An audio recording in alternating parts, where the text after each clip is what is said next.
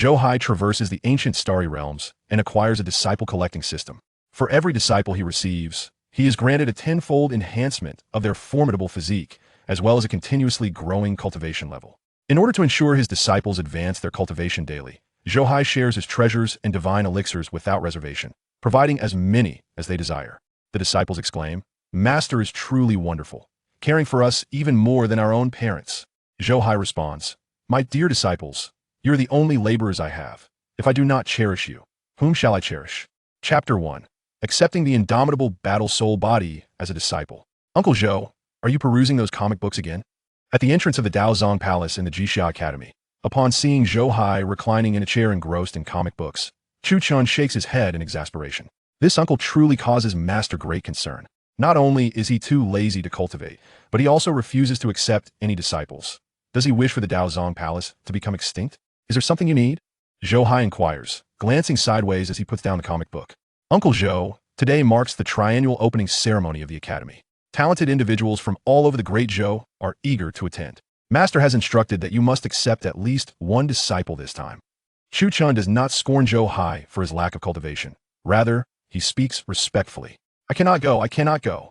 Please, I'm merely living off the generosity of others. I cannot even cultivate, let alone take a disciple. Zhou Hai wears a look of disdain. He swears it is not that he does not wish to accept disciples. The Daozong Palace is inundated with tasks, and he is perpetually occupied with organizing various scriptures. He dreams of accepting 1,000 or 800 disciples to manage the Daozong Palace for him, and to attend to his needs. However, such aspirations require a fateful alignment to come to fruition. Other time, travelers receive golden opportunities that propel them into greatness. Yet here he is, having traversed 7 years with his golden opportunity still in hand for the same duration. To this day, the various elixirs, techniques, and divine weapons rewarded by the system have accumulated into a mountain. However, the issue lies in the fact that his earthly body is utterly incapable of cultivation, and the system has not once considered bestowing upon him a remarkable physique. For years he has sat idly atop a treasure mountain without the ability to utilize it. Who would willingly become his disciple? Uncle, please do not speak like that. You may not cultivate, but I can, and so can my master. Master said that you need only to accept disciples.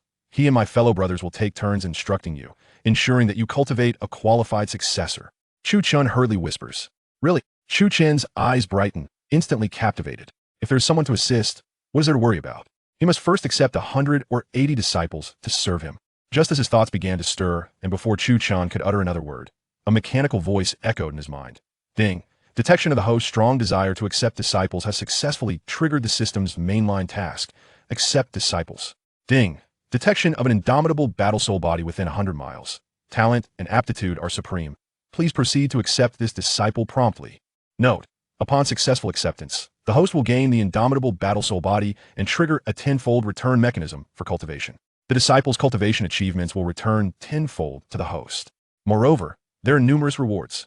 The sudden voice startled Zhou Hai, and as realization dawned, he felt on the verge of madness. How could this wretched system not have presented such a remarkable mainline task sooner? It is utterly absurd.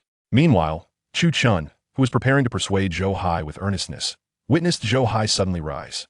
Ah Chun, no more words are needed. Let us go accept disciples. Upon hearing this, Chu Chun was utterly bewildered. What is happening? Is the sun rising in the west? This lethargic uncle is so enthusiastic. Why are you still in a daze? Let me. The road to Dinghai City is over 100 miles. You don't expect me to walk, do you? Seeing Chu Chun in a stupor, Zhou Hai urged him. Oh. Zhou Hai, in a state of confusion, quickly assisted this lethargic uncle, transforming into a streak of light as they departed the area in an instant. In the northern wilderness, there are 4 great holy dynasties: Great Zhou, Great Qian, Great Yuan, and Great Tang. As a sacred place in the northern wilderness, the Jixia Academy has branches within all 4 dynasties. Zhou Hai's Jixia Academy is the branch of the Great Zhou, located in Dinghai City. Dinghai City, named after the Jixia Academy, signifies the nation's stabilizing pillar, which has long been designated for the Academy. Here, even the Great Zhou royal family holds no sway. It is the time for the Academy's triennial opening, and Dinghai City is bustling with activity, with the enormous disciple-accepting square already filled with people. The prodigies of the Great Zhou have gathered, and countless individuals aspire to join the Jixia Academy. Such an event naturally draws significant attention. Dong, dong, dong. Suddenly, 3 resounding chimes echoed across the square, causing the faces of all present to change, including the elders seated upon the dais, whose eyes now gleamed as they gazed at the young talent whose presence caused the fortune bell to ring thrice, revealing their strong desire to accept him as a disciple. Is this the young master of the Zhou family? An unparalleled prodigy. It is well known that the Jixia stele is the unparalleled divine artifact for assessing talent. It not only illuminates the surroundings for 10 feet, but also causes the fortune bell to ring thrice. This bell is crucial in determining one's life trajectory. With limitless talent and astonishing fortune, this time, the great Zhou Jixia Academy has not only gained another prodigy, but one who is also a sword cultivator, destined to be invincible in this era. The onlookers murmured and debated amongst themselves. Meanwhile, those participating in the assessment displayed envy upon witnessing the spectacle. Zhang Qianquan's future is destined to be one of admiration. I shall take this disciple. Suddenly, an elder from a martial arts palace slammed the table. Step aside. What concern is it of yours? Do you not see that my precious disciple is a sword cultivator? Naturally, he shall enter my sword palace. The sword palace elder scoffed, having already affectionately addressed him as his precious disciple. Who said sword cultivators must enter the sword palace? My learning palace also has the grand sword way, which I believe suits him perfectly. The elder of the academy grunted in discontent, observing a group of elders embroiled in a quarrel over him. Zhang Qianquan displayed a smug expression, his gaze surveying the assembly with an air of superiority that suggested he could dominate the world. At this moment, he radiated brilliance, captivating the attention of all, yet none noticed a beggar nearby, crippled and crawling like a wretched creature, persistently inching towards them. Meanwhile, as the elders vied for disciples, Chu Chan approached alongside Zhou Hai, instantly drawing the gaze of the crowd. Oh, Zhou Xinyu, what brings you here? Ah, is that the esteemed Xinyu Zun from the Daozong Palace? What a delightful mood to emerge for some fresh air today. Upon recognizing Zhou Hai, the elders began to jest, their tones laced with a sense of resignation and a hint of anxiety. Their resignation stemmed from the embarrassment of having such a slacker in the academy, while their anxiety arose from the fact that this youth, as the sole heir of the Daozong Palace, had yet to acquire a single disciple. According to the customs of the Daozong Palace, when it comes to accepting disciples, the first disciple of a sect holds preferential selection rights. This meant that if this young man chose to, he could claim the most talented prodigy present as his disciple, with no one else permitted to contest his decision. With this in mind, the elders turned their attention back to Zhang Qianquan, hoping that if he were selected, he would refrain from foolishly becoming Zhou Hai's disciple, lest he be hindered in his potential. Of course, I am here to accept disciples. Am I to be the only solitary figure amidst your throng of disciples? Zhou Hai rolled his eyes, his gaze sweeping across the assembly. Those who had passed the assessments and caught his attention promptly recoiled, adopting a demeanor as if they were avoiding a plague. Upon noticing Zhang Qianquan, he too stepped back several paces. I apologize, Elder Zhou, but I have no desire to join the Daozong Palace. Before Zhou Hai could respond, Zhang Qianquan interjected. This declaration sparked a wave of astonishment among the onlookers, even prompting laughter from the elders, who in the entire realm of the Zhou, not to mention in Dinghai City, was unaware of Zhou Hai. This slacker's presence in such a solemn institution as the Jixia Academy was undeniably conspicuous. Zhou Hai was momentarily taken aback, rolling his eyes in disbelief at Zhang Qianquan's words. Was this child lacking in reason? Had he not just declared his intent to accept him? He was more formidable than a female boxer. Merely glancing at him seemed a transgression. As he pondered, Zhou Hai's attention was suddenly captured by a figure writhing on the ground, a beggar who barely deserved the title. He resembled a maggot, exuding a foul stench. With his limbs crippled, he could barely crawl, only managing to inch forward. Wherever he moved, onlookers recoiled in disgust, keeping their distance. Halt! Move aside and beg elsewhere. Do not cause a disturbance here. The disciples of Jixia Academy also noticed this individual and hurried forward to shoo him away. Yet at that moment, Zhou Hai's mind was inundated with information about this person. Chun Bei, known as the Overlord, possessed an indomitable battle physique, reaching the 9th level of the life-seizing realm. Born for combat, he was fervently dedicated to the art of war. His intent was to protect, slaying gods and Buddhas alike. Originally a prince of Deqian, he became disillusioned with the major sects that treated the citizens of Deqian as mere ants, leading him to rise in rebellion. Initially dismissed, he gradually grew stronger, annihilating numerous small sects, and even challenging larger ones, ultimately inciting widespread outrage. Following the demise of the late emperor, a power struggle erupted within the court. Just as he was poised to ascend the throne and command the fate of a nation, the major sects intervened, alongside other princes' assaults and the betrayal of his fiancée, leading to the complete annihilation of the overlord lineage. Under the onslaught of countless powerful adversaries, he was reduced to mere fragments. Everyone believed him dead, Yet they did not anticipate his resilience, allowing him to escape from Qian. As an indomitable battle physique, even after such a downfall, he remained unyielding, fighting valiantly for his survival. Upon absorbing this information, Zhou Hai could not help but exclaim, "This child is truly tenacious. Even in such dire straits, he remains undaunted. Why can't he learn from me and simply rest where he falls? How comfortable that would be." Chapter 2 Waste. This is the true prodigy. Step aside. This is not a place for you. Did you hear that? Take this money and go away.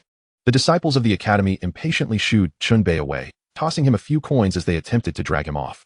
Oh, woe is me.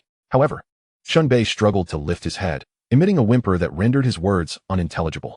Seeing this, Chunbei quickly cast his gaze towards the inscriptions of Jixia and the clock of destiny in the arena, his intentions unmistakable.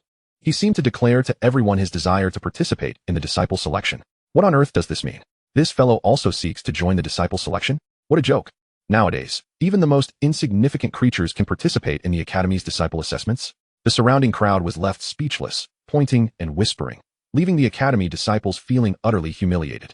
If such a person could partake in the academy's evaluation, what dignity would remain for the institution?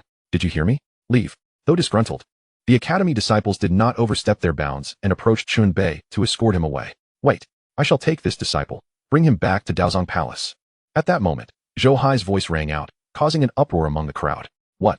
Taking this individual as a disciple? Has the elder from Daozong Palace lost his mind? Countless eyes converged upon Zhou Hai, all expressions of utter astonishment. Even the elders were momentarily baffled, but upon regaining their senses, they were filled with delight. They had anticipated Zhou Hai would compete with them for disciples, but unexpectedly, he had chosen such an eccentric candidate. Did he feel too idle and wish to have a master to serve? Junior brother, do not jest. Since you are here, choose a disciple wisely. I believe Zheng Qianquan would be a splendid choice. If he were to be taken under your wing, he could inherit your legacy in the future. Just then, a stern voice interrupted, and the elders were jolted, their joy dissipating instantly. Why is the sect master here? Originally, they had thought Zhou Hai would take on a prominent disciple, allowing them to continue vying for the remaining candidates. However, the sect master, Murong Xiao, had forcefully intervened, seemingly intent on taking what was rightfully theirs. Ahem, sect master, the selection of disciples should be guided by personal affinity. You cannot make decisions for junior brother. The elder from the Sword Palace was the first to voice his discontent, speaking hastily. Indeed, sect master, each palace has its own authority. You cannot forcibly strip others of their rights. Sect master, although my junior brother is young, we, as older brothers, should offer him guidance rather than intervene forcefully.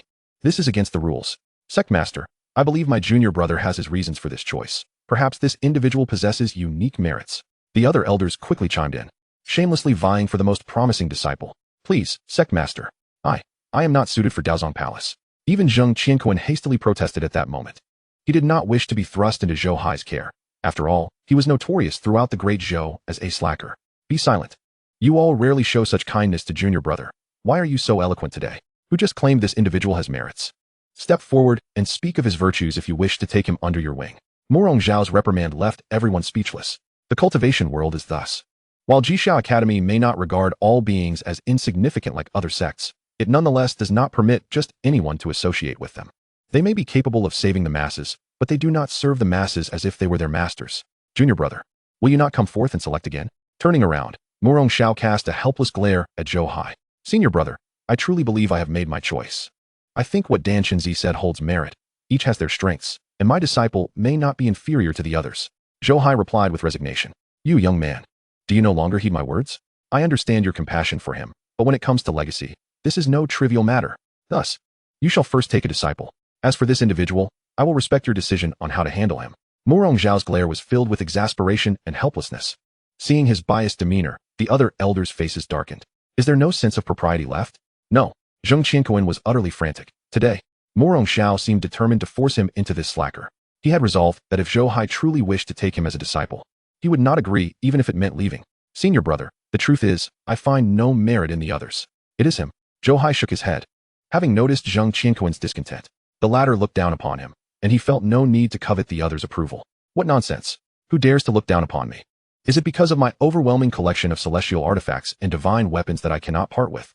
Or the endless supply of divine pills and spiritual materials that I have nowhere to store? A useless being like him, I would not accept even if asked. I ask you, do you wish to take me as your master? Before Murong Xiao could speak again, Zhou Hai turned to Chun Bei and inquired, beneath his disheveled hair. Chun Bei's bloodshot eyes fixed intently on Murong Xiao. Before his demise, his master had said that if he were to survive, the only one he could rely on was Murong Xiao. Only by becoming Murong Xiao's disciple could he hope for a resurgence. Yet in his current state, he could hardly articulate a word. How could anyone heed him? Reflecting on his once invincible peers, now diminished and regarded as mere maggots.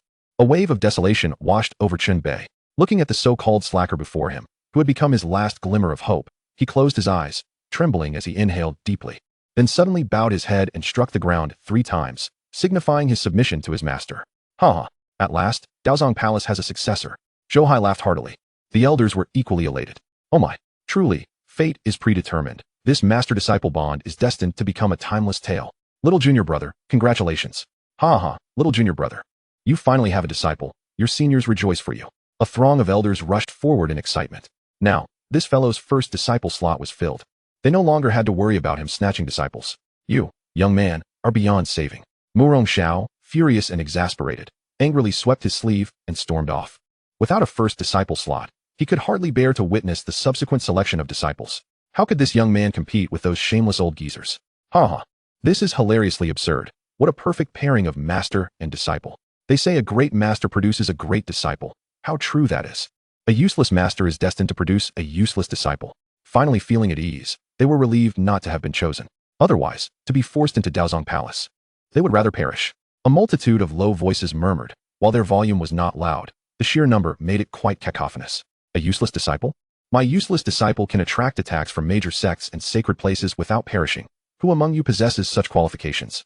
I shall soon show you what it means to be a true prodigy. Upon hearing the crowd's discussions, Zhou Hai secretly scoffed, his heart filled with derision. Meanwhile, on the ground, Chen Bei's already crimson eyes grew even redder. A tiger, fallen into the plains, is bullied by dogs. In this lifetime, has he ever endured such a profound humiliation? Insulting him was one thing, but to dare to dishonor his master? As the sole beacon of hope in his despair, he had resolutely chosen this master. He scanned the faces of those who spoke ill of him, silently resolving that one day, he would demonstrate to the world what it truly means for a great master to produce a great disciple. Ding! Congratulations, host, on successfully taking in a disciple. The following rewards are now issued. At that moment, the system's voice resonated within Zhou Hai's consciousness, instantly brightening his eyes. The good stuff has finally arrived. Chapter 3. He is not a slacker. How can he be so strong? Ding! Congratulations, host, on successfully acquiring the indomitable battle soul body. Ding! The tenfold return benefit is activated. Congratulations to the host for achieving perfection in the indomitable battle soul body. Ding! Detection reveals that the disciple has reached the 9th level of the deadly realm. Now, with a tenfold return. Congratulations to the host for breaking through to the 1st level of the divine ability realm. Ding! System rewards an imperial grade divine weapon, the Annihilation Warglaive. Ding! System rewards an imperial grade technique, the Silence. Ding! System rewards 1 annihilation pill. Ding! System rewards a blood pool of the dragon. Ding! System rewards the supreme stealth technique. The Vanishing One. The system's voice echoed incessantly, causing Zhou Hai's heart to race uncontrollably. For him, although the subsequent rewards were indeed valuable, they paled in comparison to what truly mattered. His physical structure had finally undergone a transformation, allowing him to cultivate. Before he could revel in his joy, Zhou Hai felt a dizzying sensation enveloping him. He beheld the universe and the cosmos, as if transformed into a furnace. The principles of the great Tao intertwined, subjecting him to a process of rebirth. A sensation akin to enlightenment washed over him. His spiritual clarity intensified, and he distinctly sensed a cataclysmic shift within his soul. Deep within the recesses of his spirit, it seemed to harbor the very essence of celestial battle. Simultaneously, a tempestuous force emerged from the Tao, surging wildly within him. His cultivation realm began to soar from 0 at an astonishing pace. Refining the body, 1st level. Refining the body, 9th level. Establishing the foundation, 1st level. Establishing the foundation, 9th level. Innate, 9th level. Deadly, 9th level. Divine ability, 1st level. In the span of mere breaths, Zhou Hai's realm skyrocketed, reaching heights that countless ordinary cultivators could only aspire to in their lifetimes. Concurrently, the technique, the Vanishing One, circulated autonomously, instantly concealing his aura, rendering him indistinguishable from an ordinary person.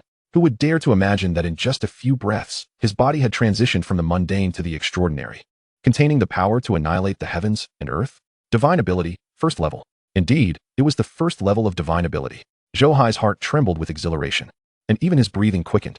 In the realm of cultivation, levels are categorized into refining the body, establishing the foundation, innate, deadly, divine ability, comprehension of the Tao, and unity. Each realm is further divided into 9 levels. A staggering 99% of cultivators will, throughout their lives, never managed to step into the Foundation establishment secret realm, let alone ascend beyond it. It can be said that every Foundation establishment cultivator is a rare gem among countless practitioners.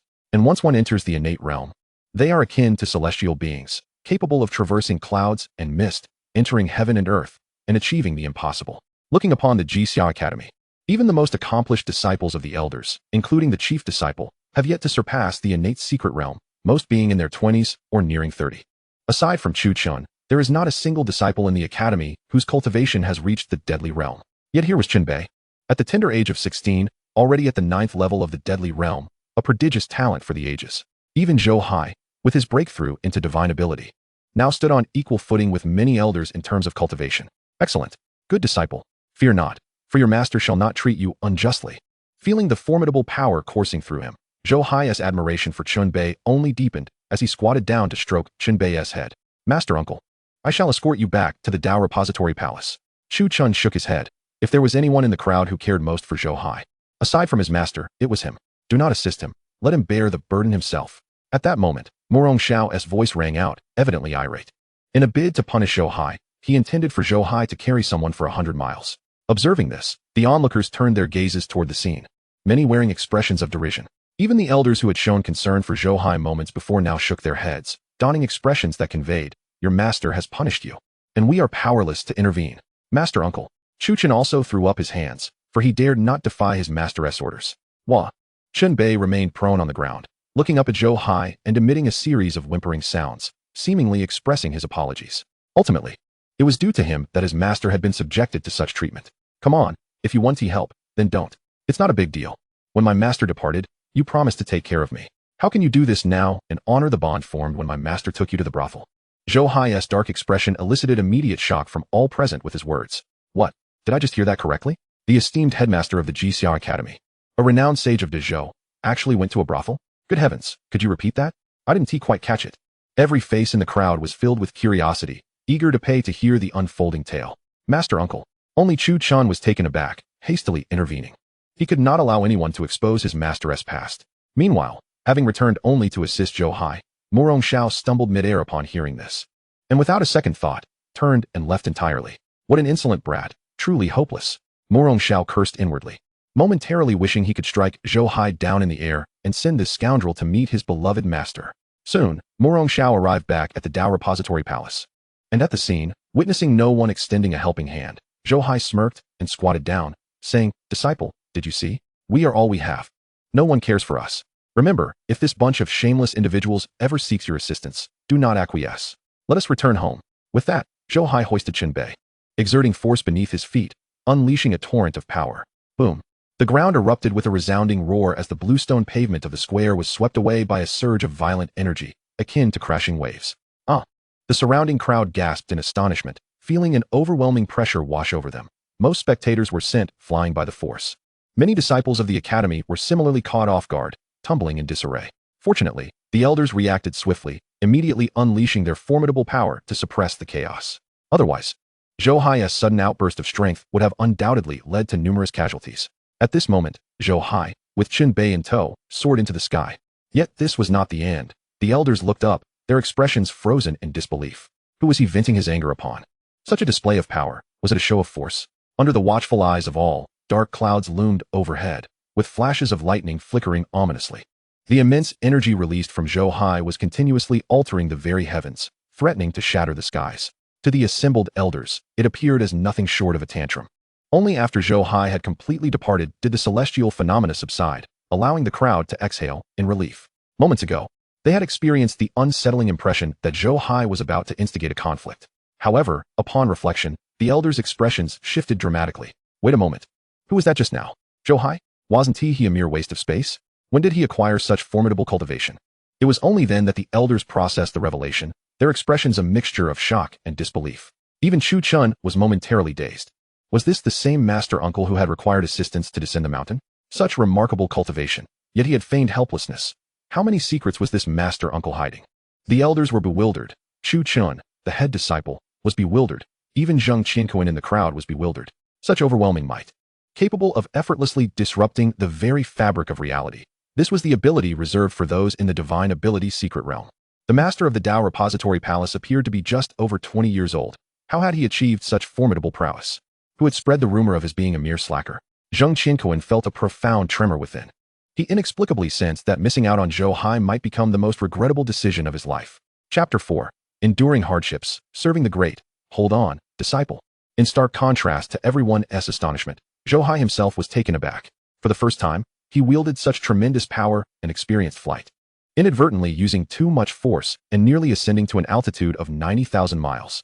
In that fleeting moment, Chun Bei, who was being lifted by him, felt his pupils constrict, a chill running through him as every hair on his body stood on end. He swore that even when he first learned to fly, it had never been this exhilaratingly perilous, especially as Zhou Hai momentarily lost control of his power, unleashing a tempest of chaotic energy that threatened to summon a deluge of lightning from the heavens. At that moment, Chun Bei's breath hitched, and he felt as though death was imminent. Should control falter, the very fabric of reality could be torn asunder, and while this reckless master might emerge unscathed, he, in his half-dead state, would be reduced to nothingness in an instant. Fortunately, after the initial loss of control, Zhou Hai quickly regained his composure, redirecting the surging energy towards Daozong Palace. With the wind howling around them, when all fell silent and Chun Bei reopened his eyes, he found himself in a quaint courtyard. What a remarkable lad. It is fortunate that you are the indomitable battle spirit, a born warrior. Yet, how is it that a mere flight could render you so rigid with fear? Noticing Chun Bei's palpable anxiety, Zhou Hai felt a twinge of embarrassment. To alleviate the awkwardness, he playfully tossed Chun Bei onto a lounge chair in the courtyard, attempting to jest. Chun Bei's eyes widened in disbelief. Really, is this even humanly intelligible? What does it matter if one is a battle god? In the heat of combat, one must take matters into their own hands, with their fate firmly in their grasp. Even if one were to falter, willingly confronting death is one's own choice. At least there is a semblance of mental preparation. How could it be compared to entrusting one's life to another's whims? In an instant, Chun Bei felt his sense of gratitude towards this master Wayne. Wait, the indomitable battle spirit? A defiance against fate. How does he possess such profound understanding of my condition? Suddenly, a thought struck Chun Bei, and he looked at Zhou Hai again, his heart racing with alarm. To be aware that his cultivation had been completely dismantled, rendering him vulnerable, was one thing. In this state, anyone could perceive him as a mere shell of his former self. Even Mu Rongxiao could not discern that he had defied fate 9 times. Nor could he see through his intrinsic constitution. How, then, could Zhou Hai unveil such truths? Could it be that this man had known his true identity all along and had been waiting to ensnare him? In that moment, countless thoughts raced through Chun Bei's mind, heightening his wariness. All right, I see you're in a pitiful state, so stop staring at me like that. Since I have taken you as my disciple, I shall never let you down. Now eat this. Zhou Hai, with disheveled hair, was utterly oblivious to the wariness in Chun Bei's gaze, mistaking it for a pitiful plea. He was a soft-hearted person, often stopping to chat with beggars on the street to offer words of comfort, let alone his own disciple. Without hesitation, he pried open Chun Bei's mouth and shoved in the destruction pill he had just acquired from the system. Chun Bei was utterly powerless to resist, and merely let out a muffled groan as the destruction pill dissolved upon entry, releasing a torrent of destructive laws that instantaneously stirred within him.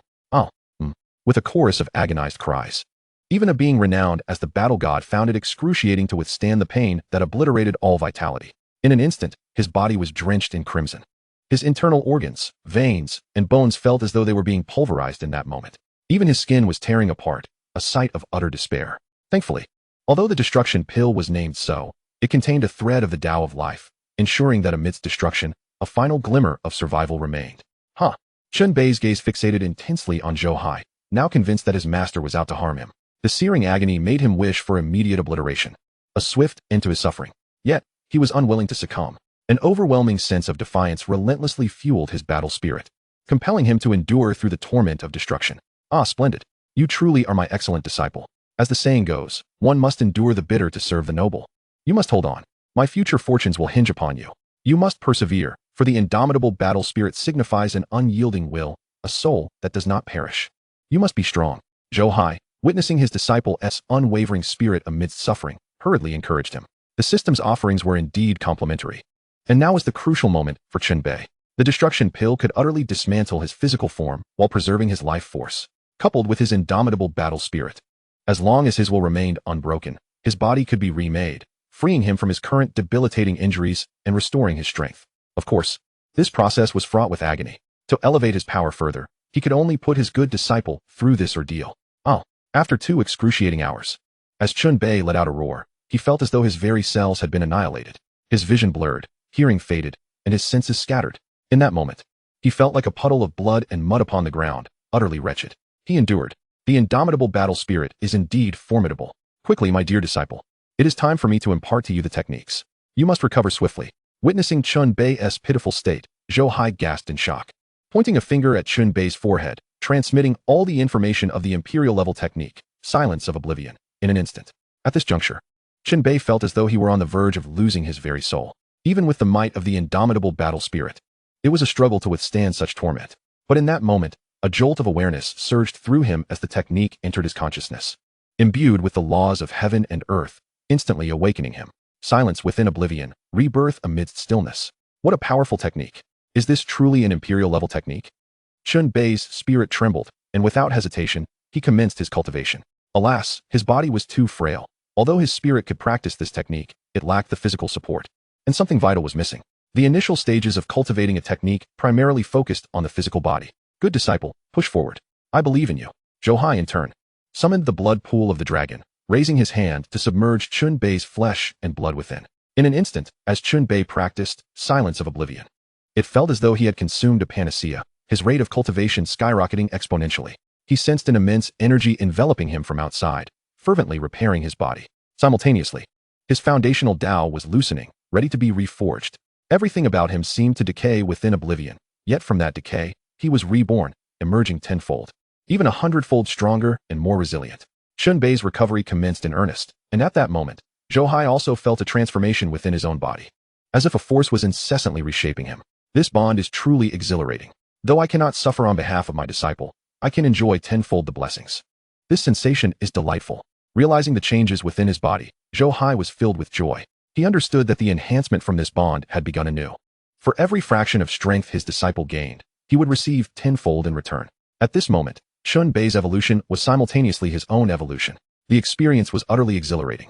Watching his dear disciple basking in the blood pool, Zhou Hai settled back onto the lounge chair, enjoying the sunlight while reviewing the insights and experiences of cultivation and combat that the system relayed regarding Chun Bei. After taking on a disciple, he could not only gain tenfold returns on his disciple's cultivation feedback, but also absorb the insights and battle experiences, as well as the disciple's will, akin to data feedback. However, the data also required digestion. Previously, he had not digested it well, resulting in an explosive surge. It was akin to having the volume suddenly cranked up to maximum while watching a film at an internet cafe. At this moment, he began to reflect, as if these insights were seamlessly merging into his soul and marrow, as though they were experiences inherently his own. Roar. After about 3 hours, a thunderous roar echoed, and the surrounding energies surged, converging into a tide that continuously flowed into the blood pool. Zhou Hai abruptly turned, only to witness a man, completely bare, rising from the blood pool, hair standing on end, resembling a celestial demon descending from the heavens. It was Chun Bei. Chapter 5. Indomitable Battle Spirit. The innate laborer's sacred body. Ah, has he completely recovered? Alas, behold this robust physique, this embodiment of explosive power. Who would dare to believe, if not for your silence and mine, that my disciple possesses merely the bone age of 16? Disciple, how do you feel at this moment? Zhou Hai regarded Chun Bei as one might admire a masterpiece, scrutinizing him from head to toe. He then retrieved a set of garments from the spatial system and tossed them towards him, smiling as he spoke. Chun Bei remained silent, his gaze filled with complexity as he looked at Zhou Hai. For a fleeting moment, he wished to rend this person into pieces, believing him to be a threat. However, after the subsequent events, he realized his mistake. His master had not come to harm him, nor was he the so-called rotten fish others had claimed. His cultivation and depth were unfathomable. The supreme technique of Jimmy he had imparted to the newly initiated Chun Bei, and that pill, appearing to be destructive, was in fact a means to reconstruct his very being. Its divine efficacy was unparalleled. Furthermore, this pool of dragon blood, he had generously allowed Chun Bei to bathe in it. One must understand, aside from the imperial level technique and the supreme divine pill, this very pool of dragon blood was a treasure of the utmost value. Even a single drop would incite countless prodigies to vie for it. Should this pool of dragon blood be exposed, the great sacred lands of the North Wilderness would engage in a bloody conflict. His master had bestowed upon him so much, merely upon their first meeting. The gifts already surpassed the accumulated wealth of the great Qin dynasty by countless magnitudes. With a thud, myriad thoughts raced through Chun Bei's mind as he donned the garments, then abruptly knelt before Zhou Hai, prostrating himself 3 times with resounding bows. Thank you, master, for the grace of rebirth. From this day forth, you shall be my reborn parents, and I shall dutifully repay you with my life.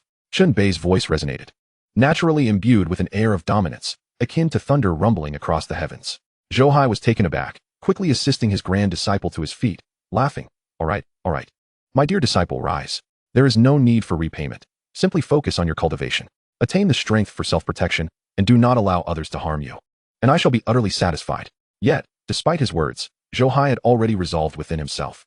His grand disciple was truly resilient. Such a sturdy form was the epitome of a laborer's body. To squander time on filial piety rather than honing his skills would be a lamentable waste. In an instant, countless special training regimens flashed through his mind. No matter what, he must not waste this grand disciple's innate resilience. Thank you for your guidance, Master. Rest assured, I shall never disappoint your high expectations. The tyrant, who had never been inferior to others, and who had never relied on others' kindness, was now profoundly moved by the grace of his master. With such immense sacrifices made without expectation of reward, merely desiring his success, how could he let his master down? It is good that you possess such intent, my disciple. Conveniently, I have another technique here for you to study carefully. I shall assist you in your cultivation later. Zhou Hai nodded with satisfaction, relishing in this grateful laborer.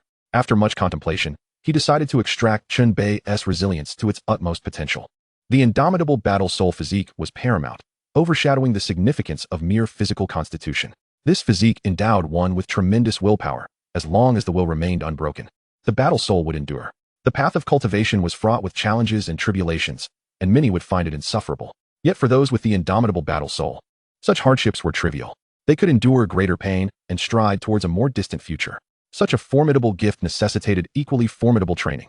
Contemplating this, Zhou Hai unearthed a technique titled The Emperor's Scripture of 100 Refinements from the spatial system. The technique was recorded within a jade slip, which he casually tossed to Chun Bei. Disciple, ponder this well. Chun Bei furrowed his brow, having already been imparted the supreme imperial technique. What other method could possibly rival it? To abandon the supreme technique in favor of another seemed a folly. However, the moment his consciousness delved into the jade slip and absorbed its information, he was struck with astonishment. Yet another imperial scripture? What a terrifying cultivation method. This was an amalgamation of the laws of heaven and earth, harnessing the strength of myriad weapons.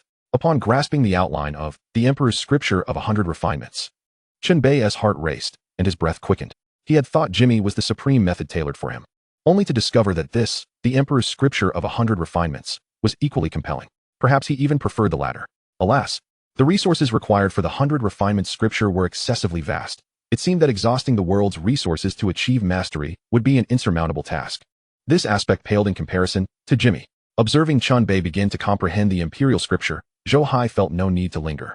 Having not eaten all day, despite feeling no hunger due to his formidable cultivation, several missed meal times were beginning to take their toll. Just as he was about to head to the kitchen for something to eat, a sudden sound of air being pierced caught his attention. Zhou Hai was startled to see a figure appearing, raising a hand to strike at him. In an instant, he observed the tumultuous energy within the opponent's palm, surging with the might of thunder, as if summoning a tempest of lightning into a single strike. Should that hand land, not only a person, but even a mountain would be reduced to dust. Who dares? Zhou Hai bellowed, his battle instincts surging forth. Retreating a step to create a distance of several dozen feet in an instant, he then unleashed a punch, a terrifying force erupting forth. As though his fist had transformed into an unfathomable black hole, drawing in the drifting clouds above into his strike. The surrounding spiritual energy from the mountains and rivers converged, wildly amplifying the power of his punch. Boom! The violent thunder from the opponent's palm erupted, a thunder dragon roaring forth, carrying the destructive force of annihilation. Zhou Hai's fist surged with wind, colliding with the thunder dragon in an instant. Boom, boom, boom. In that moment, a cacophony of explosions reverberated, shockwaves radiating outward from the center of Zhou Hai and his adversary. The courtyard where Zhou Hai stood was instantly reduced to mere dust, not a single tile remaining. Damn it! Witnessing his courtyard's obliteration, Zhou Hai was furious. A formidable pressure enveloped him, the power of a celestial realm expert surging forth. Just a moment ago, the sky was awash in the hues of sunset. In an instant, dark clouds gathered, and the thunder dragon roared. Concurrently, the winds howled, their sound akin to a tiger's roar in the forest, instilling fear. The might of a celestial realm expert, capable of harnessing the forces of nature and transforming them into divine powers, was now on full display. Junior brother, hold on. Just as the battle was about to erupt, the voice of Murong Shao suddenly rang out. Zhou Hai paused, retracting the punch he was about to unleash, only to see the figure standing within the storm of thunder gazing at him, an expression of profound complexity on his face. What on earth, senior brother? Have you nothing better to do than to come here and demolish my house?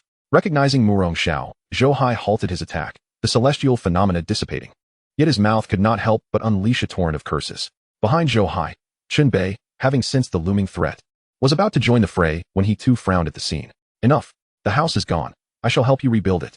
Morong Xiao waved his hand, interrupting Zhou Hai's tirade, his gaze fixed on Zhou Hai with a complex expression. He had once thought his junior brother would remain stagnant for life, yet was astonished to find him silently cultivating to such prowess. Remarkably, over the years, not a single person, including himself, had discerned this. Even during the morning's display of celestial realm might in the square, he had not connected it to Zhou Hai. When Chu Qin spoke of Zhou Hai's cultivation, he had been incredulous. Had it not been for the unanimous affirmation of others, he would never have come to test Zhou Hai's strength. Yet, this test proved astonishing. How old was this lad? With a bone age of merely over 20, he had already achieved celestial realm cultivation. What a far cry from being a waste. The sons of the great sacred lands could scarcely compare. I care not whether you are surprised. Debts must be repaid. The house must be rebuilt. So return my property. Zhou Hai's heart skipped a beat, realizing Morong Xiao had come seeking trouble. He had not even contemplated how to articulate his thoughts and immediately shifted the topic. You. Morong Xiao glared, wondering if this rascal had failed to grasp the crux of the matter. It was merely a dilapidated courtyard. How significant could it be? Stop with the yuan. Return my house. Zhou Hai extended his hand, adopting a demeanor akin to a debt collector. You brat, I will repay you. The moment Morong Xiao beheld Zhou Hai's shameless expression, a surge of frustration coursed through him. With a mere wave of his hand, countless towering ancient trees in the dense forest 10 miles away were uprooted and soared into the sky. Another wave summoned blinding flashes of light that transformed these trees into massive timber. Subsequently, he stomped his foot, causing the earth to tremble as walls materialized from the ground. The colossal timber rained down, either becoming beams or pillars.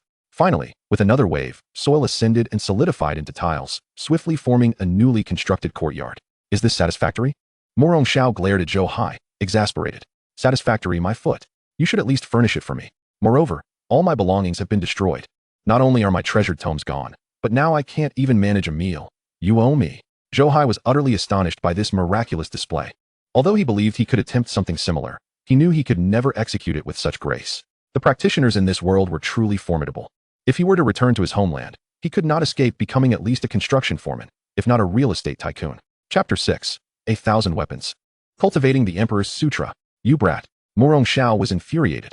He realized that this scoundrel was deliberately evading his question, just as he was about to retort. His peripheral vision caught sight of Chen Bei, causing his pupils to constrict. Who is this? Morong Xiao did not recognize Chen Bei, but he immediately discerned the young man's formidable prowess. He was a practitioner of the 9th layer of the Death Realm. The most shocking part was that this individual appeared to be no older than 16. A 16-year-old cultivator of the Death Realm. What did that signify? A true prodigy of heaven. Moreover, a 9th layer practitioner of the Death Realm, which carried even greater implications. It was well known that the path of cultivation was arduous, fraught with challenges. Each realm surmounted required immense effort, with practitioners facing death and destruction at every turn. Those who dared to tread the path of the Death Realm defied fate itself, swimming against the current. Succeed, and they would rise. Fail, and they would perish. What had this 16-year-old endured? And what of Zhou Hai? Indeed, Zhou Hai had presented him with an abundance of surprises today. A practitioner in his 20s at the Mystic Realm, alongside a 16-year-old at the 9th layer of the Death Realm. These two prodigies were unparalleled, surpassing even the scions of the great sacred lands. To encounter such extraordinary individuals within his own academy branch was beyond his wildest imagination. What are you staring at? This is my disciple, Chen Bei. Zhou Hai interjected impatiently. Senior brother, stop changing the subject. Let's address my courtyard first. Zhou Hai retorted. What? Your disciple is that one from this morning? Morong Xiao was taken aback, struggling to believe it. Yet, in truth, Zhou Hai had only one disciple. How could this be? Just this morning, he was a disabled beggar, and now, in the blink of an eye, he had transformed into an unparalleled genius. Was this a dream? What kind of sleeping posture could conjure such a dream? Disciple Chen Bei pays respects to the sect master. Chen Bei bowed, performing a scholarly gesture of respect. Chen Bei? Such a familiar name. Wait, are you the disciple of Brother Zhu Yu, the tyrant of the Deqian dynasty? Morong Xiao's brow furrowed as realization dawned upon him. Fixing his gaze intently on Chen Bei, reporting to the sect master, indeed, I am the disciple.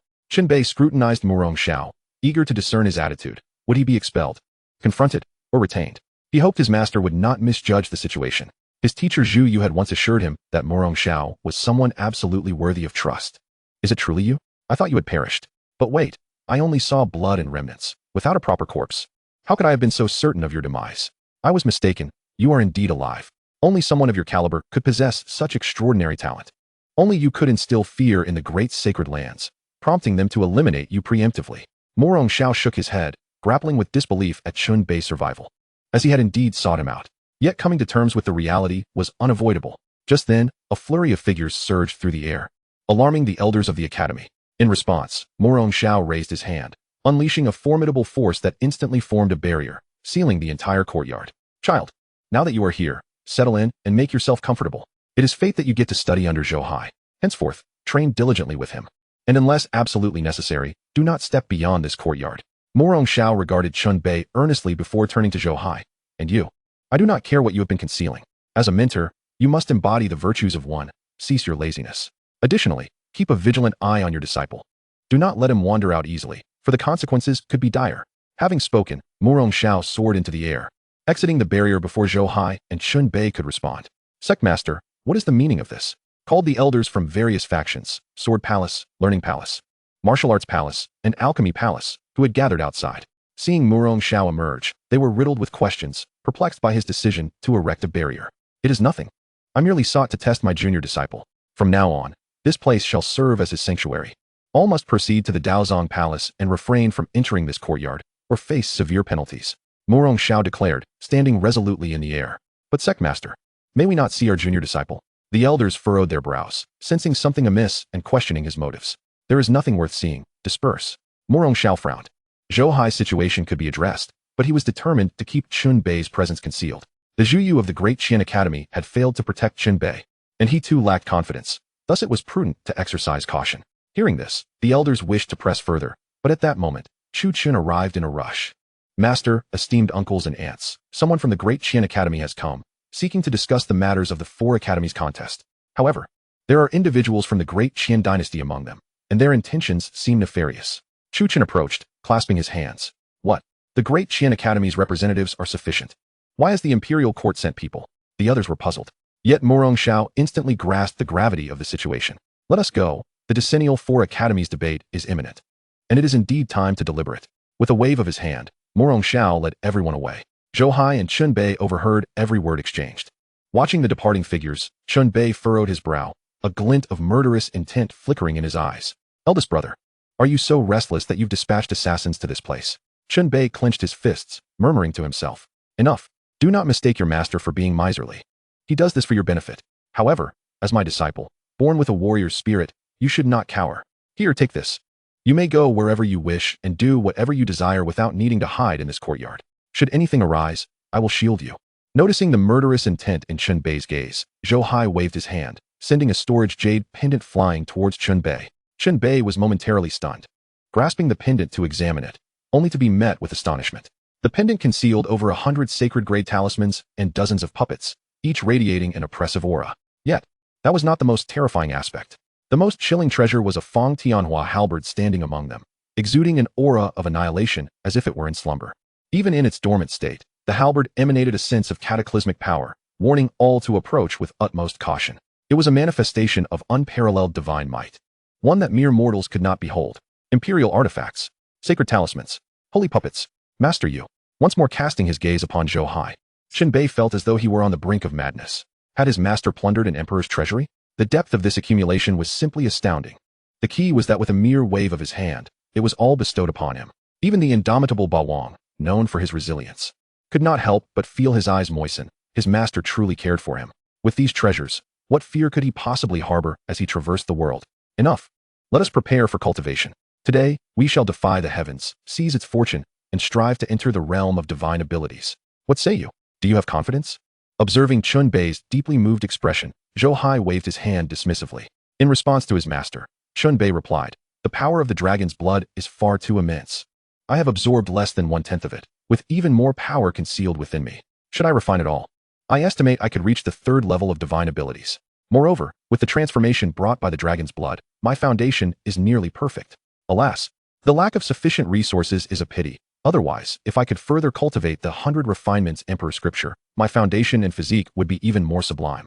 And the benefits from the dragon's blood would surely be magnified. Chun Bei shook his head, a hint of disappointment evident in his demeanor. He longed to cultivate the 100 refinements Emperor Scripture, who claimed there were no resources. Here, take these divine weapons and attempt to refine them within your body. Zhou Hai chuckled, thinking it absurd that others could lack resources, yet he himself could not? What a jest! After 7 years of system sign-ins, He possessed no fewer than 100 imperial weapons, and the number of these lower-tier divine arms was simply incalculable. The so-called 100 Refinements Emperor Scripture was a method of self-cultivation through the forging of weapons. Once the technique was cultivated, it could devour other weapons to enhance oneself, ultimately refining oneself into an unparalleled divine weapon, rendering one invincible across the 9 heavens and 10 earths. However, to Zhou Hai, these weapons were as plentiful as grains of sand, while to others, they were treasures of immense worth. As he received a storage bag tossed by Zhou Hai, Qinbei gasped in astonishment upon seeing its contents. Divine weapons? At least 1,000 pieces? He was stunned. Were divine weapons truly so worthless nowadays? Chapter 7. 2 Great Emperor Scriptures Establishing the Foundation of the Tao.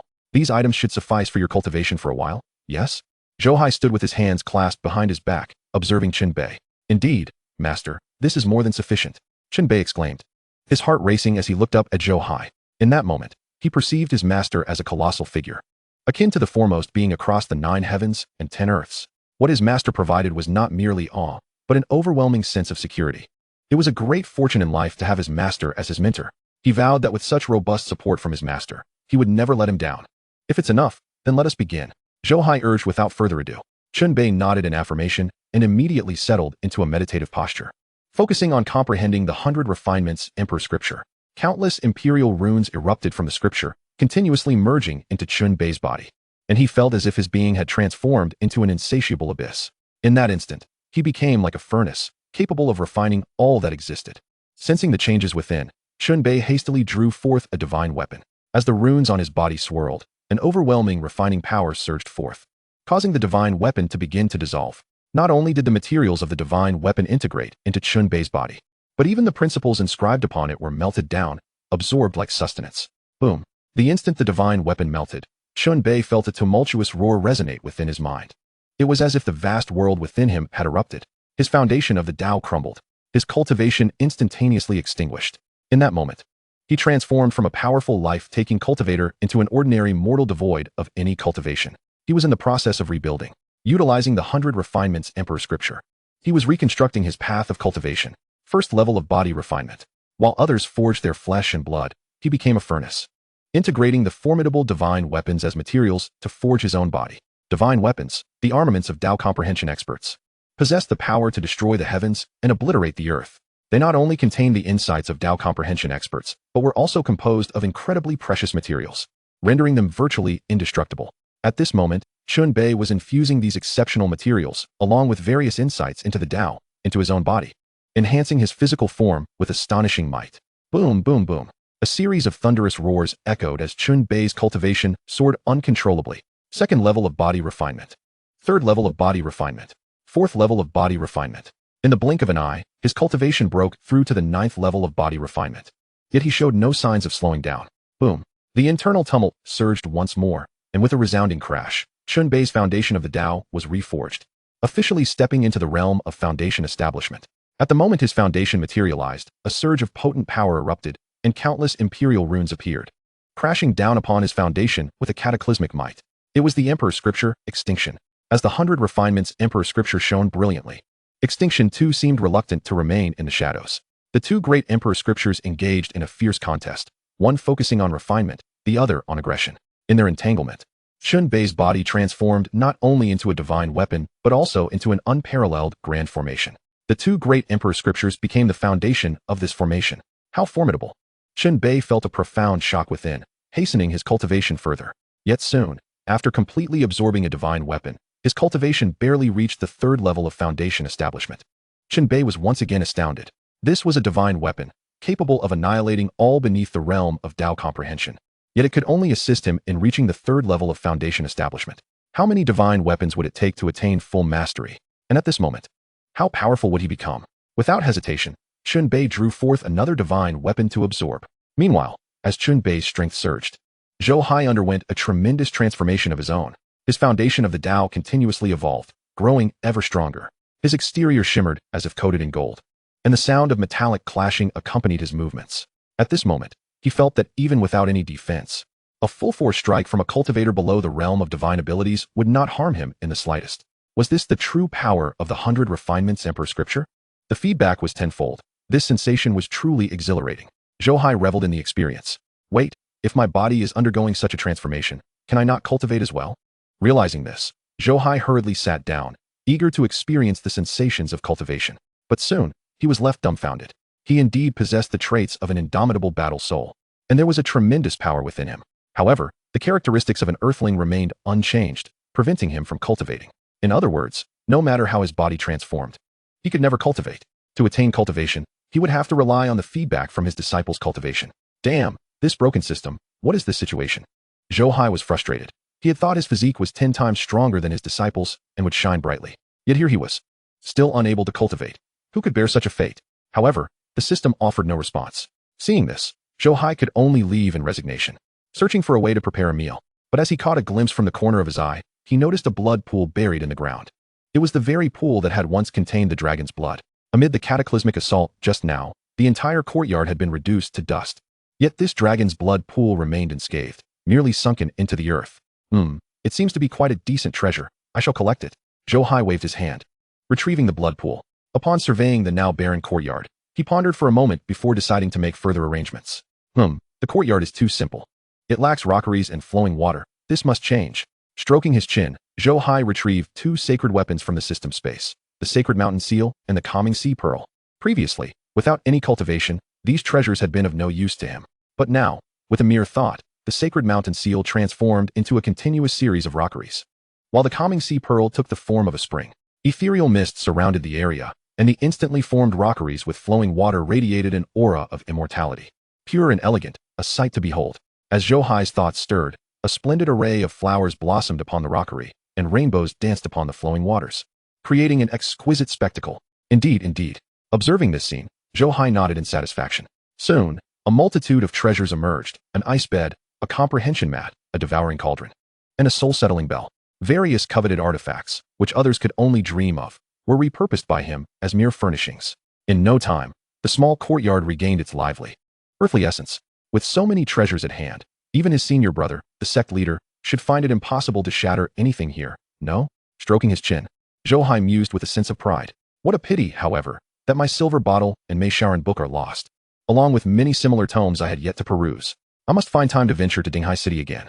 With another sigh, Zhou Hai retrieved some dragon liver and phoenix essence from the system's space and commenced his culinary endeavors. Meanwhile, while he relished the enhancement of his powers and enjoyed the leisure of cooking, the atmosphere within the grand hall of the Wendaegong was palpably tense.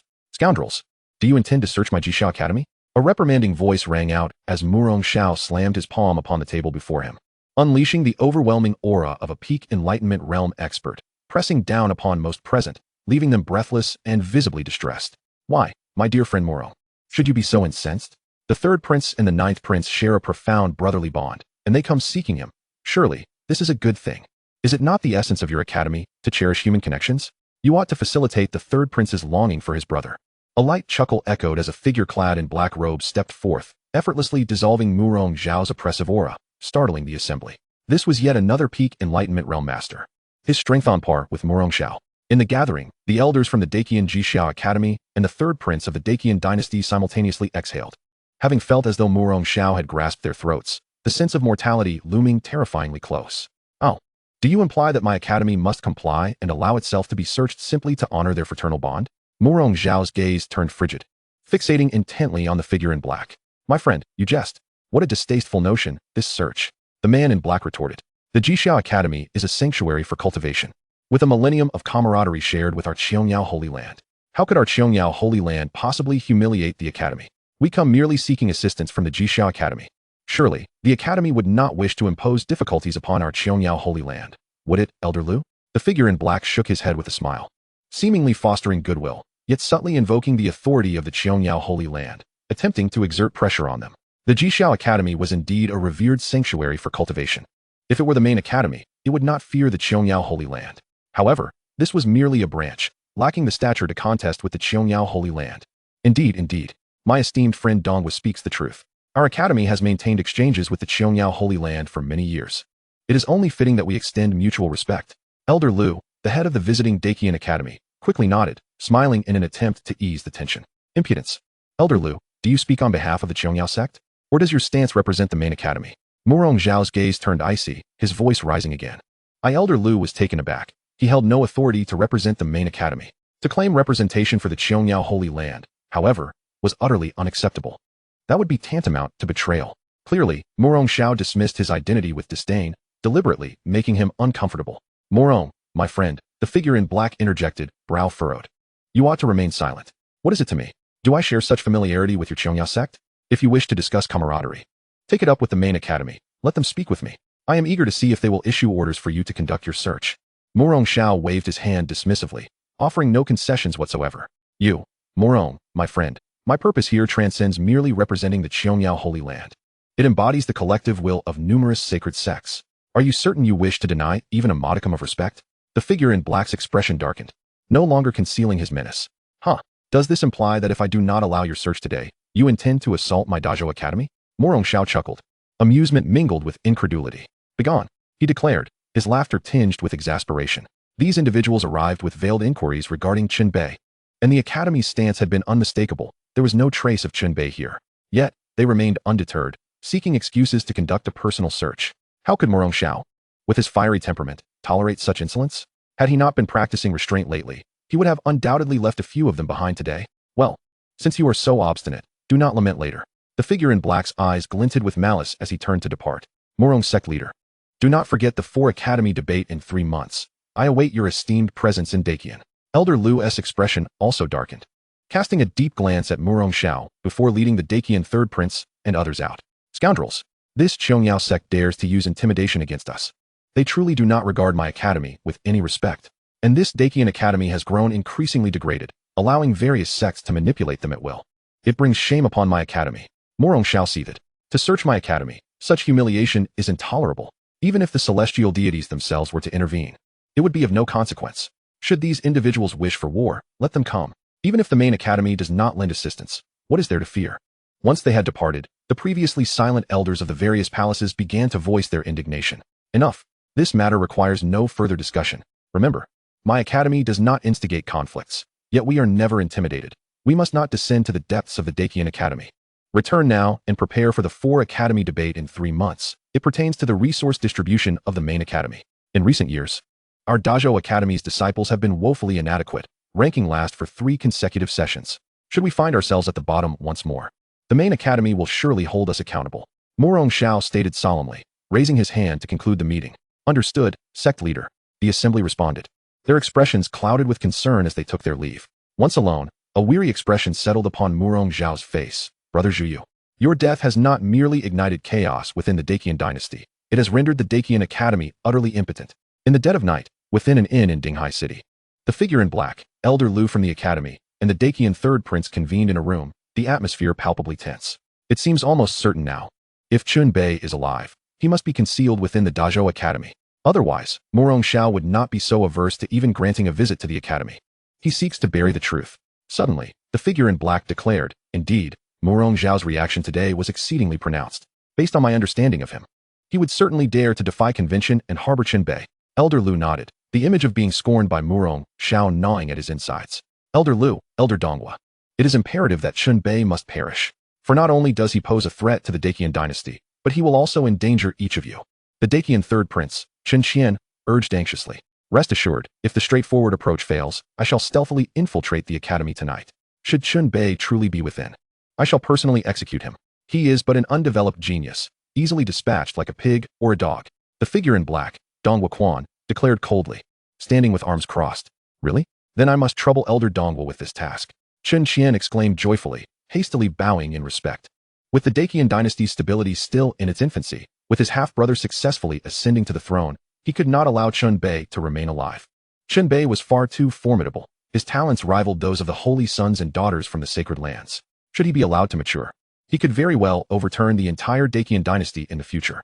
He must be stifled while still weak. Very well, you both may retire to rest. I shall initiate action in an hour. Donghua Quan commanded, surveying the two with an air of authority. Understood, Mr. Donghua. Upon hearing this, Elder Lu and Chen Qian respectfully took their leave. Their demeanor so reverent that it was hard to fathom that one was a prince and the other an elder from the esteemed academy. Meanwhile, Zhou Hai remained oblivious to the fact that an operation targeting his most distinguished disciple was already underway. To sing under the moonlight, how fleeting is life. What is true enjoyment, if not this? In the courtyard, beneath the artificial mountain, Zhou Hai raised his cup to invite the moon, savoring the millennium-old spiritual wine while feeling the shifts in his own cultivation. What a delightful experience it was. Suddenly, a fierce wind swept through, and where the sky had been shrouded in soft moonlight just a moment before, dark clouds now loomed overhead, accompanied by thunder and lightning. The magnificent might of heaven descended, seemingly intent on annihilating the world. A breakthrough is imminent? Zhou Hai felt a stirring within. His own cultivation was also becoming unshackled. Under Chun Bei's frenzied training, the feedback was tenfold, and he had successfully advanced to the third level of the Divine Passage realm. At this moment, Chun Bei faced yet another breakthrough. On the brink of entering the fourth level of the Divine Passage realm, in just one day, his realm had skyrocketed. Who could have imagined that he had been a mere mortal without any cultivation that very morning? Yet this time, Chun Bei's breakthrough seemed to create quite a commotion. Gazing at the tumultuous thunderclouds, this heavenly calamity was bound to attract a thunder tribulation. And not a small one at that. The commotion drew the attention of the various palaces within the academy. Such terrifying thunder tribulation. Was someone comprehending the Tao and about to undergo tribulation? How could it be so formidable? Could it be that the sect master had achieved another breakthrough? If so, this trial seemed excessively powerful. Wait, isn't that the direction of the Daozong Palace, not the sect master's enlightenment palace? Eyes widened in astonishment. Everyone watched intently as figures flew out, heading straight for the Daozong Palace. How could such a ruckus arise again? Even Mu Rongxiao was stirred, hesitating for a moment before heading towards the Daozong Palace. At that moment, within Zhou Hai's courtyard in the Daozong Palace, Chun Bei suddenly opened his eyes, his robes billowing in the wind. He gazed at the sky filled with thunder tribulation, his eyes betraying no fear. The aura of a sovereign emanated from him, brimming with the ambition to battle the heavens. Bring it on. I shall fight you, O heavens. Casting a glance around, Chun Bei, unwilling to damage his master's courtyard, soared into the sky, heading straight for the thunderclouds. Who is that? A madman. This fellow is undoubtedly insane. Thunder tribulation. Others would flee in terror. Yet he dares to plunge into the storm, challenging the heavens as if he believes the tribulation is not fierce enough. The elders and direct disciples from the various palaces, rushing to the scene, were taken aback, their mouths agape. Goodness, disciple, take care, don't endanger your life. I have only you as a disciple. Zhou Hai was also momentarily stunned, questioning whether his disciple had lost his senses, challenging the heavenly tribulation. Wasn't he that a path to death? He had been counting on his eldest disciple to bring him more rewards. Rest assured, Master, even if the heavens conspire against me, they shall not claim my life until I have repaid my debt of gratitude. Chun Bei felt deeply moved. His master was so considerate, always thinking of him. Chapter 9. The Undying Forged by 100 Trials, the Annihilating Divine Thunder. Heaven and earth are indifferent, treating all beings as mere fodder. I rise from obscurity, forging my body and establishing my foundation, defying fate. Heavenly Tao, today I shall seize your creations and manifest my divine powers. Come forth, let me behold your myriad mysteries. Chun Bei soared upwards, directly into the thunderclouds. His voice resounded like a great bell, his aura overwhelming, each word infused with boundless fighting spirit and indomitable pride. At this moment, he resembled a supreme demon king from the abyss, or an invincible war god from the heavens. Boom! The heavens seemed incensed by his words, as an endless torrent of thunder raged forth, enveloping him in a cacophony of 1,000 thunders and myriad bolts. My heavens! This is madness. This fellow is truly insane. Does he really think the heavenly Tao will not be enraged? He is doomed. This deluge of thunder, ordinary tribulation bearers would barely escape with their lives. Each strike could claim half a life. Who could withstand such an onslaught? What a ferocious thunder tribulation. Observing this, I see that this person's cultivation is merely at the initial stage of the Divine Passage realm, yet this tribulation rivals that of the Enlightenment realm. It is not only comparable to the Enlightenment realm's thunder tribulation. In such a deluge, even a strong practitioner of the Enlightenment realm would be reduced to ashes. Countless gasps of horror filled the air. The Academy's disciples stood frozen. Even the elders were bewildered, their scalps tingling, including Mu Rongxiao, who wore an expression of sheer astonishment.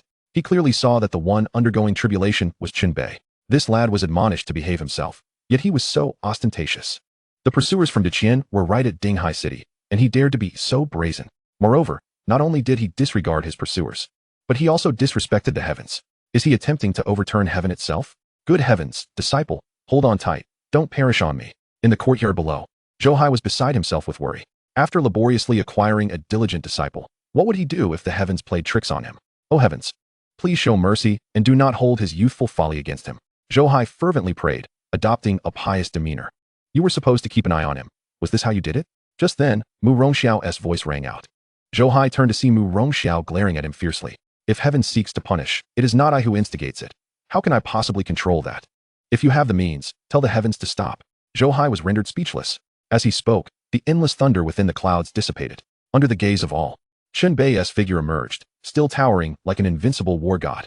That indomitable posture once again invited the thunderous bombardment, as an overwhelming torrent of thunder roared, engulfing him once more.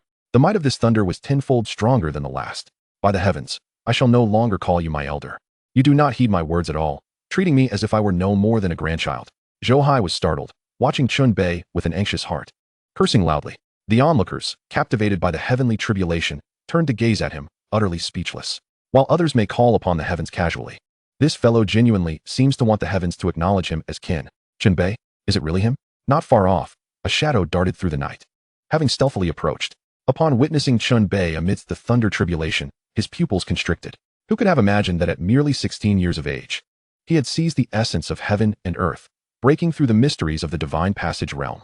This thunder tribulation is incredibly daunting. This child must not be allowed to live, otherwise, the consequences would be unimaginable. Dong Guoquan fixated on Chun Bei within the thunder tribulation, poised to strike at any moment. At this juncture, Chun Bei remained unaware of the lurking danger. After another wave of thunder baptism, he felt a sense of clarity enveloping him. Under the purifying influence of the Emperor's Sutra of Annihilation, his body was already cleansed of impurities. Having cultivated the 100 refinements Emperor's Sutra and refined 10 Tao soldiers, his physique had become indomitable, akin to a divine weapon. Now, after enduring the heavenly thunder, he felt himself undergoing a transformation, his body gradually approaching perfection. Ha ha ha, delightful. Oh heavens, is this all you can muster? Come, let me witness your divine powers. Chun Bei laughed heartily, still taunting amidst the thunder. Boom, boom, boom. The heavenly Tao roared in fury, the lightning turned ominous. Countless thunderclaps erupted. The lightning no longer silver but transformed into gold, as thick as a barrel, descending upon him like a deluge. One bolt, as thick as an arm, detached from the thundercloud, striking a mountain peak dozens of miles away. In an instant, that mountaintop crumbled to dust. The ferocity of the thunder was enough to instill fear. Yet Chun Bei remained unfazed. He extended his hands to manipulate the divine powers. No longer constrained by the thunder baptism, but continuously probing the might of heaven through the thunder, crafting his own lethal techniques. He was evolving his own path. All present were left in astonishment. This fellow was nothing short of a prodigy. This thunder tribulation, one that even practitioners of the Enlightenment realm might struggle to withstand, was being faced head-on by a mere practitioner of the divine passage realm, who not only endured it, but dared to challenge the heavenly Tao and seize the opportunity to evolve his own divine powers. Such a person is simply intolerable by the heavens. This individual is extraordinarily formidable. Might I one day attain a semblance of his prowess? Beside the elder of the Sword Palace, Zhang Qianquan gazed in awe at the sky, his eyes brimming with longing. Do not harbor such thoughts, junior brother Zhang. Though you possess exceptional talent, you are yet unable to compete with the prodigies of the sacred lands. Such might is something even those esteemed prodigies could scarcely achieve. This individual is undoubtedly a once-in-a-millennium genius. A voice echoed, belonging to the eldest disciple of the Sword Palace. These words sent a shudder through Zhang Qianquan's heart, igniting a sense of inexplicable resentment within him. He yearned to retort, yet felt the weight of fear beneath the overwhelming celestial might. If he struggled to endure this divine pressure, how could he possibly measure up to the one amidst the thunder? Who is this remarkable figure? If he can survive the heavenly tribulation, he will surely find no rival among the younger generation of the northern wilderness. Indeed, even Master Brother Chu Chun finds it difficult to match his prowess. Perhaps only the prodigies from the main academy could barely contend with him. Master Brother, what do you think of this individual? A group of disciples engaged in conversation, with one inquiring of Chu Chun. He is exceedingly powerful. I cannot compare to him. Chu Chun replied gravely, speaking the truth. However, how has he come to be at our Jixiao Academy, and why is he undergoing tribulation at the Daozong Palace? Who exactly is he?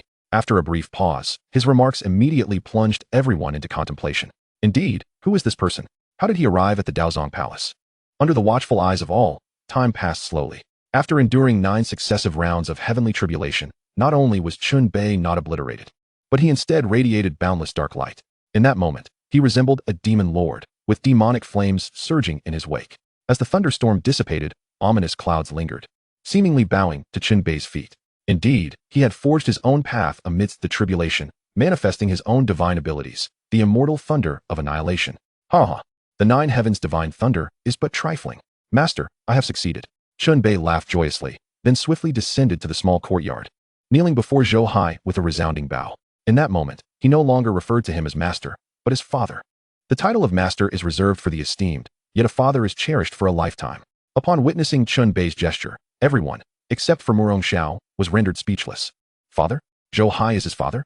The elders stared in disbelief, as though witnessing a ghost. How could this be? He is a disciple of Master Zhou. The academy disciples were left agog, their faces painted with incredulity, as if caught in a dream. Father, he addresses Zhou Hai as such? He is Zhou Hai's disciple? The beggar from this morning? Zhang Qianquan also noted this extraordinary scene, his heart trembling, struggling to grasp the reality. How could Zhou Hai's disciple possess such strength? At that moment, Zhou Hai was experiencing a surge of immense power within him. With Chun Bei's successful breakthrough, the tenfold feedback propelled his cultivation not only into the fourth tier of the divine ability realm, but also allowed him to break through 2 additional levels, reaching the 5th tier. Moreover, the divine ability Chun Bei had just comprehended from the heavenly tribulation, the immortal thunder of annihilation, was now also being amplified through the feedback. Under the tenfold enhancement, the power of the divine ability he received was 10 times stronger and far more refined than that of its creator, Chun Bei. Zhou Hai marveled silently, recognizing that this was indeed the prodigy who instilled fear in the sacred lands, one who had to be eliminated before his time. To be capable of such feats upon entering the divine ability realm is truly unparalleled. Just as he was lost in thought, a voice from the system suddenly echoed in his mind. Ding! Congratulations to the host's eldest disciple for successfully breaking through to the divine ability realm. The host's guidance has been exceptional. The following rewards are now bestowed. Ding! Congratulations to the host for receiving 1 turn resurrection pill. Ding! Congratulations to the host for obtaining 1 sane experience card. Ding! Congratulations to the host for acquiring 1 thunder punishment divine ability scroll. Ding! Congratulations to the host for receiving a teleportation array to the Emperor's Corner. Ding! Congratulations to the host for exemplary guidance. The disciple recruitment task has been triggered again. Please, host, proceed to Qinzhou to recruit disciples. Hearing the continuous notifications from the system, Zhou Hai was momentarily taken aback. Wait, there are rewards for my disciples' cultivation improvement? My dear, you have become quite perceptive. Zhou Hai nodded with satisfaction. Recruiting disciples, yet another laborer. Let me see who this fortunate laborer is. With a thought, Zhou Hai hastily checked the information of his new disciple. Yet at that moment, the surrounding world began to shift. Chun Bei remained kneeling, awaiting his father's words. Suddenly, a pathway of laws surged forth from the void, wrapping around him in an instant. The next moment, under the pull of these laws, he vanished from his position. When he reappeared, he found himself several dozen miles away. A beam of sword light flashed, aimed directly at Chun Bei's throat. Chapter 10, Dong Guoquan's Surprise Attack. Chun Bei barehandedly receives the Dao soldier. Boldly, who dares to ambush a disciple of our academy? Morong Shao roared in fury, immediately launching an attack towards that direction. Scoundrel! You seek death. The other elders of the academy, eyes wide with rage, also rushed towards Chun Bei's location. Although they had yet to ascertain the situation, they had witnessed Chun Bei kneeling before Zhou Hai and calling him father. From that moment onward, in the hearts of these individuals, Chun Bei was a disciple of the academy, and none could harm him. Damn it, I'm merely a laborer now, and you wish to end my life? Zhou Hai, too, realized the gravity of the situation and was instantly filled with wrath, charging toward the impending threat. Alas, the ambusher had already succeeded, and even with their swift speed, they could hardly reach him in time. The deadly sword was upon Chun Bei in an instant. You seek death. However, Chun Bei's reaction was equally swift. With a fierce roar, he was engulfed in surging demonic flames.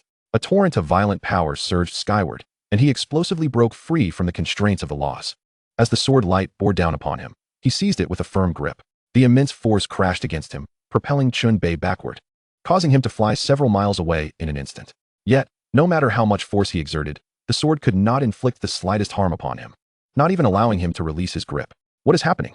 Dong Guoquan, the assailant, was taken aback, his pupils constricting as he stared fixedly at Chun Bei. This fellow dares to receive a Dao weapon barehanded and remains unscathed? Is he even human? For a fleeting moment, he felt as though he were not facing a man, but a humanoid divine weapon. Die! As Morong Shao and the others were about to arrive, Dong Guoquan's heart raced with urgency. To ensure a fatal strike, he shook his arm, unleashing the laws of a Dao realm expert, instantly breaking Chun Bei's grasp. Then, he swung his long sword, unleashing a torrent of violent power, with Dao patterns spreading across the heavens, summoning boundless wind and thunder. The very heavens and earth shifted ominously, as if the sun, moon, and stars were about to be overturned. This sword, imbued with the power of the tempest, was a decisive blow. The crowd looked up to witness an endless celestial phenomenon contained within the sword, transforming into a blade of laws, tearing through the heavens and earth as it descended upon Chun Bei. Do not relent. Even Morong Shao, at that moment, could not intervene in time, witnessing this sword fall. He realized that even he would have to exert his full strength. A disciple merely entering the divine ability realm faced only death. The other elders of the academy gasped, their legs trembling in fear. This was an attempt to utterly extinguish the academy's prodigy. They were enraged, yet it was to no avail. Ha ha ha, splendid. However, Contrary to everyone's expectations, Chun Bei gazed upon the invincible sword with a hearty laugh, advancing rather than retreating, and unleashed a powerful punch. In an instant, ominous clouds billowed, and an overwhelming aura surged forth. The might of the battle's spirit enveloped him, and torrents of wind and thunder converged into an unbeatable fist, colliding with that blade of laws in an instant. Boom, boom, boom. The aftermath of the battle radiated outward, shaking the heavens and the earth. Under the incredulous gazes of all, Chun Bei astonishingly managed to withstand the blow. Yet, this was but a temporary reprieve. With a crack, the power of Chun Bei's divine ability was swiftly shattered, as beneath the laws, the celestial phenomena and divine abilities were insurmountable. Subsequently, the slightly dimmed blade of laws descended. Chun Bei, nonetheless, exhibited no intention of retreating. Instead, his battle fervor surged uncontrollably, soaring to the heavens. He manifested mystical powers between his palms, resolutely withstanding that unparalleled sword strike with his own flesh and blood once more. The air was filled with a cacophony of explosions and clashing sounds. The mystical energy surrounding Chun Bei erupted continually. Ultimately, as the resplendent Tao patterns shattered, that formidable sword strike disintegrated in midair. Simultaneously, a mist of blood erupted from Chun Bei, propelling him backward with great force. Disciple, Zhou Hai's voice resonated. Moving at a speed tenfold that of Chun Bei, even surpassing Xiao, he rushed to Chun Bei's side, catching him mid-flight. All that could be seen were Chun Bei's hands, gushing blood, yet devoid of any life-threatening danger, his expression instead brimming with exhilaration. Master, retreat. I can still fight. Chun Bei forcefully pushed Zhou Hai away, soaring upward once more, charging towards Dong Wuxian. Zhou Hai was taken aback. How could this fool not recognize the vast disparity in realms between them? He had nearly faced death, yet seemed to revel in the danger. At that moment, Xiao finally caught up to Dong Wuxian. You audacious thief! How dare you ambush my academy's disciple? You seek death. His voice fell. Without allowing Dong Wuxian a moment to defend, Xiao raised his hand, striking towards his back. This strike was incomparable to his previous clash with Zhou Hai. The power of Xiao's Dao surged within his palm, carrying the might to shift mountains and fill seas, crashing heavily onto Dong Wuxian's back. PFF. Dong Wuxian spewed a mouthful of blood, sent flying hundreds of feet away.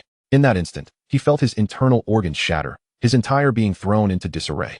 Unable to muster his cultivation, Dong Wuxian's face turned ashen.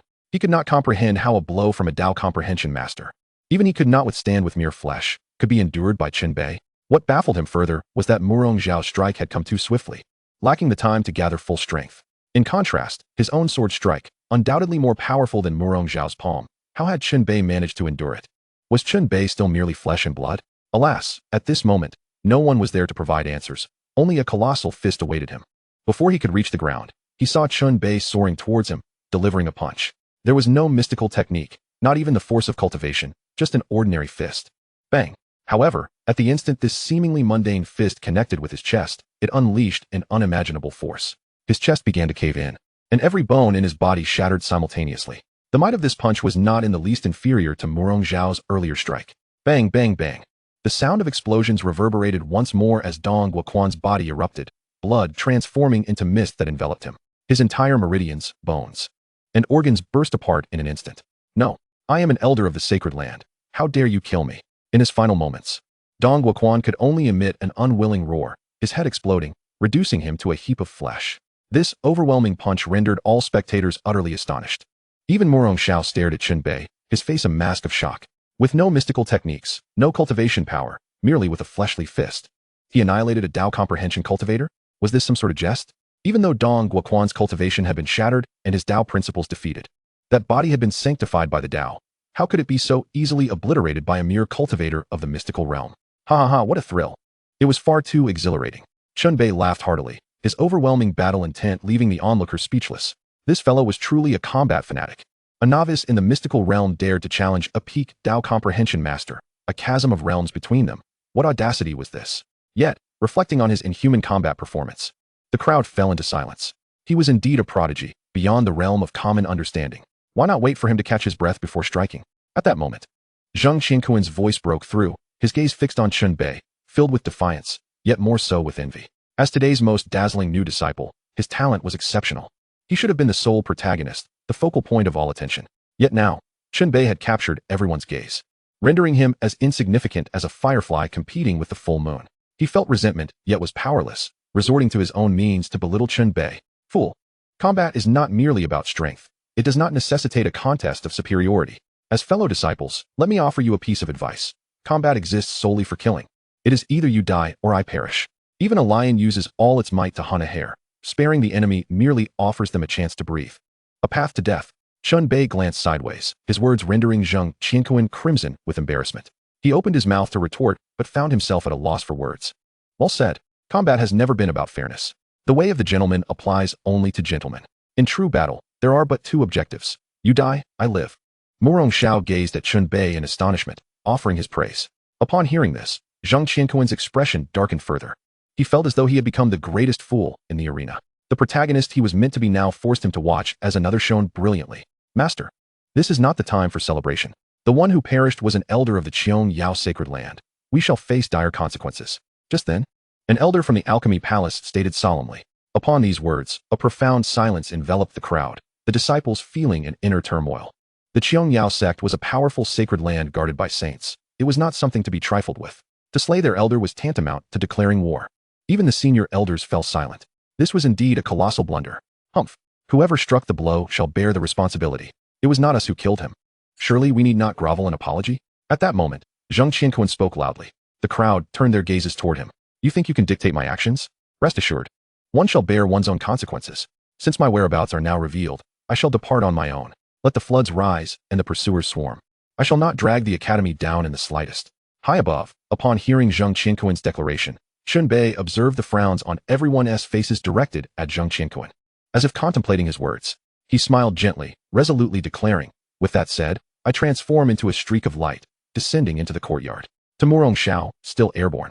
I bowed deeply, saying, Thank you, Master, for your protection. If circumstances allow, Chun Bei shall repay this great kindness. Next, he turned his gaze toward Zhou Hai. Seeing Zhou Hai, who was only slightly older than himself, he took a deep breath, hurriedly adjusting his attire. He then plucked a branch, fashioning a bun for his hair. After completing these tasks, he lifted his robe and knelt before Zhou Hai. Master, bowing in gratitude for your teachings and tidying my attire in respect. I, your disciple Chun Bei, though we have only known each other for a day as your disciple means a lifetime as your son. Most cultivators in this world would wish to eradicate their disciples. To avoid implicating the academy, I willingly sever our master-disciple relationship. Yet, though the bond may be broken, the affection shall never fade. Should fate allow me to return, I shall serve you for life. As he spoke, Chun Bei respectfully bowed 3 times to Zhou Hai. The atmosphere in the scene shifted to one of melancholy, tinged with oppression. One could hardly blame Chun Bei for his resoluteness. The tyrannical ideology he embodied had already infringed upon the interests of countless cultivators. Any cultivator in the northern wilderness with even a hint of self-interest would wish to see him eradicated. In such circumstances, no one would dare offend the entirety of the northern wilderness or even the overarching academy behind it. The crowd was acutely aware of one thing. For Murong Xiao and the assembly of elders, expelling their own disciple was ultimately beyond their capacity. Moreover, how could they do so with a disciple like Chun Bei? Damn it. Knowing the dangers, yet still wasting time on emotional theatrics instead of focusing on cultivation. Are you some kind of pedantic scholar from the academy? Zhou Hai could hardly contain his frustration. He leaped forward and delivered a kick to Chun Bei's backside.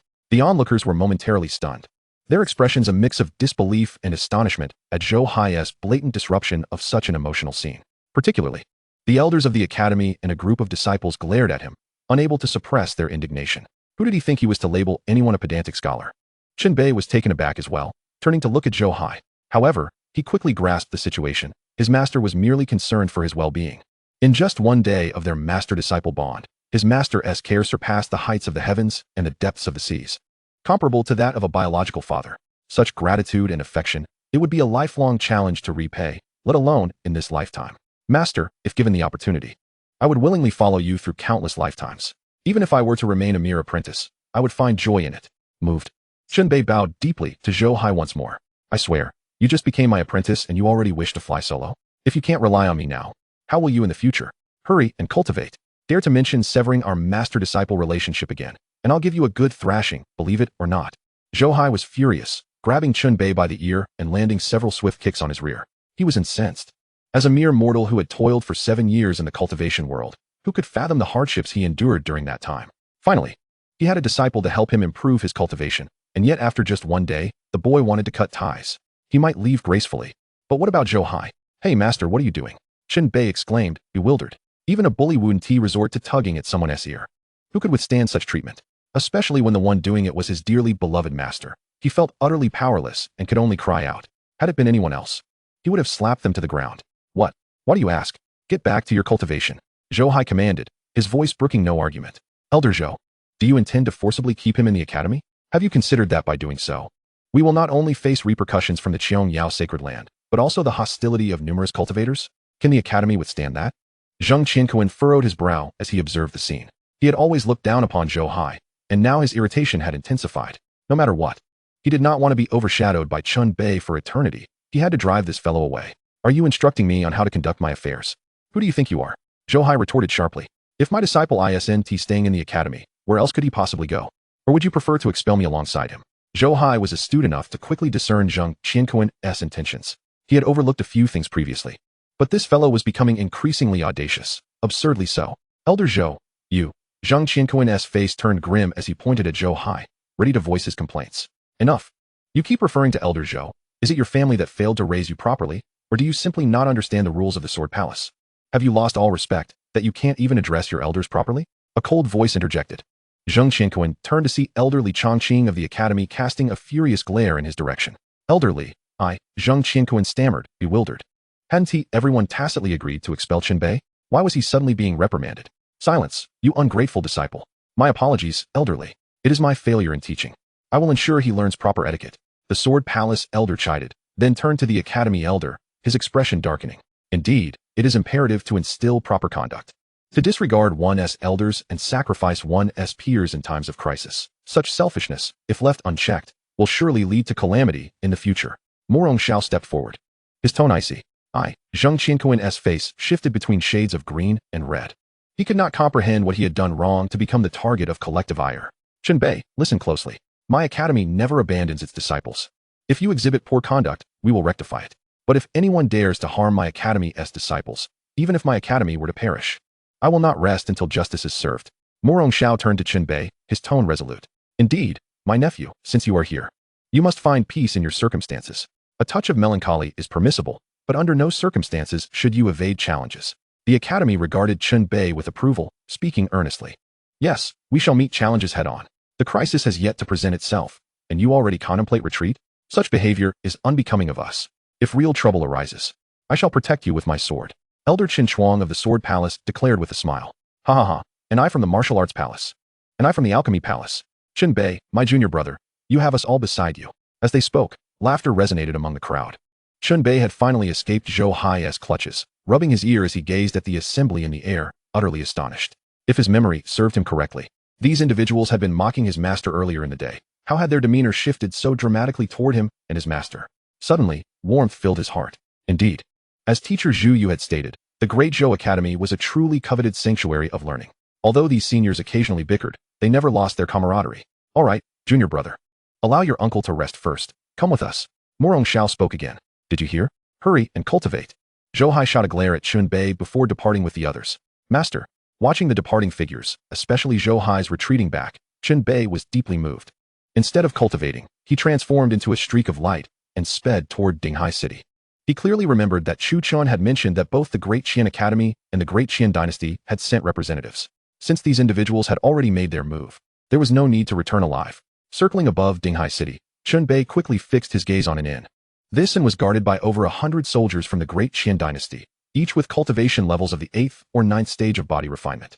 While some leaders possessed foundational strength, indicating they were an elite force, confirming their identities, Chun Bei descended directly. Meanwhile, within the inn's upper room, Chen Qian was seated opposite Elder Lu. One was an elder of the Great Qian Jixiao Academy, and the other was a prince. Soon to be conferred as a royal prince, both of noble birth. Yet, at this moment, both appeared somewhat anxious, fidgeting in their seats. Elder Lu furrowed his brow, feeling an inexplicable sense of foreboding about the evening. Chen Qian, on the other hand, seemed even more restless. A cup of tea sat before him, long since cooled. As he stared blankly, his eyes filled with worry. Elder Lu, do you think Elder Dongwu will be all right? Chen Bei is a ruthless individual, and there is no one he would hesitate to kill. If Elder Dongwu is exposed and the assassination fails, the consequences would be dire. Finally, Chen Qian could no longer remain seated, frowning as he spoke. Enough, third prince. You've asked that question more times than I can count. I've told you. Elder Dongwu is from the Qiangyao sacred land. The Jixiao Academy wouldn't dare act against him. Not everyone is a tyrant who acts without regard for consequences. Trust me, Mr. Dongwu will return. Elder Lu waved his hand in frustration. Though anxious, He held firm in his belief that the academy would not dare to act recklessly in front of the Qiong Yao sacred land. However, just as he finished speaking, a chorus of agonized screams echoed from outside. Elder Lu's expression changed, and Chun Qian sprang to his feet, both of them feeling a tightening in their chests. At that moment, a fierce wind gusted, causing the windows and doors of the room to fly open. They both looked up simultaneously, only to see that dark clouds had gathered outside, accompanied by flickering lightning. Amidst the swirling darkness, a figure was coldly observing them. Chapter 12. Chun Bei seeks justice. Slays the third prince. Chun Bei? Chun Qian gasped in shock, stumbling backward several steps as fear gripped him. Elder Lu's eyes widened in surprise, unable to suppress the sudden contraction of his pupils. Chun Bei, have you broken through to the mystic realm? No wonder you dare to appear before me.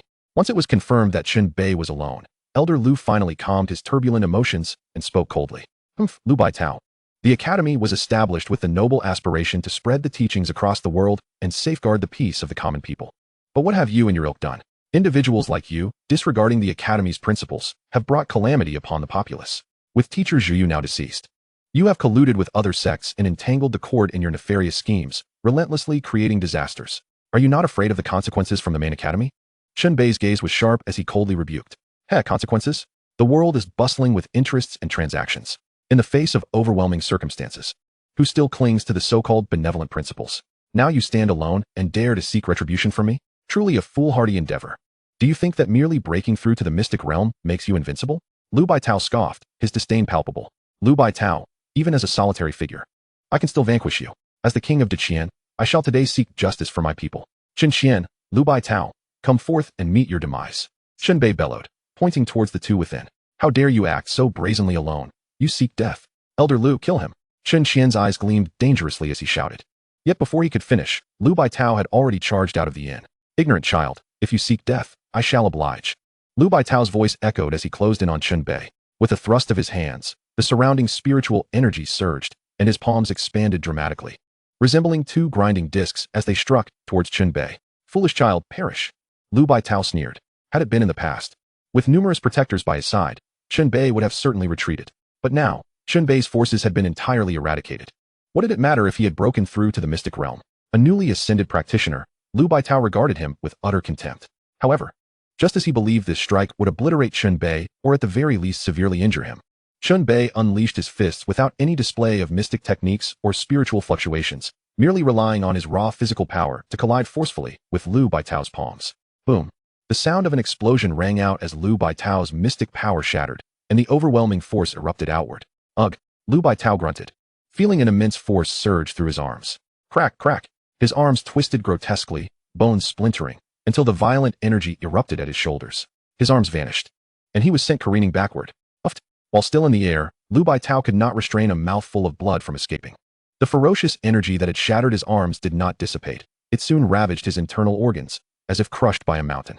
Lu Baitao was struck with terror, and in that moment, he envisioned his own death. Before he could touch the ground, darkness enveloped him as Chun Bei soared forward, grabbing him by the neck and lifting him high. How could this be? Uffed. The specter of death loomed ever closer, and Lu Baitao trembled in fear. He could not comprehend how Chun Bei had achieved this. As a fellow practitioner on the path of physical cultivation, his iron palms had always been invincible. Yet, why could he not withstand even Chun Bei's bare fists? Understand that although Chun Bei's cultivation was inferior, he had not even invoked his mystic techniques. It felt as if he had struck a divine weapon. Too terrifying. You need not ask so many questions. It is time for you to atone. Chun Bei's gaze was icy as he looked upon Lu Baitao, tightening his grip and instantly snapping the latter's neck. Just a mere mystic realm fourth-layer practitioner. With an indomitable battle spirit, I possess combat strength surpassing the norm. Now, by cultivating 2 imperial scriptures, my body has been refined to rival divine weapons. Lu Baitao is simply no match. The techniques imparted by my master are truly formidable. This is the essence of being invincible at the same level. Releasing his grip, he allowed Lu Baitao's lifeless body to fall from the air, satisfaction gleaming in Chun Bei's eyes as he admired his own hands, filled with exhilaration. Now it is your turn, my third royal brother. Raising his gaze once more, Chun Bei's expression turned cold as he fixed his eyes on Chun Qian. How is this possible? You actually killed an elder of the academy. Are you not afraid of repercussions? You are an academy disciple. The academy forbids internecine strife. Chun Qian's face paled in shock as he gazed at Chun Bei in terror. Internecine strife? Ha. I am indeed an academy disciple. But what right does Lu Baitao have to be considered my peer? The Deqian Academy has long since abandoned its benevolent principles. What does it matter if it is destroyed? Moreover, I have even slain an elder of the Qiong Yao sacred ground. What of a mere branch elder? Chunbei laughed dismissively. What? An elder of the Qiong Yao sacred ground? You killed Dong Wuquan. How could that be? Chun Qian's mind buzzed. His face a mask of disbelief. Dong Wuquan was a formidable practitioner of the Enlightenment realm. How could he have perished at Chunbei's hands? Enough with your questions. Have you decided how you wish to die? Chunbei stepped forward, entering the room with deliberate strides. No, little Jiao, I am your royal brother, your third royal brother. You cannot kill me. Chun Qian's complexion shifted again as he hastily retreated, only to find himself pressed against the wall, with no escape. He contemplated breaking through the wall to flee, but found himself lacking the courage. He knew that having just broken through to the innate realm, he could never escape Chunbei's grasp. Yet, unperturbed by his pleas for familial mercy, Chunbei remained resolute, his eyes filled only with boundless murderous intent. No, do not come any closer. Ninth brother, spare me. I do not wish to die. Chun Qian screamed in anguish, terror rendering his legs weak as he fell to his knees before Chunbei. You too fear death? In a fit of rage, you unleashed a deluge upon the city of Yun, resulting in catastrophic floods. Have you considered how terrified those who perished must have been? For mere amusement, you incited beast hordes, causing the deaths of over 100,000 of my Deqian people. Have you pondered their despair? Now, the Deqian dynasty is in chaos. Various sects plundering our land, killing for sport under the blazing sun and amidst the floods. As members of the royal family, not only did you fail to intervene, but you also applauded their actions. Do you believe you are worthy of your royal status, of my Deqian people, of our ancestors? Chunbei gritted his teeth, fury blazing in his eyes as he shouted. No, ninth brother, I was wrong. But the current situation is not of my making. The major sects are too powerful. How could our Qin family possibly contend? You are formidable, and you have resisted. But what now? You have lost your throne, and you cannot even return to Deqian. You are being hunted down. We are no match for you. What can we do? Chun Qian cried out, his eyes filled with terror. You can all perish. As members of the Deqian royal family, entrusted with the fortune of a nation, yet unable to even sacrifice your lives to protect our country's fate. What use is living? Chunbei snorted coldly, raising his hand as a violent force surged forth, seizing Chun Qian in his grasp. No, Chun Qian screamed in terror, attempting to struggle. But as Chunbei's hand crackled with thunder, the violent mystic power swiftly refined his body into ashes. As Chun Qian's ashes fell, Chunbei waved his hand, collecting them into his storage pouch. Then he turned and gathered the bodies of Liu Baitao and all those who had perished outside before departing. This was Ding Hai City, the academy's territory. Typically, conflicts were rare here. Now that the fighting had ensued, he wished to leave no trouble behind. After transporting the bodies several hundred miles away and burying them in a valley, Chunbei finally returned to the academy's Daozong Palace. With the deaths of Dong Wuquan, Liu Baitao, and others, the powers backing them were incensed. The Qiong Yao sect, a top sect of the northern wilderness, once produced a sage and is guarded by sacred artifacts, thus also referred to as the Qiong Yao sacred ground. As one of the most formidable factions in the northern wilderness, the Qiong Yao sect has always held itself in lofty regard, with its disciples treated with utmost reverence by all who encounter them, as none would dare to inflict harm. Yet, on this particular night, a grave incident transpired. The life token of an outer elder shattered. This is dire news, Elder Jiao. Dong Wuquan's life token has been destroyed. Hurriedly reported the steward of the life token hall, his voice tinged with anxiety as he approached Elder Jiao's palace late at night. What? Who possesses the audacity to slay an elder of my Qiong sacred land? Elder Jiao's gaze turned fierce as he exclaimed. I do not know. The steward quickly shook his head in response. Summon someone at once. Investigate where Dong Wuquan has been. Elder Jiao commanded, his expression darkening. Reporting to Elder Jiao. Dong Wuquan was dispatched by Elder Liu to the Zhou dynasty's Jixia Academy, claiming he needed to ascertain whether the calamity known as Chunbei still lived and was hiding within the academy. Soon, a subordinate relayed this information. What? Could it be that the Jixia Academy took action? Elder Jiao's eyes narrowed, brimming with murderous intent. Go, relay my orders. Send 5 outer elders to the Zhou dynasty's academy to investigate. If they are indeed behind this, let them not blame my sacred land for withholding mercy, he declared. Annihilate the Zhou dynasty's Jixia Academy. Chapter 13. Chunbei, my master truly cares for me. What? Elder Liu's life token shattered? Preposterous. How dare Morong Xiao turn against a fellow disciple? Is he seeking death? Immediately, I must report this to the main academy. Furthermore, summon Mr. Qingzhu and instruct him to visit the Zhou dynasty's Jixia Academy to demand justice. As the Qiong sacred land seethed with fury, the Daqian Academy trembled in response. Following the command of its headmaster, Fu Shuerong, individuals departed the academy in the dead of night, heading towards a bamboo grove thousands of miles away. Meanwhile, the imperial city of the Daqian dynasty was enveloped in a tense atmosphere. How dare they treat my Daqian with such disdain? The new emperor, Chun Xian, received the news of the third prince's life token shattering and issued a direct order. Dispatch troops to the Zhou dynasty's borders and demand the surrender of the murderer responsible for slaying my third brother. Otherwise, do not blame Dakian for disregarding the suffering of the common people and attacking the Zhou dynasty. Undoubtedly, Chunbei's actions that night had stirred a hornet's nest, prompting various factions to mobilize. Chunbei was clearly aware of this, yet he remained unfazed. Even if he did not take lives, these individuals would not leave him be. What he could do was slay one after another until he carved a bloody path to peace. Meanwhile, Zhou Hai was blissfully unaware of the myriad troubles soon to descend upon him. Sitting in the elder's seat at the Wendiagong, he was met with the scrutinizing gazes of numerous elders, his expression betraying a "do not look at me, I know nothing" demeanor. Growing impatient under their watchful eyes, he shut his eyes and pretended to snore. There was no escaping the barrage of inquiries regarding when he had begun his cultivation and his current level of prowess. He had not anticipated such questions and found himself at a loss for excuses. Fabricating a tale would be futile, as they would not believe him. Thus, Zhou Hai could only respond with silence. As 2 full hours passed without a single useful word from him, the elders exchanged disapproving glances. Truly, they had witnessed shamelessness, but never had they encountered such unmitigated insolence. Will speaking the truth bring about your demise? All right, regarding your cultivation, if you wish to remain silent, then so be it. Let us instead discuss Chunbei. What transpired this morning? Everyone is already aware of it. How did you manage to facilitate his recovery? Moreover, he has even surpassed his previous limitations. Murong Xiao interjected, a pained expression on his face as he sought to redirect the conversation. Senior brother, allow me to speak candidly. There are many matters for which I truly lack the time to concoct a story. Please refrain from questioning me further. Zhou Hai replied. Let me return and prepare. Once I have crafted a reasonable narrative, I shall certainly divulge it to you. Zhou Hai opened his eyes, and in an instant, his words left the elders with expressions of incredulity. Concoct a story? You cannot simply speak the truth? Murong Xiao fumed, feeling genuinely exasperated. After all these years, would speaking an ounce of truth bring about your end? Come now, senior brother. What was the purpose of your visit to the pleasure quarters? Was it not to seek flattery and fabricate tales? Zhou Hai retorted, a smirk on his face as the mention of the pleasure quarters drew the elders' attention. This rascal was brought out from the pleasure quarters by the headmaster and his master? The thought rippled through the assembly, causing them to regard Murong Xiao with peculiar expressions. So the headmaster has a penchant for visiting pleasure quarters. You. Murong Xiao's face darkened, feeling exposed as if his secrets had been laid bare. What are you staring at? Do you think this boy speaks the truth? As the elders fixed their gazes upon him, Murong Xiao grew frantic. This rascal has never uttered a single honest word.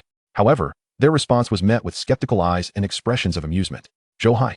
Murong Xiao felt flustered, casting a venomous glare at Zhou Hai, wishing he could silence him with a single strike. His once reputable name was now utterly tarnished. Reporting to Master. We have received news from Uncle Zhou Hai at the court. An outbreak of plague has erupted in Luqing, Qinzhou, with venomous insects ravaging the area. Prince Zhou suspects foul play and has dispatched 3 imperial envoys and 5 battalions to investigate, yet none have returned. Uncle Zhou Hai will depart tomorrow as an imperial envoy and wishes to inquire if Master intends to accompany him. Just as Murong Xiao felt utterly embarrassed and uncertain of how to salvage his reputation, Chu Chen approached swiftly and cupped his hands. In response to Master, they have stated that if Master intends to go, we shall meet in Qinzhou City tomorrow. The expressions of the elders darkened at this news. What? Have they specified a meeting place? Murong Xiao hastily redirected the conversation to escape his predicament. In response to Master, they indicated that should Master attend, we shall meet in Qinzhou City tomorrow. Chu Chen stated solemnly. Zhou Hai, listening nearby, understood that Murong Xiao was about to be occupied once more. Such was the nature of the academy. In the realm of cultivation, other sects either secluded themselves from the world or plundered resources, treating the common populace as mere pawns. Some even descended into demonic practices, employing bloody means to attain enlightenment. Yet, the academy was different. Its founding sage emerged from the mortal realm, a paragon of both civil and martial virtues, dedicated to enlightening the world and establishing a path of benevolence and scholarly cultivation. Thus, the academy never shunned the world nor exploited any mortals. On the contrary, its stronghold acted like celestial beings, invoking the winds and summoning rain wherever needed, vanquishing evil and safeguarding life. In light of the unfolding events, Murong Xiao could not afford to turn a blind eye. Understood. You all may withdraw for now. I shall personally handle this matter. As Zhou Hai had anticipated, Murong Xiao's voice rang out, solidifying this decision. Junior brother, you shall accompany me on our journey tomorrow. Pausing, Murong Xiao cast a glance at Zhou Hai, who had risen to depart. Why should I not bring others along? What gives you the right to summon me? Zhou Hai was taken aback, wondering if this was a personal vendetta. What? Am I not permitted to accompany you? Previously, he had assumed Zhou Hai was ignorant of cultivation. Yet now, with his current level of skill, as an elder of the academy, he should contribute to the well-being of the common people. Return and make your preparations. We depart at dawn. Morong Xiao glared, leaving no room for negotiation. But senior brother, you know I just emerged from the Qingzhou brothel. Asking me to return is like reopening old wounds. Zhou Hai protested with a pained expression. Do not give me that nonsense. Even if we must open a brothel, you shall accompany me. Morong Xiao was once again incensed, incredulous at Zhou Hai's audacity to threaten him. If you can go, then I shall go. Zhou Hai relented, realizing he had no choice but to comply. Upon returning to the Daozong Palace, he happened upon Chun Bei deep in diligent practice. Zhou Hai paused, contemplating whether he was pushing his disciple too hard, akin to a capitalist working their employees to exhaustion. My dear disciple, remember that cultivation requires a balance of work and rest. You must take breaks to avoid overexertion. After all, nurturing one's body is essential for better cultivation. A certain individual, struck by conscience, couldn't help but step forward and say, Master, you have arrived. Rest assured, Master, I am perfectly fine. You should take a moment to relax. Chun Bei opened his eyes, a radiant smile gracing his face. He knew that Master cared for him the most. Even though it was well understood that cultivators do not require rest, and that prolonged meditation would not weary them, Master still couldn't help but worry about his health. Very well, continue then. Do not feign diligence, for the outcome will not indulge your charade. Zhou Hai patted Chun Bei's shoulder, inwardly lamenting the arduous toil of such a diligent worker. He resolved to show more concern in the future. Understood, Master. I shall strive diligently to enhance my cultivation level swiftly. This way, you need not worry about your disciple facing danger. Chun Bei was deeply moved. Indeed, aside from his late father, the emperor, no one cared for his safety as much as his master. Chapter 14, Second Disciple, the Reincarnation of the Empress Dao Fruit. Qin Xiao, the Reincarnation of the Empress Dao Fruit. Upon returning to his chamber, Zhou Hai seated himself cross-legged upon a sacred-grade lotus platform. Accessing all available information regarding his new disciple from the system, his expression turning to one of astonishment. He had thought that the indestructible battle soul physique was formidable enough, but he had not anticipated that this second disciple would surpass it. The reincarnation of the Empress, and furthermore, the reincarnation of the Dao Fruit. This was indeed extraordinary. It must be noted that the cycle of reincarnation is like a blade, severing countless lives. Among the myriad who enter reincarnation, under the laws of the great Tao, it is rare for one to retain memories of their past life, let alone preserving the essence of their former Dao Fruit. The Dao Fruit embodies the quintessence of one's cultivation and the culmination of the great Tao. Without it, reincarnated beings are fundamentally unable to restore their past cultivation levels, often relegated to a life of endless reincarnation as mere mortals or as beasts and plants. However, reincarnation involving the Dao Fruit is different. Aside from losing memories of their previous existence, it inherently signifies the rebirth of the Tao. According to the system, due to potential conflicts with the natural laws, she may face suppression from the great Tao and suffer from the tribulations of fate, enduring 3 calamities and 9 tribulations throughout her life. Yet, should she transcend these shackles, returning to her former pinnacle would be a matter of ease, gradually recovering her past memories and living anew. It can be said that amidst the 3 calamities and 9 tribulations, as long as Zhou Hai can successfully safeguard his second disciple, she is destined to ascend as an empress.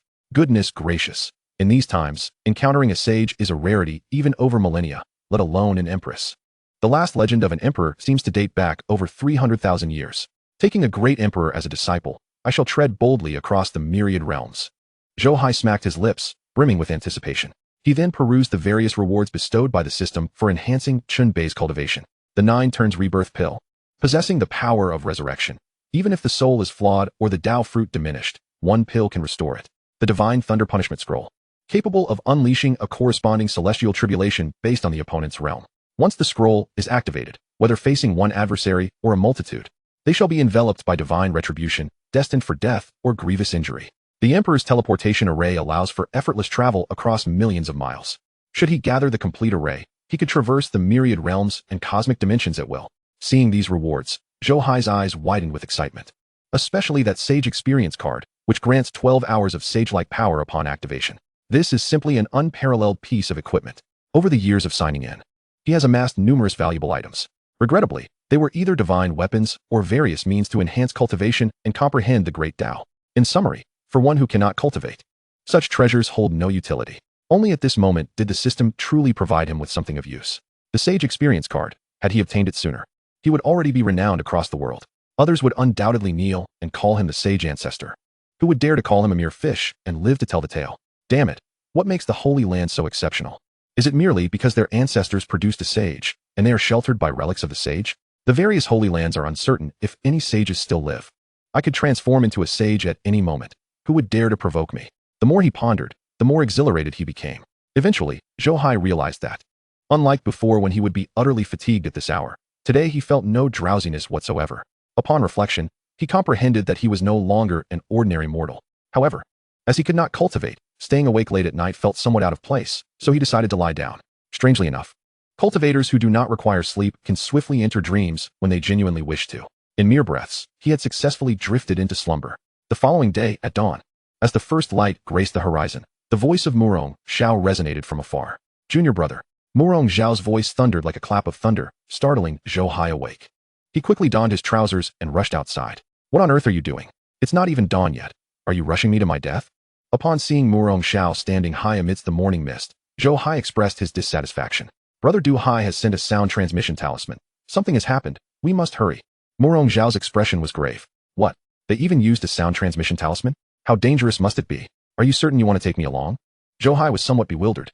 It should be noted that in the cultivation world, while sound transmission talismans are not excessively rare, they are exceedingly expensive, often beyond the means of average cultivators.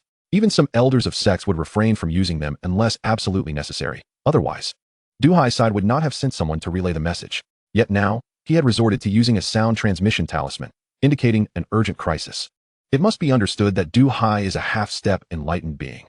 If he were in trouble, how perilous must it be for himself? Enough talk, let us go. Murong Xiao declared decisively. Zhou Hai barely managed to put on his clothes when Murong Xiao waved his hand, and a Taoist aura enveloped Zhou Hai, lifting him into the air.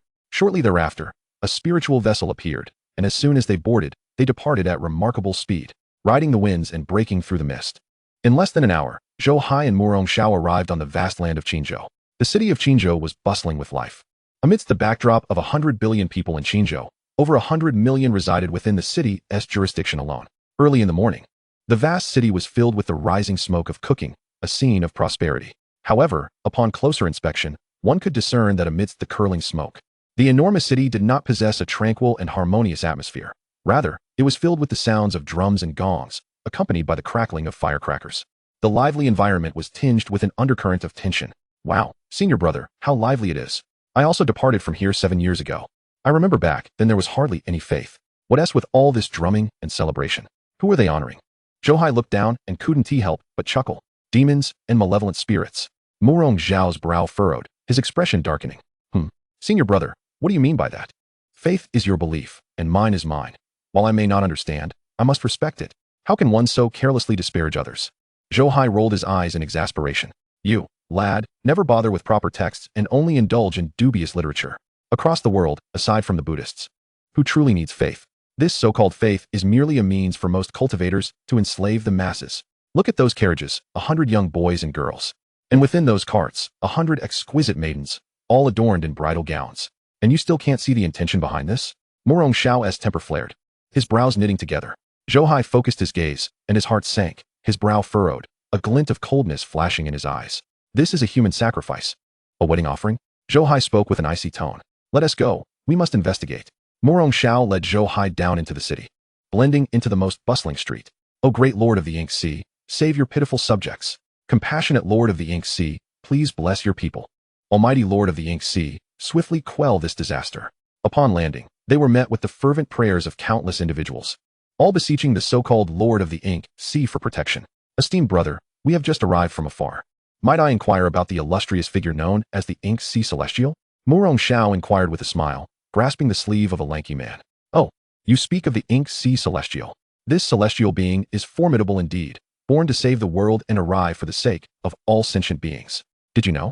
Just a few days ago, an epidemic spread from Lucheng, and the entire Qinzhou has been afflicted, this city included. The court has dispatched several contingents, even 4 imperial envoys. Yet without exception, they all succumbed to the plague. Faced with this apocalyptic scourge, the city lord's mansion found itself powerless, as did the inspectorate. Even the court could do naught. But last night, the great and compassionate Ink Sea Celestial descended, effortlessly containing the plague. Moreover, the Celestial has apprehended the true instigator of this divine punishment, and today, he shall be publicly executed. The man elaborated, his excitement palpable. Indeed, I have also heard that this instigator is a court official, the last imperial envoy. What was his name again? At that moment, another individual interjected, equally animated. Zhou Hai. It is said that Zhou Hai disrespected the deities, provoking the heavens, which in turn unleashed the plague upon our great Zhou. Yet another voice chimed in. What? Zhou Hai? Murong Xiao's expression shifted, Are you suggesting that once Zhou Hai is executed, the plague will vanish? The men shook their heads and chuckled, one of them responding. How could that be? The divine punishment has descended upon the world. It cannot simply be dispelled at will. Only with the Ink Sea Celestial overseeing the realm can we uphold righteousness and ward off evil, safeguarding the populace. Thus, today in reverence, we the common folk shall offer 100 young boys and girls to ascend to the heavens, as well as 100 brides to forge unions with the Celestial, creating a lasting bond. Only in this manner can we enable the Celestial to break free from heavenly shackles and linger among us, protecting all beings. Upon finishing his proclamation, another individual added, however, with the Celestial's presence in the mortal realm, lacking divine power, his magical abilities will inevitably wane. Therefore, starting tomorrow, Qingzhou shall ensure that millions toil daily in the mines, extracting spiritual stones to replenish the Celestial's power. We have already signed up. Contributing to the Celestial's cause brings us great joy. Zhou Hai regarded these individuals with a look of incredulity. Seriously? Such a crude method of spreading a cult. And yet people actually believe it? If this were on Earth, they'd be reported in an instant. Even the elders would disapprove. Yet Murong Xiao felt a pang of sympathy. These ignorant souls had been overly sheltered by the academy and the court, blissfully unaware as they were led astray. Simultaneously, a sense of worry crept into Murong Xiao's heart. Zhou Hai had fallen into the hands of the Ink Sea Celestial. He could only wonder about his fate. To capture Zhou Hai, the Ink Sea Celestial was certainly no ordinary practitioner. This journey to Qingzhou promised to be fraught with peril. Chapter 15. The Undead. Even the dead can be revived. Younger brother, we are in serious trouble. Such crucial intelligence, and the court has yet to relay any news to us. If I am not mistaken, the entirety of Qingzhou has already fallen under someone's control. With the information being suppressed, the court's reach cannot extend here.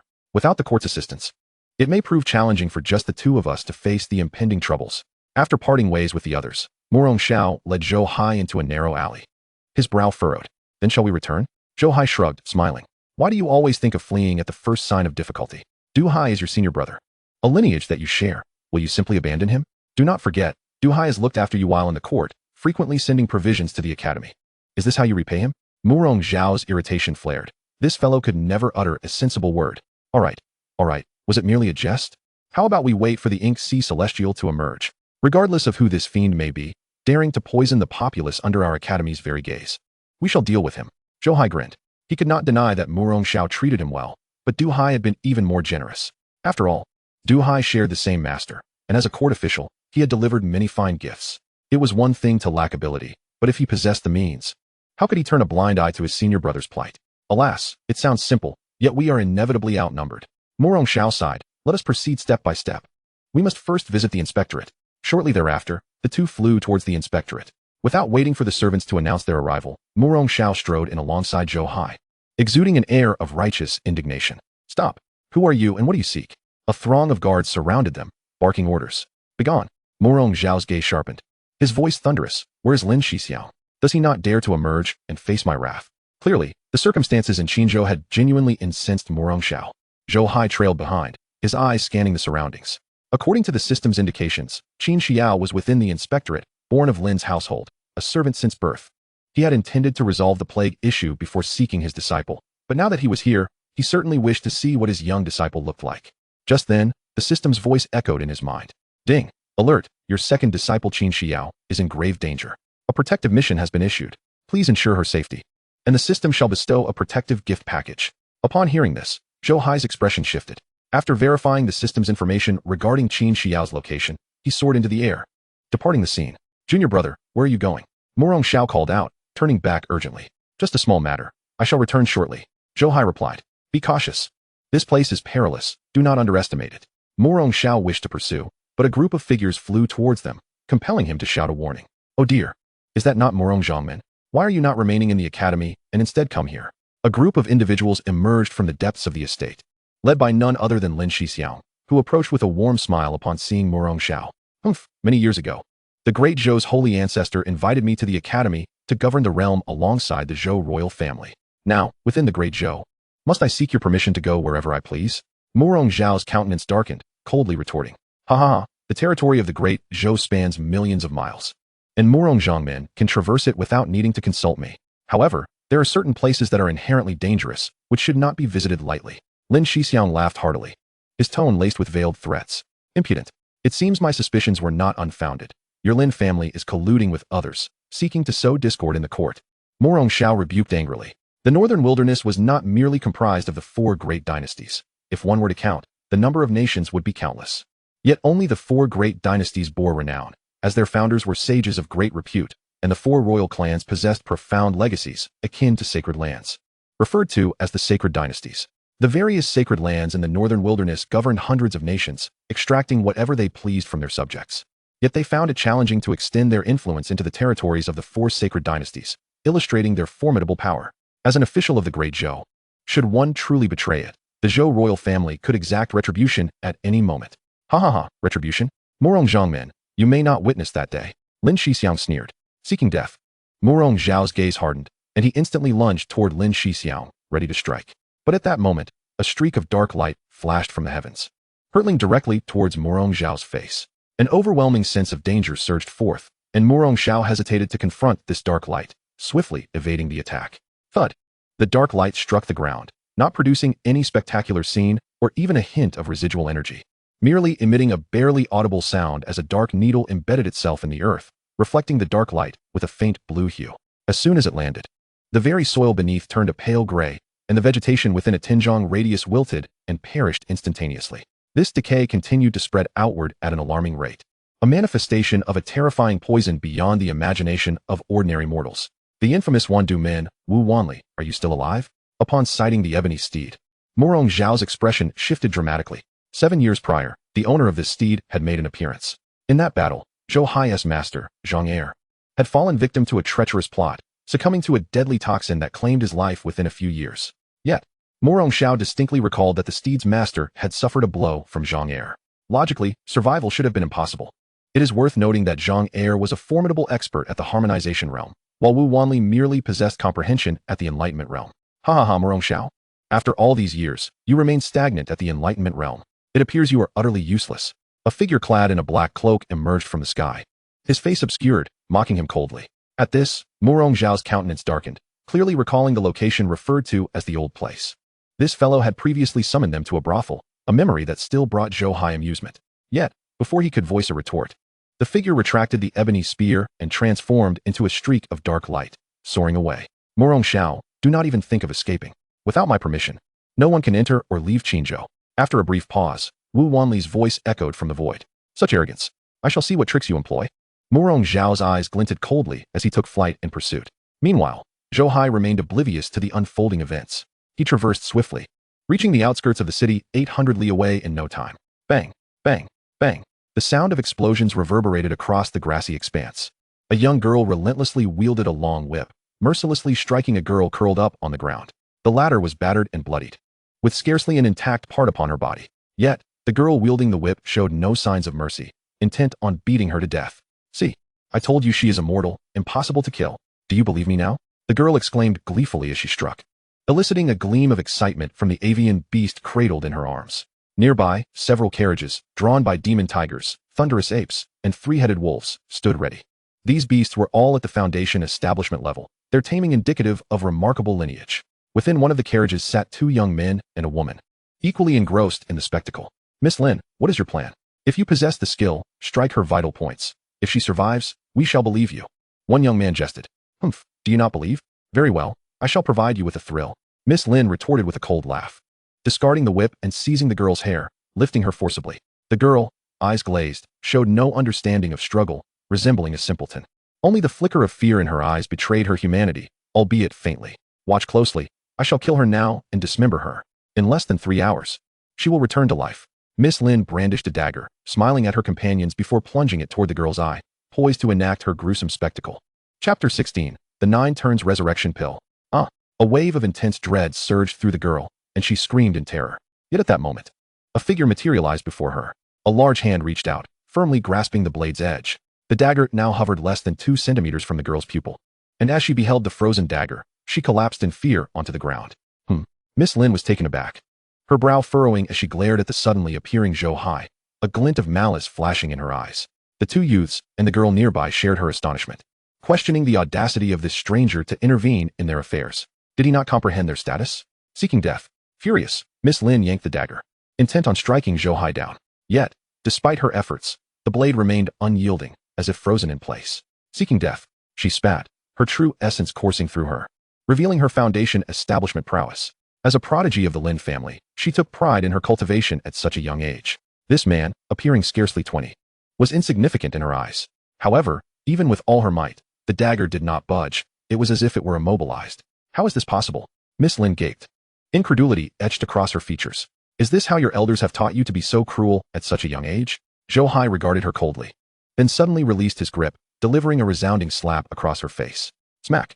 The sharp sound echoed, sending Miss Lin spinning thrice before she fell to the ground. You! The fiery sting on her cheek brought tears to her eyes. Throughout her life, who had dared lay a finger on her? How could this person have the audacity to strike her face? How dare you? Do you know who you are striking? An enraged voice called out as one of the youths rushed forward. Let me inform you, Wanner is the cherished jewel of Lord Lin, the magistrate of Qinzhou.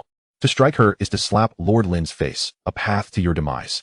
Another youth quickly positioned himself in front of Lin Wanner, glaring daggers at Zhou Hai. Miss Wanner, are you alright? Are you hurt? The last girl rushed to support Lin Wanner, her face filled with concern. Humph, Lin Shixiang. The Lin family dares to treat my disciple this way. What of it? If I do not receive an explanation today, the Lin family possesses no reason to exist. Zhou Hai scoffed, his eyes ablaze with murderous intent. 7 years ago, he had grown under a red banner, and after inexplicably arriving in this world, though sold into a brothel as a child, he had endured torture rather than submit. Yet he had ultimately avoided the worst fates. Later, he encountered Morong Xiao and Zhang Er, who brought him into an academy where he enjoyed 7 years of peace. In that harmonious environment, although he was aware of the world as cruelty, he had never personally experienced it. Little did he expect that after venturing out today, he would witness such darkness. Truly infuriating. You dare strike me. Kill him. All of you kill him. I want him to be torn to shreds. Lin Wanner, supported back to her feet, went mad, pointing at Zhou Hai and roaring in rage. Upon hearing this, the two youths exchanged glances and raised their hands, pointing at Zhou Hai, shouting, kill. A deafening roar of a tiger echoed, imbued with a soul-stirring power that instilled fear. Meanwhile, the thunderous tiger at the front of the carriage broke free from its restraints, charging forward like a streak of lightning, aiming to eliminate Zhou Hai. Bang, bang, bang. In another carriage, the demon ape similarly broke free, pounding its chest before leaping into the air, engulfed in flames, poised to crush Zhou Hai into a bloody pulp. To kill without hesitation, truly unrepentant. Zhou Hai's gaze sharpened as he confronted the lightning-like tiger. He unleashed a punch, channeling the power of black thunder. In an instant, a tempest raged around him, the immense force crashing down upon the thunder tiger. The tiger's electric form, in the face of Zhou Hai's black lightning, appeared as feeble as a firefly competing with the brilliance of a full moon, easily overwhelmed.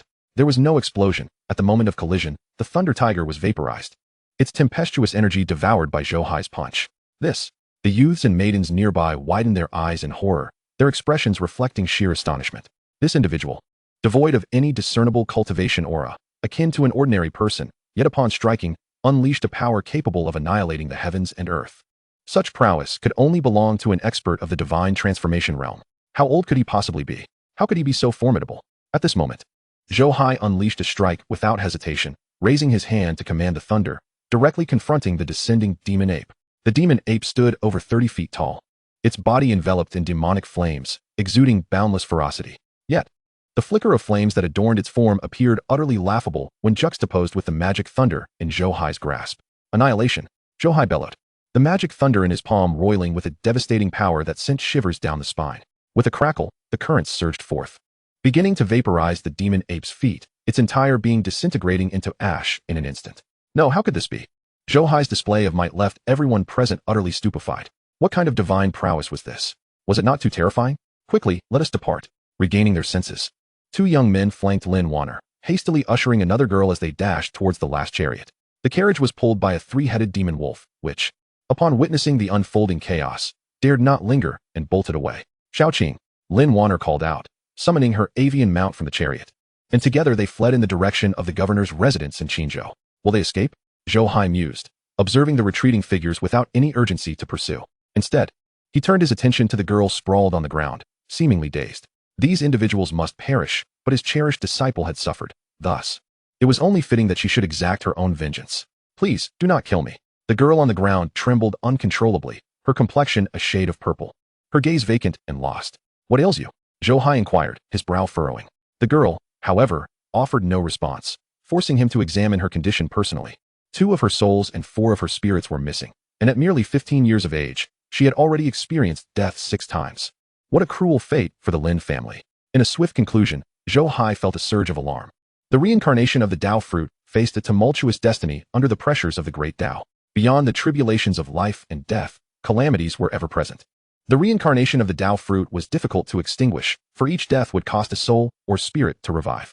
The critical difference lay in others suffering grievous wounds to their souls, often leading to immediate demise, while the reincarnated Tao fruit would not face such a fate. Instead, it would merely impact its own intellect, resulting in an incomplete Tao fruit until total death ultimately led to its dissolution. The girl had lost 2 souls and 4 spirits, signifying that she had effectively died 4 times already. In her current state of fear, she remained oblivious to Zhou Hai's presence, perceiving the world around her as filled with malice. Here, take this. Zhou Hai hastily produced a 9-turn resurrection pill, perfectly suited for the occasion. As the pill touched the girl's lips, it transformed into a radiant stream, flowing into her. In the next moment, the heavens and earth shifted, dark clouds gathering ominously, as if the universe itself were enraged by a challenge to its will.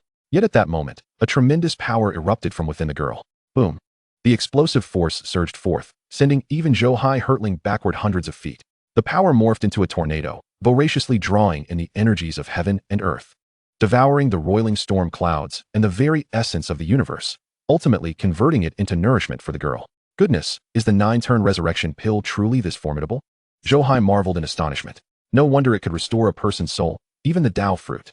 It was as if it had commandeered the very essence of the heavens and the great Tao as its raw material. Zhou Hai was left speechless, utterly astounded. The great cosmic order could never have anticipated that one day it would be subjected to such a form of transplantation. Soon, the celestial phenomenon dissipated, and Zhou Hai soared to the girl's side. She had regained her composure, lying on the ground with a dazed expression, as memories of her numerous brushes with death flickered through her mind. I'm not dead. I'm not dead. I'm not dead. She repeated the phrase 6 times, clearly in disbelief. For her, having died 6 times meant that this rebirth was akin to a resurrection from each of those 6 deaths. At last, the girl turned her gaze to Zhou Hai, her eyes wide with realization. You saved me. Thank you. She attempted to articulate her gratitude, but all her expressions coalesced into those 2 simple words. Rise. Zhou Hai commanded gently. Do you wish to take me as your master? With a slight smile, he stood with an air of pretended transcendence, though his youth rendered him devoid of the profound gravitas often associated with such a demeanor. Nonetheless, his handsome visage exuded an aura akin to that of a jade-like gentleman, unmatched in the world. Take you as my master? The girl stared at Zhou Hai, momentarily bewildered. Yes, take me as your master. I shall impart to you the methods to traverse the heavens and the earth, bestowing upon you the divine powers to alter fate itself. From this day forth, no one shall harm you again. Do you consent? Zhou Hai affirmed with a nod. In a flash, a myriad of memories flooded the girl's mind. Her name was Qin Xiao. Her father, a scholar, had inexplicably become a servant of the Lin family. From her birth, he had named her with great care, hoping that one day she could reclaim her freedom and live as an untroubled girl. However, fate was cruel. The young mistress was tyrannical and had brutally slain her parents, tormenting her relentlessly. She could not fathom why she had died so many times and yet continued to revive. But her life had been one of unbearable suffering. Since her parents' demise, the light had vanished from her world. Now, as she gazed at the man before her, he regarded her with a warm smile.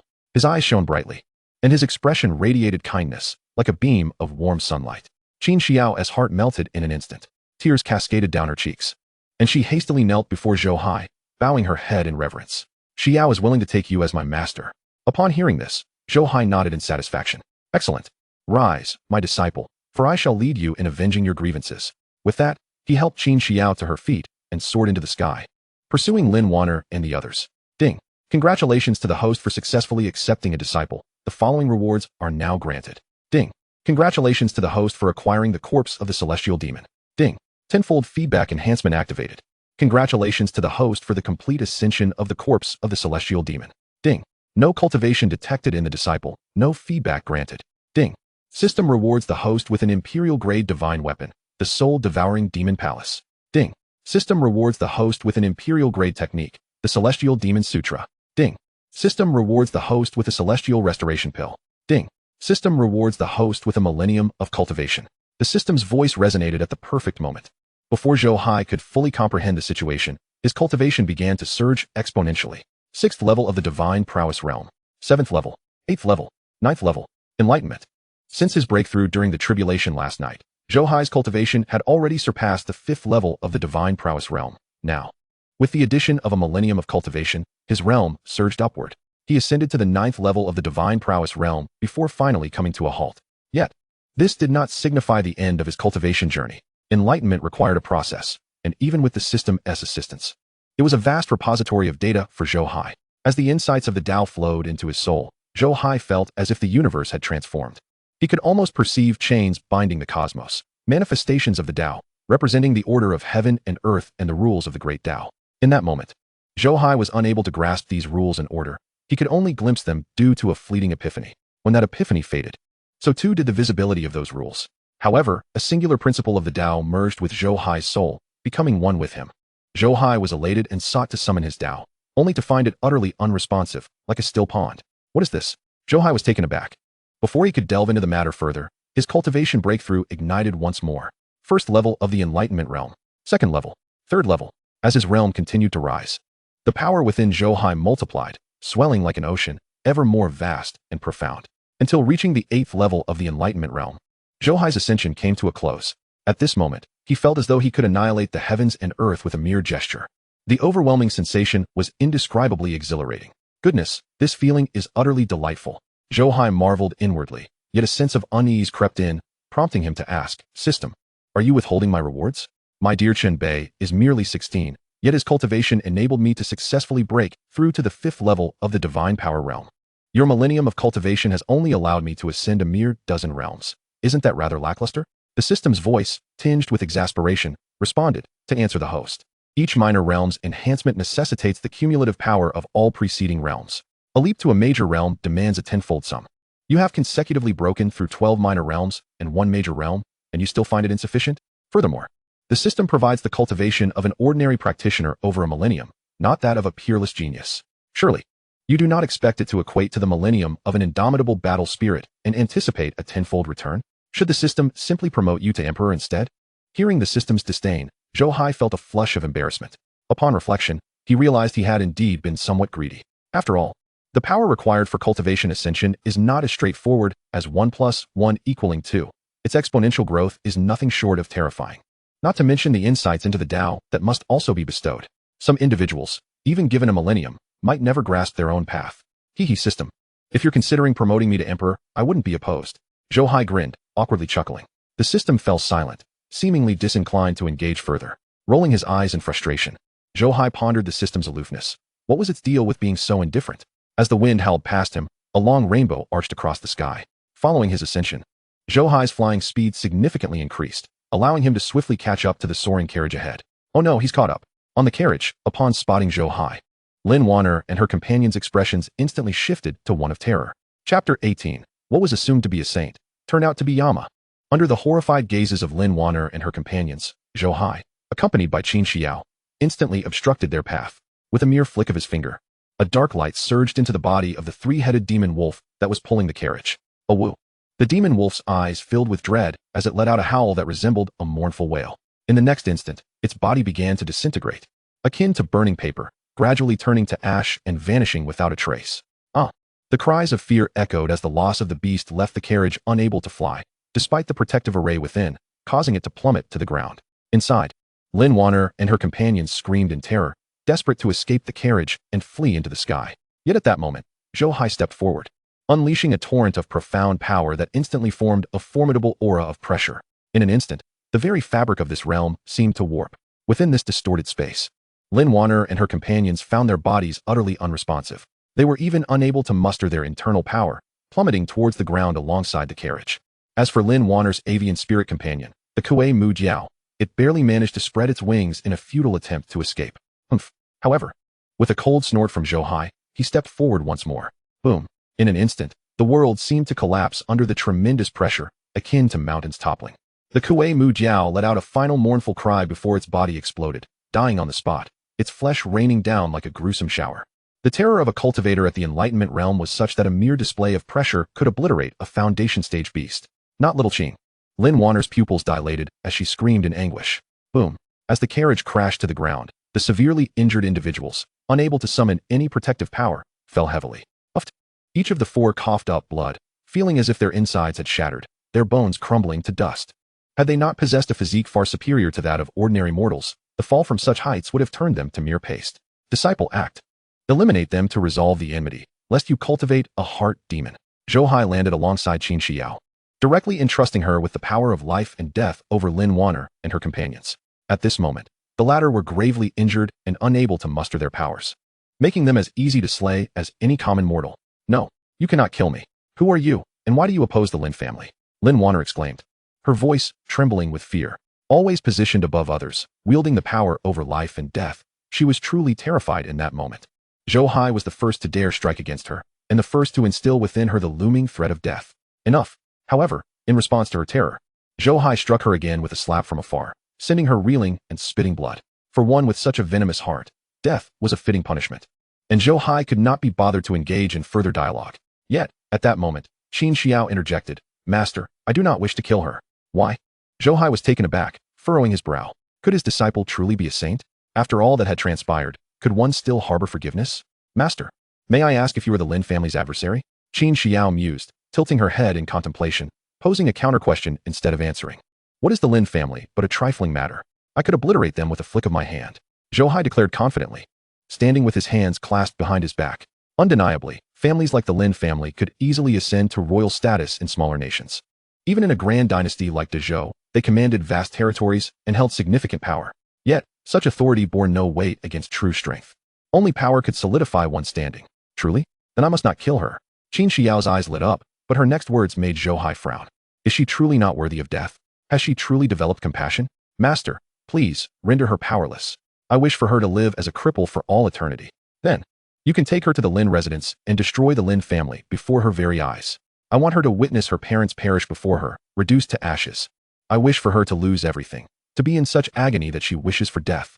If possible, imprison her parents' souls and torment them day and night, leaving her in a state worse than death. If that is unfeasible, then let them be obliterated, denied even the chance of reincarnation. They are unworthy. Qin Xiao's brow furrowed as she spoke coldly after a long contemplation. Upon hearing this, Zhou Hai, who had just been frowning moments ago, widened his eyes in shock. His mouth agape in disbelief as he stared at Qin Xiao. Having just endured a slap, Lin Wanner barely managed to react, trembling as if struck by lightning. Her face paling instantly. The other three youths regarded Qin Xiao as though they had seen a ghost, utterly horrified. Just moments ago, they believed she was a saint, only to witness her transformation into someone even Yama would bow before. Gulp. Zhou Hai swallowed hard, choking slightly as he coughed violently. In that moment, he realized that it was not his disciple who was a saint, but he himself who had been naive. Suddenly, a revelation struck him. No wonder he had acquired the so-called heaven-burial demon body and the soul-devouring demon palace upon taking her as a disciple. All of it had been foretold. This was no saintly figure, but the reincarnation of a demon emperor. No, it cannot be like this. My lord, do not heed her words. The Lin family may not be your match, but we have a sage backing us. Should you harm our family, the sage will certainly intervene. My lord, what if we were to establish a friendly rapport with the Lin family? From this moment forth, we shall serve the sage together. Suddenly, Lin Wanner's voice rang out, filled with fervor. The sage? Zhou Hai raised an eyebrow, abruptly turning to look at Lin Wanner. What manner of being is this sage? In the vast expanse of the northern wilderness, sages are the stuff of legend. Whenever a sage appears, the entire northern wilderness must bow in submission. And it is not merely the sages themselves. Even the forces established by a sage are revered as sacred lands for millennia, with no one daring to provoke them. What merit does the Lin family possess to have a sage backing them? Yes, the sage. Lin Wanner nodded repeatedly, anxious that Zhou Hai might doubt her, and continued, My lord, you are aware of the plague in Qinzhou during this period, correct? In truth, it is not a plague at all, but merely the sage's grand design. Our Lin family has already allied with the sage, and we now await the divine manifestation to utterly subjugate all beings in Qinzhou, thus liberating it from the Zhou dynasty's grasp. At that time, the sage shall lead us from Qinzhou as our starting point, sweeping across the entire Zhou dynasty to establish a new sacred dynasty. If you serve the sage, my lord, you shall become a founding elder, your status rivaling that of the highest elders of the sacred land. Upon finishing, Lin Wanner gazed intently at Zhou Hai, certain that such a tremendous temptation would be irresistible to him. Indeed, Zhou Hai's brow furrowed, seemingly lost in contemplation. Noticing this, Lin Wanner could not help but feel elated. She sensed hope blossoming. Chapter 19. Attacking the Lin family, a forceful entrance. So, for the ambition of this sage, you are prepared not only to enslave countless beings, but also to cruelly poison millions, merely to lay the groundwork for this scheme. Is that right? Taking a deep breath, Zhou Hai fixed his penetrating gaze upon Lin Wanner. Of course, before the sage, what do hundreds of thousands of lives mean? To die for the sage is their honor. Lin Wanner, oblivious to the coldness in Zhou Hai's eyes, hurriedly nodded in agreement. For cultivators like them, although they belong to the human race, Ordinary people are seen as unworthy of life, slaughtered as one would cull pigs and dogs. Ha ha ha, splendid indeed. Alas, you probably have no inkling of my origins. My apologies, I am an elder from the Jixiao Academy. Suddenly, Zhou Hai broke into a smile. The mere mention of being an elder from the Jixiao Academy rendered Lin Wanner ashen-faced. She understood all too well what the Jixiao Academy represented. It was a congregation of lunatics, self-righteous madmen, especially the Great Zhou Academy. To speak of slaughtering beings in their presence is akin to digging one's own grave. Why bother? I was still contemplating whether to grant you a swift demise, yet you insist on courting disaster. Since you deem ordinary people as lowly and expendable, then from today onwards, I shall show you what true lowliness entails. Zhou Hai shook his head, his eyes narrowing with murderous intent. What do you intend to do? Lin Wanner shrieked in terror, but saw Zhou Hai flicking his fingers in succession. In an instant, waves of annihilative power surged into the bodies of the four individuals. Blood-curdling screams erupted as their meridians snapped, their cultivation shattered in an instant. Their foundational paths collapsed, leaving them forever unable to cultivate. Disciple, I find your proposal quite reasonable. Come, today I shall fulfill your wish. Zhou Hai glanced back at Qin Shiyao, raised his hand in a flourish, and, accompanied by Qin Shiyao and the now powerless Lin Wanner and others, soared toward the governor's mansion in Qinzhou. Meanwhile, within the largest brothel of Qinzhou City, Murong Xiao's face was pale, his eyes filled with despair. He knew that this journey to Qinzhou was fraught with danger, yet he had still underestimated the peril. Surrounding him were 10 stunning beauties, each possessing the cultivation of the enlightenment stage. Among them, one stood at the pinnacle of the enlightenment stage, merely a step away from the integration stage. And as if that were not enough, what rendered him utterly powerless was Wu Wanli. He never anticipated that the strike from Zhang Er 7 years ago not only spared his life, but that 7 years later, he had successfully broken through to the integration stage, facing 10 formidable cultivators of the enlightenment stage, alongside a superlative master at the integration stage. Murong Xiao found himself utterly devoid of any means of resistance. Murong sect leader, are you truly not reconsidering? Join forces with us. And when the Zhou dynasty undergoes a change of reign, the Jixiao Academy shall retain its exalted status. Otherwise, the Great Zhou Academy will be doomed by your hands. Do you truly wish to become a historical center of the academy? Opposite Murong Xiao, Wu Wanli spoke with a smile. Yet his overwhelming aura of integration stage cultivation continuously sealed Murong Xiao's movements.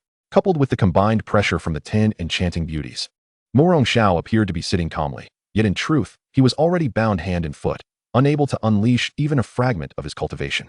His life was now entirely in their grasp. Humph, vile aberration, do you dare covet the human destiny of the Great Zhou? You think to have my academy cooperate? You are sorely mistaken. Murong Xiao's gaze remained cold, and even at this juncture, he showed no inclination to compromise. Our paths diverge. He has his own principles to uphold, and how could he bow to these poison cultivators? Alas, why must it come to this? Since Murong Xiao refuses to see the situation clearly, we shall have no choice but to take him to the sacrificial altar, offering a small contribution to the sage. Wu Wanli shook his head in disappointment, raising his hand to strike down at Murong Xiao's head. Murong Xiao's internal energy surged violently, his essence trembling. He repeatedly attempted to break free from the constraints, yet against the combined suppression of these individuals, his efforts were futile. He could not even move his body. Forced to watch helplessly as that palm descended, scattering his entire cultivation and disrupting his foundational paths. Ugh! With a muffled groan, blood trickled from the corner of Murong Xiao's mouth, leaving him utterly devoid of the will to resist. Take him away, for the sacrifice. Wu Wanli retracted his palm, issuing the command, and the group whisked Murong Xiao away from the scene. At this moment, Zhou Hai remained unaware of the situation unfolding in that vicinity. Accompanied by Qin Shiyao and others, he charged directly toward the Lin family's governor's mansion. Bang, bang, bang. As Lin Wanner and the others were unceremoniously cast before the Lin family's gates by Zhou Hai, the guards were taken aback. Miss, who are you? And what have you done to my lady? Upon witnessing Lin Wanner's wretched state, one of the guards reacted, pointing at Zhou Hai and shouting, boom. In response, Zhou Hai delivered a single slap. In an instant, that guard was sent flying, his body colliding heavily against the governor's gate. The guard's body shattered along with the gate. You, another guard's pupils dilated in shock, involuntarily exclaiming. Yet, the answer to him was also Zhou Hai's outstretched palm. Boom. Another resounding crack echoed as that guard too was sent flying, crashing into the entrance hall behind the gate. The stone-crafted entrance hall exploded on impact, and the guard's body was instantaneously reduced to a pulp, splattering the remnants across the shattered entrance hall. This is bad. A formidable enemy is upon us. The commotion instantly attracted the attention of the entire governor's mansion. In a heartbeat, countless powerful auras erupted. Thousands of foundation establishment cultivators, hundreds of innate foundational cultivators, and dozens of life and death realm cultivators rushed in from all directions. Their overwhelming presence was palpable, even before their arrival, their might suffocating. Alas, none of this had any effect on Zhou Hai. He didn't even cast a glance at these individuals, instead directing his gaze deeper into the governor's mansion. There, an even more powerful aura surged forth, rapidly approaching. It must be a cultivator at the divine ability stage. Though Zhou Hai had never encountered Lin Shixiao, he knew this was undoubtedly Lin Shixiao. Wanner. Sure enough, as the figure burst forth from the governor's mansion, he noticed Lin Wanner, his eyelids twitching uncontrollably. Who are you to dare harm my daughter? He then abruptly looked up at Zhou Hai. Lin Shixiao, you still live. Where is my senior brother now? Zhou Hai regarded Lin Shixiao with a cold expression. Given his understanding of Murong Xiao, that fellow, despite his penchant for visiting brothels, was resolutely committed to rooting out evil. The mere fact that someone like Lin Shixiao was still alive meant either he had been deceived, or he might be in peril. Who exactly are you? Lin Shixiao did not answer, but instead coldly questioned. He did not act immediately, for he could not discern the depths of Zhou Hai. This man exhibited no fluctuations of cultivation, appearing as an ordinary mortal. Yet, how could a mere mortal slay the guards of the estate? Chapter 20. The Master's wrath destroys the universe, annihilates the Lin family. Father, summon the Celestial Master at once. He is an elder of the Jixiao Academy. Lin Wanner interjected, not waiting for Zhou Hai to speak. Having witnessed Zhou Hai's prowess, she knew he surpassed her father's might. In a bid to save her family from extermination, she urgently called for Wu Wanli. What? An elder from the Jixiao Academy? Lin Shixiao's expression shifted dramatically. His gaze towards Zhou Hai now tinged with wariness. Hailing from the Jixiao Academy, and with an inscrutable cultivation level, could he be an ancient recluse from the Great Zhou Academy? Or perhaps a representative sent from the main institute? Regardless of the outcome, it posed a colossal threat to Lin Shixiao. The strength of the man before him was undoubtedly superior to that of Murong Xiao. May I inquire which elder from the academy you are? Lin Shixiao discreetly crushed the communication talisman, forcing a smile as he cupped his hands towards Zhou Hai. Zhou Hai, elder of the Daozong Palace, Great Zhou Academy. Zhou Hai proclaimed, standing with his hands clasped behind his back. After enduring years of humiliation in the cultivation world, he felt it was finally time to make his name known across the realm. Zhou Hai? However, as his words fell, Lin Shixiao was left speechless. You are Zhou Hai, the elder from the Daozong Palace of the Great Zhou Academy? A middle-aged man behind Lin Shixiao exclaimed in disbelief. Zhou Hai was taken aback. Was he truly that formidable? Merely his name had rendered others tongue-tied? Observing their astonished expressions, he could not fathom what earth-shattering feats he had accomplished over the years. Ha! I see now. You are the unparalleled waste that emerges once in a millennium from the Jixiao Academy, Zhou Hai. At that moment, Lin Shixiao erupted in laughter. Gazing at Zhou Hai with disdain, those behind him brazenly advanced to support Lin Wanner and the others, unperturbed by the prospect of offending Zhou Hai. Zhou Hai's expression darkened, his forehead twitching with pent-up rage. A waste emerging once in a millennium? Were such words even uttered by a human? He never anticipated that he had already gained notoriety, albeit a rather unsavory one. Zhou Hai, you have arrived too late. If I am not mistaken, your senior brother Murong Xiao must be dead by now. But do not worry, I shall send you to meet him. Lin Shixiang's countenance darkened as he recalled how he had nearly been intimidated moments ago. He yearned to tear Zhou Hai apart. No wonder this fellow bore no cultivation. He had managed to annihilate 2 guards and severely injure his precious daughter and several Holy Valley disciples. For Lin Shixiang, everything made sense upon Zhou Hai revealing his identity. Even if Zhou Hai was an ordinary man, he was still an elder of the academy. Surely, he would possess some means of self-defense, given the academy's resources. Even if he were to injure a life-and-death realm cultivator as a mere mortal, Lin Shixiao would not be surprised. Let alone when it came to 2 bodyguard cultivators or his daughter, a foundation establishment cultivator. However, this did not imply that Zhou Hai could act with impunity. If he dared to kill Murong Xiao, what was Zhou Hai's so-called waste? What did you say? Where is my senior brother? Upon hearing that Murong Xiao was in peril, Zhou Hai's heart tightened. Despite Murong Xiao's incessant nagging over the years, he had nonetheless cared for him for 7 years. He had not anticipated that in the brief time he had left, calamity would befall Murong Xiao. I said, I will send you to meet him. Lin Shixiang's gaze turned frigid, and with a wave of his hand, 10 life-and-death realm experts surged forth, simultaneously launching an attack on Zhou Hai. After all, he was an elder from the academy.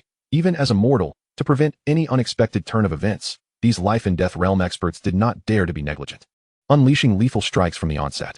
Beside Zhou Hai, Qin Xiao's body tensed as she sensed a chilling force approaching, as if it intended to freeze her into a lifeless husk. This was an attack from a female cultivator of the life-and-death realm, her icy aura palpable even from several dozen paces away. Yet, in the next moment, she felt an intense heat enveloping her, as if she were submerged in molten lava. The scorching sensation caused her flesh to ache. Her hair curled rapidly, her garments becoming brittle, threatening to incinerate her to ashes in an instant. Then came another wave of bone-chilling cold, as if pierced by 1,000 swords. Following that, a tremendous gravitational force descended upon her, akin to a mountain pressing down, threatening to crush the very heavens and earth. In the span of a fleeting moment, Qin Xiao experienced an array of terrifying residual powers from the 10 life and death realm experts' attacks. The life and death realm, a realm that defied the heavens, inherently wielded a power that resisted the very fabric of existence. In the face of such force, Qin Xiao felt as insignificant as an ant. She need not lift a finger, for these experts could obliterate her with a mere breath. However, just as she was on the verge of succumbing to the 10 waves of residual attacks, Zhou Hai's body trembled, and the myriad of influences dissipated into nothingness. At the same time, Lin Wanner's voice rang out. No, be cautious of this man. Lin Wanner understood that Zhou Hai was not someone they could contend with. Not even her father. Alas, her warning came too late. Foolish creature. Zhou Hai's eyes hardened, and he raised his hand to strike down. Boom, boom, boom. A torrent of ferocious power erupted from Zhou Hai, coalescing into a colossal inky black palm that obliterated the life and death realm cultivators midair. As clouds of blood mist erupted, those audacious enough to defy the heavens met their demise on the spot. Boom. Witnessing this scene, Lin Shixiang's pupils dilated instantaneously, then constricted to the utmost degree. His eyelids twitched uncontrollably, and his mind felt as if it were being bombarded by 1,000 tons of explosives, leaving him dizzy and disoriented. 10 life and death realm cultivators. Even for him to slay, would require considerable effort, yet they were slain with a single palm? Moreover, he had witnessed with his own eyes that Zhou Hai had not employed any external tools. The power emanated solely from Zhou Hai himself. A strength so formidable it instilled despair. How could this be? Was it not said that this fellow was a once-in-a-thousand-year oddity, a waste of 10,000 years? A mere elder of the great Zhou Academy living off scraps? This waste? Lin Shixiang was bewildered. The surrounding cultivators were equally terrified, their legs trembling. Most of their faces ashen, as if they had seen a ghost. 10 life and death realm experts were thus effortlessly annihilated? How casually? Lin Shixiang. To dare lay hands on my senior brother, you deserve to die? Zhou Hai's gaze turned frigid as he reached out towards Lin Shixiang. No. Lin Shixiang's hair stood on end, and he turned to flee. He realized that this fellow was no mere waste. His strength was beyond anything he could contend with. However, as he turned, he felt the space around him freeze, a massive black hand forming beside him, seizing and lifting him high. The threat of death flooded his entire being. His heart raced violently, the overwhelming fear nearly rupturing his insides. Please no? Lin Shixiang cried out in terror.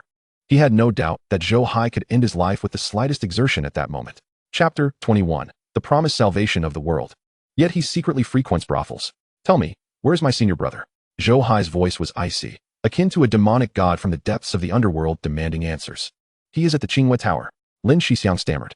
Elder Zhou, your senior brother is not dead. I was merely speaking nonsense. Please spare my life. At this moment, Lin Shixiang had lost all trace of his earlier arrogance. In Zhou Hai's grasp, he could not muster even the slightest resistance, only confessing the truth. The Qinghua Tower? So you promised to save the world, yet you have been secretly visiting brothels? Zhou Hai was momentarily taken aback, rendered speechless. He had been worried for his senior brother, only to find it was a waste of concern. Yes, Elder Zhou, your senior brother is indeed at the Qinghua Tower. Morong Zhongmin is not dead. I implore you to spare my life. Lin Shixiang pleaded once more. Spare your life? Heh. As a minister of the great Zhou, you, Lin family, collude with malevolent forces. Attempting to usurp power is one thing, but to dare to sacrifice innocent lives. Do you even deserve to live? Zhou Hai sneered, a chilling intent to kill glimmering in his eyes. Elder Zhou, that is not true. I am a man of the crown prince, a loyal servant. How could I betray him? Lin Shixiang stammered, drenched in cold sweat, hastily attempting to explain. Yet, before he could finish his words, darkness enveloped him, and an excruciating pain surged through him. In an instant, Zhou Hai crushed his body, reducing him to a pool of blood. Even now, you still dare to argue. It appears that, before death, you are no different from the masses. Zhou Hai clapped his hands, while simultaneously releasing the soul-devouring magic palace from his spatial system. As the diminutive form of the palace manifested, a mysterious force radiated outward in all directions. Soon, the air was filled with wails. The deceased Lin Shixiang, along with 10 formidable warriors of the fatal realm, materialized in the air. Their bodies were translucent, their faces etched with terror, as if enduring unimaginable agony. Is this the soul form? Zhou Hai observed these souls with curiosity, witnessing them being drawn into the soul-devouring magic palace. The next moment, a flash of ominous light illuminated the interior of the palace, and countless blades emerged, piercing through these souls in an instant. The wails grew even more harrowing. Even in soul form, they felt the torment of 1,000 blades piercing their hearts. Furthermore, the torment inflicted on their souls was 1,000,000 times more agonizing than physical harm. As if that were not enough, the blades had barely passed when raging demonic flames ignited, scorching these souls, amplifying their screams manifold. Following that, the chilling air of the nine hells, swarms of biting insects, and various torturous penalties manifested. The tiny magic palace now resembled a hellish realm, instilling dread in all. Crucially, the palace had a built-in mechanism for soul restoration. No matter how brutally they were tortured, even if their souls were shattered, they could instantly reassemble and continue to suffer. This scene sent the surrounding innate and foundational practitioners of the Lin family into a state of utter terror. Some attempted to flee, only to find themselves frozen in place, paralyzed by fear. In that moment, they resembled mere mortals, their calves cramping with dread. They could muster no courage to avenge Lin Shixiao, nor could they even contemplate escaping, only hoping that Zhou Hai would overlook them. Father witnessing her father enduring such torment within the palace, Lin Wanner let out a heart-wrenching cry. She yearned to rise, but her body lay broken, and attempting to move only exacerbated her injuries, causing her to cough up blood. Father, meanwhile, the three young men who had just burst forth from the estate beheld this scene, unable to suppress their furious roars. Zhou Hai turned to look, only to see the entire family of the Inspector's mansion gathered at the entrance, their eyes wide with rage. Heh, so even your Inspector's mansion has feelings. So you can feel pain. How delightful. A family should be united. Zhou Hai's gaze turned icy, a cruel smile gracing his lips. He raised his hand, summoning the colossal palm imprint once more, now even larger than before, smashing down with tremendous force. No, the Lin family members expressed their terror. Some tried to flee, but felt the space around them solidify, unable to move even an inch, forced to watch helplessly as the palm descended. Boom. The courtyard before the Lin family's door instantly shattered. The ground caved in several feet, and all members of the Lin family were transformed into blood and mud, meeting a tragic end. No, brother, mother, grandmother. At that moment, only Lin Wanner remained alive. Watching this horrifying spectacle, her eyes widened with despair, disregarding her own pain as she cried out like a bloodied cuckoo, her heart wrenching. She had never imagined she would witness the demise of her entire family. Now, as she looked at Zhou Hai, he appeared akin to a devil. She had never thought that killing was wrong. This world was inherently one of the survival of the fittest. Before the strong, the weak were like livestock. If they were killed, so be it. It was only now that she truly felt the anguish of the powerless. Yet until this moment, she had never considered the suffering of those harmed by the Lin family. She only felt her own pain. She hated. Why was this devil before her so cruel, so devoid of humanity? She hated. Why did such a devil exist in this world? Why did heaven not punish him? Lin Wanner, do you feel pain? Back then, when you subjected my father to the flames, letting the Koemu sculpture gnaw on his flesh, did you foresee this day? When you publicly stripped my mother bare, ensnaring her and slicing off her flesh to feed the Koemu sculpture, did you envision today? Ha ha ha, you said my parents were lowly, that their becoming food for your spiritual pets was their honor. You claimed to be strong, that their deaths were virtuous. Now, my master is stronger than you. He will slay your entire family. Why are you not grateful to my master? Now, the souls of your parents and relatives are at my disposal for entertainment. Why are you not showering me with gratitude? Besides Zhou Hai, Qin Xiao coldly observed this scene before finally speaking. Qin Xiao, you are not human. Are you not afraid of retribution? Lin Wanner coughed blood and shouted loudly. Ha ha, when you first tortured me, I said the same. You once claimed, what retribution can come from killing an ant? Who would have thought that one day, you would utter those very words? Qin Xiao laughed. Yet tears involuntarily fell from her eyes. Zhou Hai felt a pang in his heart, realizing the girl as suffering, yet he never anticipated her life to be so dark.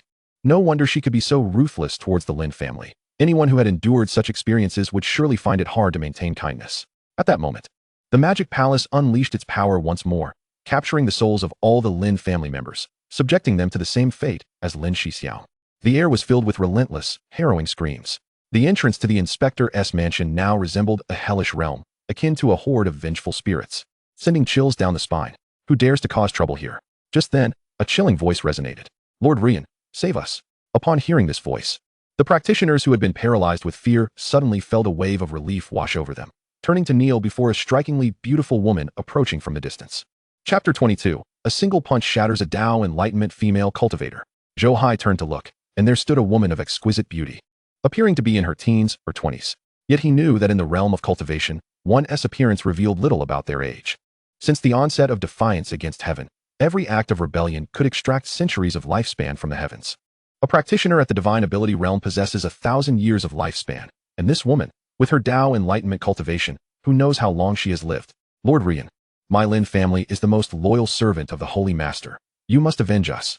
Lin Wanner called out as she spotted the woman. Master Ancestor, save us. The young men and women beside Lin Wanner cried out in desperation. This woman, named Rian, had become the hope for all. Humph. So the Lin family has indeed aligned with the so-called Holy One. You must be one of his subordinates. Zhou Hai scoffed, his eyes filled with murderous intent. Who are you, to dare act recklessly knowing the relationship between the Lin family and my holy valley? The woman scrutinized Zhou Hai, her heart filled with confusion. This person appeared to possess no cultivation. How could he have annihilated the Lin family? Until she caught sight of the soul-devouring magic palace before Zhou Hai. Her pupils dilated. What a profound palace, completely unfathomable. Could it be the legendary sacred artifact? Sacred artifacts, treasures forged by the holy ones. When still, they appear as mere objects, yet when unleashed, they are unmatched. Their catastrophic power can obliterate the heavens. Beneath the holy ones, to touch them is to court death. The reason various sacred places remain unyielding is precisely due to the existence of sacred artifacts, an unmatched foundation. Thinking of this, a flicker of fear crossed the woman's eyes, and instinctively, she yearned to flee. Before the sacred artifact, her meager prowess in the realm of comprehension was utterly insignificant. Master Royan, he is Elder Zhou Hai from the Academy, an enemy of the Holy Valley. Lin Wanner's voice resounded once more, causing the woman to furrow her brow. The Academy? Zhou Hai? Ha ha. So it is that renowned oddity in the cultivation world, the wasteful elder? Today is indeed a splendid day. Not only has the head of the Academy come to court death, but even a worthless mortal, devoid of any cultivation, cannot resist the urge to join in. At this, the woman erupted into laughter, her initial trepidation swiftly morphing into exhilaration. Simultaneously, her gaze lingered hungrily upon the demonic palace. The sacred artifact is immensely powerful. If wielded by a cultivator, even one of foundational cultivation, it would compel her to flee in terror. Yet, it is currently in the hands of a mere mortal. Without any spiritual energy to empower it, how much of its might could be unleashed? This is a golden opportunity for murder and treasure seizing. For heaven's sake, could you kindly restrain your drooling? Do I appear to be a plump sheep to you? Look at that greedy expression. Tell me, what have you done to my senior brother? Faced with the woman's avarice, Zhou Hai could no longer tolerate it. An unsettling worry crept in. Could it be that his senior brother had succumbed to debauchery and fallen into a trap? Wish to see your senior brother? Fear not. I shall grant your wish. The woman sneered coldly, her figure shifting like smoke as she appeared before Zhou Hai in an instant, raising her hand to grasp at his throat. Zhou Hai was taken aback, momentarily bewildered. Does this woman have a screw loose? What audacity drives her to attack him? Before she could seize his throat, Zhou Hai unleashed a sudden punch. There was no display of formidable spiritual energy, merely the unexpected strike. Yet, at the moment his fist was thrown, a dark golden light flickered upon it, and a vague principle emerged. Boom. Uft. His fist struck the woman's chest with a resounding explosion. She barely had time to let out a scream before blood erupted from her mouth as she was sent flying. Bang, bang, bang. A series of explosive sounds followed, a torrential force erupting within her body. In an instant, she was riddled with countless wounds, her garments soaked in crimson. The woman landed, her vision darkening. Nearly choking on her breath, she regarded Zhou Hai in disbelief, unable to fathom why his punch was so devastating. Even with her full defenses, she might not have endured it. This oversight had shattered her true essence, destabilizing her foundation. She could not even muster her cultivation now. It was as if she had transformed from a fierce wolf into a lamb awaiting slaughter. How could this be? Wasn't this fellow's reliance on the sacred artifact? Zhou Hai regarded the woman with exasperation. His offensive capabilities extended far beyond the techniques of the Annihilation Emperor. He also possessed the methods of the 100 Refinements Emperor. After absorbing the profound might of the Dao soldiers in Qinbei, his body had been honed to the point of rivaling divine weapons. Zhou Hai was 10 times stronger than Qinbei. Engaging him in close combat would bring even a harmonization realm expert to their knees.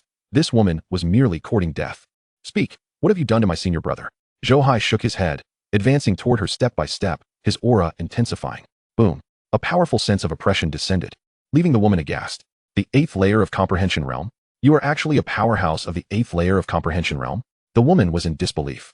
Had it not been said that this fellow possessed no cultivation? How could he be so formidable? And he was only 20 years old.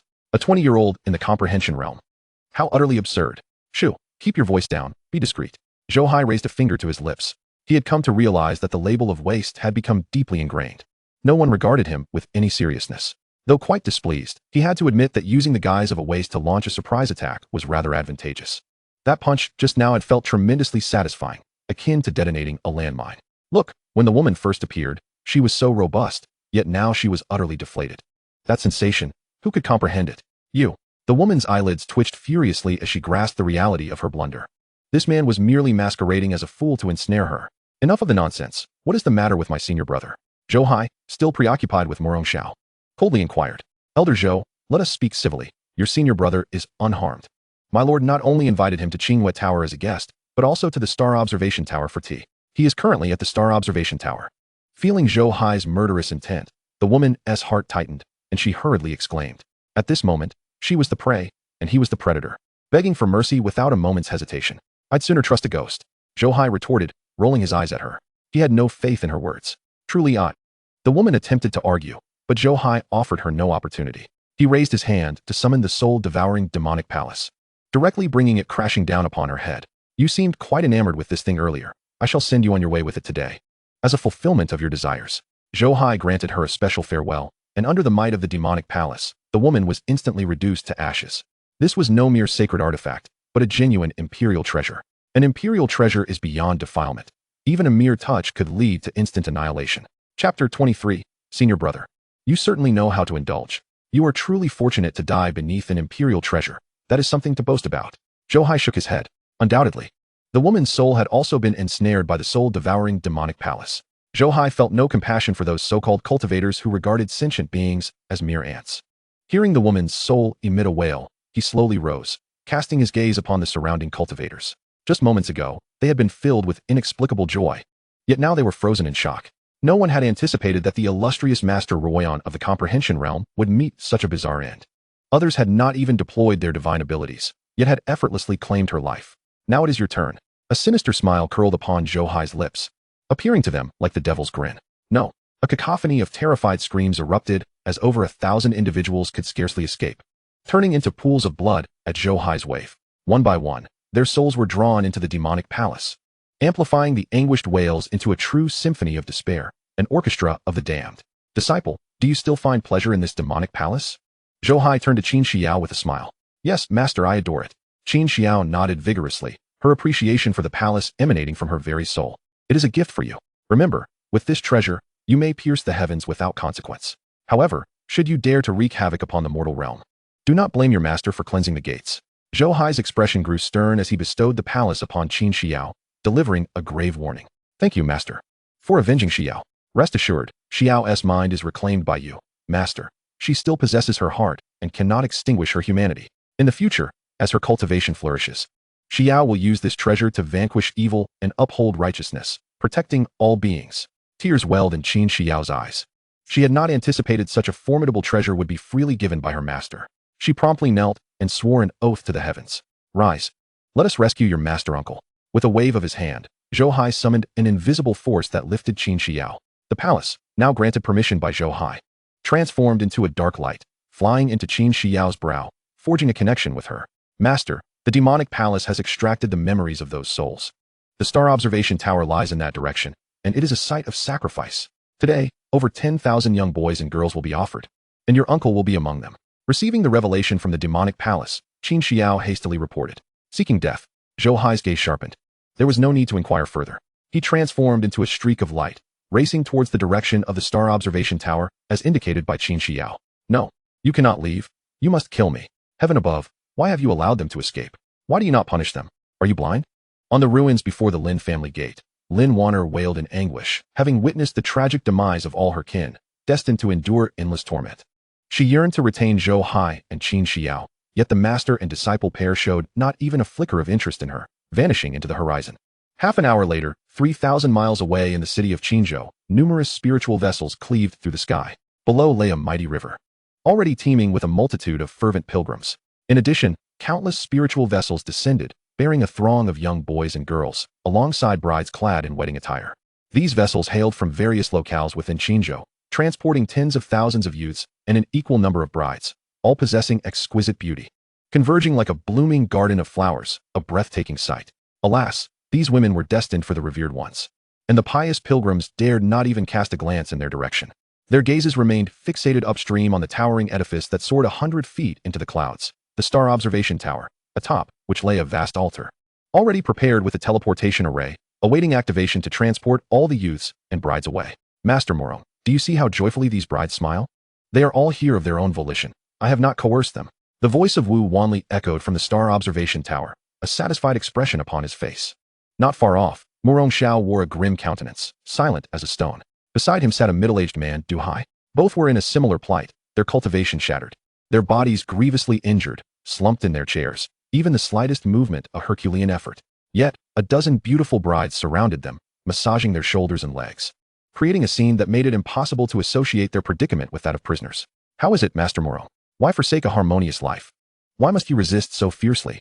Come, collaborate with my holy valley. Trust me, the Holy Lord shall surely reward you. Wu Wanli, flanked by a bevy of beauties, leaned closer, their modest attire barely concealing their allure, an almost unbearable sight. At this juncture, Wu Wanli had yet to abandon hope for Murong Xiao, eager to persuade him at any opportunity.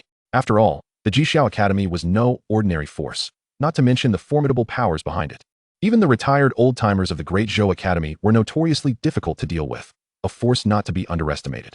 Humph, whether you wish to kill or maim, do as you please. My senior brother is the master of the academy. How could he ever ally with such nefarious beings?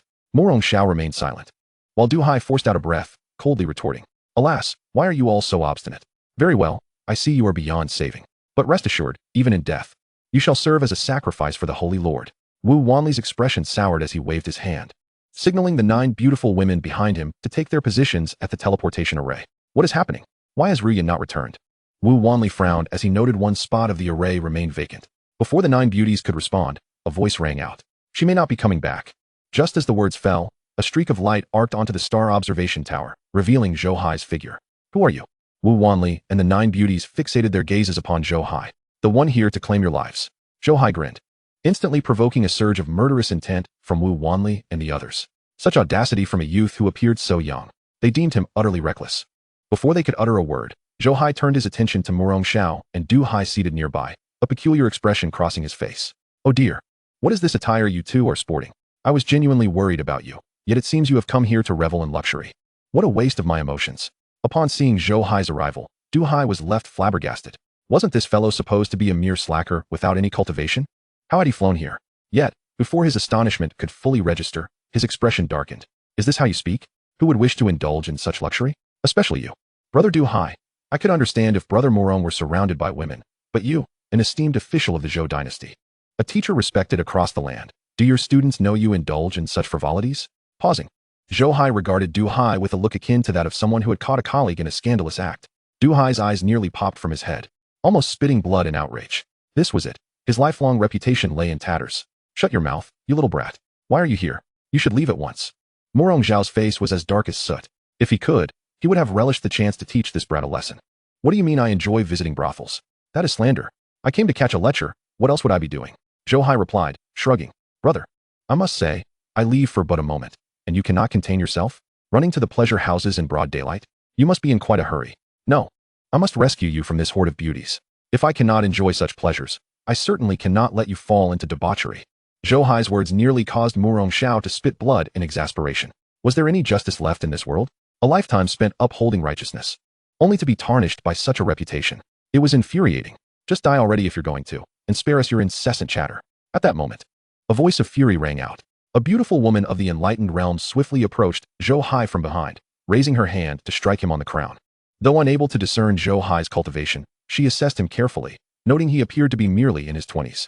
Even if he were a prodigious talent, he could only be at the level of a godly power. For someone of her cultivation, eliminating him would be effortless. However, just as she believed her strike would be sufficient to annihilate Zhou Hai, he abruptly pivoted, delivering a lightning-fast punch. Much like his previous encounter with Ruyan, there was no grand display of power, just a single punch that unleashed the full might of the 100 Refinements Emperor's physical prowess. Boom. His fist struck the chest of the enlightened realm beauty with tremendous force. She did not even have time to scream before exploding into a mist of blood amidst the cacophony. The sight left the others wide-eyed, rendered momentarily speechless. Yet Zhou Hai had no intention of pausing. In an instant, he appeared before several women, delivering a punch to each with ruthless precision. Bang, bang, bang. The sound of explosions echoed in rapid succession. Zhou Hai's speed was astonishing. In the blink of an eye, he had thrown 5 punches, each landing on a different woman. These 5 were all cultivators of the enlightened realm, yet caught off guard, they had no opportunity to react.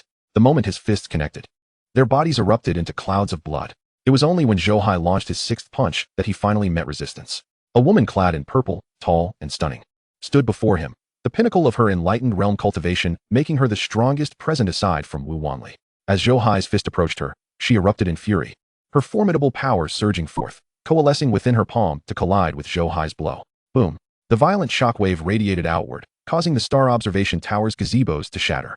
It was only when the array's inscriptions on the ground flickered with light that the residual force of their clash was sufficiently mitigated, sparing the tower from immediate destruction. Seeking death, the woman seethed with rage.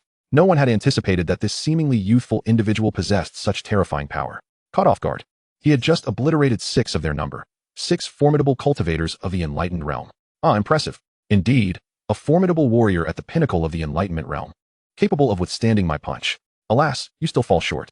Zhou Hai grinned widely, causing the woman to momentarily freeze in surprise. Before she could react, Zhou Hai's fist erupted with a dozen different Tao principles, unleashing a torrent of ferocious power in an instant. No, the woman was struck with terror, barely managing to emit a gasp before feeling an overwhelming force surge into her body. The violent Tao principles were as frigid as blades, yet also blazed like raging flames. They bore the might of thunder and the tearing ferocity of sword chi. There were too many. This was not merely one Tao principle, but rather a multitude of over a dozen, erupting simultaneously as if a dozen Enlightenment Realm warriors had struck with all their might. Even a peak Enlightenment Realm cultivator, caught off guard, could not withstand such an onslaught and was obliterated on the spot. Fragments of her body filled the air, some were as hard as ice. Others turned to ash, some became blood mist, and others were reduced to mangled flesh. It was a tragedy, a horrific tragedy. On the other side, 2 women at the 3rd and 5th levels of the Enlightenment Realm had intended to rush in and join the fray. Upon witnessing this scene, they were instantly paralyzed with fear. Seeing Zhou Hai turn towards them with murderous intent, they fled skyward without a moment's thought. The violent power of the Tao surged forth, causing the heavens to tremble. One of the women conjured an endless sea of flames behind her, creating a domain that seemed ready to incinerate the very heavens. The other woman manifested a field of blooming flowers, a fragrant sea that made one feel faint with just a single breath. Both women were exerting their full strength to harness their Tao powers, genuinely terrified in the face of Zhou Hai. As Zhou Hai pursued them, they instinctively turned to escape. All the while gathering their strength, they began to comprehend that this young man was a master of physical cultivation. In their current realm, engaging in close combat with him would be tantamount to seeking death. They needed to accumulate energy, waiting for the opportune moment to unleash their most powerful strike. Perhaps then they could eliminate him. Otherwise, they would inevitably meet the same fate as those who had perished before. Ha ha ha, where do you think you're running to? You're making me feel like a rogue. Do you really think that by keeping your distance, I cannot deal with you? Zhou Hai paused, laughing heartily. The 2 women were taken aback, turning to gaze at Zhou Hai. He raised his right hand high, and in an instant, an icy chill enveloped the air, causing both women to bristle with alarm. They sensed an unprecedented threat of death. Instinctively, they attempted to flee, only to find that the space around them had seemingly solidified, making even the slightest movement excruciatingly difficult. Simultaneously, the scene of a celestial dog devouring the sun unfolded before them, as a colossal hand descended from the sky, obscuring the sun like a divine appendage, directly reaching for the 2 women. What is that? This is bad. Someone is disrupting the sacrifice. How terrifying. This feels like death. What is happening to the heavens? Are they about to collapse? In the star viewing pavilion, on both banks of the great river, tens of thousands of people crowded together. Utterly astonished by this spectacle, many were brought to their knees, fervently calling for divine salvation. Unfortunately, even the divine being they invoked was rendered speechless at this moment. Gazing at the colossal hand, spanning hundreds of feet, even Wuxianovel, who had yet to engage in battle, felt the terrifying power emanating from it. The sheer might of that hand was unlike anything ever witnessed, as if it could obliterate all existence in an instant. The force it brought was no longer merely a harbinger of death, but a kind of annihilation, a power capable of extinguishing all things, including the very fabric of the universe. Still lingering at the periphery of the battle, Wuxianovel was already filled with dread, let alone the 2 women at the epicenter. In that moment, even as they burned their Enlightenment Realm cultivation to its utmost, they found themselves utterly immobilized. Their Tao principles shattered, their strength dissipated, wherever that colossal hand passed. The heavens and earth fractured, revealing glimpses of chaotic spatial currents. To break the very fabric of reality was a power that transcended the Unity realm. Chapter 25. Am I so formidable that you still dare to call me a mere fish? Despair, fear, and a myriad of negative emotions flooded their minds. At this moment, the 2 beautiful cultivators of the Enlightenment realm could not summon even the will to resist. The celestial phenomena they had conjured vanished. As the giant hand descended, the world fell silent, everything dissolving into eternal darkness. When the giant hand finally receded, not a single trace of blood could be found in the realm. Under the shroud of annihilation, there remained not even the faintest hint of evidence. All accomplished, Zhou Hai smirked slightly, having completely dealt with the 2 women. He flickered and appeared before Murong Xiao and Du Hai in an instant. On the star viewing platform, Wuxianovel immediately grasped the situation, intent on seizing Murong Xiao and Du Hai. However, he was a moment too late. As he stood, upon seeing Zhou Hai, he froze once more. You. Wu Wanli stared in astonishment, still unable to discern the young man's true cultivation level. From the aura he had revealed moments ago, it appeared he was merely at the pinnacle of the enlightenment realm. Yet, this fellow's combat prowess far surpassed that realm, possibly even transcending the unity realm. Otherwise, he could not have torn through the barriers of space. Who is this prodigy, and why is he so powerful? Morong Xiao and Zhou Hai also stared at Zhou Hai, their breaths quickening. In less than 20 breaths, he had slain 9 enlightenment realm warriors. Is this even human? It should be noted that this young man was still 2 months shy of his 20th birthday. Junior brother, weren't you supposed to be a mere fish? When did you acquire such strength? Zhou Hai exclaimed, dumbfounded. Zhou Hai was still contemplating how to make a grand exit, as his actions had been incredibly stylish, deserving of a graceful flourish as a conclusion. However, upon hearing Zhou Hai's words, his expression darkened instantly. Do you not know how to speak? Just because I don't flaunt my cultivation means I am a mere fish? Please, I am simply a person of humility, not one to show off, alright? Must one be like you, brimming with arrogance, only to be easily subdued upon making an appearance to escape the label of mere fish? Zhou Hai rolled his eyes, delivering a retort that left Morong Xiao and Zhou Hai speechless. Humble?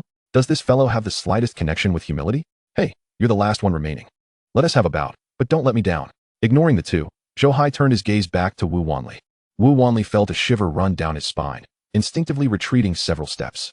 This young man had already demonstrated such formidable might with only the aura of the enlightenment realm. Who knew what his true cultivation level was? If a confrontation ensued, could his unity realm strength withstand it? Haha. They say the Jixiao Academy represents the righteous path of the world, yet it seems to be nothing more than this. Wu Wanli sneered outwardly, but inwardly he discreetly prepared a wall-breaking talisman, ready to flee at the first sign of trouble. Possession? Zhou Hai was momentarily taken aback, staring at Wu Wanli with a look of incredulity. Morong Xiao and Zhou Hai also wore expressions of disbelief.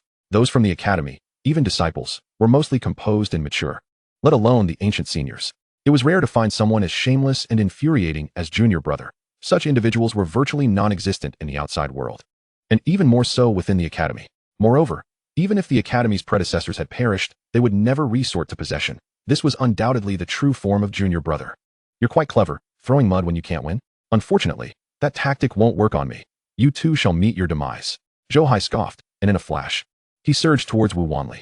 Seeing this, Wu Wanli's gaze sharpened, and he summoned his Tao principles, instantly transforming them into a domain that enveloped Zhou Hai. Simultaneously, he unleashed his formidable cultivation power, attempting a full-force strike. Zhou Hai's steps faltered as he felt as if he had been thrust into another world, movement becoming laborious, as if severely constrained. This was the suppression of realms. Wu Wanli, being a formidable unity realm expert, exerted a clear and overwhelming pressure over the enlightenment realm. The principles of the Tao wielded by the enlightened realm cultivators can bind individuals, yet they are utterly incapable of creating an independent space. However, those who have attained the unison realm possess the ability to do so, such as their domain. Within their territory, any adversary becomes subject to their whims of life and death. Alas, this domain proves futile against Zhou Hai. In an instant, a sacred artifact-level jade pendant soared forth from his spatial system. The moment Zhou Hai grasped the pendant, an invisible order of the sage enveloped him, rendering the binding power of Wu Wanli's domain utterly ineffective. In the blink of an eye, he had already surged to Wu Wanli's side, his fist striking out without hesitation. You were indeed concealing your cultivation, Wu Wanli exclaimed in shock. Zhou Hai had not exhibited a more potent aura, yet he effortlessly broke free from the confines of Wu Wanli's domain, which was enough to shatter Wu Wanli's composure. With a bellow, he was left with no time to evade and struck out with all his might towards Zhou Hai's fist.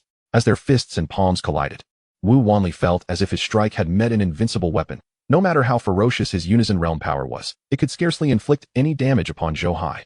The immense force from their clash propelled Wu Wanli backward. His eyes widened in terror as he regarded Zhou Hai. This individual was overwhelmingly powerful, merely through his physical form. He could withstand Wu Wanli's full-force attack. If a true battle were to ensue, Wu Wanli realized he had no hope of victory. With this thought, he wasted no time, shattering the wall-breaking talisman. In an instant, a spatial rift appeared behind him. With a flash of his figure, he and the rift vanished, leaving no opportunity for intervention. Junior brother, eradicate the evil to the last. Do not let him escape. Morong Xiao's voice resonated urgently. Junior brother, pursue him quickly. Zhou Hai echoed in alarm. They had not anticipated Zhou Hai's formidable strength, yet now was not the time for astonishment. The eradication of evil was paramount. Zhou Hai furrowed his brow and swiftly locked onto the aura of his foe with the jade pendant in hand, preparing to utilize the Emperor's teleportation array to pursue. However, at that moment, from all directions, over 100 cultivators of the divine abilities realm surged forth. Quickly protect the teleportation array, Request support from the Sacred Valley. Prevent him from sabotaging the sacrifice until the Holy Master descends. They shouted, rushing towards the stargazing tower, attempting to activate the teleportation array to summon stronger allies. Seeking death. Zhou Hai's gaze turned fierce, and he could no longer afford to chase after Wu Wanli. After all, at this moment, Morong Xiao and Du Hai's cultivation had been shattered, rendering them defenseless. Falling into the hands of these individuals meant certain doom. Moreover, who could predict the caliber of individuals the teleportation array might summon? These people had meticulously orchestrated their plans, and Zhou Hai understood he must first dismantle the teleportation array and eliminate all threats. With this determination, Zhou Hai soared into the air, unleashing a torrent of destructive power. A hand, larger than before, materialized from thin air, wielding cataclysmic force, as if to annihilate the world itself, and descended upon the multitude of divine abilities realm cultivators. Chapter 26. The little junior brother is a hidden sage of great talent. Be careful, countless voices cried out. The over 100 cultivators of the divine abilities realm, who had initially intended to band together against Zhou Hai, now realized the absurdity of their plan in the face of that colossal handprint. The rampant force of destruction brought with it an insatiable threat of death. Causing terror to seize their hearts, they yearned to flee. Yet, at this moment, they found themselves unable to move even an inch. Faced with the descending handprint, they could not even summon their own internal manifestations and powers, left only to witness the encroaching darkness that would irrevocably plunge them into eternal obliteration. No. Someone screamed in anguish, but it was to no avail. As the handprint struck down, a torrent of blood mist erupted, ultimately dissolving into nothingness. The power of annihilation obliterated all traces of existence. Witnessing this apocalyptic handstrike, Morong Xiao and Du Hai were thoroughly bewildered. Such a formidable offensive technique, virtually unmatched. Was this truly the extent of the little junior brother's power? In mere moments, he had annihilated all the cultivators of the divine abilities realm. And Zhou Hai's handprint loomed once more. Atop the sacrificial altar, the teleportation array erupted with blinding light, attempting to resist the force of the impending strike. However, as a wave of dark energy swept through, the protective barriers of the teleportation array began to shatter, and the array's inscriptions were completely obliterated. When the handprint vanished and the heavens returned to normal, the formations and various artifacts upon the sacrificial altar had been reduced to mere fragments. Observing this, Zhou Hai redirected his gaze downward. Below, the tens of thousands along the banks of the great river had long been paralyzed by fear. Among them, at least several hundred, if not more, cultivators of the Foundation establishment and innate realms lay hidden. These individuals were clearly disciples of the so-called Sacred Valley. Eradicate all roots. Zhou Hai had no intention of sparing these individuals. Yet, just as he was about to act, the system's voice suddenly echoed in his mind. Ding. The second disciple has fallen into Wu Wanli's hands and is in danger. The path protection mission is now active. Please proceed immediately to safeguard the path, and substantial rewards await. What? The previous path protection reward has yet to be granted, and now another mission? Zhou Hai exclaimed in disbelief. I've already placed that girl 1,000 miles away. How could she still encounter Wu Wanli? Ding. Congratulations, host, you've received the path protection grand gift pack. The system did not respond, but instead presented the rewards from the last path protection mission. Activating path protection gift pack. Zhou Hai furrowed his brow. Despite his displeasure, he opened the gift pack. Ding.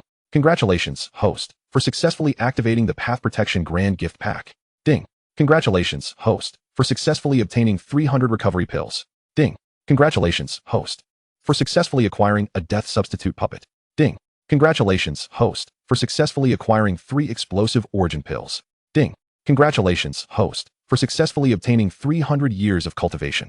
As the system's announcements concluded, a torrent of immense cultivation power surged into Zhou Hai's body, allowing him to break through to the 9th layer of the enlightened realm instantly. Zhou Hai's eyes lit up, uncertain of how it had transpired. Having previously acquired the undying battle soul body and the burial sky demon body, he had still been unable to cultivate, even struggling to draw upon the spiritual essence of heaven and earth. Thus, the energy expended in the prior battle had not been replenished. Yet, with this breakthrough, he felt revitalized, brimming with vigor, as if an endless reservoir of strength resided within him. The sensation was utterly exhilarating. Recovery pills, what a marvelous boon. At the same time, he took note of the rewards bestowed by the system, especially the recovery pills, which arrived at the most opportune moment. Brothers, please divide these 20 recovery pills among yourselves. They will suffice to restore your cultivation. Eradicate the evil to the last. Leave the small fry and the aftermath to you. I shall first deal with Wu Wanli. He tossed the 20 recovery pills to Morong Xiao and Du Hai. Considering Qin Xiao's safety, Zhou Hai raised his hand, shattering the fabric of space, and vanished from the spot, shattering the void with a mere gesture. Is this not a power befitting a sage? Du Hai's eyes widened in disbelief. It seems we have truly underestimated this little junior brother. He was right. Over these years, Zhou Hai had remained too low profile.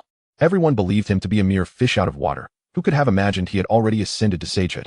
They had once labeled him as a uniquely inept cultivation body, yet in truth, it was merely beyond the reach of ordinary cultivators like themselves. Perhaps his physique was already far beyond our imaginations.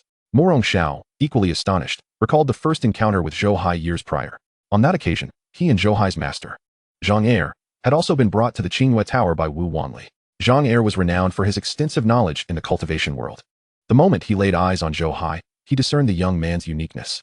This lad seems to exhibit a resistance to the spiritual essence of heaven and earth. It was vital for cultivators, akin to the necessity of sustenance for mortals. Mortals cannot forego food, just as cultivators cannot forego absorbing the spiritual essence of heaven and earth. Historically, everyone had the potential to cultivate, albeit with varying degrees of aptitude. A physique like Zhou Hai's, which resisted the essence of heaven and earth, was destined to be a rare anomaly indeed.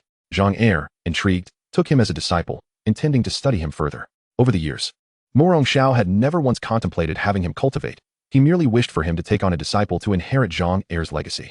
Who could have imagined that this young man, without uttering a word, would emerge as an unparalleled powerhouse? Reflecting on this now, Morong Xiao felt as though he were living in a dream. Indeed, he had only just realized how remarkably low-key his junior brother Zhang Yang truly was.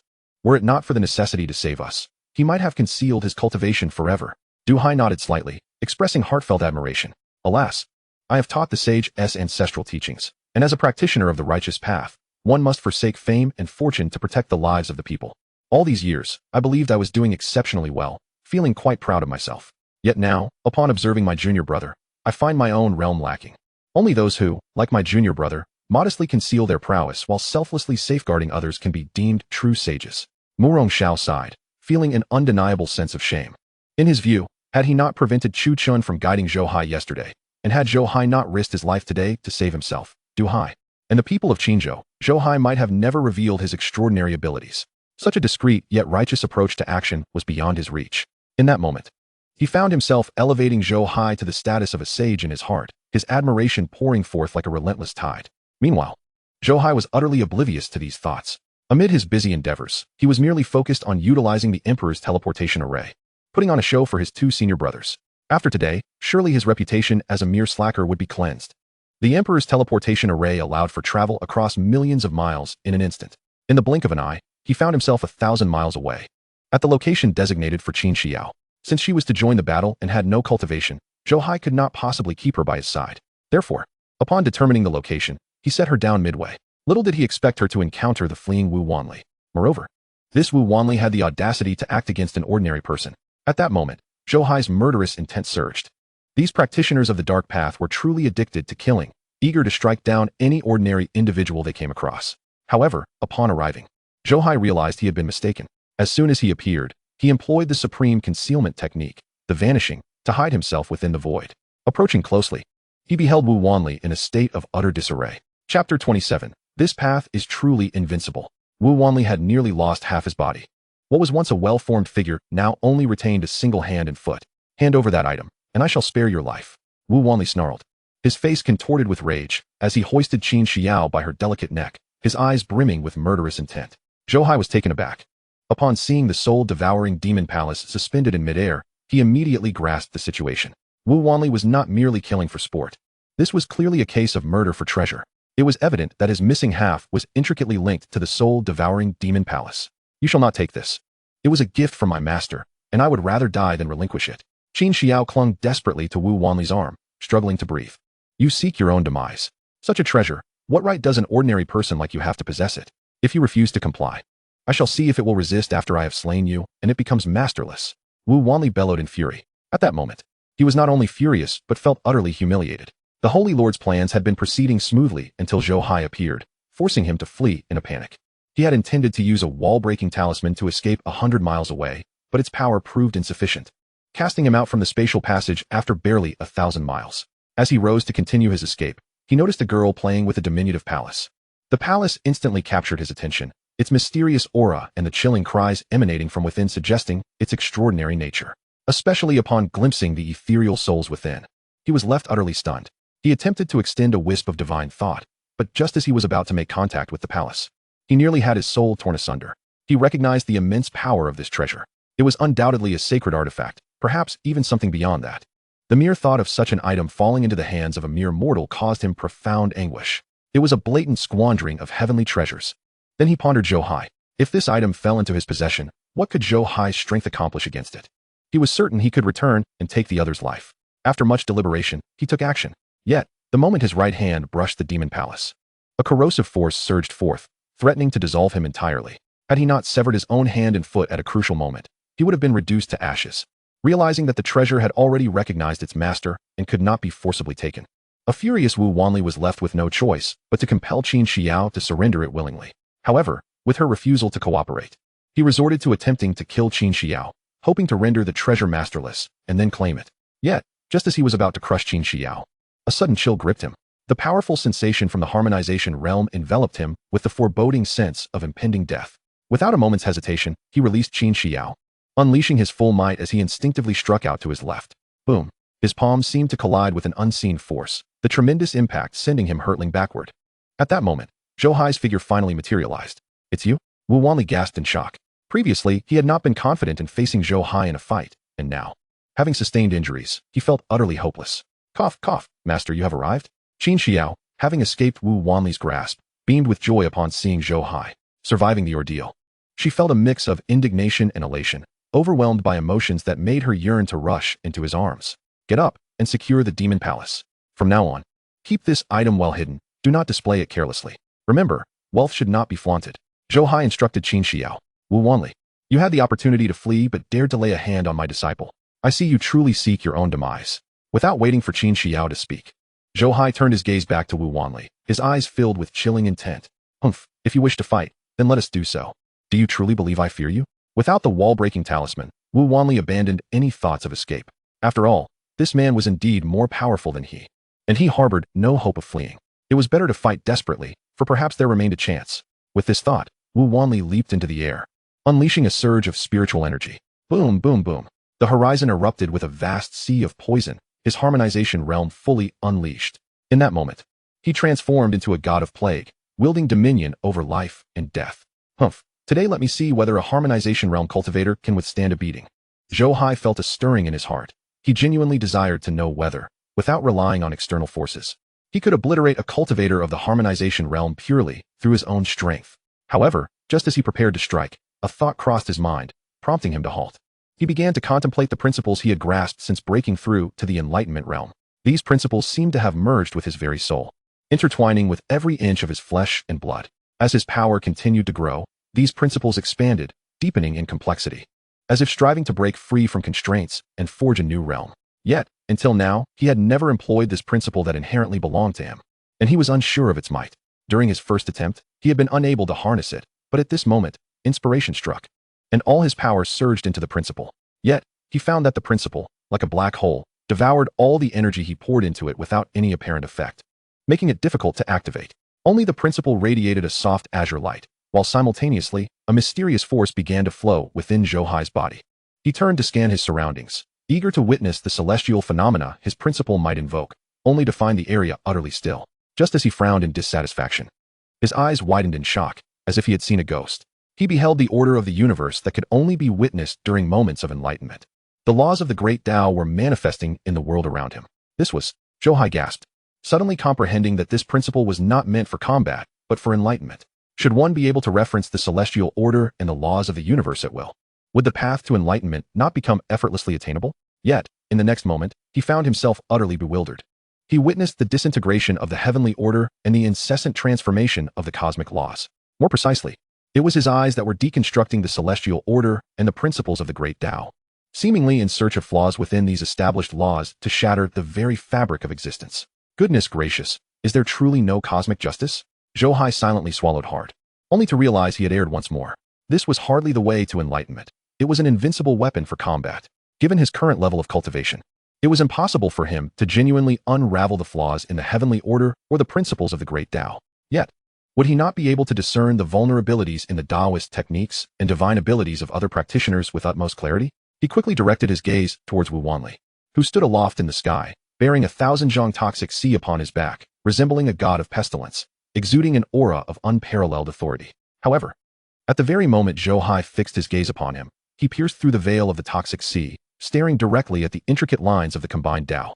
The so-called celestial phenomena, the seemingly invincible domain of poison, was but a manifestation of supreme spiritual energy wielding the power of the Tao. It possessed the might to annihilate the heavens and earth, as well as the capability to govern life and death. Chapter 28. A single fist to annihilate a harmonization realm expert.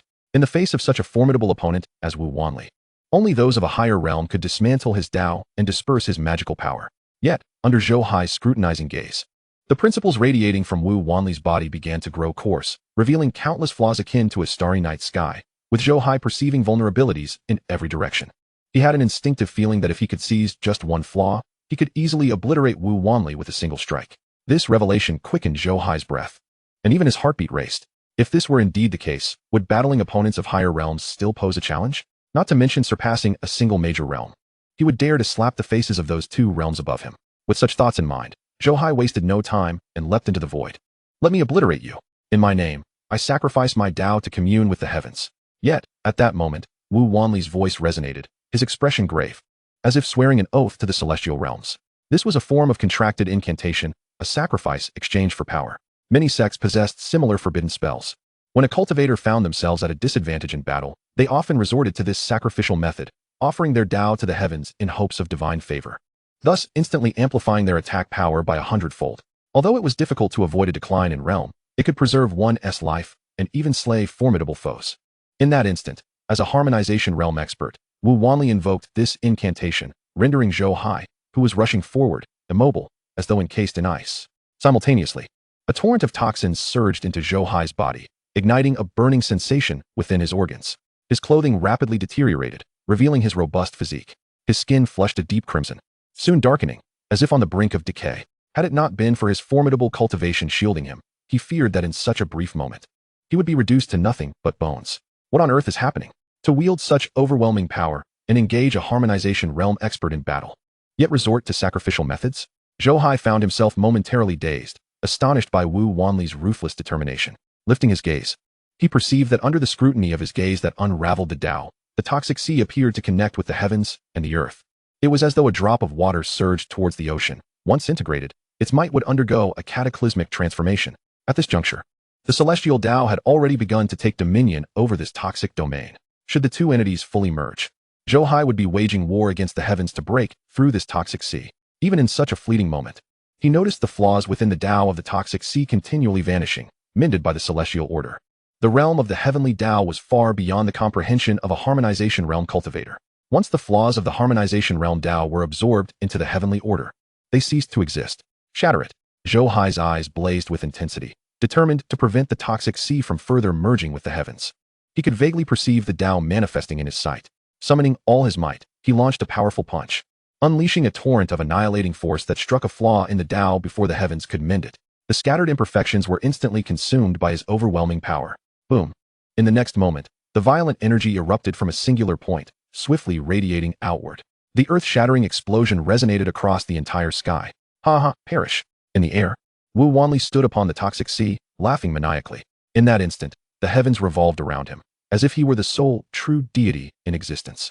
His imposing presence was filled with the thrill of vanquishing Zhou Hai. Yet, as his laughter faded, his pupils suddenly contracted. He beheld a formidable force emanating from the toxic sea, bearing the intent to annihilate, which instantaneously obliterated the toxic domain. Concurrently, the Tao belonging to him within the toxic sea collapsed in an instant, dissipating into nothingness.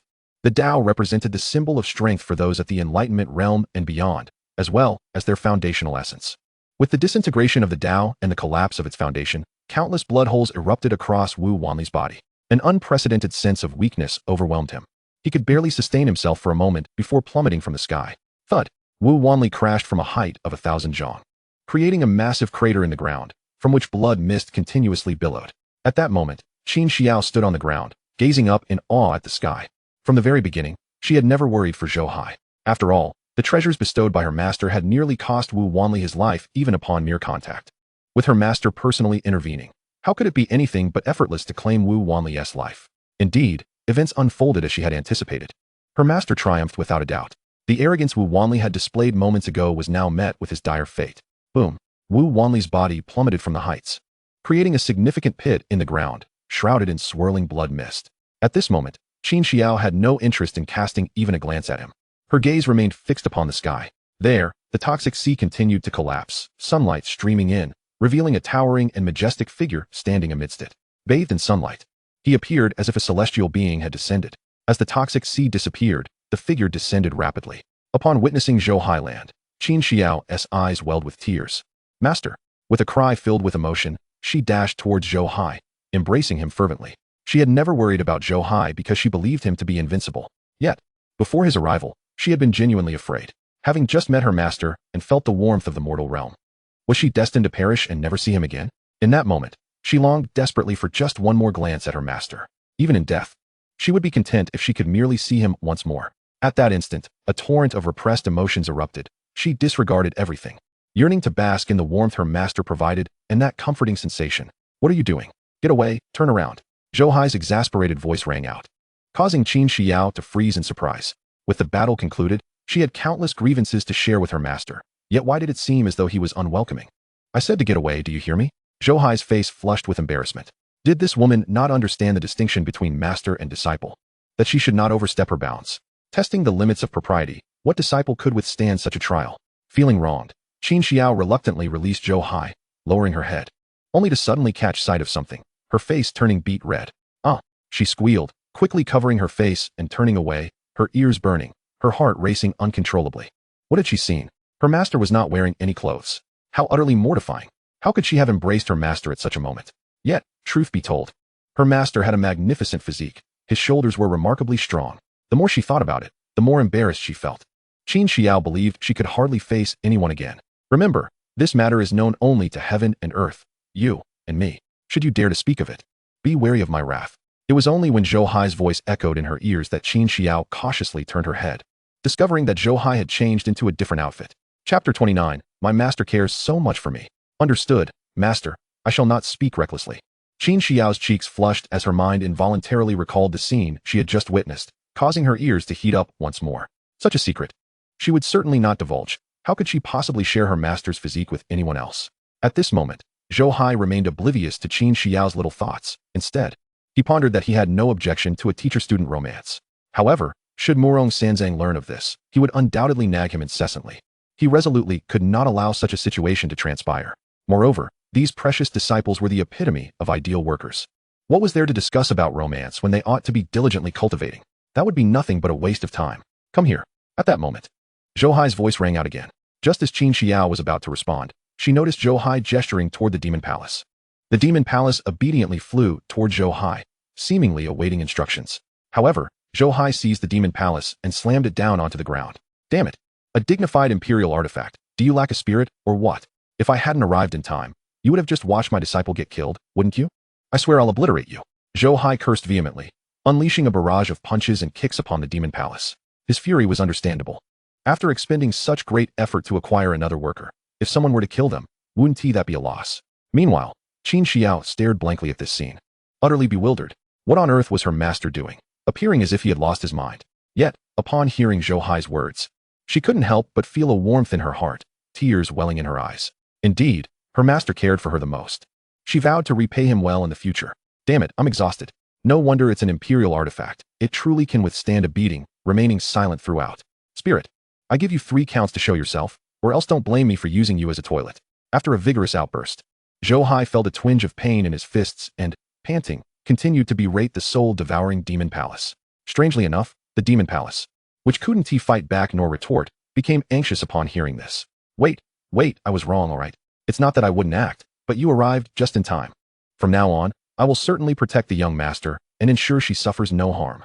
The demon palace was understandably anxious. It had witnessed this individual, due to his lack of cultivation, using precious artifacts for menial tasks, like using the heaven-mending stone to file his feet, employing the pillar of heaven as a firewood stick, and even using the golden brick of the great Tao as a bed riser. In winter, he had even donned the emperor's shroud for warmth as a cloak. To think that each of those treasures could incite fierce competition among myriad races across the realms. Yet he could use a treasure basin for washing his feet, and the great Tao Tianling for scrubbing himself. Who could understand the feelings of an artifact witnessing such scenes? That one do. My disciple must also endure trials. You cannot deprive her of that opportunity. Zhou Hai glared, leaving the demon palace speechless. Thus, in future dire circumstances, you may act. but refrained from intervening excessively at other times. Zhou Hai, with a serious expression, commanded. He truly did not wish for his disciple to come to harm. But considering the rewards for protecting the path, he felt that allowing her to endure some trials was not unreasonable, as long as she survived until he arrived. Undergoing some hardships was acceptable. If the demon palace intervened, causing the protection task to fail, that would be a loss indeed. Thank you for your concern, Master. In the future, I will certainly strive to cultivate diligently and become a strong individual, ensuring you need not worry and toil for me. Upon hearing Zhou Hai's words, Qin Xiao was once again moved to tears, unable to resist kneeling before him. All right, rise. With your words, I can rest easy. You must cultivate diligently. Only by becoming strong can you gain autonomy. Zhou Hai nodded slightly, supporting Qin Xiao with a benevolent demeanor. Understood, Master. Qin Xiao nodded repeatedly. The demon palace could not help but sigh. Although it hesitated to commend Zhou Hai's character, it had to admit that he genuinely cared for his disciple, exhibiting an excessive concern for her. All right, let us depart. After reprimanding the demon palace and invigorating his precious disciple for her cultivation journey, Zhou Hai waved his hand, removing the head of Wu Wanli. After the demon palace flew into Qin Xiao's brow, he took her away from that place. Upon reappearing, the two found themselves near the star observation tower. At this moment, the tens of thousands of people along the banks of the river had dispersed. Clearly, Morong Xiao and Du Hai had completed the cleanup on this side. Junior Martial brother, you have returned? Morong Xiao and Du Hai were still by the river, and upon seeing Zhou Hai, they both stepped forward. Indeed, I have eradicated evil thoroughly. Here is the head of Wu Wanli. Zhou Hai tossed the head of Wu Wanli to the two, causing their pupils to constrict in surprise. They had not anticipated that Zhou Hai would deal with Wu Wanli, who possessed a barrier-breaking talisman, so swiftly. Truly, a sage, an invincible figure. Excellent. Junior Martial brother, you have eliminated a significant menace for the common folk. By the way, who is this young lady, and why does she exhibit a resistance to the spiritual essence of heaven and earth, just like you? Morong Xiao exclaimed with excitement. But his gaze fell upon Qin Xiao, unable to contain his astonishment. Upon hearing this, Zhou Hai, who was about to introduce Qin Xiao, paused. What did you say? She shares my resistance to the spiritual essence of heaven and earth? Realizing this, Zhou Hai immediately became displeased. Did this mean his precious disciple was also incapable of cultivating like him? Junior Martial brother, have you not observed? The spiritual essence of heaven and earth cannot enter her body at all. Du Hai interjected. Furrowing his brows, Zhou Hai focused his gaze on Qin Xiao. Indeed, seeing the spiritual essence of heaven and earth swirling around her, yet not approaching her at all. In the end, Zhou Hai glanced at himself. Realizing this was the first time he had scrutinized himself after gaining cultivation, he found that the spiritual essence of heaven and earth was even further from him. As if repelled, System, are you messing with me? What is going on? Is this the worker you introduced to me? Confirming that Qin Xiao shared a similar situation with him, Zhou Hai grew anxious. Could you please not be so lazy, host? Have you not even glanced at the introduction of the Dao fruit reincarnation? The Dao fruit reincarnation cannot coexist with heaven and earth. If one wishes to cultivate, there are only 3 paths. First, endure 9 deaths and be reborn, becoming a celestial star with limitless potential. Second, sacrifice to the heavenly path, becoming an embodiment of the heavenly path, invincible across the universe. However, the limit is that one can only become an emperor, not a celestial being. Third, due to the Dao fruit reincarnation, the soul is incomplete, inherently flawed. To cultivate, one must first restore their innate completeness. Did I not give you a heaven-mending pill? Just have her take it, and that will suffice. The system's voice echoed, genuinely exasperated with Zhou Hai. This individual only focused on the good news. Knowing that Qin Xiao would become a prodigy, yet he paid no attention to the conditions involved. So that's it. You should have said so earlier. Zhou Hai rolled his eyes, suddenly struck by a thought, unable to suppress his excitement. Wait, if my disciple's situation is similar to mine, does that imply I am also the reincarnation of an emperor's Dao fruit? Does that mean if I take a heaven-mending pill, I can cultivate? As he spoke, Zhou Hai couldn't help but grow exhilarated. Chapter 30. The heavenly path turns my pursuit of love into a funeral pyre. Host, could you please observe more closely? This girl is a Dao fruit reincarnation. Heaven and earth are repelling her. After taking the heaven-mending pill, she could gain the recognition of heaven and earth, allowing her to cultivate. Now look at your situation. It is your body that is repelling this realm. Why not consider giving this realm a heaven-mending pill and plead for its acceptance? The system was utterly at its wit's end. How could this individual never see the bigger picture? What? It's me who is repelling this realm. Zhou Hai was taken aback, and upon closer inspection, he was utterly flabbergasted. Indeed, he had failed to notice earlier, but now it was glaringly apparent that the celestial essence of the world was completely repelling Qin Xiao. Looking at himself, he realized that the repulsion emanated from him. It seemed he possessed an invisible force that incessantly drove away the celestial essence. What on earth is this situation? Zhou Hai was bewildered, and it became clear why. Despite his extraordinary physique, he was unable to cultivate. His own body was the issue. No more questions. When the host ascends to the pinnacle, the answers will become apparent. The system had been unusually verbose today.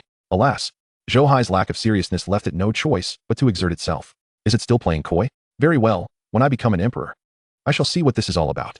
It better not be that in a past life, the heavens wronged me, resulting in this tragic pursuit of love. For that would be exceedingly cliché. Zhou Hai felt somewhat speechless, yet his mind couldn't help but conjure a tale of grievances and vendettas. Observing this, the system fell silent, unable to keep pace with his thought process. Junior brother, what are you daydreaming about? Just as Zhou Hai was lost in his imagination of the heavenly Tao taking the form of a goddess, endlessly repenting for a past life that had wronged him, Morong Zhao's voice jolted him back to reality. Oh, it's nothing. Allow me to introduce, this is my disciple. Zhou Hai replied, smiling. Brother, the matter here has been resolved. I must take my disciple back to cultivate. Would you like to join us? Zhou Hai tucked away the melodramatic scenes from his mind and introduced Qin Xiao with a grin. Another disciple? Morong Zhao was taken aback. In the past, he would have never permitted Zhou Hai to take on someone like Qin Xiao, who was destined to be unable to cultivate. After all, having one slacker in the academy was already enough. Adding another would surely invite ridicule. However, Zhou Hai's demeanor left him unable to voice any objections. Perhaps this was another Zhou Hai, a future sage, after all. Junior brother, the great evil has been vanquished, and the teleportation array has been destroyed. The people of the 10,000 Poison Valley will find it difficult to stir up trouble in the near future. You should return. The people of Qinzhou are in a state of panic, suffering greatly from the poison of the 10,000 Poison Valley. After a moment of contemplation, Morong Zhao spoke earnestly. Indeed, junior brother, this poison is negligible for us cultivators, but it is a deadly disaster for the common folk. If we do not intervene, countless lives will be lost. Zhou Hai nodded solemnly. Very well, I appreciate your efforts, esteemed brothers. I do not cultivate the righteous chi of Howren, so I cannot be of much assistance and will not add to your burdens. Zhou Hai acknowledged, raising his hand to tear apart the barrier of space. Vanishing with Qin Xiao. Seeing this, Morong Zhao and Zhou Hai exchanged glances. Their righteous chi coalesced, transforming into two majestic pillars of light, soaring in different directions. Under the aegis of righteous chi, all malevolent toxins in the world would dissipate into nothingness. The two began to tread upon every inch of land in Qinzhou, purifying all the plagues and toxins that plagued this realm. Meanwhile, Zhou Hai stepped forward, arriving at the secluded courtyard of the Daocang Palace within the Jixia Academy. As he emerged, he was startled. After arranging various sacred artifacts in the courtyard, it gradually became isolated from the world, forming its own celestial domain. At this moment, dozens of Tao principles surged within the courtyard, their formidable refining power seemingly intent on completely refining the entire cosmos. Amidst these principles, Chen Bei sat cross-legged on the sacred artifacts mat, simultaneously comprehending dozens of Tao principles. If this scene were to be revealed, it would surely terrify many. It is known that Tao principles can only be comprehended by cultivators of the Tao comprehension realm, and generally, most cultivators can only grasp a singular innate Tao principle. Yet, Chen Bei, with his cultivation at the divine power realm, forcefully comprehended multiple principles. This was nothing short of astonishing. However, upon closer observation, Zhou Hai quickly realized that these principles were not the result of Chen Bei's comprehension. He was currently refining them. This was the cultivation method of the 100 Refinements Emperor Scripture. The 100 Refinements Emperor Scripture allows one to refine oneself into an artifact, growing stronger through the consumption of other divine weapons and artifacts. By practicing in this manner, one can forge an indestructible body and encompass myriad treasures and principles within oneself, becoming unprecedentedly powerful. This was also the reason why Chen Bei had yet to comprehend the principles but could still manipulate them. Sensing Zhou Hai's arrival, Chen Bei accelerated his refining speed. Soon, those principles melded into his being, endowing him with an innate rhythm of the Tao in every movement. Simultaneously, Zhou Hai felt a change in his own cultivation. Under the tenfold feedback, he clearly sensed the influx of numerous principles into himself. With just a thought, these principles could unleash formidable power in an instant. This sensation was truly exhilarating. Feeling the transformation from within, Zhou Hai couldn't help but marvel at the joy of having a diligent worker aiding his cultivation. Master, you returned so quickly. Chen Bei opened his eyes, hastily rising from the mat and bowing to Zhou Hai. Yes, the matters over there have been mostly resolved, so I returned a step ahead. Zhou Hai replied. Disciple, allow me to introduce Qin Xiao, who will be your junior sister from now on. Please look after her. Zhou Hai nodded, smiling as he spoke. Ah, junior sister? My apologies, junior sister.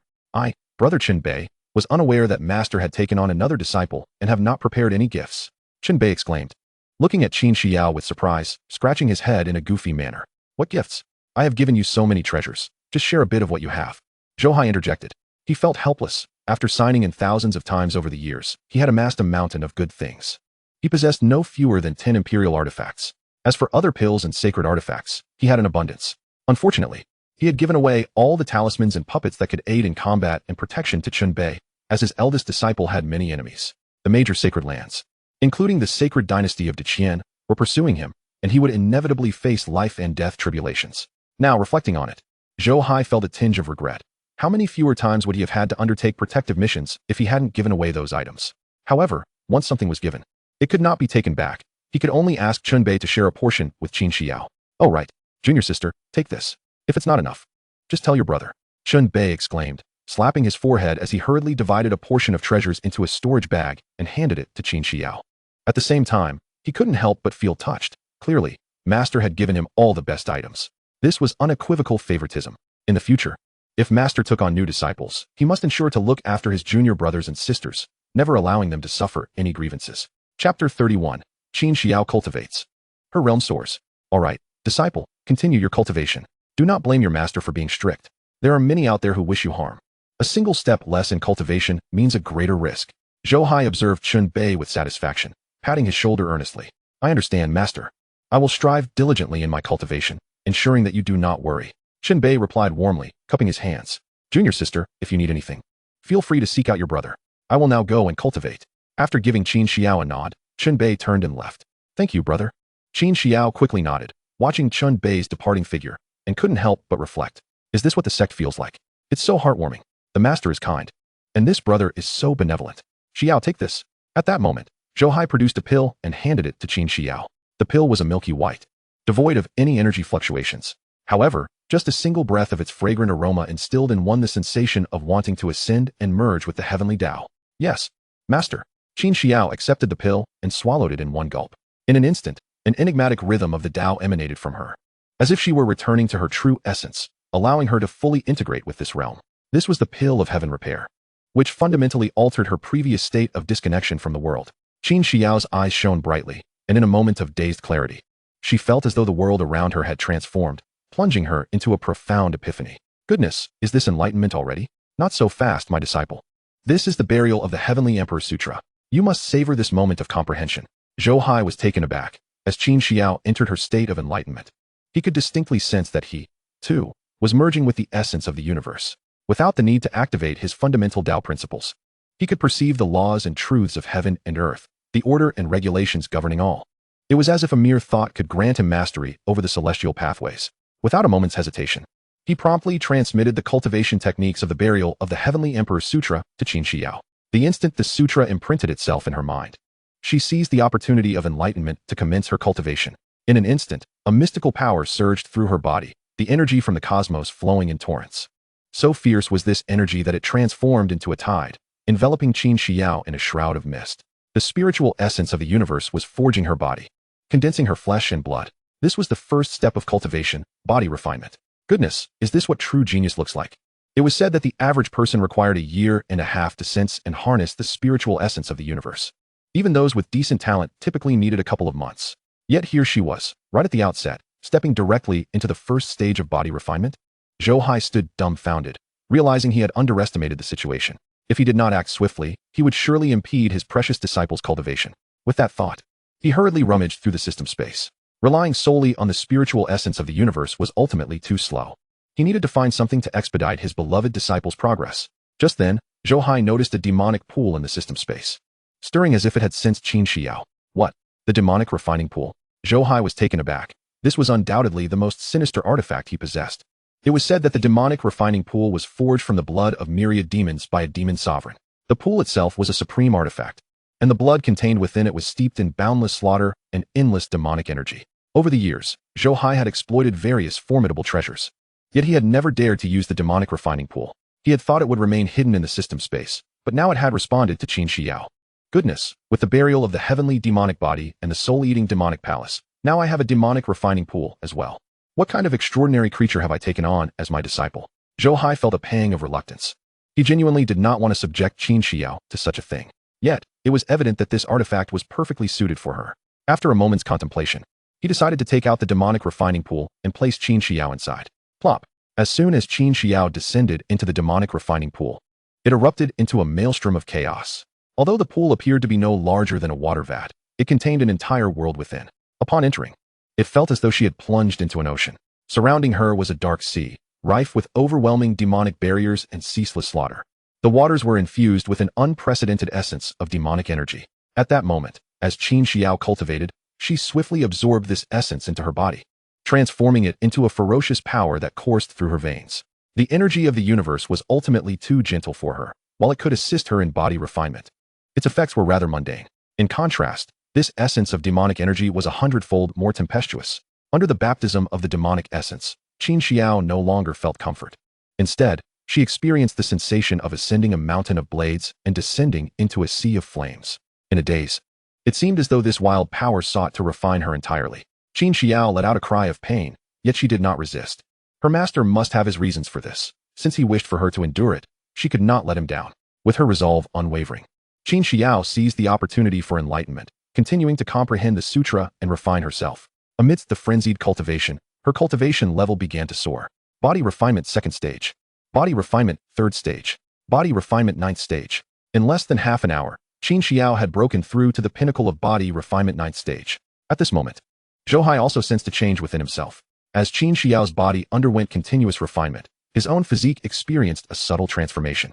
However, Qin Xiao's breakthrough was too low in level. Even with the tenfold feedback, the enhancement to him was negligible, merely accumulating a bit of power for his own advancement. Goodness gracious, is she already establishing her foundation? Seeing Qin Xiao's cultivation stagnate as she began to lay the groundwork, Zhou Hai could not help but swallow hard. He was genuinely envious. Truly, she was a child of destiny, a being destined to capture the attention of the masses. As night fell, Zhou Hai, noticing that Qin Xiao's cultivation was on the right track, began to delve into his fundamental Tao principles. These principles were profoundly esoteric, not belonging to any offensive path. Yet when wielded skillfully, they could annihilate the heavens and earth. As he activated his principles, although Zhou Hai could not discern the great Tao of heaven and earth, nor the order and rules governing them, he could easily identify weaknesses in a mountain or a building with a mere glance. In such instances, he required only a fraction of his power to obliterate a mountain or flatten an expanse of structures. This was the power of annihilation. The supreme principles derived from imperial-level techniques. What a magnificent principle! If I were to return to Earth and start a demolition company, I would undoubtedly amass wealth in no time. Reflecting on his fundamental Tao principles, Zhou Hai could not help but marvel. It seems I haven't signed in today. Suddenly remembering, Zhou Hai promptly navigated to the system interface to check in. Chapter 32. Disciple, shedding your mortal form is sufficient. There is no need to remove your garments. Ding. Congratulations to the host for successfully checking in. The sign-in gift package has been credited. Please claim it at your convenience. Ding. Congratulations to the host for successfully safeguarding the Tao. The Tao protection gift package has also been credited. Please claim it at your convenience. The system's voice echoed. And not only had the sign-in gift package arrived, but the second Tao protection package had also been delivered. Zhou Hai eagerly opened the sign-in gift package. And the system's voice chimed again. Congratulations to the host for successfully opening the sign-in gift package, obtaining an imperial-level technique, the true explanation of symbolism. Zhou Hai's eyes lit up with surprise. Over the years, he had acquired numerous treasures, yet few were related to the art of symbolism. Within the cultivation world, practitioners of symbolism were exceedingly rare. It was not due to a lack of desire, but rather the excessively stringent conditions required. First and foremost, finding a good mentor was exceedingly difficult. Moreover, the path of symbolism had declined for over 1,000,000 years, leaving behind only a scant few teachings, making it arduous to achieve greatness. Nevertheless, those who did manage to cultivate the art of symbolism could be regarded as contemporaneous prodigies. Once they achieved success, they were nearly invincible among their peers. Zhou Hai perused the true explanation of symbolism and quickly realized he lacked the talent for this discipline, rendering him incapable of cultivation. What a pity! This was a path of greatness, yet he did not know who to pass it on to. I'll take another look later. Zhou Hai had the intention of preserving the teachings of symbolism, but it was clear there was no opportunity at present. Next, he opened the Tao Protection gift package. Congratulations to the host for successfully opening the Tao Protection gift package. Congratulations to the host for obtaining 300 pounds of spiritual liquid. Congratulations to the host for obtaining 300 pounds of primordial liquid. Congratulations to the host for obtaining 300 pounds of dragon liver. Congratulations to the host for obtaining a bone-refining relic. The system's voice rang out once more, causing Zhou Hai's eyes to widen. Spiritual liquid? Primordial liquid? These were indeed treasures. The spiritual essence of heaven and earth is often referred to as a singular entity, but consists of two distinct powers, the spiritual energy of heaven and earth, and the primordial essence of heaven and earth. Practitioners who inhale and exhale the spiritual energy can connect with the cosmos, unleashing formidable abilities. As for the primordial essence, absorbing it can fortify one's physique. Typically, the higher a practitioner's realm, the stronger their body becomes, a result of the nurturing effects of the primordial essence. What marvelous treasures! Let me have a taste. Zhou Hai's eyes gleamed as he simultaneously retrieved 2 vats. One pool radiated a deep emerald hue, its waters infused with the rich essence of the heavens and earth, transforming into a potent spiritual liquid. Another pool shimmered with a golden brilliance, embodying the purest essence of the cosmos. Zhou Hai had long struggled to absorb the celestial energies, hindering his cultivation. Now, confronted with such an abundance of these spiritual and elemental liquids, he could hardly contain his eagerness and took a hearty gulp from each. Was it not said that he could not absorb the celestial essence? He refused to believe that he could not digest it after drinking. Remarkably, as he consumed a significant quantity of the spiritual and elemental liquids, a transformation began within him. His vitality surged. Indeed, that was all. These elixirs merely replenished some of his expended spiritual and physical energy, having no effect on his cultivation growth whatsoever. What is this? He muttered, dark clouds gathering on his brow. He took another 2 gulps in quick succession, but the outcome remained unchanged. On the contrary, due to the overwhelming vitality coursing through him, the liquids could not be retained within his body and evaporated like mist, escaping through his pores. In an instant, the entire courtyard was enveloped in a thick fog. The potent celestial essence surged forth, becoming thousands of times denser than outside, transforming the space into an unparalleled sanctuary for cultivation. Observing his own leaking vitality, Zhou Hai felt utterly numbed. Fortunately, this celestial essence was not wasted. It quickly diffused and was absorbed by Qin Xiao and Chun Bei, who were cultivating within the courtyard. Boom, boom, boom. At that moment, the baptism of the demonic refinement pool combined with the dense celestial essence accelerated Qin Xiao's foundation establishment. A resounding roar echoed as Zhou Hai focused intently, witnessing a cocoon of demonic energy enveloping Qin Xiao. This was a sign of successful foundation establishment. The moment this cocoon shattered, she would shed her mortal coil and ascend to the path of cultivation. Alas, some individuals are destined to be envious. Reflecting on his own pitiful constitution that expelled the elemental liquids, he gazed at his disciples with envy. Thankfully, as his disciples advanced, he too reaped the benefits. Otherwise, he would have succumbed to despair. Time passed incrementally, and after a quarter of an hour, the pure foundational power spread outward. In the demonic refinement pool, the cocoon around Qin Xiao fell away, and she completely broke through to foundation establishment. Zhou Hai immediately focused his gaze, but the moment the cocoon burst apart, he was left stunned. What was happening? The cocoon had shattered, yet her garments were also torn away. Simultaneously, Qin Xiao opened her eyes, feeling the changes within her, and her excitement propelled her upward. Master, I have shed my mortal form. I can fly, she exclaimed joyfully, instinctively leaping towards Zhou Hai. The moment they touched, Zhou Hai's body trembled, overwhelmed by an unexpected sensation. Goodness, this is testing my resolve. It's perilous, he thought frantically. At that moment, under the baptism of the celestial essence, Qin Xiao appeared unblemished, her exposed skin as white as jade, coupled with her slender, graceful figure, flowing black hair, and breathtaking beauty. It was simply irresistible. Disciple, you must maintain decorum. Zhou Hai's eyes darted around, feeling as though he were on the brink of transgression. He quickly suppressed his impulse and closed his eyes, reminding her, disciple, shedding your mortal form is acceptable, but we cannot discard our garments. This is my robe. Put it on. Zhou Hai hastily retrieved a robe, squinting at her once more before draping it around Qin Xiao. She was stunning beyond belief. Who would dare believe that such development belonged to a mere 16-year-old girl? If she matured a little more, it would be unfathomable. Overwhelmed, Zhou Hai pushed Qin Xiao away and fled, fearing that lingering too long might lead to actions that would prompt Morong Sanzang's incessant lecturing. Qin Xiao stood bewildered, and only upon glancing down did she realize the situation, exclaiming in surprise as she wrapped Zhou Hai's robe tighter around herself. Her face flushed, and her entire being ablaze with embarrassment. What have I done? She silently lamented, wishing to find a hole to hide in. In a daze, she caught sight of her retreating master and was momentarily stunned. For reasons unbeknownst to her, a flutter of joy surged within her heart. Master is so adorable. Truly a gentleman. Qin Xiao mused, and seeing her master's flustered demeanor, her own embarrassment began to fade. As she tightened the robe around her, lost in the wonder of her transformation, a wave of energy rippled through the heavens. Chapter 33. Extreme Contrast. A person of simple ambitions. Qin Xiao's expression shifted. She felt her heartbeat quicken as an inexplicable sense of oppression arose within her. Meanwhile, Zhou Hai, having just returned to his room, was also stirred. Hastily exiting to gaze skyward, he beheld the clouds descending like an impending collapse of the heavens. Concurrently, a surge of pure elemental energy erupted from deep within the earth. What is happening? Is this boy about to break through again? Zhou Hai turned his focus towards Chun Bei's room. He could sense that all the power was converging in that direction. Under the pull of this energy, the clouds above churned, transforming into pure spiritual power. The earth's essence morphed into dragon energy, all converging into the room. Boom, boom, boom. As the power intensified, the tumult in the heavens escalated, the spiritual energy morphing into colossal waves. The entire academy was stirred by the commotion, and everyone turned their gaze towards the source. Could it be that Chun-Bei is breaking through again? Murmured the elders of the various halls, envy gnawing at their hearts. When they had taken him as a disciple, none had deemed the half-dead Chun-Bei worthy of attention. Who could have imagined that this fellow would prove to be such a prodigy? As the bearers of wisdom in the academy, having a disciple like him would be a fitting end. During such moments, they could not help but think of Zhou Hai. How could such a promising disciple be paired with a carefree, lethargic master?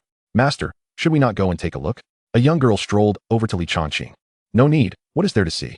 The sect leader has decreed that unless the boy requires assistance, no one is to disturb his cultivation. Li Changqing stroked his beard, growing increasingly displeased. What is there for me to see? Witnessing such a talent fall under the care of a slacker is disheartening. You speak nonsense. Perhaps it was fate that he became a disciple of my uncle. It is all part of destiny. Moreover, my uncle is not as incapable as you claim. At a young age, his cultivation already surpasses yours. He hardly resembles a slacker. The girl chuckled at Li Changqing's remarks. What nonsense is this? Just because he is lazy and lacks proper posture, does that mean he is not capable? It vexes me to think how this boy seems to defy expectations. It truly baffles me. Forget it. I shall retreat into seclusion. You should also practice your calligraphy diligently. Do not become arrogant just because you achieve some success. The four halls debate is approaching, and you must uphold my reputation. With that, Li Changqing chose to withdraw in frustration. Oh, the girl pouted, feeling helpless, and returned to her study to write. Meanwhile, similar scenarios unfolded across the various halls. Eventually, the elders retreated into seclusion, while their direct disciples were compelled to cultivate fervently. Only within the Winda Temple, after a day of busyness, Chu Chen noticed the commotion and flew over. Boom. Upon arriving at the Daozong Palace, he beheld a column of light soaring into the heavens from the small courtyard behind, stirring a cosmic phenomenon as if it sought to claim dominion over this realm. Chu Chen swiftly landed in the courtyard, only to find the light dissipating, and Chun-Bei emerged, his aura contained, his eyes captivating. Master, I have finally refined all the power within me and successfully broken through. Chun-Bei approached Zhou Hai, bowing respectfully. This scene left Chu Chen, who had just arrived, feeling a pang of sorrow. He came to congratulate his junior brother and share in the joy. Yet, the rapid breakthroughs made by his junior brother rendered him unable to feel any happiness. Why did he feel so inadequate in comparison? Well, as long as there has been a breakthrough, that is sufficient. However, cultivation should not be solely about seeking advancement. One must also refine their foundation. Otherwise, it may lead to future calamities. Zhou Hai sensed a change in his own cultivation. Upon discovering that Chun-Bei had achieved a breakthrough, he realized that his own cultivation had also reached the pinnacle of the enlightenment realm, with the potential for further advancement. He expressed his contentment, saying, Master, I understand. Therefore, I plan to go out and hone my skills. May I inquire if the academy has any tasks? I wish to contribute a little to the academy. Chun-Bei nodded earnestly in response. Indeed, there must be tasks. Chu Chen interjected eagerly before Zhou Hai could respond. Junior brother, come find me later. You can choose any task you like. Thank you, senior brother. Chun-Bei clasped his hands in gratitude. You wouldn't come here without a purpose, would you? Speak up. What brings you to me this time? Zhou Hai raised an eyebrow, looking at Chu Chen. Hey, uncle, how could you say such a thing? Am I that kind of person? Chu Chen replied. However, uncle, I actually came to help you gain recognition. Master has entrusted me with the preparations for the discussion among the four academies. I thought long and hard, and if junior brother participates, he will surely sweep away the top talents from the four academies. At that time, who would dare to underestimate your Daozong Palace? Thus, I have decided to secure a spot for the Daozong Palace in the discussion. Chu Chen grinned, wearing a look of sincere concern for Zhou Hai. Zhou Hai raised an eyebrow, but before he could speak, Chun-Bei interjected, I apologize, senior brother, but I cannot participate in the discussion.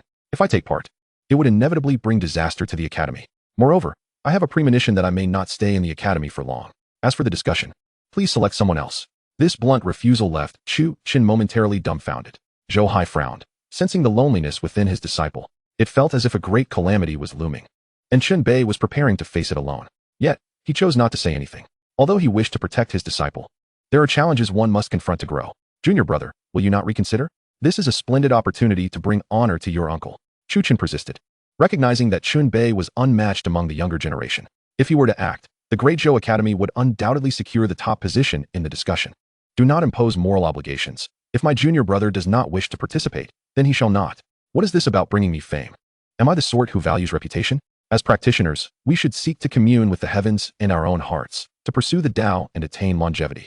When one is constantly concerned with fame and profit, where is the essence of cultivation? Zhou Hai exclaimed, his eyes widening as he stood with his hands clasped behind his back. Upon hearing this, both Chu Chun and Chun Bei turned their gazes toward him. Master possesses such lofty ideals. If all practitioners shared this level of understanding, how could the world be in chaos, harming countless beings? Chun Bei thought to himself, feeling a surge of admiration for his already reverent master. Goodness, is this really my uncle, who used to hide a room full of risque illustrations and novels? When did he become so noble? Chu Chun was taken aback, his expression reflecting disbelief.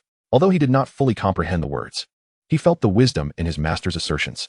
Not far away, Qin Xiao gazed at Zhou Hai with eyes gleaming, perceiving him to be akin to a celestial being descending from the heavens, untouched by the mundane world. Ah, and who might this be? With Chun Bei confirming his non-participation in the discussion, Chu Chun felt a wave of disappointment. However, upon seeing Qin Xiao, he was instantly captivated. What a beautiful girl she was, exuding an ethereal quality. Zhou Hai also turned his gaze toward Qin Xiao, a spark of inspiration igniting within him. His eldest disciple was burdened with numerous troubles, leaving no time to partake in the discussion. Yet, his junior disciple could very well take part. If there was no opportunity for glory, how could one afford to let it slip away? There were still 3 months left. Training his junior disciple to become a remarkable talent should pose no issue. With that thought, the man who had just moments ago espoused indifference toward fame now found his eyes solely fixated on the prospect of recognition. Heaven knows, he truly did not wish to become a mere idle figure. Chapter 34. Abstaining from grains? Would you care to eat dragon meat? Cough, cough. This is my newly accepted disciple, Qin Xiao. Xiao, don't you kneel and greet your senior brother Chu Chin?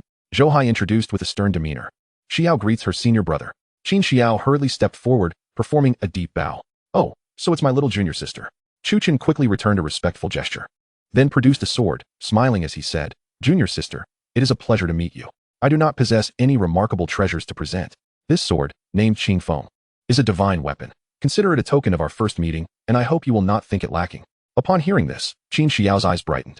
A divine weapon? Such treasures are exceedingly rare. Only powerful beings of the divine transformation realm can cultivate them over a long period. In the past, the governor's office in Qinzhou possessed but a few such weapons. Who would have thought she would come to possess one herself? Seeing Qin Xiao's joyful expression, Chu Chun felt a sense of pride. This was one of the few treasures he owned.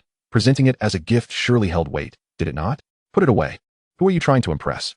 Zhou Hai interjected, offering a divine weapon as a gift? How shameful. Just as Qin Xiao was about to accept the gift, Zhou Hai's voice halted Chu Chun in his tracks. Master, a divine weapon. Is it truly lacking? Chu Chun was also bewildered. Was his uncle being a bit excessive? Was he attempting to extort him for something better? Put it away. It's neither food nor drink, and it can't even provide a semblance of spiritual comfort. If you truly wish to give a gift, do not offer it to your junior sister. You have destroyed my entire library. Go down the mountain and buy me some of the latest books. Zhou Hai scoffed, genuinely unimpressed. Even a stick from his kitchen or a piece of firewood would be of greater value than this trinket. Beside him, Chun Bei could not help but feel admiration. Master is indeed master. This is what it means to regard all things as inferior, with only knowledge being supreme. Even Qin Xiao gazed at Zhou Hai with adoration. Master is so elegant.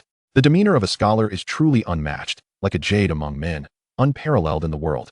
Though she appreciated the long sword, if her master did not want it, she would simply forgo it. Unlike the admiration of the two, Chu Chin wore an expression reminiscent of someone who had just tasted something unpleasant. So in my uncle's eyes, this divine weapon pales in comparison to his risque illustrations and novels. What kind of expectations does he have for his junior brother and sister? Enough, quickly put it away. And remember to buy books for me.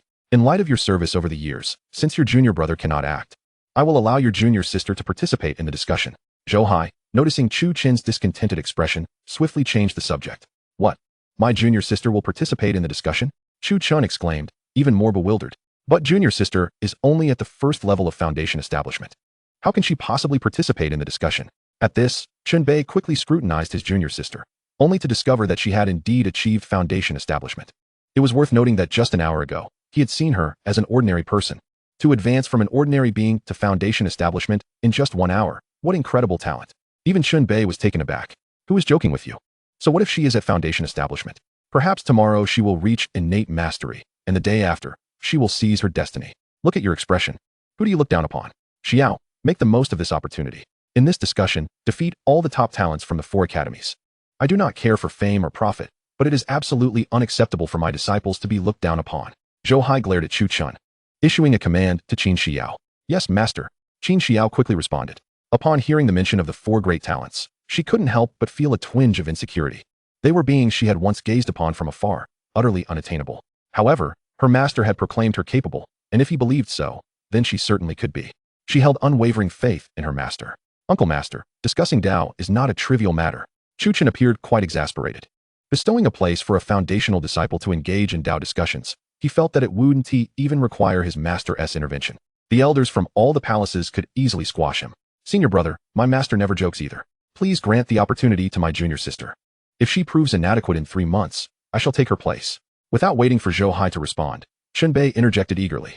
Really? At these words, Chu Chun, who had been wearing a face of helplessness just moments ago, suddenly lit up with joy.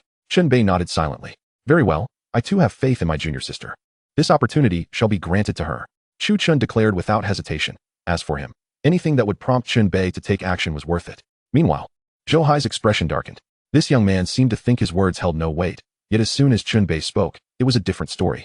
It seemed that he, the master, held less esteem than his disciple. Now that it's settled, you may as well leave. He had initially intended to keep him for a meal, but it appeared that was no longer necessary. Zhou Hai rolled his eyes, muttering irritably. Hee, Uncle Master. I shall take my leave then. Chu Chun, unfazed, smiled as he departed. As for dining, he had no such inclination, having already begun fasting. He preferred to maintain his purity and cleanliness. Consuming food would only require him to expend energy on digestion, and he was not inclined to do so. Master, have you not begun fasting yet? Chunbei asked, somewhat bewildered as he looked at Zhou Hai. Fasting? What nonsense. The 7 emotions and 6 desires are inherent to life, with the desire for food being paramount. If one abstains from eating, what meaning does life hold? Zhou Hai retorted, rolling his eyes. Look at you two, seemingly idle. Hence, you shall cook for me. Tonight, we shall barbecue some dragon meat. Zhou Hai declared, revealing a large piece of dragon meat, instantly leaving both Chunbei and Qin Xiao dumbfounded. The dragon meat shimmered with radiant colors, exuding a robust essence that could be sensed from a distance. Master speaks truly. Eating is indeed a significant matter in life and should not be overlooked. Master, with your guidance, I shall prepare it. Chunbei, initially at a loss for words, was instantly compelled into compliance upon seeing the dragon meat, having already absorbed the spiritual essence from the dragon's blood. If he could also absorb the essence from this dragon meat, how formidable would his physique become? At that moment, Chunbei fully comprehended a vital truth. One should never argue with their master. The master is invariably correct. Senior brother, allow me to assist. I can cook. Qin Xiao, still unaccustomed to fasting, brightened at the thought of preparing food for her master. He had treated her so kindly, and she was already contemplating how to repay him. From now on, she would take charge of her master's meals. Soon enough, the small courtyard was bustling with activity, filled with laughter and joy. Meanwhile, in the great Zhou royal capital, the Eastern Palace's grand hall was steeped in an atmosphere of utmost tension. What did you say? Lin Shixiang is dead? The experts from the 10,000 Poisons Valley have been annihilated? Who did this? A cold and furious voice erupted. The Crown Prince, Ji Feng, shouted. Reporting to your highness. According to the news from Qinzhou, it was the Academy's doing. A cautious middle-aged man responded from below. The Academy? Could it be that those old geezers have emerged? Otherwise, who could possibly kill Wu Wanli? Ji Feng frowned, his gaze growing increasingly frigid. Just as he spoke, another figure strode in. Not good, your highness. News has arrived that the Dacian dynasty is making aggressive moves. His Majesty summons you for a meeting to discuss countermeasures. Upon hearing this, Ji Feng sprang to his feet. What? How dare they, the Dacian dynasty? At midnight, the majestic royal city was suffused with a sense of impending doom. Ji Feng dismounted before the Meridian Gate and swiftly entered the Hall of Supreme Harmony. Inside, numerous princes had already gathered, along with a number of ministers, each bearing a grave expression. Your son pays his respects to father. Ji Feng surveyed the surroundings before bowing deeply to the middle-aged man seated upon the dragon throne. Now that everyone is present, let us address the situation at hand. The man on the throne, Ji Wujing, spoke with an impassive demeanor. Reporting to your majesty.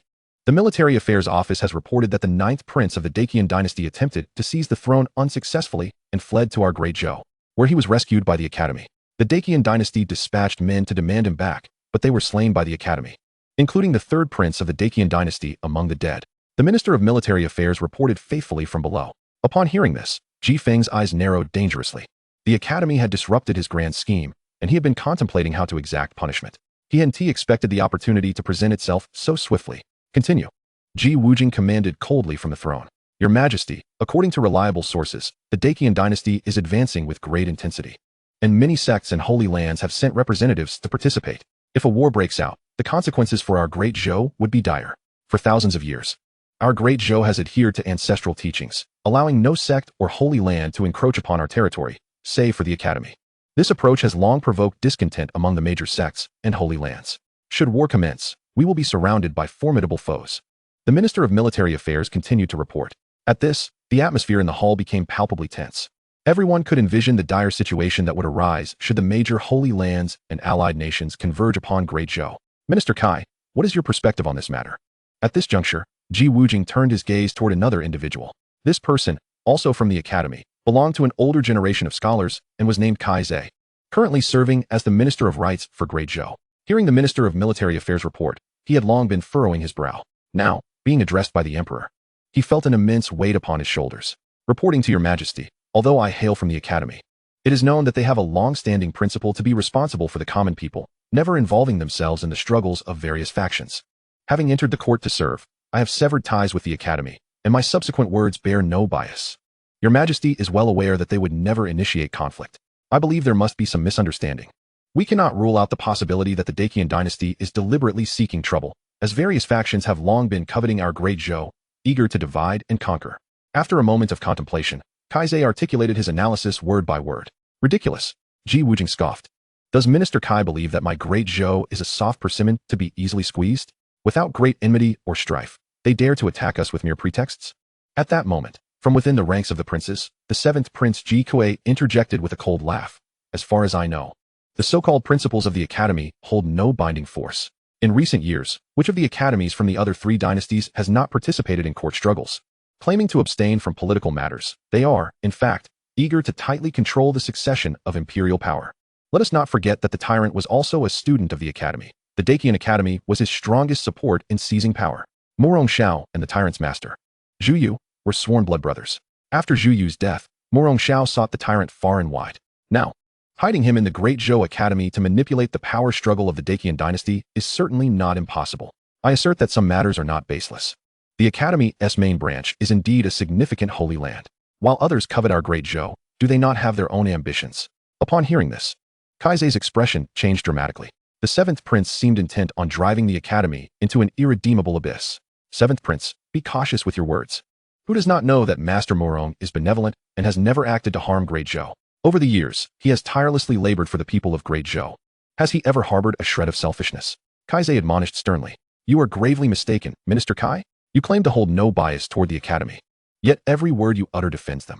Is this not a form of partiality? Furthermore, according to the reports from the Dacian dynasty, their demands are straightforward. Hand over the culprit responsible for the death of the third prince, as well as the tyrant of the Dacian dynasty.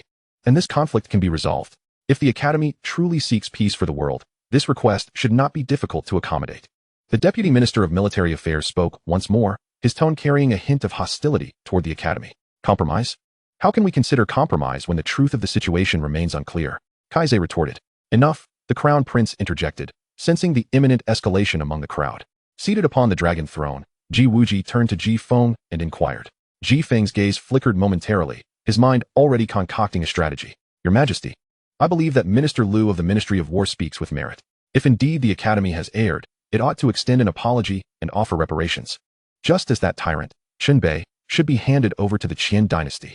Our Great Zhou has never permitted any external interference, nor has it ever meddled in the affairs of other nations. If the Jixiao Academy is truly dedicated to the common good, it must be willing to compromise. Otherwise, harboring ulterior motives would only invite calamity. It would be better for our Great Zhou to cleanse its own ranks. After much contemplation, Ji Feng suggested, perhaps we should send my seventh brother to investigate this matter. What say you, father? With a respectful gesture, he discreetly employed a cunning tactic. He was acutely aware that the maternal grandfather of the seventh prince had perished at the hands of the academy's grand elder, fostering an intense animosity within him. Entrusting him with the task of dealing with the academy was undoubtedly the most prudent choice. Your Majesty, I am willing to alleviate your burdens and undertake this mission personally. Ji Kuei, unable to contain himself, promptly stepped forward. Very well, this matter must be thoroughly investigated. Should the academy be at fault, given its contributions to our Great Zhou over the years, they should sincerely apologize, and we shall ensure the academy's safety. However, if the Qian dynasty is indeed fabricating grounds for war, what do we have to fear? Ji Wuji declared. Kuei, I appoint you as an imperial envoy to personally visit the academy. Ji Wuji nodded slightly and spoke in a deep voice. Yes, father. Ji Kuei exclaimed joyously. After all these years, the opportunity for revenge had finally arrived. A cold smirk flickered in Ji Feng's eyes as he anticipated the academy's dwindling capacity to meddle in affairs. Meanwhile, the academy remained oblivious to the impending trouble. In Zhou Hai's courtyard, Firewood crafted from the sacred fusang tree crackled fiercely, roasting the dragon meat to a sizzling delight, the aroma wafting enticingly through the air. Master, having served the Lin family for many years, I possess considerable culinary expertise. This sauce has been personally concocted by me. Please, taste it. At this moment, Qin Xiao had donned a complete set of male attire. After a flurry of activity, she sliced the dragon meat and presented it with sauce to Zhou Hai. Delicious. Zhou Hai's eyes brightened. With just one bite, he was thoroughly captivated by his apprentice's culinary skills. Having been accustomed to a life of convenience, he had never learned to cook. Unexpectedly, he found himself in this world just as he began junior high. Over the years, those around him had refrained from dining, and after enduring years of culinary disasters, his own cooking had barely become edible, falling far short compared to Qin Xiao's. As he savored the dragon meat, the powerful essence within, coupled with the spirit of the sacred fusang fire, filled Zhou Hai with an invigorating vitality, invigorating his spirit immensely. Meanwhile, Chen Bei, without requiring assistance from others, independently took a piece of dragon meat.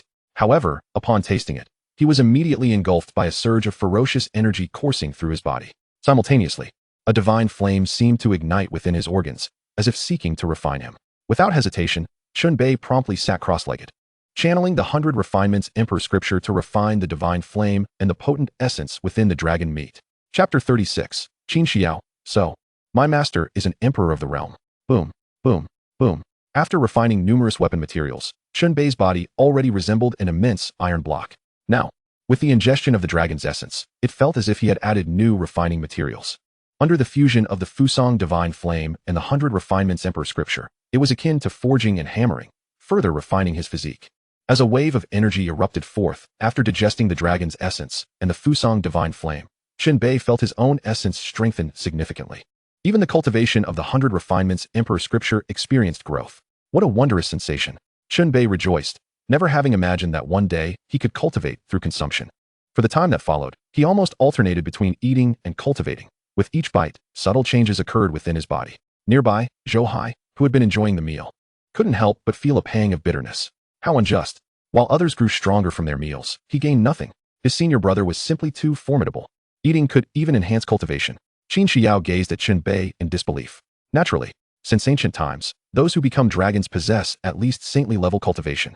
Although the malevolent aura within the dragon meat has been purged, a significant portion of the saintly essence remains. A saint-level powerhouse can move mountains with a mere drop of blood. The magnitude of that essence is evident. Once your senior brother refines it, he will naturally enhance his cultivation. Seeing the admiration in his little apprentice's eyes, Zhou Hai suppressed his bitterness, adopting a knowing demeanor. So impressive? But master, why does it seem that you gain nothing from eating? Qin Xiao's innocent remark rendered Zhou Hai's face dark with embarrassment. Why did that sound so strange? Was the little apprentice implying he was merely a freeloader? I understand now. Master's cultivation has already transcended the heavens and earth. Thus, while the dragon's essence appears formidable to others, it is but a drop in the ocean to you, incapable of stirring any waves. Master, your cultivation must far exceed that of a saint. No wonder you always present yourself as of lower rank, yet can easily vanquish those of higher realms. Before Zhou Hai could continue to ponder, Qin Xiao's words left him utterly astonished. Far exceeding a saint. How did this disciple discern that? Senior sister, you are mistaken. How could a saint be compared to master?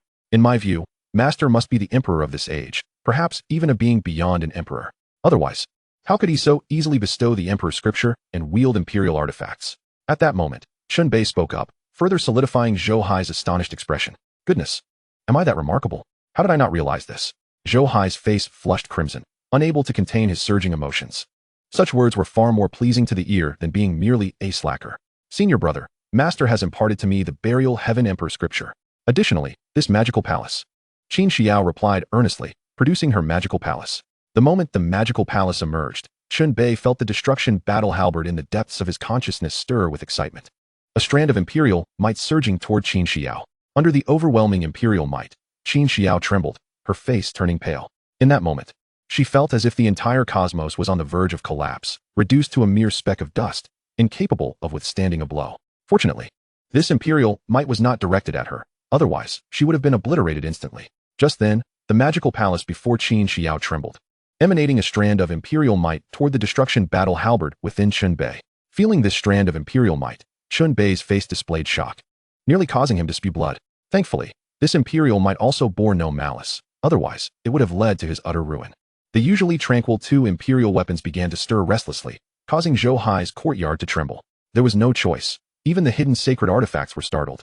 When the two imperial artifacts unleashed their might, the sacred instruments would be annihilated on the spot. Enough. The house has just been rebuilt. Do you two intend to demolish it again? Zhou Hai admonished, causing the two imperial artifacts to instantly calm. At that, Chun Bei and Qin Xiao finally exhaled, realizing they were drenched in sweat. Senior sister, did you see that? This is Master.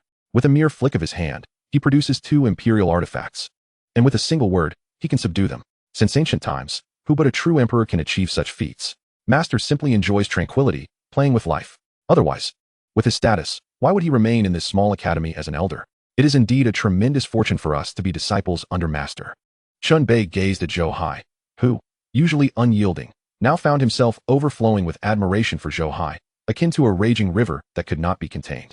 No wonder Master regards divine weapons with disdain. So, from now on, I am also a disciple of an emperor. Qin Xiao breathed rapidly, feeling as if she might float away.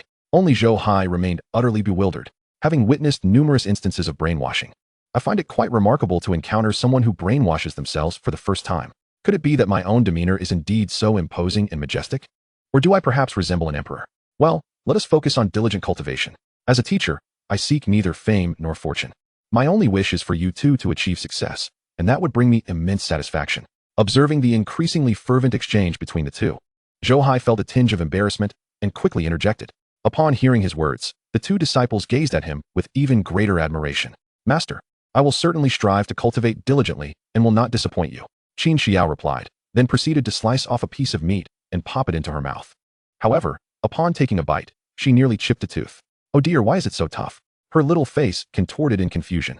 The dragon meat had seemed soft and easy to cut, yet it turned out to be quite the challenge to consume. Junior sister, this delicacy is not meant for chewing. Your cultivation is still shallow, and lacking a body of indomitable strength, you will find it difficult to break it down. Instead, you should attempt to refine it. Chun Bei chuckled, offering a reminder from the side. Even his teeth, comparable to those of a Taoist soldier, required time to wear down. Such dragon meat was not something an ordinary person could easily enjoy. Although cutting it appeared effortless, who knew what sort of precious artifacts Master had employed for them? Only a figure as formidable as Master could savor such delicacies with ease. I see, let me give it a try.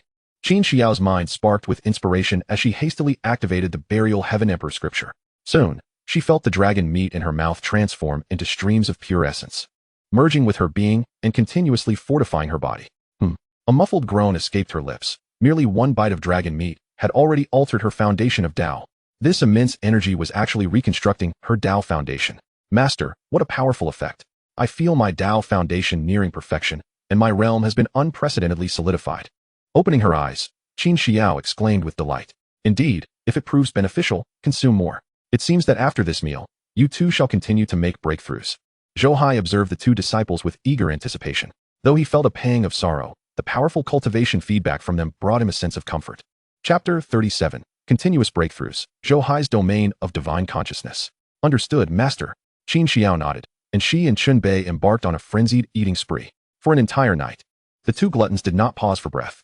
As dawn broke, Qin Xiao, unable to contain the immense essence within her, was the first to rush into seclusion. Xiao, take a sip of this before you go. Zhou Hai, ever watchful of his disciples, noticed that Qin Xiao's realm had completely stabilized, her Tao foundation reaching perfection. With such vast essence flooding her, she merely required sufficient spiritual power to break through. He called out to Qin Xiao, retrieving a ladle of spiritual liquid and offering it to her. Thank you, Master. Qin Xiao accepted the spiritual liquid and took a sip, instantly feeling the pure spiritual energy surge through her body, merging with the vast essence within her, nearly overwhelming her. I can't take it anymore, Master. It's too much. Her complexion changed as she realized the potency of the spiritual liquid.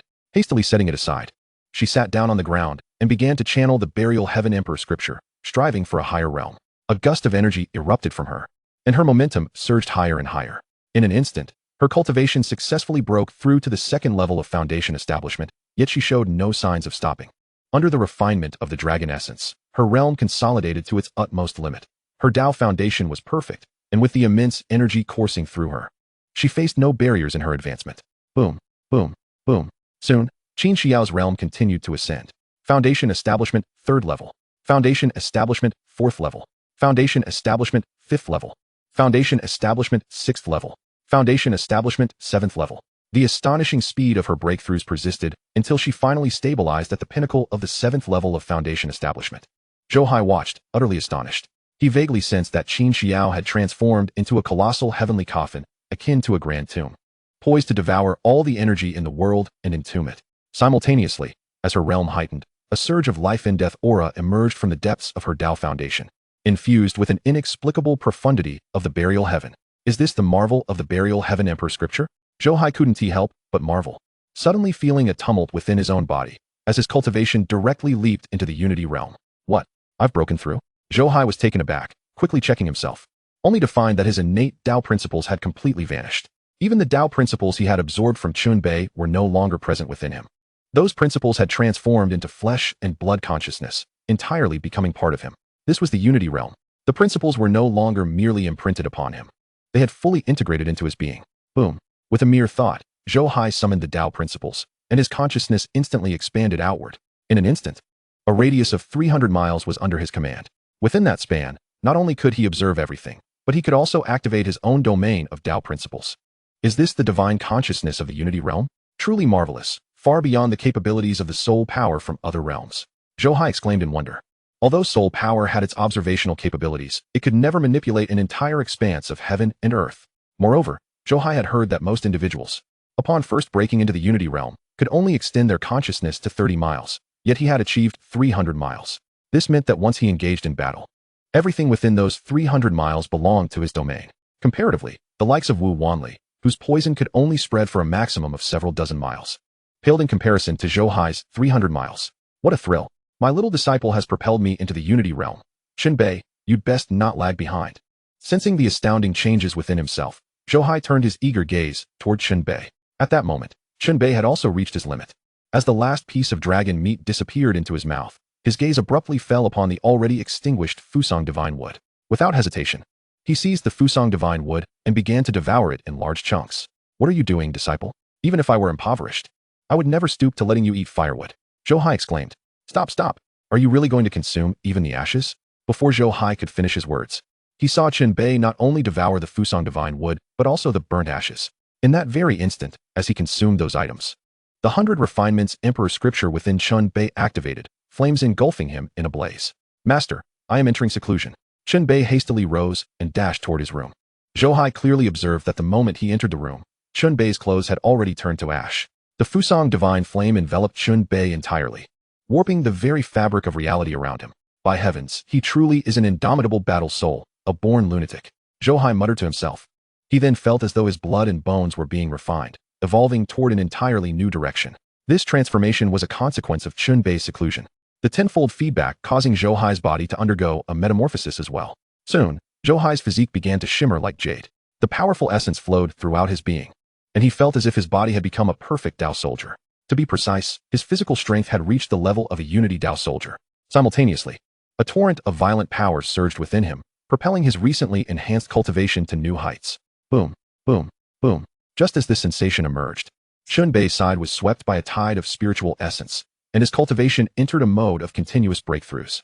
The third level of divine ability, the fourth level of divine ability, the fifth level of divine ability, the sixth level of divine ability. In just a few breaths, Qin Bei's cultivation forcefully advanced to the sixth level of divine ability. With the tenfold feedback, Zhou Hai's realm also surged forward, directly ascending to the second level of the unity realm.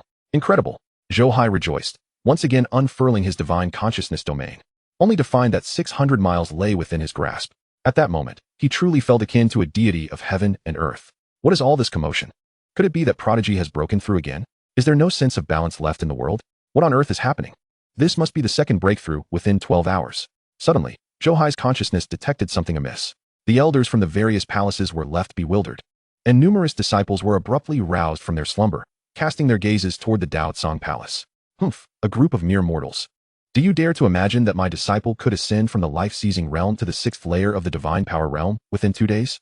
Witnessing their astonishment, Zhou Hai couldn't help but feel a twinge of pride. By the way, system, why is it that their breakthroughs create such a commotion, yet mine goes unnoticed?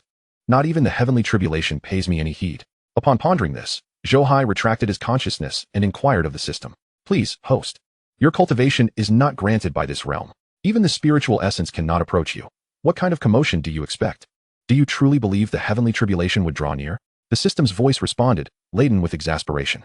That makes sense. If one steals from a household, they must endure the consequences. It was not I who seized the world's fortune. Why should the heavenly Tao strike me? The thought that one could break through without incurring lightning strikes was indeed delightful. Zhou Hai's eyes sparkled, a mischievous smile creeping onto his lips. Chapter 38. Enemies Approach. The Academy Elders severely wounded. In the ensuing 3 days, Chen Bei and Qin Xiao remained in seclusion. Although they had solidified their foundation, the rapid ascent in their realms inevitably led to some instability. Thus, during this time, Chen Bei diligently worked to consolidate his cultivation. As for Qin Xiao, despite consuming significantly less of the dragon meat than Chen Bei, the overwhelming energy had her continuously breaking through multiple realms without fully digesting it. She was still striving to reach even higher realms. Through the efforts of his 2 disciples, Zhou Hai's own realm gradually stabilized. Simultaneously, he sensed within himself not only the formidable strength of the tempered force, but also the power of annihilation, alongside the circulation of life and death energies. Although this life and death power was still somewhat weak, given time, controlling the fates of others, and even determining the rise and fall of all things would pose no challenge. Such is the magnificence of the Emperor's canon. Zhou Hai had initially presumed that the seclusion of his 2 disciples would last for an extended period. However, on one particular morning, this tranquility was shattered. Chu Chen, what on earth are you thinking? Allowing a Foundation Establishment disciple to participate in the debate? Are you trying to make us the laughingstock of other academies? The elders exclaimed, incredulous. How preposterous. I believed you to be a sensible child, yet you would commit such folly? Are you aware of the discussions circulating among the disciples below? This is unacceptable. I was already opposed to allowing Chen Bei to partake in the debate, and now you wish to force a Foundation Establishment disciple into action? Do you not realize this could jeopardize your junior brother Chen Bei? On this day, within the Grand Hall of the Dao Inquiry Palace, unable to endure the dissatisfaction of the disciples, the elders from various palaces converged, pressing Chu Chun about his decision to let Qin Xiao engage in the debate.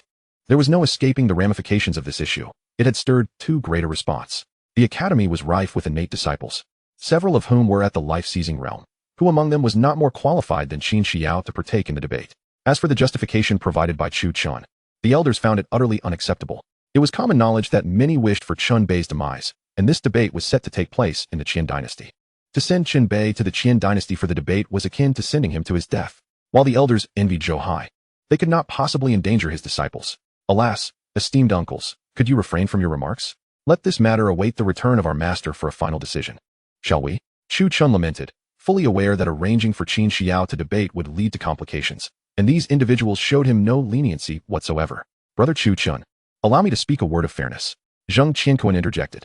This debate not only concerns our academy's reputation, but also the rewards bestowed from the main institute.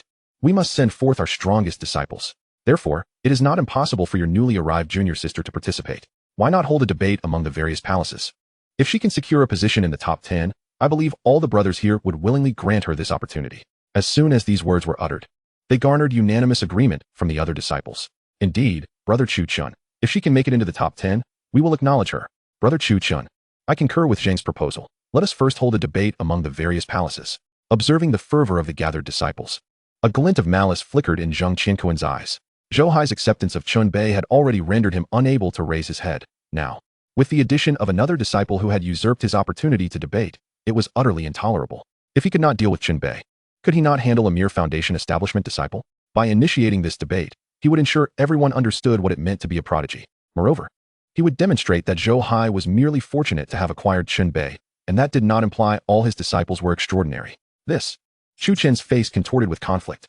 He recognized that if he did not acquiesce to this matter today, it would be difficult to account for later. Very well. I consent to allow the esteemed junior brothers and sisters to compete. With a heavy sigh, Chu Chun reluctantly capitulated. Just then, a surge of powerful auras rushed toward the Dao Inquiry Palace. The crowd swiftly turned to look, only to see over 100 figures appearing in the sky from an unknown origin. Among them, the lowest cultivation was at the life-seizing realm, with no fewer than 20 at the divine power realm, and 3 formidable beings at the enlightenment realm. What is happening? What do these individuals intend to do? The crowd frowned as several elders took to the skies to confront these uninvited guests. By decree of the emperor, the academy is harboring wanted criminals from the Qin dynasty, suspected of the murder of a prince of the Qin dynasty. An investigation is currently underway. Do not impede us. As the academy's personnel ascended into the air, a youth clad in a python robe issued a cold command. Following his words, the individuals behind him prepared to search the other palaces. Audacious! Who dares to create chaos within my academy? A booming voice rang out as elderly Chongqing stepped forth from the crowd, his tone icy. I wondered who it was. It turns out to be His Highness the 7th Prince. Even if your father were to come today, he would not dare to act recklessly within my academy. Your brazen display. Are you attempting to violate our agreement? As he spoke, the elders and disciples of the academy glared at the intruders with indignation. From its inception, the academy had established an agreement with the great Zhou, declaring the area within a 10,000-mile radius of Dinghai City as the academy's domain, free from governmental interference. Now, not only did the court wish to intrude, but they also sought to search within 300 miles of the academy. Such audacity was beyond comprehension. Seize them. However, in the face of Li Chongqing's inquiries, Ji Kuei showed no inclination to respond. With a single command, a powerful figure at the Enlightenment realm stepped forward. In an instant, the principles of the Tao surged forth, freezing the space around Li Chongqing, rendering him immobile. Scoundrel! Li Chongqing roared in fury. An overwhelming righteous energy erupted from him, and talismans surged forth to break free from the confines of the Tao. Yet, the Enlightenment realm cultivator moved like the wind, swiftly closing the distance to Li Chongqing. Raising a hand to strike down as if the heavens were collapsing, Li Chongqing, merely at the peak of the divine power realm, found his righteous energy and surrounding talismans obliterated instantaneously by this overwhelming force. A mouthful of fresh blood spewed forth, and Li Chongqing felt as though his bones were shattering as he was sent hurtling backward. Yet at that moment, the Enlightenment realm cultivator showed no signs of relenting. With several swift steps, he closed in on Li Chongqing once more, reaching for his throat. No, the disciples of the academy erupted in fury. The brazen actions of these individuals were not merely an affront to Li Chongqing, but a slap in the face to the entire academy. Just as Li Chongqing seemed destined to fall into their clutches, a piercing sword cry resonated through the air. The elder of the Sword Palace transformed into a streak of sword light, instantly placing himself between Li Chongqing and the Enlightenment realm cultivator. Clang! The clash of sword and palm produced a crisp sound. To come to my academy to bully and intimidate, you dare to act so recklessly. Chen Chuang roared, using his sword to separate Li Chongqing from the Enlightenment realm cultivator. Subsequently, an endless stream of sword energy surged forth, aiming to strike down the Enlightenment realm foe. The Enlightenment realm cultivator was taken aback. It had not occurred to him that among the current generation of the academy, aside from Murong Shao, there was yet another Enlightenment realm powerhouse. In the midst of the sword energy that surged like a mighty river, exuding an overwhelming aura, it is regrettable that you have merely just broken through to the first stage of the Tao understanding realm. Should you ascend 2 or 3 more levels, I might consider retreating. However, in your current state, you are still insufficient. The formidable being of the Tao understanding realm resides at the 5th level. Upon facing Chen Chuang's sword energy onslaught, a flicker of disdain flashed in his eyes. In the next moment, the principles of the Tao erupted around him, unleashing a tempestuous force that obliterated Chen Chuang's sword energy inch by inch. Chapter 39. Chun Bei strikes, shattering the Tao understanding realm expert with a single fist. Ugh! Chen Chuang emitted a muffled groan, feeling as though even his true essence struggled to circulate against the adversary's ferocious might. Yet, he did not waver. The sword path is one of aggressive assault, relentless in its advance. Although the principles were shattered, Chen Chuang exerted every ounce of his true essence, causing the long sword in his grasp to radiate brilliance, instantly closing the distance to the Tao understanding realm expert. A futile struggle, is it? The Tao understanding expert let out a cold laugh, brandishing a pair of massive hammers that effortlessly deflected all of Chen Chuang's strikes. Witnessing this, Chen Chuang's sword moved with elegance, his long sword dancing in a manner that rendered it impenetrable. Countless sword energies surged forth again, enveloping the Tao understanding realm expert entirely. However, before the might of those iron hammers, no amount of sword energy proved effective. Even Chen Chuang's Tao soldier attacks were effortlessly repelled. The two engaged in combat, exchanging blows for what felt like hundreds of rounds. The adversary appeared to toy with Chen Chuang, refraining from offense, merely allowing Chen Chuang to witness the ineffectiveness of his attacks. He reveled in the sight of Chen Chuang's contorted expression, relishing the satisfaction of undermining another's resolve. Isn't the sword path meant to be relentless and invincible? Yet now, it resembled a child's play, capable of shattering the sword heart of any individual. Meanwhile, as Chen Chuang battled against the Tao understanding realm expert, Zhou Hai, observing from dozens of miles away within the Daozong Palace, was also drawn to the commotion. The academy was expansive, with each palace separated by considerable distances. However, the tumult here was so great that even the typically reclusive Zhou Hai could not remain indifferent. Harboring the royal criminals of the Qian dynasty? Targeting my disciple is one thing, but daring to flaunt their might is tantamount to courting death. Zhou Hai's gaze turned icy. Witnessing these individuals mock Chen Chuang, he resolved to intervene personally. Just then, the door creaked open, and Chun Bei emerged. Donned in a crimson robe, his tall and imposing figure exuding an invisible aura of dominance. Master, please refrain from intervening. Allow me to handle this. Noticing Zhou Hai's intent to act, Chun Bei spoke earnestly. He had already sensed the stirrings of this conflict, and was mentally prepared for this day. Disciple, Focus on your cultivation. In my domain, it is not these petty individuals who hold sway. Zhou Hai gazed at Chun Bei with reluctance. Although he was aware that Chun Bei had his own path to tread, he still felt a twinge of compassion at the thought of letting him face danger alone. After today, Chun Bei might no longer be under his protection. Master, you are unmatched in the cosmos. If you truly wish to protect someone, in all realms and dimensions, who would dare to act recklessly? However, Master, every person must walk their own path. The Tao is not merely about cultivation. It is also about the choices each individual makes. The path of the disciple should be walked by the disciple alone, without burdening the master to pave the way. Otherwise, how could the disciple aspire to the great Tao? I am eternally grateful for your care these past days. Your profound kindness will never be forgotten. Chun Bei shook his head. As he spoke, he approached Zhou Hai and knelt, bowing 3 times in reverence. Master, rest assured, I shall be fine. Just watch as I sweep through an era, bringing glory to you. Rising, Chun Bei let out a youthful chuckle. In that moment, he was no longer the tyrant drenched in blood, nor the invincible prodigy among peers. He was merely a child savoring the grace of his master. He. Very well, go forth, sweep through the world without fear. Disciple, this realm is yours to traverse at will. Should any trouble arise, I shall shield you. Zhou Hai's eyes glistened with moisture. Although he had often regarded the lad as a mere worker, he harbored feelings for him nonetheless. Now, witnessing his radiant youthful smile, Zhou Hai was reminded of his own youthful heart, brimming with passion. Why should he live beneath others? The disciple speaks truly. Each person has their own Tao, and it is time for him to venture forth. His path should be one of silently safeguarding the growth of these disciples, serving as their most steadfast support. Thank you. Master, I shall take my leave. Chun Bei cast a deep glance at Zhou Hai, and in that fleeting moment, Zhou Hai caught sight of the moisture at the corner of his eye. Go on, go on. I have prepared your belongings. Zhou Hai chuckled, albeit somewhat reluctantly. At that moment, he realized, unbeknownst to him, he had already shouldered the responsibilities of a mentor. In the face of his departing disciple, he resembled a restless parent. Wishing to ensure that all was in order for the child about to leave home, he began to sift through his belongings, gathering both useful and unnecessary items to prepare for Chun Bei. Master, are these individuals here to harm my senior brother? Just then, the voice of Qin Xiao broke through. Unbeknownst to Wen, she too had emerged from her seclusion, her face etched with concern as she gazed in this direction. You need not worry. Focus on your cultivation and do not be distracted. Zhou Hai looked up and admonished gently. But master, will my senior brother be in danger? Qin Xiao asked anxiously. With me here, what danger could arise? Concentrate on your training. Zhou Hai frowned. Some matters were beyond what the current Qin Xiao could partake in. Indeed, with master present, no one could harm my senior brother. Then I shall continue my cultivation. Qin Xiao reflected for a moment and promptly returned to her seclusion. Meanwhile, above the Winda Palace, the 7th Prince Ji Kuei grew impatient as he observed the entangled combatants. Do not waste time. Those who obstruct must die. Kill him. With a sharp command, the Tao Understanding Realm expert ceased to waste words, wielding his massive hammer with ferocity, unleashing a violent torrent of Tao principles that surged through the heavens and earth, crashing forth with unstoppable force. Boom. The hammer collided with Chun Chuang's sword, causing the principles on Chun Chuang's sword to shatter instantaneously. The blade itself unable to withstand the overwhelming power, breaking apart on the spot.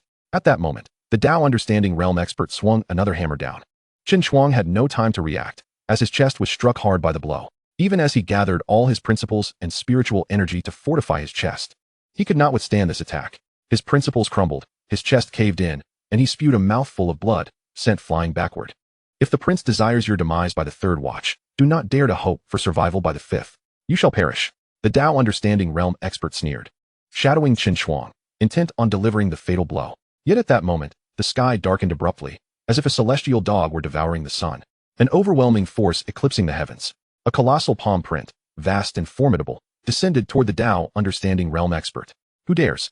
Everyone was taken aback, as they sensed no presence of principles, merely an ordinary display of divine power. However, the moment that palm print descended, it instilled a sense of cataclysmic dread. Especially for the Tao Understanding Realm expert, he felt a chill run down his spine. He had an ominous premonition, should that palm strike him, even he would meet his end. This was undeniably a palm devoid of principles, yet it held such terrifying power. Seeking death, he roared in fury, his body radiating brilliance as he swung his Tao soldier hammer with all his might, unleashing a tempestuous torrent of principles. An enormous hammer, formed from the convergence of principles and spiritual energy, materialized, towering to dozens of feet, crashing toward the palm print descending from the sky. Boom, boom, boom. The palm print and the hammer collided, sending shockwaves through the heavens and earth. A powerful shockwave surged forth. Many disciples of the academy were thrown back, some spitting blood as they were caught in the maelstrom. All were left in awe. In an unexpected turn of events, A formidable power devoid of any principles met its demise alongside a hammer imbued with the essence of laws, both annihilated amidst the cacophony of violent explosions, resulting in a stalemate. Yet before the spectators could fully comprehend the gravity of the situation, an even more astonishing occurrence transpired. A figure surged through the tumultuous chaos towards the formidable being in the path understanding realm, raising a fist with unerring intent. In an instant, an overwhelming torrent of laws surged forth. The path understanding expert, taken aback, found himself unable to react as a devastating blow struck his chest. With a resounding crash, the force of the strike caused the expert's chest to cave in, his ribs fracturing under the pressure. An unending stream of laws flooded into his body, a lethal force overwhelming his very essence. In mere moments, his body erupted with countless wounds, blood pouring forth as he staggered. Disbelief etched across his features as he gazed upon the crimson-robed youth before him. Clearly of the divine power realm, this young man unleashed a power that rivaled his own. What was more, the blow not only invoked a riot of laws, but it also encompassed dozens of different laws. In his moment of shock, the expert felt as if half his life had been extinguished. Unfazed by his astonishment, the youth, Chun Bei, remained impassive, raising his hand once more to deliver a palm strike aimed at the expert's crown. Reacting swiftly, the path understanding expert summoned all his strength to block the attack. Yet, in the instant of collision, he realized he was not contesting a mere hand, but rather a weapon of laws. A searing pain coursed through him as the energy he had gathered shattered instantly, his hand bones obliterated in the process. Just as he attempted to shield himself, another fist struck him squarely in the abdomen. The overwhelming force crashed down, rupturing his internal organs and extinguishing all semblance of life within him. Once again, blood gushed from his mouth as he fixed a piercing gaze upon Chun Bei, his body plummeting to the ground, lifeless and unyielding. A gasp echoed through the crowd, as disbelief swept over all present. The battle concluded with alarming swiftness, from the moment Chun Bei launched his attack to the end. Scarcely a breath had passed before a once mighty path understanding expert was laid low. The most perplexing aspect was that this individual had merely been of the divine power realm. How had Chun Bei managed to dispatch a being of such caliber with the ease of slaughtering swine? Chun Bei is indeed the disciple of Chun, murmured the onlookers in awe. How astonishing! Is this truly the Chun Bei we speak of? Suddenly, a wave of exultation erupted from the academy, tears of pride glistening in many eyes. Never had they anticipated that their esteemed institution would suffer such a profound humiliation, allowing an assault to unfold before them. Two elders lay gravely injured, utterly defenseless. At this pivotal moment, Chun Bei's intervention was nothing short of galvanizing. Brother Chun, are you all right? Junior brotherly. Elders from various halls rushed to the sides of Chun Shuang and Li Changqing, their expressions grim as they noted the dire state of their comrades. This is a rejuvenation pill. Administer it to our two esteemed brothers. Chun Bei turned momentarily, tossing two pills into the air. The elder from the pill hall hastily caught them, noting the 9 intricate patterns adorning the rejuvenation pills, infused with a potent life force, his expression shifting dramatically. Is this a celestial-grade pill? He exclaimed in disbelief. What? A celestial-grade pill? Truly a celestial-grade pill. The elders from the martial arts hall and the array hall echoed their astonishment, their faces alight with shock. Celestial-grade pills were coveted treasures, long sought after by the highest echelons of the Holy Academy, unattainable by those of lesser stature. To truly consume such a pill? The pill hall elder cast a wary glance at Chun Bei. The value of such a pill was immense, far too precious to be used lightly. Our esteemed brothers were injured because of me. We cannot delay. Chun Bei interjected, his brows furrowed at the elder's hesitance. Isn't it better to be generous like our master? Why hoard such treasures, waiting for others to seize them? Your words hold merit, young disciple. Your two esteemed brothers owe you a life debt. The elder from the martial arts hall, Wu Yang, concurred with Chun Bei's assertion, seizing the 2 pills to administer them to Li Changqing and Qin Shuang. Kill them. Seize the pills. Yet at that moment, a commanding voice rang out. Ji Kuei, as a prince, has never encountered a celestial-grade pill. How dare you waste 2 precious lives? With that proclamation, the last 2 path understanding experts at his side vanished in an instant, reappearing before the gathered elders. Seek death. Chun Bei roared in anger, rushing forward to obstruct them. Kill him. Ji Kuei issued another command, sending numerous life-threatening and divine power experts charging toward Chun Bei. However, Chun Bei paid them no mind. His focus remained on the 2 path understanding experts, whose formidable laws were solidifying the space around them, poised to seize the pills. He surged forward, unleashing a fist that shattered their blockade of laws as if they were mere paper. Seek death. The 2 path understanding cultivators had already gathered their strength for a strike, one aiming a palm toward Chun Bei's chest. Nonetheless, Chun Bei offered no resistance. In the instant he broke their law's confinement, he thrust his hands, delivering the pills directly into Qin Shuang and Li Changqing's mouths, where they transformed into emerald beams of light, melding with their beings. Simultaneously, the 2 path understanding experts' blows landed upon his chest. The sound of impact reverberated, akin to the clash of weapons. Chen Bei expelled a mouthful of blood. His body propelled backward. However, that was the extent of his injury. Despite the force of the blow, he was not severely harmed. After cultivating the 100 refinements Emperor Scripture, his physique had become immensely resilient. If he faced opponents of the same realm standing still, they would struggle to even scratch him. The cultivators before him were evidently of a higher caliber than the previous path understanding expert, making it equally challenging to inflict harm. As the two pills were swallowed, all actions ceased. Though the two path understanding experts had repelled Chen Bei, their expressions turned grim, as if they had tasted bitter defeat. They could only watch in disbelief as others consumed the celestial-grade pills, failing to eliminate even a single divine power cultivator in their collective efforts, an utter humiliation. The life-threatening and innate realm cultivators that had rushed in behind them bore even graver expressions. They realized they lacked the qualification to thwart Chen Bei, a monumental disgrace. Chen Bei, how dare you act so brazenly in the territory of my great Zhou? Ji Kuei fumed, watching helplessly as the two precious pills were consumed, his heart aching as if it were being crushed. Those should have been mine. Ji Kuei, as a fellow prince, I was granted the title of king at 10, vanquished my peers at 13, and at 16, I dared to sweep away all contemporaries, earning the title of overlord. Yet you at 26 have accomplished nothing. What right do you have to speak to me? Chen Bei wiped the blood from his lips, regarding Ji Kuei with scorn, dismissing him entirely. You. Ji Kuei's composure faltered, overwhelmed by an unprecedented humiliation. He resisted the urge to protest, yet was forced to acknowledge that he was indeed unworthy of comparison to Chen Bei. The academy is the sacred ground of my master. I do not wish for it to be disturbed by anyone. I grant you 3 breaths of time. Leave with your entourage, or I shall not hesitate to ensure you remain here for eternity.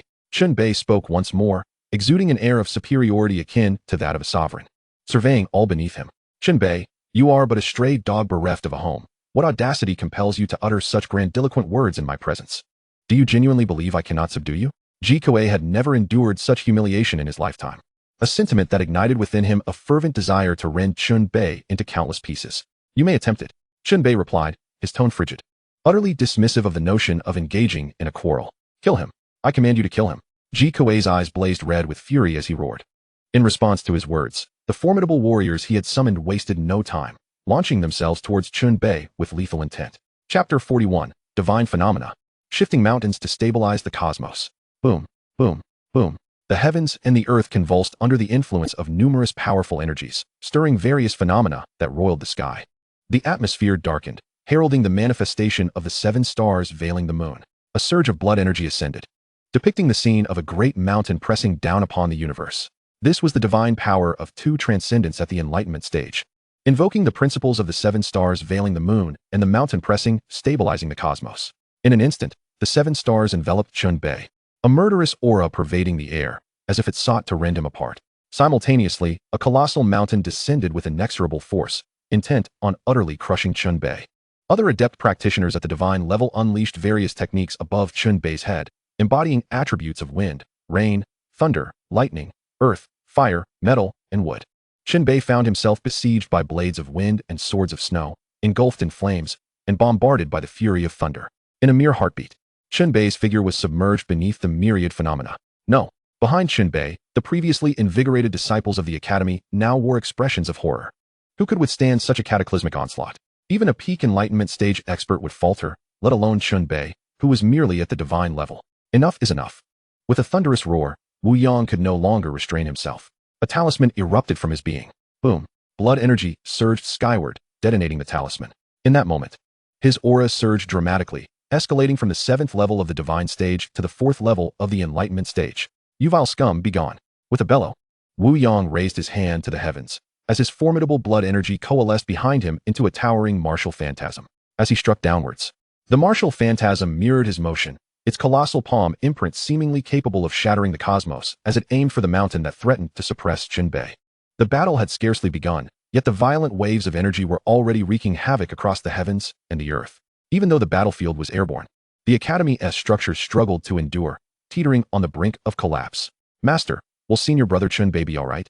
Within the Daozong Palace, Qin Xiao, who had just entered a state of seclusion, was jolted awake. Upon witnessing this scene, her eyes brimmed with concern. Zhou Hai furrowed his brow, stifling the urge to intervene. As his spiritual consciousness spread outwards, stabilizing the Academy's structures across a 300-mile radius. No matter how fierce the residual battle waves in the sky, they could not disturb the Academy in the slightest at this moment. Seeing Zhou Hai remain silent, Qin Xiao could only anxiously gaze at the aerial clash. The distance was far too great. Even with her cultivation, she could only perceive the myriad phenomena and could not catch sight of Qin Bei.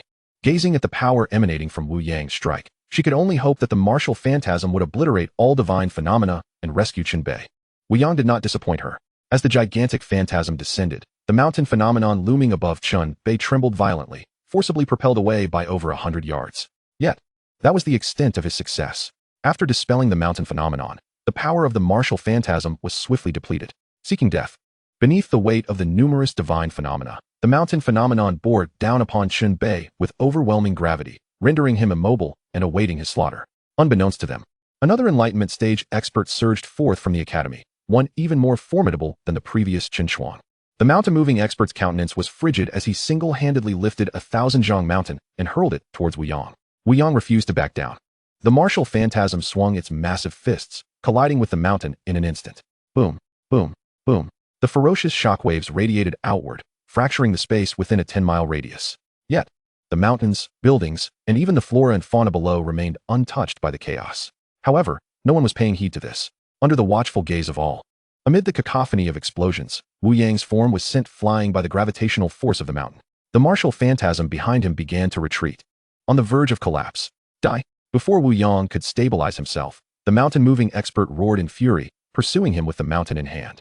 Wu Yang was merely at the 4th level of the enlightenment stage, while the mountain-moving expert was a bona fide 8th level. Under the crushing weight of their respective realms, Wu Yang stood no chance. As the mountain phenomenon descended, Wu Yang braced himself with his hands, while the martial phantasm raised its arms in a desperate attempt to meet the mountain's force. Boom! Another thunderous roar erupted, and the towering martial phantasm crumbled under the relentless onslaught of power. Wu Yang felt a violent backlash, his internal organs shattering as he coughed up blood, hurtling backward over 100 yards and crashing into the ground, creating a deep crater. Master, Elder Wu, the disciples of the academy cried out in anguish. Their eyes ablaze with fury, they were ready to risk everything. As the mountain loomed again, poised to fully annihilate Wu Yang, Elder Dan Shinzi of the Pill Palace and Elder Su Zhenyang of the Formation Palace roared, positioning themselves before the mountain. In the instant the mountain bore down upon them, Elder Dan summoned a colossal cauldron, hurling it at the mountain. Elder Su waved his hands, unleashing countless formations that coalesced into a massive array, struggling to support the weight of the Million June Mountain. Overestimating yourselves. The mountain-moving expert scoffed disdainfully, a drop of his essence blood shooting forth to land upon the mountain phenomenon. In an instant, the mountain's gravity surged exponentially. Boom, boom. Under the endless gravity, all souls spewed forth blood. Even when uniting the strength of the entire academy, they stood no chance against the mountain-moving powerhouse, akin to a swarm of ants confronting a colossal peak descending from the heavens. Awaiting them was naught but merciless slaughter, master. Within the Daozong Palace, Qin Xiao, gripped with anxiety, clutched Zhou Hai's arm tightly. How could I stand idly by while so many risked their lives for my disciple? Zhou Hai's eyes were already ablaze with murderous intent, unable to restrain himself any longer. Get away from me. Yet at that moment, a booming roar pierced the heavens.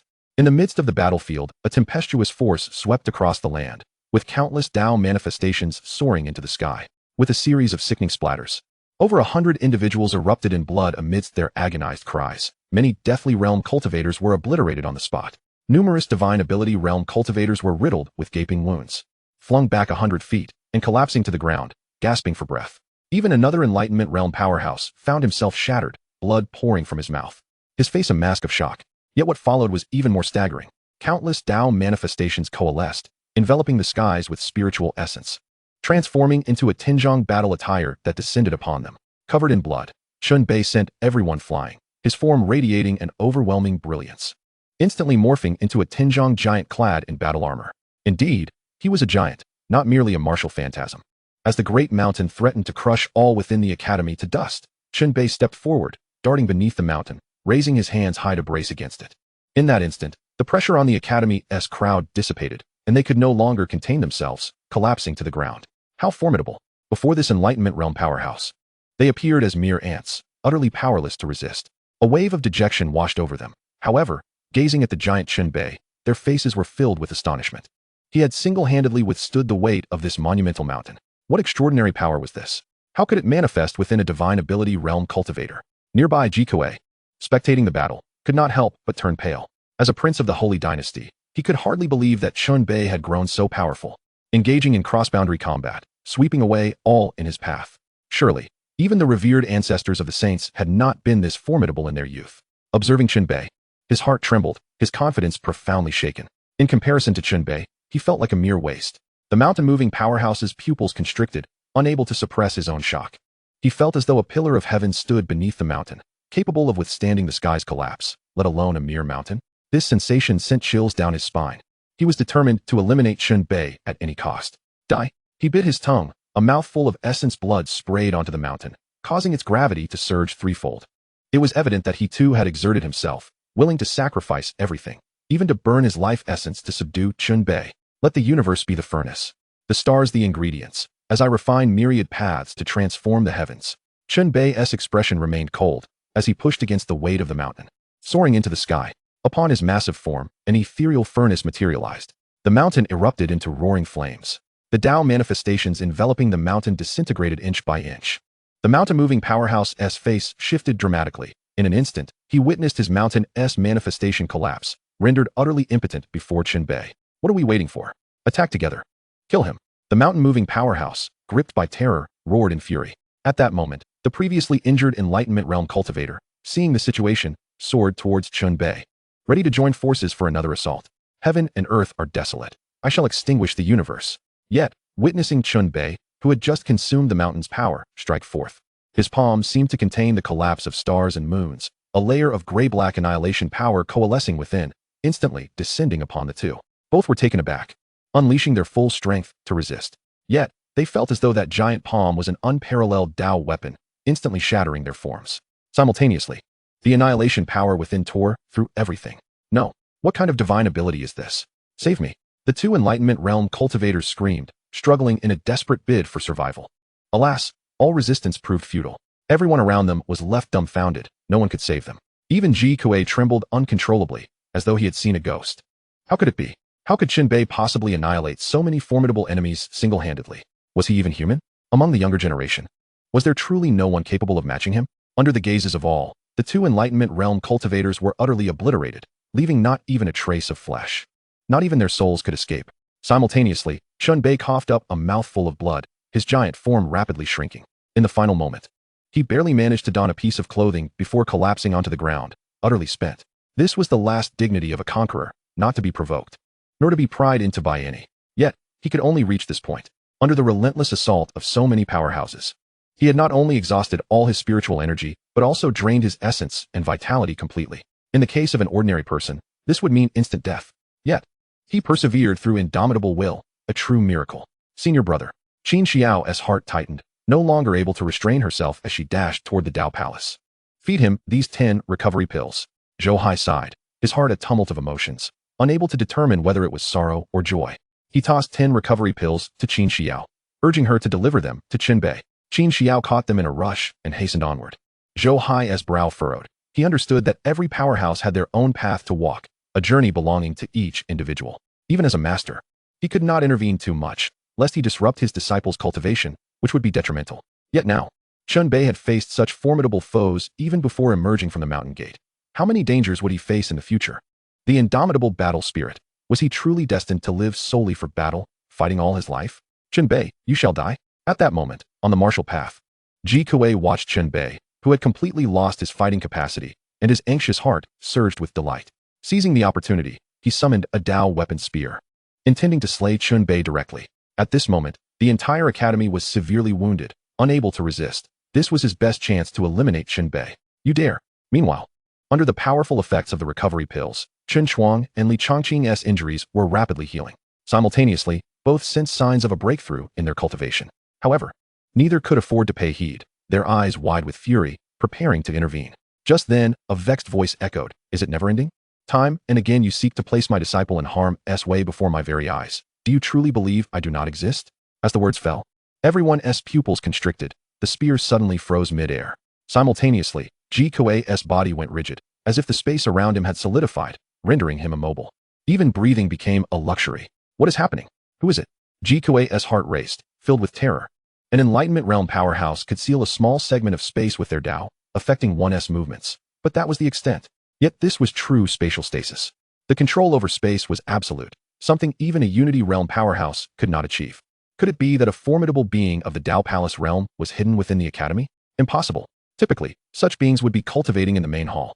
How could they be here? Countless thoughts flitted through Ji Kuei's mind.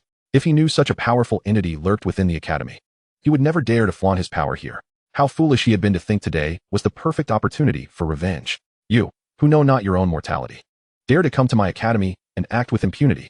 Since you have come, then remain here forever. I shall see who from the Zhou dynasty dares to come to your aid. Zhou Hai's cold voice resonated as a foam mountain soared from the courtyard, instantly pinning Ji Kuei down on the plaza before the Hall of Inquiry. It was only at that moment that the spear, which had been suspended in midair, fell to the ground, embedding itself firmly beside the foam mountain. Do not release me. I am a prince of the great Zhou. Is your academy seeking to wage war against my dynasty? Ji Kuei, having been liberated from the frozen space, struggled to break free from the foam mountain. However, this seemingly modest structure was transformed from a sacred artifact, harboring a power exponentially greater than the earlier manifestation of the mountain by a formidable individual. The foam mountain had restrained most of its might. Otherwise, Ji Kuei would have been reduced to ashes in an instant, making it impossible for him to escape. Enough of this noise. Seal. Zhou Hai snorted dismissively, unleashing another wave of suppressive force from the foam mountain, leaving Ji Kuei gasping for breath. In mere moments, he felt utterly drained, collapsing beneath the weight of the foam mountain. The onlookers were rendered speechless, their expressions frozen in disbelief. It dawned upon them that everyone had just engaged in the fray, while the slothful elder from the Daozong Palace had mysteriously vanished. Accustomed to his lethargy, nobody had thought to consider him during the battle. Yet this sudden intervention illuminated his terrifying prowess. Could it be that this indolent elder had reached the Dao Palace realm? Or perhaps even higher? How could that be possible when he was merely 20 years of age? Simultaneously, the crowd found themselves at a loss for words. Truly, the slothful elder could remain silent while his own disciples were subjected to such treatment. Some even speculated if he had fallen asleep, only now becoming aware of the situation. Only Chun Bei, lying on the ground, felt a swell of gratitude within. He understood that his master had been attentively observing the entire scene. He was thankful that his master refrained from intervening, yet remained concerned for his well-being. This battle, exhilarating and intense, would solidify the shaky foundation of his cultivation that had lingered for days. Moreover, he gained fresh insights into the methods of combat and new understandings of the 100 Refinements Emperor Scripture and the Annihilation Emperor Scripture. His life was destined to be filled with conflict. He did not wish to remain sheltered behind his master's protection for eternity. Only through relentless battles could his will to become strong grow ever more formidable, until he stood unrivaled in the world. Senior brother, are you all right? This is a recovery pill that master entrusted me to bring to you. Please take it. At that moment, Qin Xiao soared into the scene, instantly capturing everyone's attention. What a beautiful girl. Clad in masculine attire, she could not conceal her ethereal poise. Could this be the newly accepted junior sister of the slothful elder? Under the gaze of all present, Qin Xiao helped Chun Bei to his feet, promptly placing a recovery pill into his mouth. The pill dissolved instantly, flooding Chun Bei's body with a surge of vital essence, igniting within him like a spark. In the next moment, without requiring Chun Bei to regulate his energy, the surrounding spiritual essence surged like tides, enveloping him entirely. Just moments ago, Chun Bei had been on the brink of collapse. Now, his complexion had regained its color, and he radiated vitality and vigor, his combat prowess soaring. By the heavens, the recovery pill is indeed genuine. The crowd stood in stunned silence, a sense of numbness washing over them. What treasures did this master and disciple possess? 2 heavenly-grade pills were given away so casually. And was the recovery pill treated as mere sustenance, created in abundance at a whim? Truly, their wealth knew no bounds. It must be noted that while the recovery pill may not be as precious as heavenly-grade elixirs, it is still a premier resource. Even a Dao Palace realm expert would cherish a single pill for life-saving moments. Who would dare consume such a thing so liberally? Yet, the most astonished among them was Chu Chun. What had he just witnessed? Just days ago, this junior sister had barely reached the first stage of foundation establishment, and now her cultivation had soared to the 7th stage. How could such a transformation occur in merely a few days? Even if one were to advance a level each day, that was an unfathomable rate. Furthermore, no genius could possibly progress through a stage within a month after establishing their foundation. How had she achieved this? Suddenly, Chu Qin recalled Zhou Hai's previous words. What a foundation establishment! Tomorrow may bring innate abilities, and the day after, perhaps even a fight for life. While reality did not mirror Zhou Hai's exaggerations, the implications were nonetheless profound. At this pace, Chun Bei mused that in 3 months, it would not be far-fetched for his junior sister to reach the realm of divine abilities. This was a level that many prodigies took nearly a century to attain. Simultaneously, Chu Qin realized that the slothful elder's strength and knowledge were far beyond their imagination. Master, as your junior, you cannot be so biased. He lamented. Let it be known, I have cared for you like a father over these years. While I may not have washed your feet, I have never asked you to wash my clothes, have I? In the end, all your affection seems to be bestowed upon my junior siblings, leaving me feeling like a stepchild. Chu Chen pouted, casting a pitiful glance towards the sky. At these words, the crowd erupted into laughter, particularly the other disciples, who glared at Chu Chun with indignation. How dare he take credit without including them? After all, he had never allowed the slothful elder to wash his clothes, nor had he ever done so himself. It was always him who insisted that his fellow brothers serve the elder. Such an act of filial piety outsourced, and he had the audacity to feel aggrieved? Do you think I am very old? Zhou Hai's voice interjected, causing everyone to momentarily freeze in surprise. The disciples, in particular, gritted their teeth in fury. So, it turned out that the elder brother's excessive attentiveness was not genuine filial piety. It was merely a gray deal with the slothful elder? Damn it. We washed the clothes. We helped organize the Daozong Palace. Time and again, we ventured down the mountain to buy spring paintings and yellow books for the slothful elder. In the end, we received nothing beneficial, while you had unrestricted access to the Daozong Palace. This was utterly preposterous. It must be understood that the Alchemy Palace had potions. The Academy had talismans, the Sword Palace had discussion platforms, the Martial Arts Palace had combat secret realms, and the Daozong Palace housed various cultivation treasures. To acquire these items required contributions of points, yet someone had audaciously taken the back door. Master, please do not speak such nonsense. There is nothing of the sort. Chu Chun exclaimed, panic rising within him. Master, do not look at me. And all of you junior brothers and sisters, this is all unfounded. He is slandering me. You must realize that if I were truly guilty of such deeds, would he dare to speak so openly about it? He is an accomplice. Sensing the hostile gazes around him, Chu Chun shouted in desperation. And what of that? If you want to punish me, you must first be able to defeat me. Zhou Hai's voice echoed, causing Chu Chun to nearly leap in outrage. Shameless. Utterly shameless. How could the slothful elder engage in such behavior? Others could only shake their heads in disbelief. Yet even the elders from various palaces could not help but acknowledge the truth in his words. It appeared that they were unable to contend with Zhou Hai, so they would have to settle for targeting this heir apparent. Master, I was wrong. Please show me mercy. Chu Chun was on the verge of tears, wishing he could slap himself twice. He had known that the slothful elder was shameless. Why had he provoked him? Now, he had earned nothing but trouble. In light of your defense of my disciple, I am bestowing upon you a fortuitous opportunity. Zhou Hai huffed, waving his hand. As spiritual liquid and essence transformed into two water dragons that surged forth, instantly melding into the essence of heaven and earth, propelling towards the Hall of Inquiry.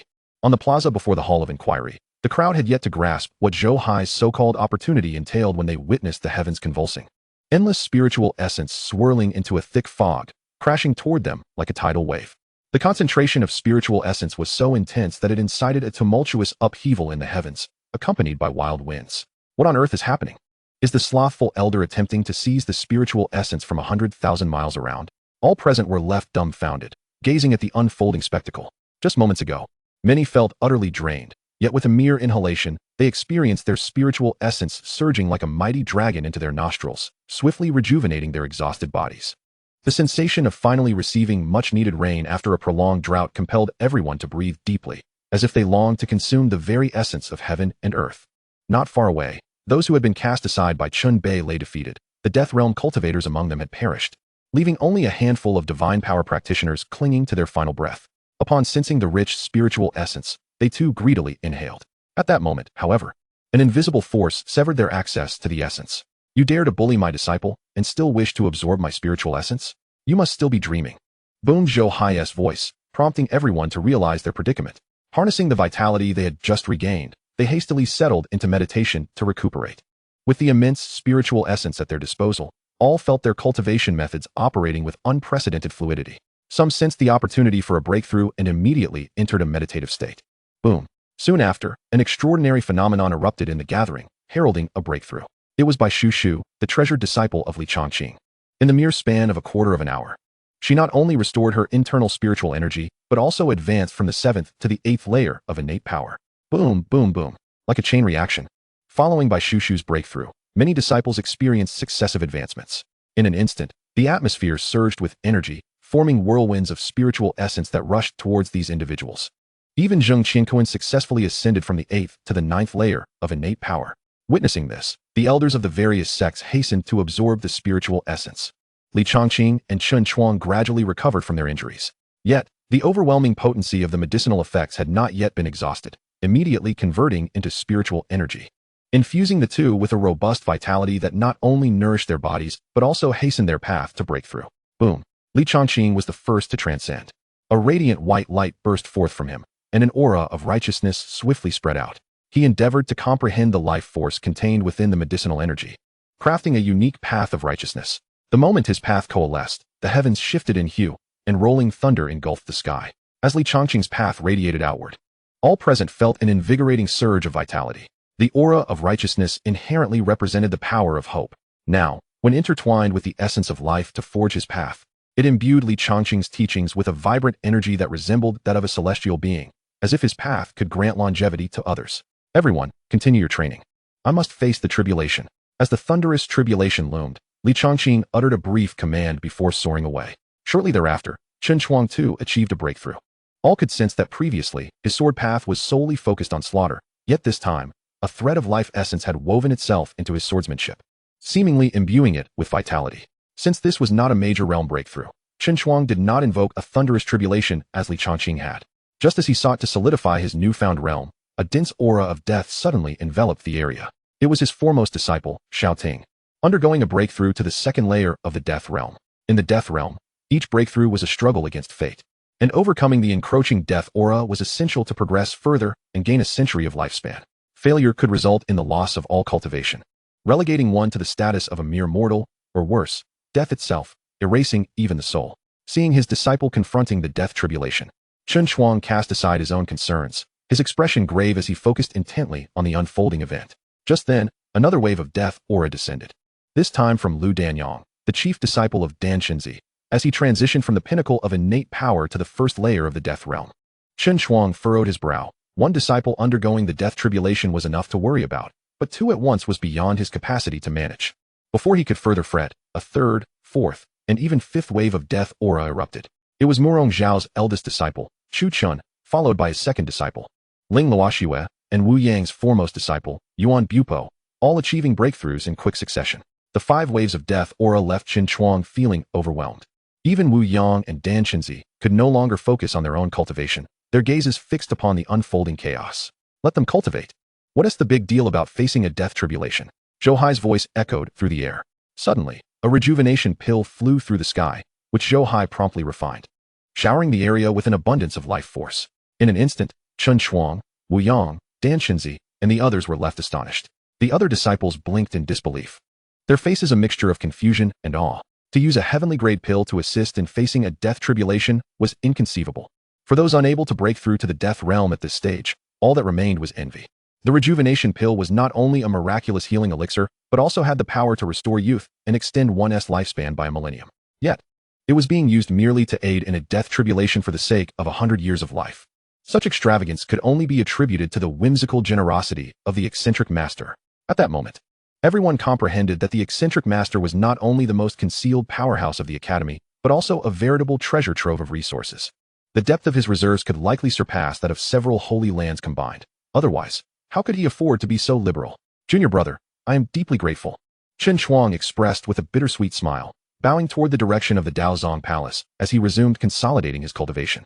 Dan Shenzi and Wu Yang shared a wry smile, and seeing that their disciples were out of danger, they too bowed their heads to continue their practice. The only one unable to enter meditation was Zhong Qianquan, who found himself transfixed, staring blankly towards the Daozong Palace, recalling the scene from days past when Zhou Hai had accepted him as a disciple.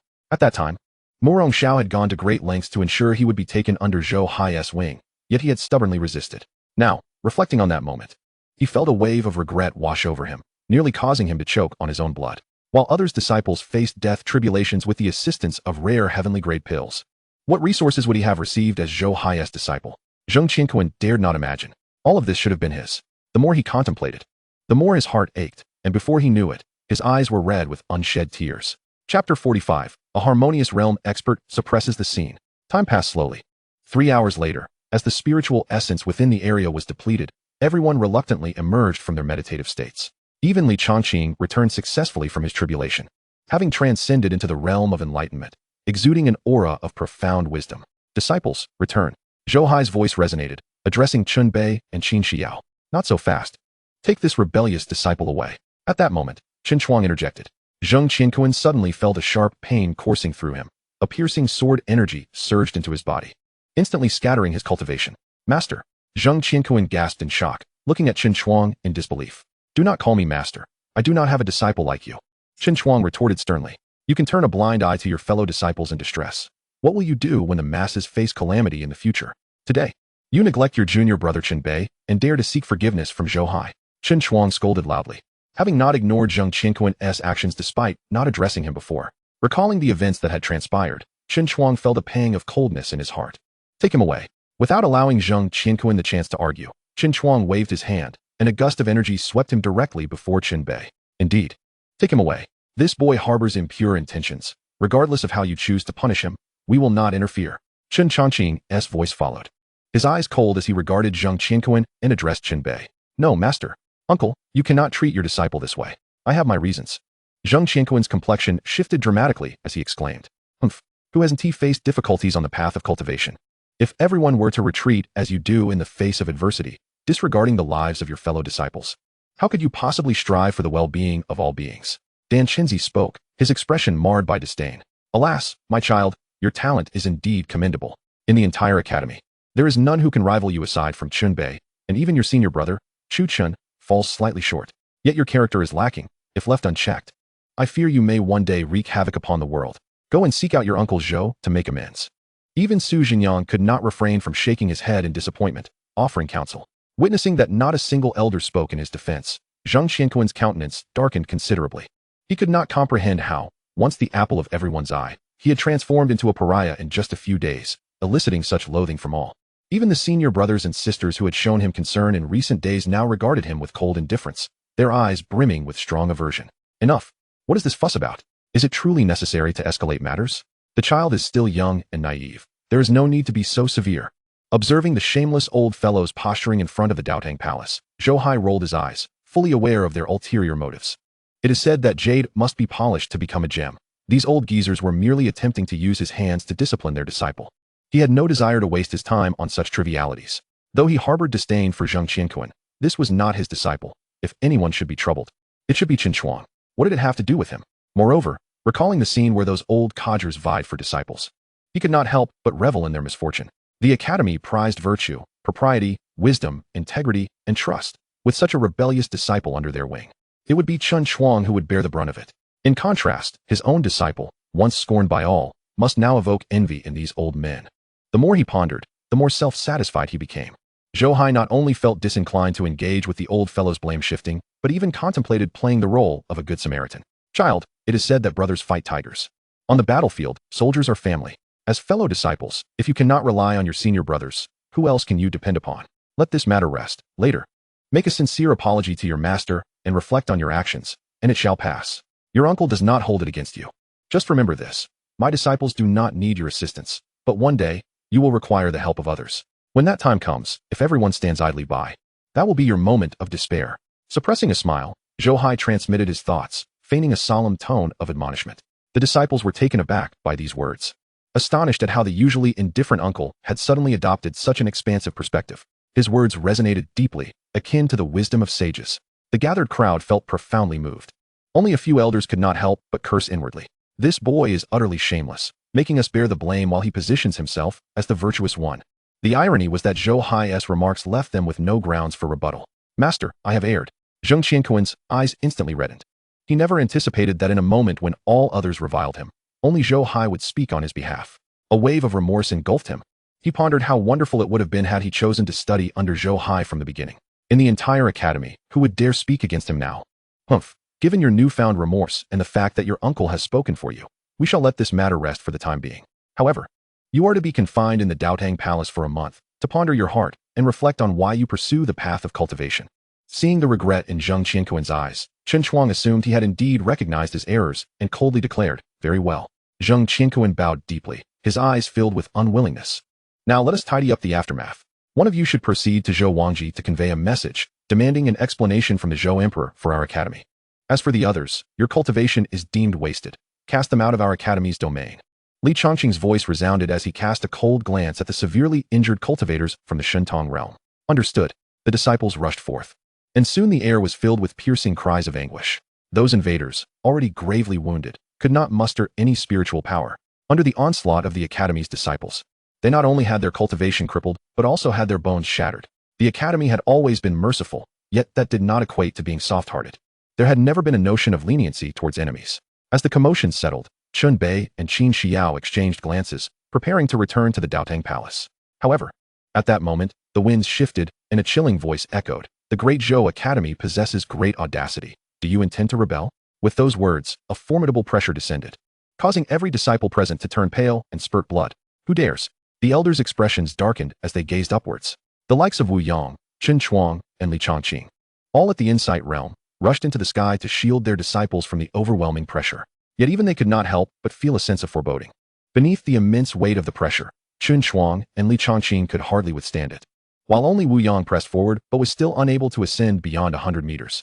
Seeing this, Chun Bei and Qin Xiao paused once more, their brows knitted in concern. What madness is this? Do they truly believe our academy is an easy target?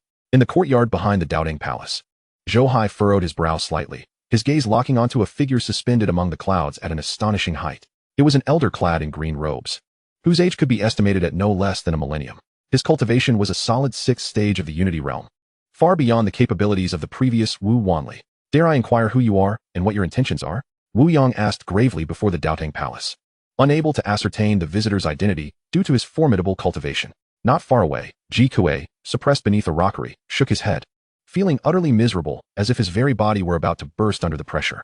Amidst the haze of blood rushing to his head, he sensed the overwhelming force and gradually regained clarity. Elated at the prospect of a powerful ally emerging to confront the academy, he thought, this figure is unimaginable in strength. If they take action against the academy, will we be able to withstand it? It seems the heavens are finally aiding me in my quest for vengeance. Humph.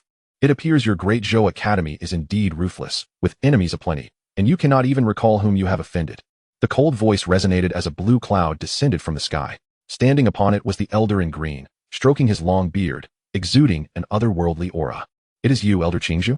Wu Yang and the others instantly recognized the identity of the figure, the supreme elder of the Deqian Academy, Elder Qingzhu. Once, he had served as an academy elder at Deqian, retreating to cultivate after attaining the Unity Realm. Now, 6 centuries had passed, and none anticipated he would suddenly seek trouble with the great Zhou Academy. It is indeed I. Do you know your crimes? Elder Qingzhu stood with his hands clasped behind his back, coldly inquiring. Elder Qingzhu, we younger generations are unaware of any wrongdoing. We humbly request the elder to clarify. Wu Yang bowed respectfully, addressing Elder Qingzhu with deference. Truly unrepentant. Yet before Wu Yang could finish speaking, Elder Qingzhu's expression darkened. In an instant, a formidable pressure engulfed the heavens and the earth. Ugh. Boom, boom, boom. The three, already bearing the weight of immense pressure, Wu Yang, Chen Chuang, and Li Chongqing, felt as though mountains weighing millions of tons had been thrust upon them. Unable to endure any longer, they let out muffled groans, plummeting rapidly to the ground, blood spurting from their mouths. The academy disciples cried out in horror, unable to withstand such overwhelming pressure, all collapsing to the ground. Some of the weaker disciples even bled from their 7 orifices, painting a gruesome scene. A mere Shintong realm and a base-level cultivator like an ant. How can you two withstand my pressure? Elder Qingzhu savored the feeling of superiority. As I gazed upon everyone lying prostrate, a sense of secret satisfaction swelled within me. However, my attention was drawn to Chun Bei and Qin Xiao, who stood amidst the crowd, causing me to furrow my brows. Mr. Qingzhu, when has the Dezhou Academy ever provoked you? What do you mean by this? Chun Bei's eyes glinted with frost as he admonished in a low voice. He harbored a premonition that this individual had come specifically for him. A mere disciple dares to question me? Is this the kind of education imparted by the Dezhou Academy?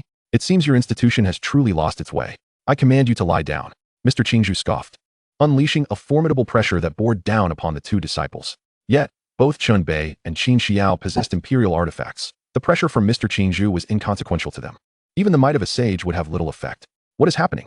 As Mr. Qingzhu's oppressive aura appeared to lose its potency, a frown creased his brow, and rage surged within him. I demand you to lie down. His voice thundered as he struck out with a palm. In an instant, the heavens resonated, and a colossal azure palm print surged towards Chun Bei and Qin Xiao. This was clearly an attack aimed at annihilation. Not even cultivators of the Foundation Establishment or Divine Ability realms would survive such an onslaught. Even ordinary Enlightenment realm experts would likely perish with a single blow. Good. Witnessing this scene, Ji Kuei was nearly propelled to his feet in excitement, momentarily forgetting the pain that afflicted him. This individual was indeed targeting the academy. Given this overwhelming might, even his father, at the 5th layer of the Union realm, would be outmatched. Eradicating an academy would surely be as effortless as a flick of the finger. He was eager to see who among the hidden masters within the academy could rival Mr. Qingzhu. To hell with it. Who is this fool daring to impose upon me? Just then, Zhou Hai's furious voice echoed. The next moment, the space around them solidified, and the enormous azure palm print detonated like fireworks. Following that, a yet larger palm print enveloped the sky, casting a shadow over a 10-mile radius, encompassing the entire Wendaegong. The imprint was a deep grayish-black, pulsating with destructive power, embodying the principles of eternal annihilation as it descended upon Mr. Qingzhu. In the fleeting moment prior, Mr. Qingzhu had exuded an aura of invincibility, but now his expression shifted dramatically. The threat of death shattered his composure. Attempting to flee from the massive palm print, he found himself ensnared in a stasis, unable to move even a single step, as if he were trapped in quicksand. Who are you? Mr. Qingzhu bellowed in desperation, yet received no answer. He hastily activated his techniques, conjuring a vision of a vast expanse behind him.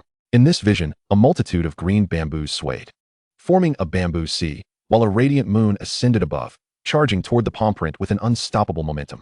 Simultaneously, the bamboos surged, exuding an aura that seemed capable of piercing the heavens. However, as the radiant moon collided with the palm print, both disintegrated and exploded without exception. Concurrently, his bamboo domain began to collapse, the endless bamboo sea dissipating into nothingness. Poof! As his domain shattered, a violent backlash struck Mr. Qingzhu, causing him to spew blood, as if his very organs had been ruptured. Lie down. At that moment, Zhou Hai's voice resounded once more. Boom! The palm print crashed heavily onto Mr. Qingzhu. He expelled a mouthful of blood, with blood froth erupting from his eyes, ears, and nose, as his body plummeted to the ground. When the vast palm print that obscured the sky dissipated, all present witnessed the scene. The once imposing Mr. Qingzhu now lay on the ground like a broken rag doll, convulsing uncontrollably. That strike had seemingly shattered his meridians, fractured his bones, and rendered him devoid of all cultivation. This a formidable expert of the Union realm was thus incapacitated? Everyone stood in stunned silence.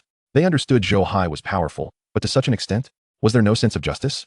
This was a Union realm expert, and it was rumored that 600 years ago, he had already reached the second layer of the Union realm.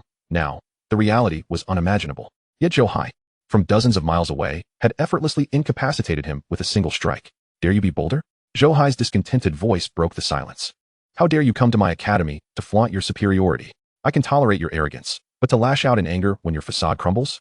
You truly are oblivious to the consequences. Ji Kuei, trapped beneath the false mountain, wore a stiff expression, utterly incredulous at the unfolding scene. He could scarcely believe that such a powerful figure had been so easily subdued. Did this not imply that even his father would face the same fate? A wave of profound fear washed over him, prompting him to shut his eyes and resume feigning death. It was far too terrifying. You dare to cripple me? I am a Union realm expert. Do you not fear the reprimand of the main academy? Mr. Qingzhu coughed up blood, struggling against the searing pain as he lamented loudly. Chapter 47. Epiphany. Awakening the martial Tao Heavenly Eye. What is wrong with me striking you?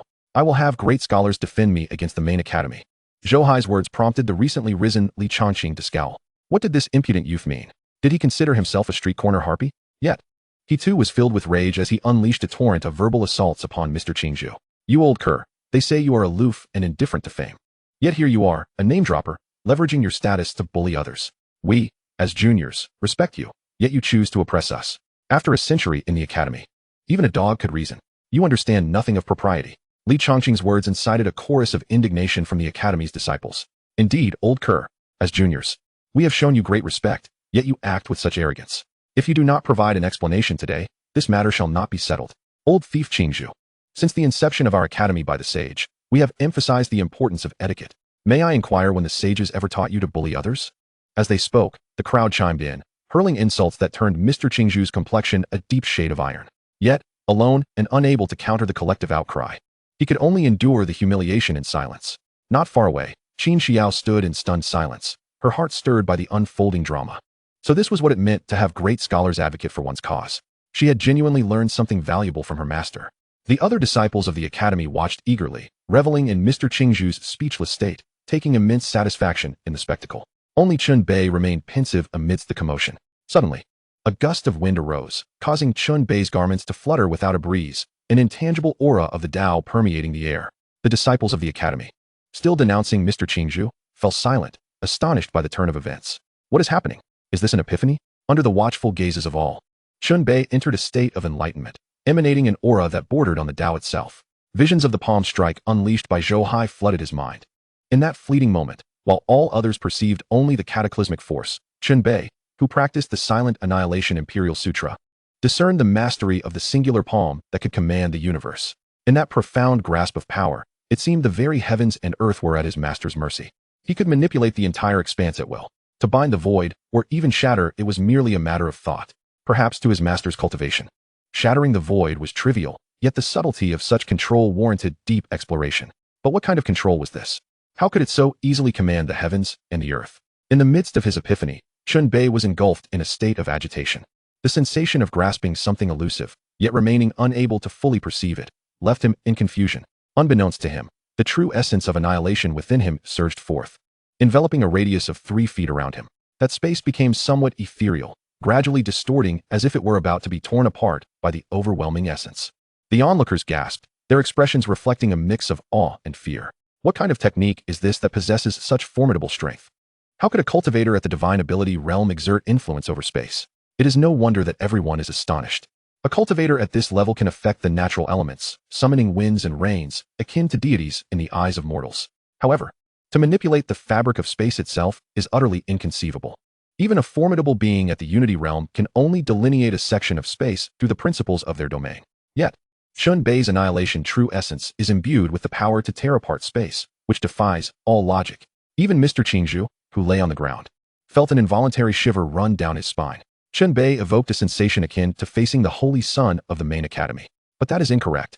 He has encountered the Holy Sun before. Despite the Holy Sun's superior cultivation, his imposing presence pales in comparison to that of Chun-Bei. What manner of prodigy is this? Exhibiting a momentum that seems to surpass that of the Holy Sun? It is crucial to note that the Holy Sun is nurtured as a sage. How peculiar it is that he has attained enlightenment without cause. Within the courtyard of Daozong Palace, Zhou Hai's consciousness enveloped the void, and upon witnessing Chun-Bei's sudden insight, he was left in a state of shock. When Chun-Bei's true essence surged forth, attempting to manipulate the 3 feet of space surrounding him, Zhou Hai's understanding dawned. By the heavens, this little card of the divine ability realm dares to aspire to master the weaknesses of heaven and earth, to shatter the void? Zhou Hai's expression darkened. Yet he felt an inexplicable anticipation. Should Chun-Bei truly uncover the vulnerabilities of heaven and earth through his divine ability, his combat prowess would multiply exponentially. Alas, without comprehending the principles of annihilation, can Chun-Bei truly achieve this? Under Zhou Hai's expectant gaze, Chun-Bei, amidst his enlightenment, was struck by a revelation, and his eyes brightened. Why does the Annihilation Emperor scripture diverge so fundamentally from the 100 Refinements Emperor scripture, despite both being imperial texts? One focuses on offense, while the other emphasizes body refinement. The offensive scripture, much like the Annihilation Emperor scripture, appears to be grand and devastating. However, this is a mere facade. The true force that shatters myriad laws has always been the 100 Refinements Emperor scripture. Humans possess inherent flaws, and thus, the 100 Refinements Emperor scripture refines the myriad paths of heaven and earth to fortify oneself, compensating for all deficiencies, striking with unyielding vigor. Conversely, the Annihilation Emperor scripture, while seemingly solely offensive, relies on supreme might to obliterate all, but its essence lies in discerning the flaws of opponents. Humans are flawed, as are all things in the world, and even the heavens have their imperfections. The Master's palm identified these myriad flaws, allowing him to unleash a strike capable of annihilating the cosmos with minimal effort. With this thought, Chun-Bei's eyes snapped open. As the Annihilation Emperor scripture activated, imperial patterns began to manifest within him. His gaze focused, and the power of annihilation surged forth as he endeavored to seek out the weaknesses of heaven and earth through the truth of annihilation. The indestructible battle spirit itself possesses an obsession beyond the ordinary. Once this obsession surfaced, even the imperial scripture would take notice. The array patterns fluctuated, ultimately coalescing at his brow. As a wave of tearing pain washed over him, blood trickled from his brow. Yet, he displayed no signs of agony. Rather, he felt an inexplicable exhilaration. He sensed that something was on the verge of being unveiled, akin to a moment of sudden clarity. Boom. Suddenly, a blood-red heavenly eye opened at his brow. The eye transitioned from crimson to a pitch-black hue, resembling a black hole. What on earth is this? The heavenly eye. The Martial Dao heavenly eye. A prodigy. This is undoubtedly a prodigy. To awaken the Martial Dao heavenly eye with only the cultivation of the divine ability realm. The onlookers gasped in astonishment, including the elders, who were rendered numb, overwhelmed by unprecedented shock. The Martial Dao heavenly eye. How could this be possible? Even the Holy Sun, upon breaking through to the enlightened realm, had not managed to awaken the Martial Dao heavenly eye. How did he accomplish this? Mr. Qingzhu, lying on the ground, remained keenly aware of the situation, feeling more terrified than encountering a ghost. It is essential to understand that the Martial Dao heavenly eye has historically been regarded as a symbol of the sage. Legends tell that sages may not necessarily awaken the martial Dao heavenly eye in their youth, but those who do are destined for sanctity. It is merely a matter of time. Does this imply that this youth is fated to become a future sage? Who is he? How could such an unparalleled talent arise from a mere branch of the great Zhou Academy? Wait, what did they just call him? Junior brother Qinbei? He is Qinbei? Chapter 48. The power of a single fist, shocking the entire assembly. Countless thoughts flickered through Mr. Qingzhu's mind, driving him to the brink of madness. This was, after all, the target he sought to eliminate. Not only does he possess the potential of a sage, but he also has an extraordinarily powerful master. What was I thinking? How could I dare to provoke such a being? In that moment, Mr. Qingzhu lamented his loss of cultivation, wishing he could return to the Dakian Academy and strike down Fu Shuerong with a single palm. Were it not for him, how could he have come here to slay a being destined for sanctity? Moreover, he harbored a feeling that Qinbei's future would not only lead him to sanctity, but might even surpass that. Generally, those who awaken the heavenly eye are at least in the enlightened realm or above. A divine ability realm cultivator awakening the heavenly eye is unprecedented. As all were struck with horror, Qinbei suddenly perceived that the world around him had transformed. He beheld the profound truths of heaven and earth, manifestations of the great Tao and order. Yes, that is precisely the sensation. Qinbei rejoiced. With his current cultivation, he was still unqualified to seek the weaknesses of heaven and earth. Even merely gazing upon the order of the cosmos and the great Tao elicited a piercing sensation in his heavenly eye. Yet, when he turned his gaze to the others present, he saw countless flaws. It seemed that a mere finger could obliterate them on the spot. This feeling ignited Qinbei's excitement. He then turned to the divine ability realm cultivators brought by Ji Kuei. In an instant, these individuals were gripped by a chilling terror, instinctively sensing a suffocating pressure. They clearly saw the exhilaration in Qinbei's eyes. Yet this enthusiasm imparted a feeling akin to standing before death itself. Shaking his head, as if deeming these individuals unworthy of being his practice dummies, Qinbei's gaze settled on Mr. Qingzhu. What do you intend to do? Mr. Qingzhu was taken aback, feeling a chill run through him. I apologize, Mr. Qingzhu. As a senior of the academy, I should not harm you for the sake of the institution and teacher Zhuyu. However, since I cannot move against those from the academy, and others lack the qualifications to serve as my practice targets, I must trouble you. Qinbei smiled, raising his hand to point at Mr. Qingzhu, intending to unleash a minimal amount of strength to obliterate his body, refined through the principles of unity. Practice on me. Mr. Qingzhu's face turned ashen, internally cursing Qinbei's entire family. This scoundrel, wishing to kill him while maintaining such politeness? Is his master perhaps a smiling tiger from the academy? Where is Murong Xiao? Why has he not brought the academy's people to bind themselves and plead for mercy? Just as Mr. Qingzhu fell into despair, a voice echoed from the horizon. 5 figures soared in, standing before the academy's entrance with an air of superiority. Who are these impertinent fools? Do they truly believe my academy is easy to bully, sending wave after wave to trample upon us? Within the courtyard of Daozong Palace, Zhou Hai's expression darkened instantly. The moment Qinbei comprehended the heavenly eye, a tenfold feedback surged within him, causing a shift in his internal principles. Just as he anticipated the outcome, these ignorant beings had appeared again. It was evident they were likely here for his precious disciple. With this thought, he raised his hand, ready to strike them all dead. Master, please hold on. Allow me to handle this. At that moment, Qinbei's delighted voice rang out. He was just lamenting the lack of suitable practice targets, and here they were, perfect experimental specimens. Presumptuous. Who dares to speak so brazenly at my academy?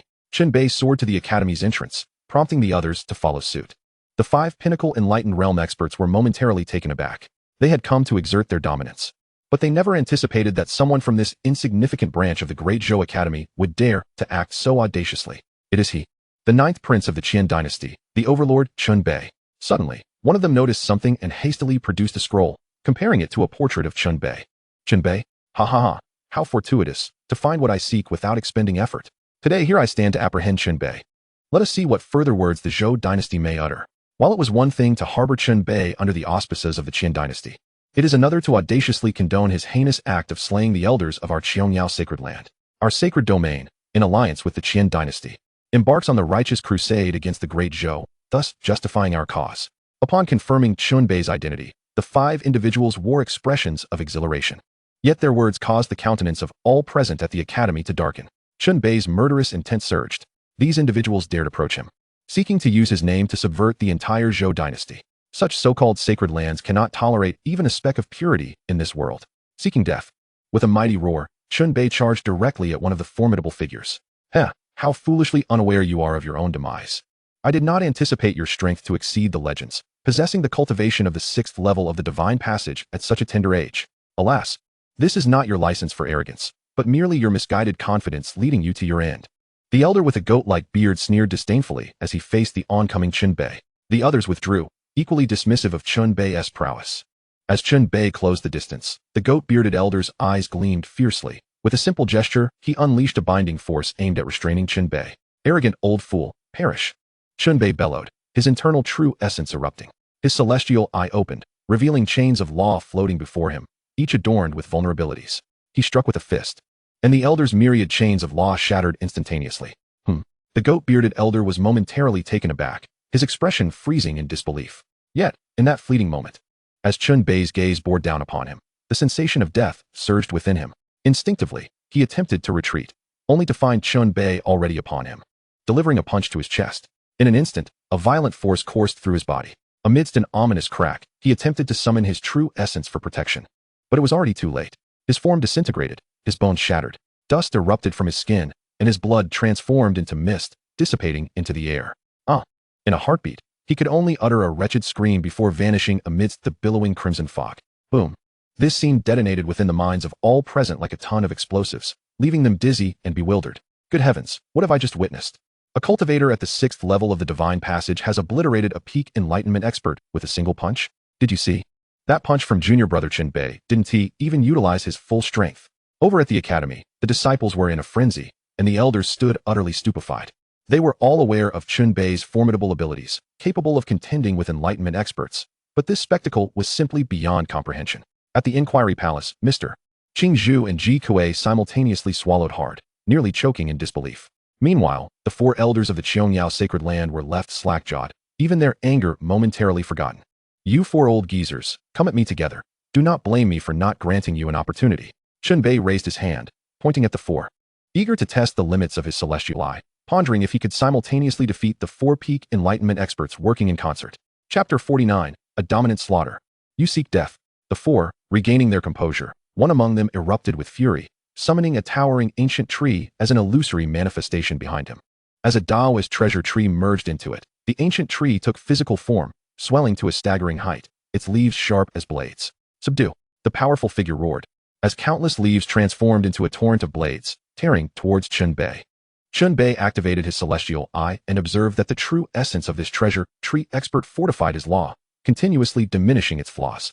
With the integration of the Taoist treasure, his techniques became nearly flawless. As the torrent of blades surged forth, Chunbei raised his hand, summoning dark clouds, while black lightning dragons clashed with the blade torrent. Boom, boom, boom. The explosive sounds were deafening. The black lightning dragons disintegrated, leaving only half of their forms behind. In contrast, the blade torrent, evolving through the laws and the treasure, grew ever more ferocious. Junior brother, be careful. Retreat quickly. The members of the academy watched in horror as expressions turned pale. This treasure tree expert was significantly more formidable than the earlier mountain-moving expert. With the assistance of the Taoist treasure, he was virtually invincible. Chunbei's expression turned grave, realizing the widening chasm between their strengths. In an ambush, he might gain the upper hand, but with his opponent exerting their full might, the pressure on him intensified. Break for me. Witnessing his technique about to be dismantled, Chunbei unleashed a punch, merging the power of annihilation with the lightning Dao technique, causing the very fabric of space to rupture. The violent force reverberated through the heavens, colliding with the blade torrent at the moment the lightning dragons disbanded. Boom! The earth trembled, and an endless shockwave expanded outward. Concurrently, the blade torrent shattered, sending countless shards of light flying in all directions. At the academy, several disciples were hurled away by the shockwave, spitting blood. Be cautious. As waves of blade light surged forth, even cultivators at the Divine Passage level risked being torn to shreds. Wu Yang, Chen Chuang, and Li Changqing quickly dashed out, employing their Dao techniques to intercept. Yet, under the onslaught of myriad blades, all 4 were sent sprawling. Li Changqing, after blocking thousands of blades, felt his true essence shatter, nearly becoming a mere fragment. The expressions of the crowd turned ashen. The mere aftermath of the battle possessed such lethal force. It was unfathomable to consider the immense pressure Chunbei endured in the heat of conflict. Die for me. Seeing his blade torrent shattered, the treasure tree expert was consumed by rage, weaving an intricate cage from countless branches of the treasure tree to ensnare Chunbei within. Within the cage, a sword pool emerged, suffused with sword intent, launching a relentless assault against Chunbei. Humph. So there are indeed vulnerabilities. How transparent your attempts to conceal them. Chunbei, undeterred, immediately grasped the truth. Having shattered the blade torrent with a single punch, he comprehended the essence of the matter. He activated his celestial eye to its utmost potential, enveloped in boundless black light, and finally glimpsed the subtle flaws within the treasure tree expert's techniques, despite not seeing them all. But that was sufficient. Annihilate the heavens and earth, command the universe. Chunbei roared, channeling the power of annihilation into the tip of his right index finger. He struck forth, piercing through the elder's formidable true essence at a single point. The violent force surged into the hidden flaw beneath the true essence. Boom, boom, boom, from point to surface. The power of annihilation spread through the elder's vulnerabilities, instantly obliterating all of his law's power. Even that towering ancient tree erupted in an instant, leaving only a fist-sized Taoist treasure tree suspended in the air. How is this possible? The treasure tree expert's countenance shifted drastically, his techniques dismantled. He was unable to stop the torrent of blood from gushing forth. Hastily, he attempted to invoke his techniques and laws to reconstruct the ancient tree's manifestation. But Chunbei would not afford him that opportunity, swiftly appearing before him and delivering a fist to his forehead. No, the treasure tree expert screamed in terror. Chunbei's combat instinct was far too acute, seizing every opportunity in the fray. As he unleashed that punch, the sensation of death enveloped the elder, rendering him utterly incapable of resistance. Preposterous. With a furious roar, the other three powerful figures could no longer remain idle. One among them hurled forth a treasure wheel, soaring like the blazing sun, aimed directly at Chunbei. Yet, Chunbei appeared oblivious, his fist crashing heavily against the treasure tree expert's forehead. Crack, crack, boom.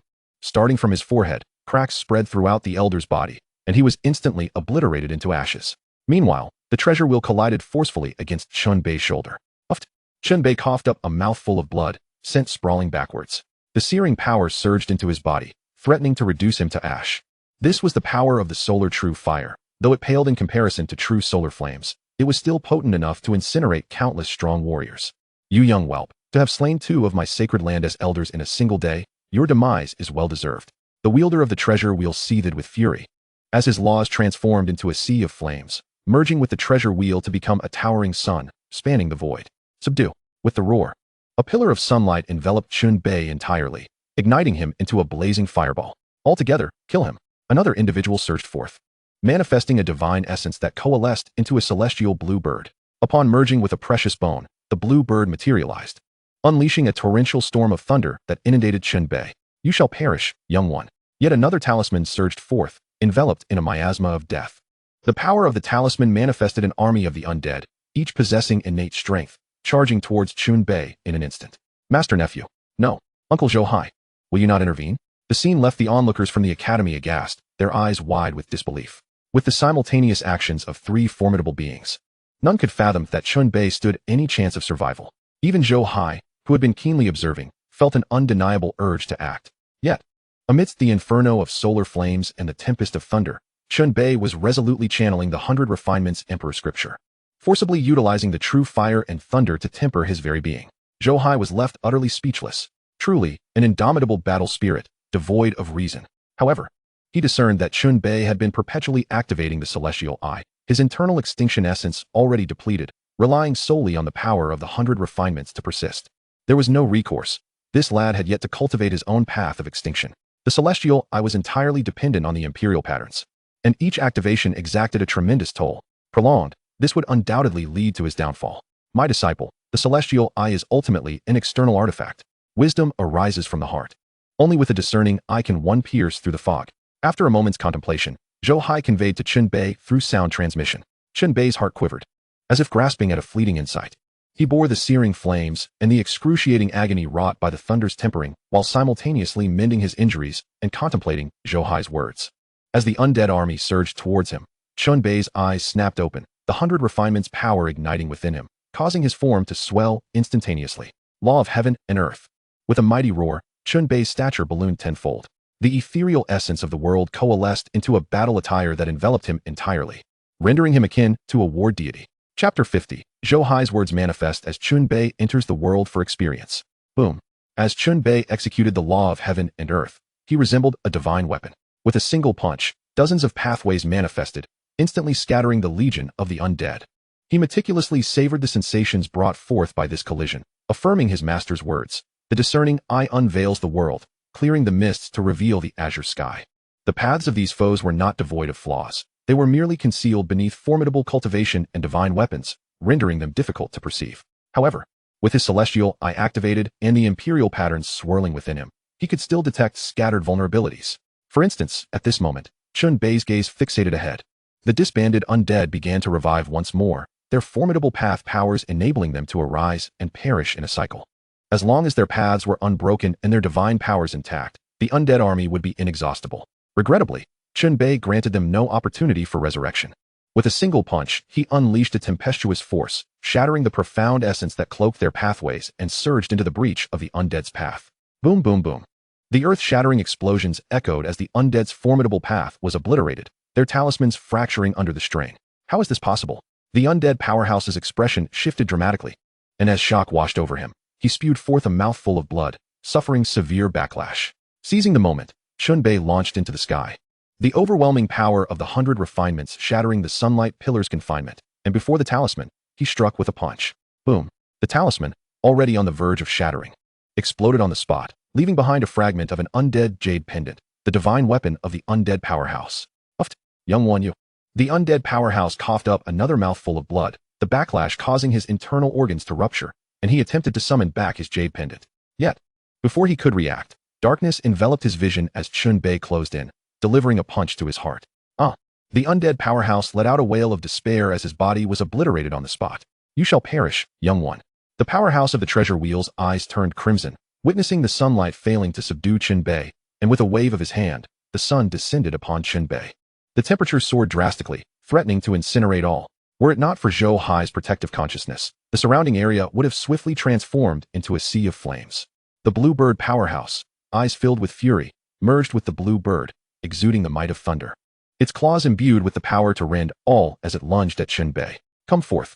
Chun Bei, brimming with vigor, keenly sensed the flaws within the sunlight's path.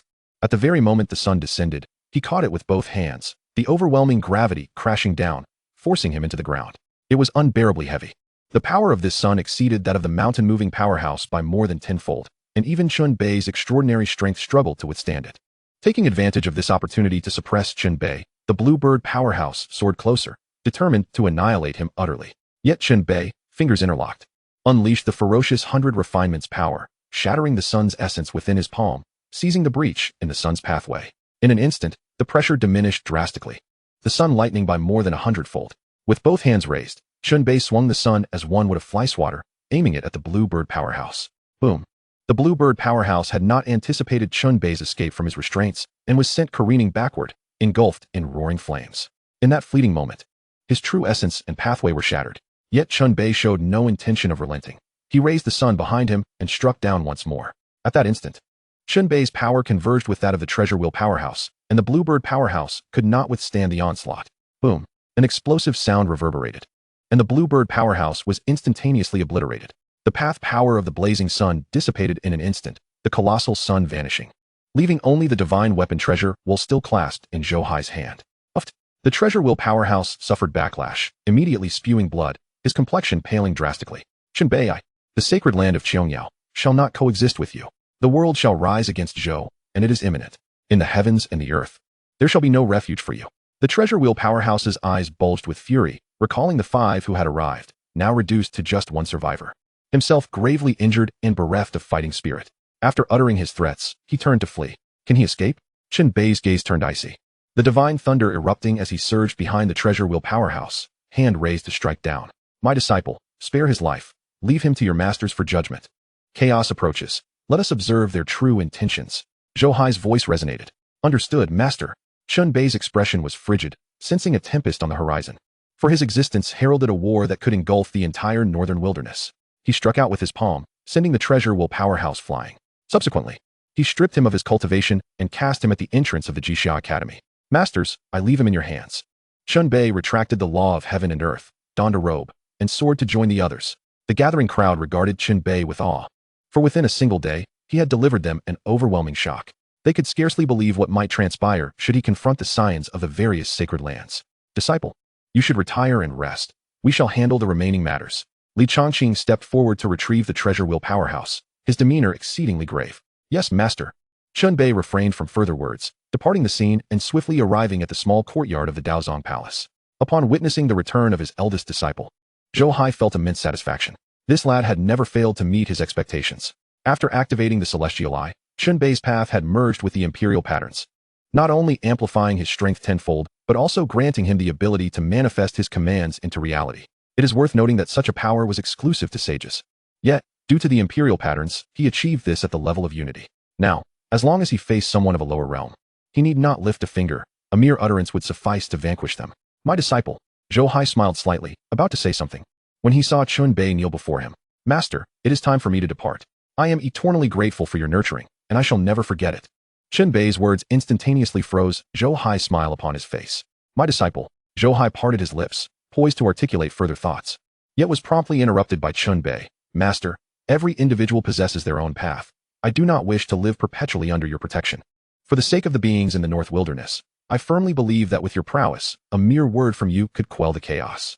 However, I wish to employ my own methods to avert this impending war. After my departure, the Academy shall publicly declare that I am no longer associated with it. I shall willingly bear the accusation of murder.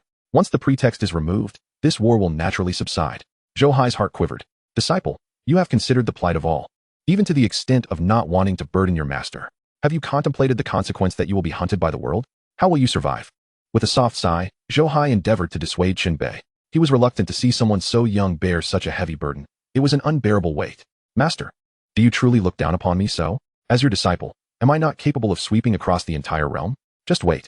One day I shall return as a king, ensuring your esteemed reputation remains untarnished. Chun Bei chuckled lightly, a single remark rendering Zhou Hai speechless. The path is a choice unique to each individual, and ultimately, he could not intervene. Very well, I shall await your conquest of an era. Remember, I stand behind you. This journey, you may proceed unrestrained, for all shall be sheltered under my protection. Zhou Hai patted Chun Bei's shoulder, handing him a storage bag. Go forth. Thank you, master. Chun Bei rose, casting a lingering glance at the courtyard before stepping onto the divine rainbow, and departing without a backward glance. Chapter 51. Zhou Hai. The sage unconcerned with fame and fortune. Half an hour later, Qin Xiao returned, accompanied by Chu Chun. Uncle Master, we have uncovered the truth. According to the informant, there are a total of 6 individuals from the Qianyao sacred land. Apart from the 5 of them, there is also a harmonization realm expert named Qian Santong. Upon learning of the Qian dynasty's impending assault on the Great Zhou, Qian Santong has already allied the Qianyao faction with the Qian dynasty, and their forces will advance eastward shortly. Chu Chen approached Zhou Hai, cupping his hands in respect. Understood. What use is it to tell me this?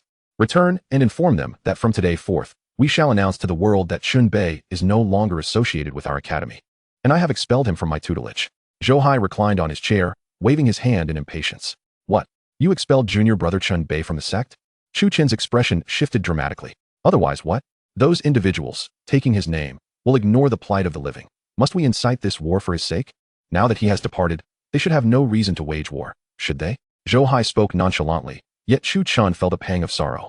He had not anticipated that the usually carefree uncle master would bear such burdens for the world, for the sake of the common folk. He was even willing to neglect his beloved disciple. How it must pain him. He could only wonder how long junior brother would last after leaving. Uncle Master, the elders of the various palaces have decided that in 2 months, the academy will hold a debate, and only the top 10 disciples will be eligible to represent the academy in battle. What do you think of junior sister? Pausing briefly, Chu Chun changed the subject. Understood. Let it be as it may. It is merely a debate, nothing of great consequence. Henceforth, you all may discuss such matters amongst yourselves. Zhou Hai waved dismissively. Seeing this, Chu Chen assumed Zhou Hai was merely troubled by Chun Bei's situation and took his leave. Damn it. Should I not eliminate 1 or 2 sacred lands to instill some fear? If I do not demonstrate some strength, my precious disciple will easily be treated as a soft persimmon. As soon as Chu Chen departed, Zhou Hai could not help but mutter to himself. He felt genuinely vexed. He wanted to take action, yet feared it would disrupt Chun Bei's path of growth.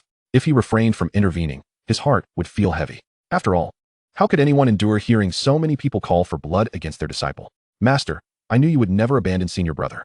Qin Xiao beamed, filled with admiration as she gazed at Zhou Hai. You talk too much. Did you not hear that there will be a debate in 2 months? Should you not be cultivating? Zhou Hai glared, and Qin Xiao stuck out her tongue before resuming her training. In the days that followed, no one came to the academy seeking trouble. Approximately a week later, Murong Xiao returned to the academy. He had learned of the impending war from the Qian dynasty while in Qinzhou and, upon returning, bore a grave expression. What? To avoid war, the academy expelled Chun Bei?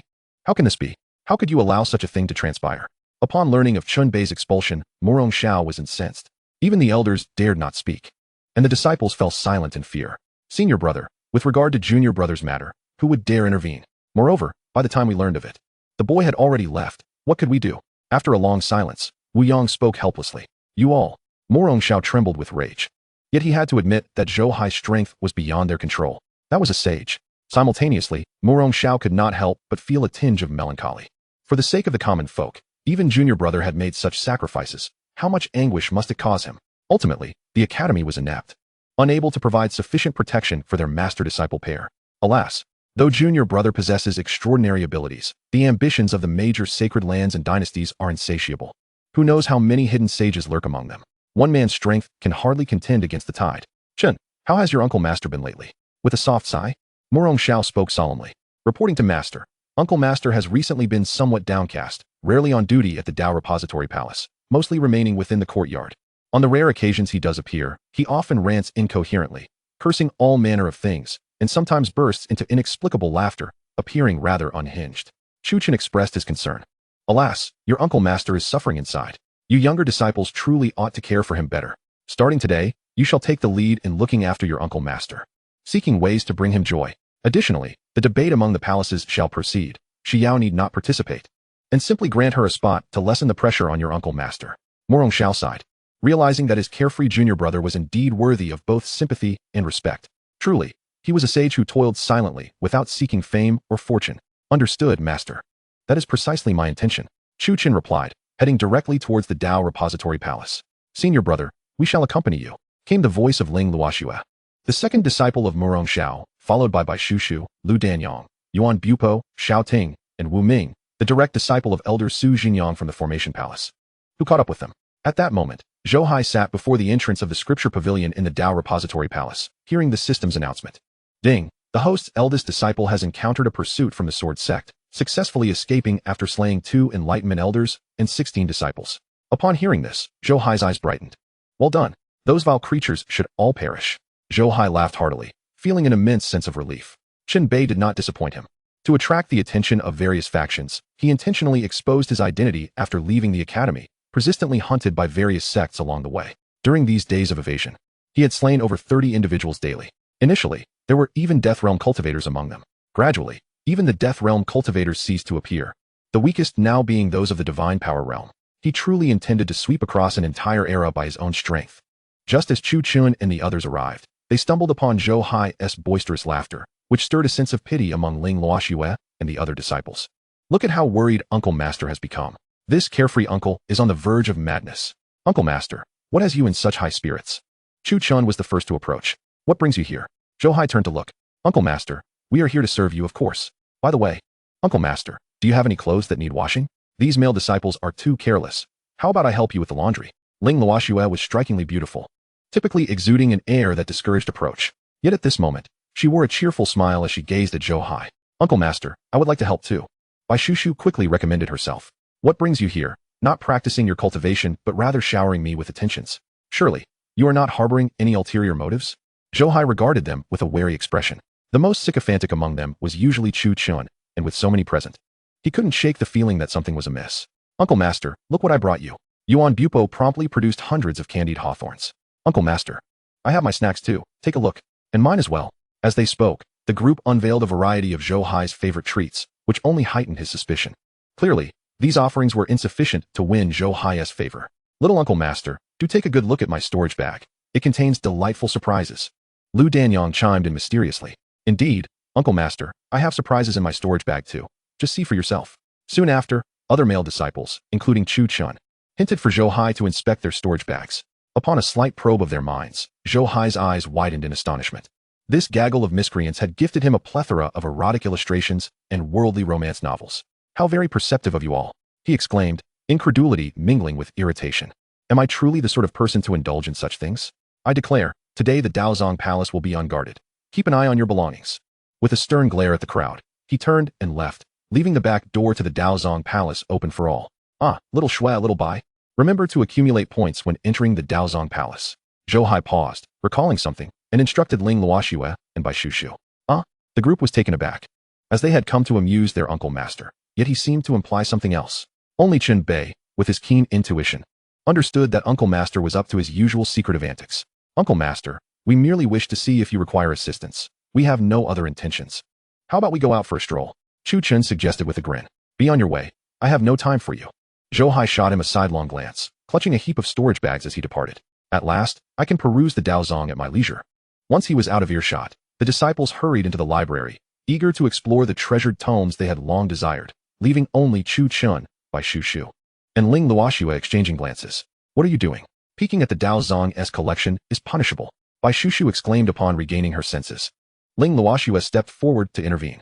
Uncle Master explicitly stated there would be no guards. Who would punish us? Do not disturb the disciples in their cultivation. Chu Chun quickly blocked the two women. He had no intention of entering, having already perused most of the library's texts. What, brother? Are you suggesting little Uncle Master has opened another back door? Splendid. Sister, we should go in as well. Bai Shushu gasped, excitement lighting up her face as she grabbed Ling Luoxue, intent on charging inside, only to be stopped again by Chen Bei. Uncle Master said you two must accumulate points. At this proclamation, both women were incensed. Why should we? Ling Luoxue protested. Ask Uncle Master. I have no idea. Chu Chun replied, a hint of amusement in his eyes, which further fueled the women's ire as they turned to confront Zhou Hai. Meanwhile, Zhou Hai reclined on the grassy expanse behind the Daozong Palace, munching on snacks while perusing the latest classics from the mundane world, including the plum in the golden vase. Piles of books surrounded him, tomes on various esoteric subjects. From the Sutra of the Holy Maiden to the Wet Sutra, all within reach. It had been long since he had reveled in such a sea of knowledge, and Zhou Hai resolved to devote himself wholeheartedly. He would not eat until he had thoroughly examined these texts. So engrossed was he that he did not even notice Bai Shushu and Ling Luoxue's arrival. As the two women beheld the scattered classics, their cheeks flushed crimson. So this was the key to the back door. But as young women, how could they possibly present such items? What are you doing, arriving without so much as a greeting? How rude. Zhou Hai finally noticed the two and quickly gathered the multitude of books, disguising the one in his hand as the Sutra of Righteousness. This scene infuriated Bai Shushu. The Sutra of Righteousness was a revered classic created by the saints of the Academy. How could he tarnish its name by associating it with such literature? Just as she was about to voice her indignation, a sudden wave of deathly energy enveloped the small courtyard. What is happening? The two women were instantly captivated. Could someone be undergoing a life and death tribulation? Zhou Hai also turned to look, feeling an unsettling increase in the deathly aura within him, as a death talisman silently materialized in his consciousness. What was going on? The deathly energy within him could only be attributed to Qin Xiao's feedback. It was normal for her to have both life and death energies while cultivating the burial of the Heavenly Emperor, but she had not even practiced talisman arts. Closing the book in his hands, Zhou Hai swiftly returned to the small courtyard, followed closely by Ling Luoxue and by Shu Shu. There, they saw Qin Xiao seated on a meditation cushion, her hands drawing talismans, a death talisman hovering above her head, seemingly poised to summon the gates of hell. Wasn't this the talisman of that elder from the sacred land? Although the appendix contained no doctrines or talismanic jade tokens, both Ling Luoxue and Bai Shushu immediately recognized it.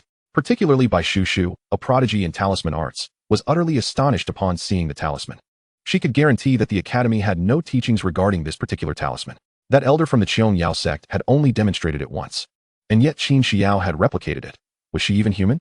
At that moment, as the talisman stabilized, Qin Xiao began to form seals with one hand while sketching another talisman with the other, astonishingly reversing the death talisman.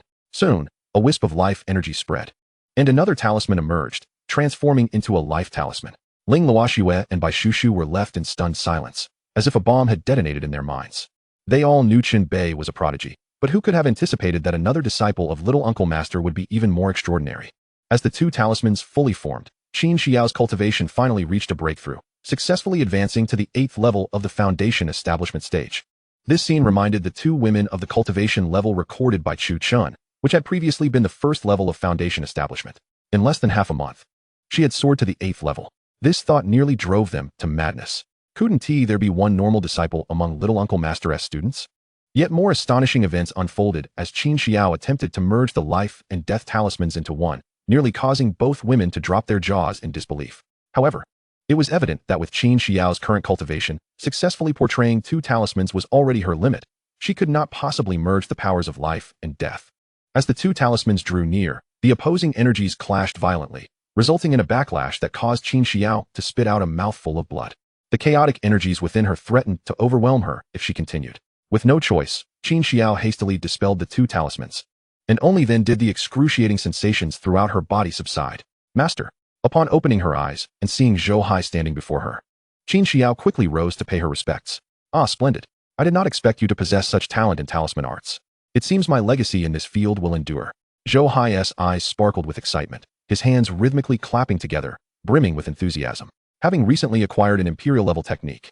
The true understanding of talisman arts. He had been pondering whom to pass it on to. What a delightful surprise this was. Disciple.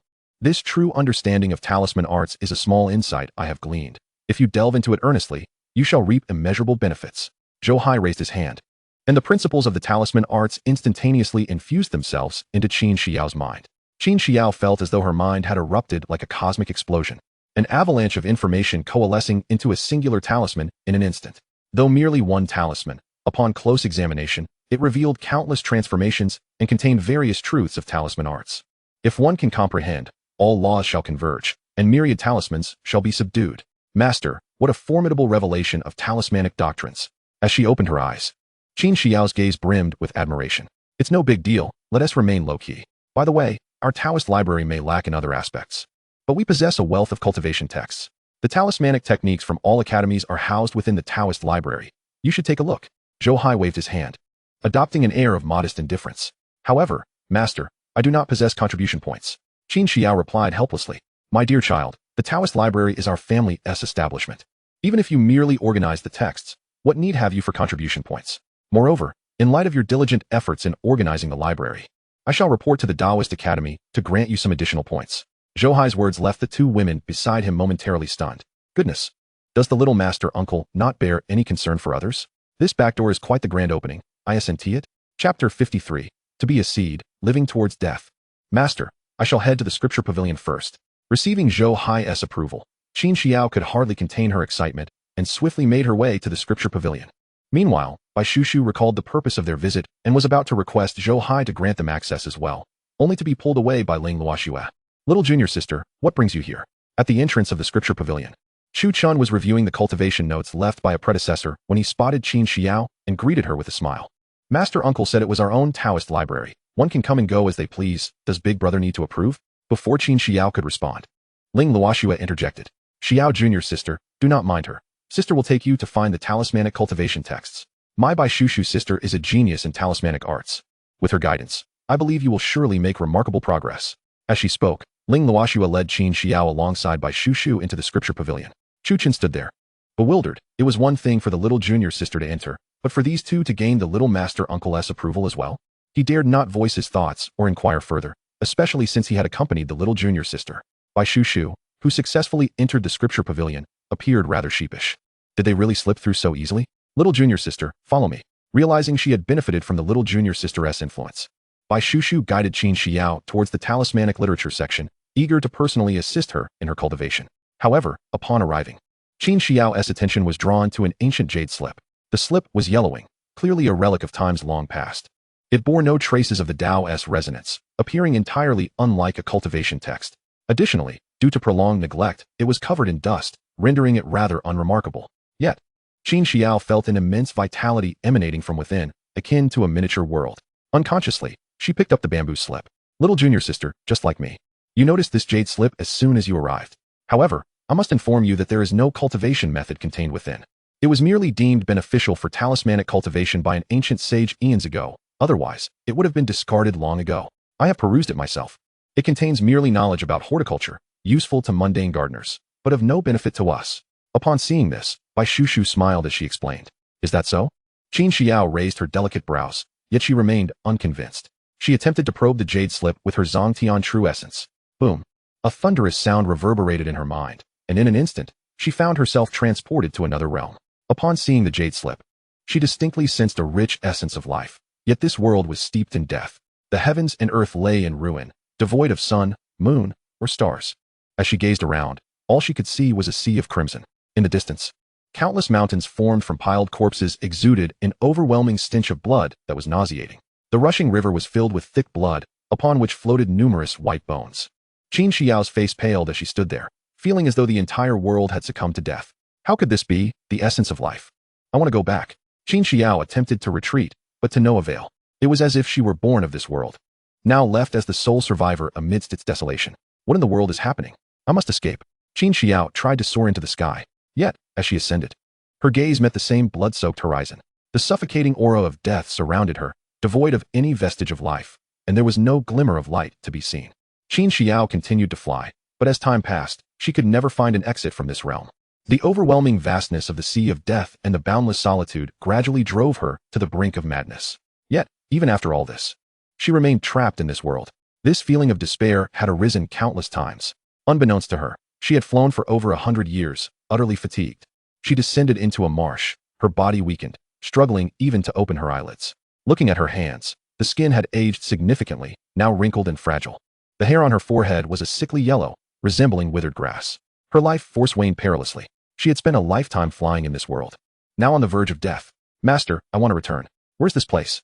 Qin Xiao wept, unable to fathom why her once bright life had come to such a dismal end. She watched as she continued to age, inching closer to death. As if her soul were leaving her body, she witnessed her physical form being eroded until it vanished entirely, her spirit gradually drifting away from this world. In her final moments, she looked back at this world with eyes full of unwillingness and discovered something. The heavens and earth were desolate, shrouded in death, and the entire world seemed to be fashioned into a death talisman. Qin Xiao was taken aback. When the essence of death reached its limit, she detected a heartwarming fragrance. The countless mountains of corpses and seas of blood began to rot and vanish. From the once bloodied earth sprouted tender grass, and springs emerged from the ground, infused with a vibrant essence of life. The sun and moon reappeared in the sky. On the earth, countless plants thrived, and various extraordinary creatures gradually emerged. Qin Xiao stood there, entranced, as if she had found the essence of vitality. Indeed, the end of death begets life. Simultaneously, the true meaning of the Zhongtian Emperor Sutra flowed through her consciousness, and she seemed to grasp the true essence of Zhongtian. To be a seed, living towards death. Qin Xiao's gaze gradually cleared. In the next moment, the essence of death circulated around her, and she seemed to transform into a denizen of the once dead world. Mysterious talismans began to manifest through her as a medium. Her soul transformed into a seed. Re-entering this world, seasons changed, flowers bloomed and withered, until a sapling of a willow tree finally broke through the soil. Meanwhile, within the scripture pavilion, Bai Shushu was still answering Qin Xiao's questions. Yes, little junior sister, throughout the millennia, many powerful predecessors have perused this jade slip, but before Bai Shushu could finish her sentence, she felt a surge of pure vitality emanating outward. A green light enveloped Qin Xiao, with countless talismans swirling around her. She transformed into a willow tree, embodying the essence of the goddess of life. What is this? Bai Shushu stood in shock, and Ling Luoxue beside her was equally flabbergasted. As the green light radiated from Qin Xiao, the entire scripture pavilion was enveloped in a rich aura of life. What is happening?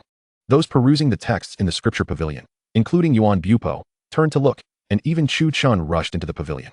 Meanwhile, in the small courtyard, Zhou Hai, who had resumed his reading, suddenly heard the system's voice. Ding! Congratulations to the host's second disciple for successfully comprehending the supreme truth, all things live, now receiving a tenfold reward. Upon hearing this, Zhou Hai was momentarily stunned. It is known that the feedback from a disciple's breakthrough is generally not reported by the system, making this the first instance, underscoring its significance. Soon, he felt the pure essence of life circulating within him. Simultaneously, the supreme talisman of all things was born.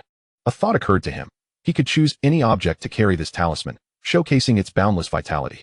At that moment, Zhou Hai thought of a cactus and an old tortoise. When it comes to vitality, these two surely represent the pinnacle. In the very instant that a thought crossed his mind, the talisman transformed into a tortoise, its shell resembling a large cactus. What on earth is happening? Such an unsightly appearance. At that moment, he received the feedback, fully aware that this would henceforth be his life talisman. The realization that his life talisman was, in fact, an old tortoise left Zhou Hai utterly dumbfounded. Change it back. I desire something more aesthetically pleasing. Without a moment's hesitation, Zhou Hai attempted to alter the appearance of his life talisman. Chapter 54. The Transformation of the Secret Realm, the Supreme Aura. Buzz. The green light trembled as Zhou Hai's life talisman at his dantian morphed into a figure clad in green, adorned with a green hat, bearing an uncanny resemblance to him, yet with skin of a verdant hue. What is this absurdity? Is this talisman insisting on being green? Just as he relished in his profound cultivation, allowing the talisman to undergo myriad transformations, Zhou Hai was once again taken aback. He cherished vitality, yet this vibrant hue applied to himself was rather discomforting. However, upon attempting to change it again, he discovered that the green could not be dispelled. Damn it, it's either a green tortoise or a green version of myself. It seems this talisman is presently unfit for public display. Zhou Hai felt helpless. He understood that his cultivation was still superficial, and to have a talisman capable of such transformations was already impressive. Yet, he was incapable of concealing its distinctive characteristics. After all, even the demon race requires the strength of a sage to achieve ultimate transformation. Until he reached such a level, he was bound to expose the vibrant hue inherent in this life talisman. At that moment, While Zhou Hai and Qin Xiao were obtaining the supreme law and the life talisman, another transformation was unfolding within the martial arts palace. Behind the martial arts palace lay an extraordinary space known as the battleground secret realm. Each day, countless innate beings were born within this realm. These beings incessantly fought, giving rise to one generation after another, as if they were born solely for combat. The Academy's disciples often entered this realm, driven by their contribution points, to hone their combat spirit. For millennia, it had remained unchanged. Yet, the moment Qin Xiao received the Jade Slip's inheritance, rumblings of thunder resonated from within that secret realm. Simultaneously, some disciples still engaged in battle within the realm witnessed a remarkable sight. The space, previously confined to a radius of merely 1,000 miles, began to expand amidst the rolling thunder, doubling, tripling, multiplying tenfold, 100-fold, 1,000-fold. Finally, it expanded thousands of times before it ceased. At that moment, the gray sky birthed both sun and moon. Purple mist arose from the east, enveloped by clouds of auspiciousness. Spiritual energy surged from all directions, far denser than that of the outside world. The beings still in combat halted, seemingly endowed with sentience, and began to soar towards a singular direction. Once a realm of death and slaughter, it had now transformed entirely into a peaceful world, a true sanctuary for cultivation. As the world completed its metamorphosis, a beam of light shot skyward from the peaks behind the martial arts palace. The heavens above the Academy had entirely transformed. The cosmos trembled, and the sun and moon dimmed. An invincible aura radiated outward, harboring the essence of another realm. What on earth is happening? The inhabitants of the Academy were taken aback, turning their gazes towards that beam of light, their bodies trembling involuntarily, as if their very souls quaked. The supreme aura, Zhou Hai, within the Daozong Palace, also gazed at that beam of light, astonished. He possessed numerous supreme artifacts and was highly sensitive to the supreme aura. He immediately sensed its presence within the beam. This aura was overwhelmingly potent. Though it did not target anyone specifically, its mere existence was sufficient to bring the entire world to its knees. Damn it. Just when things were settling down, another wave of chaos arises. The Academy had only enjoyed a few days of tranquility, and now this phenomenon threatens to turn it into a bustling marketplace. Zhou Hai grumbled. Though protected by imperial and supreme artifacts, he felt no suppression. Instead, he grew increasingly concerned about the Academy's future. This supreme aura enveloped the heavens and earth, detectable not just by the Academy's denizens, as he had surmised. With the beam rising higher, even the cosmos of the sun and moon began to appear inverted. The supreme aura spread wildly, extending thousands, tens of thousands, even millions of miles. When this aura reached a radius of tens of millions of miles, the entire Great Zhou, from cultivators to mortals, turned their attention towards the Academy. Was this the resurgence of a supreme sanctuary? The royal family of Zhou, the entire imperial clan, looked towards this direction. Even those ancient beings who had remained in seclusion for years emerged from their retreats. Yet, at this moment, the supreme aura showed no signs of abating, continuing to expand relentlessly. Soon, even the great kingdoms of Deqian, Deyuan, Detang, as well as the sacred lands such as Qiangyao, Wanjian Sect, Suyun Peak, Taichu, Qingyu Valley, and Blood Refinement Demon Sect felt this supreme aura. The entire northern wilderness was enveloped in its embrace. This was the aura of the supreme.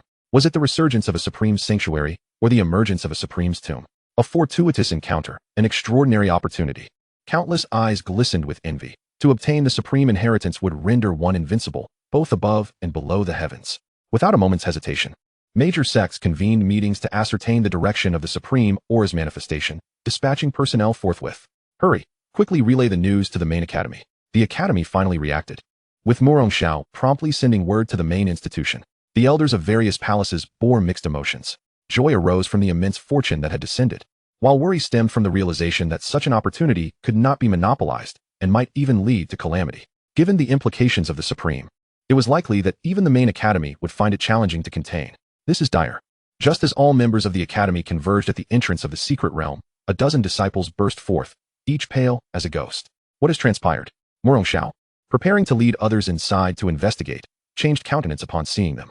Master, we have encountered a grave situation. This is not merely a secret realm, it is another world. Inside, there are various demonic clans, and they are coming for us. Among them are formidable beings from the Dao Palace realm, even those of the Purple Mansion realm. They seek to break free from this secret realm. The disciples' faces were ashen, their bodies trembling as they spoke. What? How could this be? The academy's members immediately felt paralyzed with fear. Indeed, calamity has arrived. Quickly summon your uncle Zhou Hai. Without a second thought, Murongxiao instinctively thought of Zhou Hai. At that very moment, Zhou Hai's figure materialized at the entrance of the secret realm. Clutching a sage experience card, he stood ready to confront any impending threats. Upon seeing Zhou Hai, everyone breathed a sigh of relief. Unbeknownst to them, Zhou Hai had become the pillar of the entire academy. As long as he was present, the heavens collapsing was of little consequence. Brothers, I and my junior disciple shall guard this place.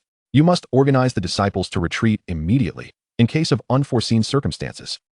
Shao cast a profound glance at Zhou Hai before issuing orders to the others. Junior disciple, I am counting on you. Without further ado, the group departed, ensuring that all treasures from their palaces were thoroughly collected. Meanwhile, Qin Xiao finally grasped the situation. It turned out she was still alive.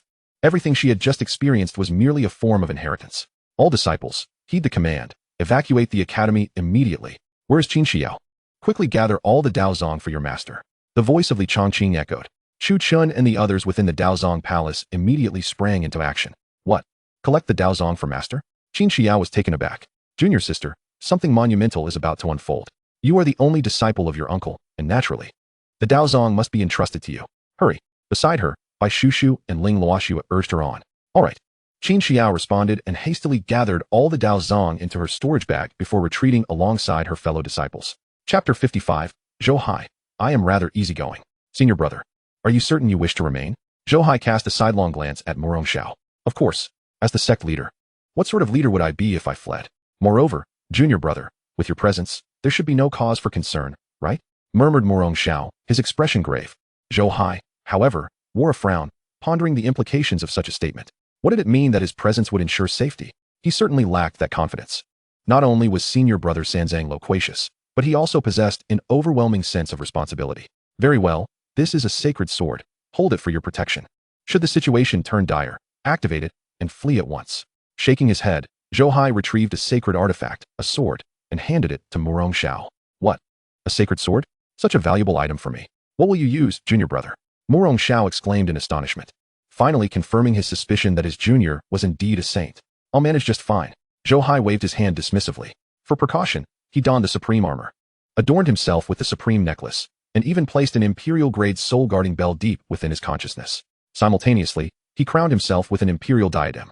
With the divine whip in his left hand and the exquisite sword in his right, both genuine imperial artifacts, he felt considerably more assured. With such a plethora of treasures safeguarding him, even if a supreme were to arrive, he could surely make his escape, couldn't he? Below the supreme level, he could dispatch foes without hesitation. It was time to make a name for himself.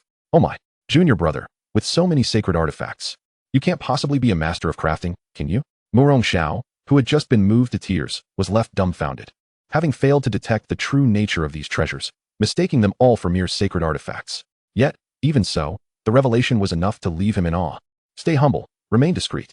Zhou Hai turned back with a smile. Boom. Just then, the towering column of light vanished, and the entrance to the secret realm emitted a resounding roar. Zhou Hai's expression shifted, and he quickly focused his gaze ahead. Boom, boom, boom.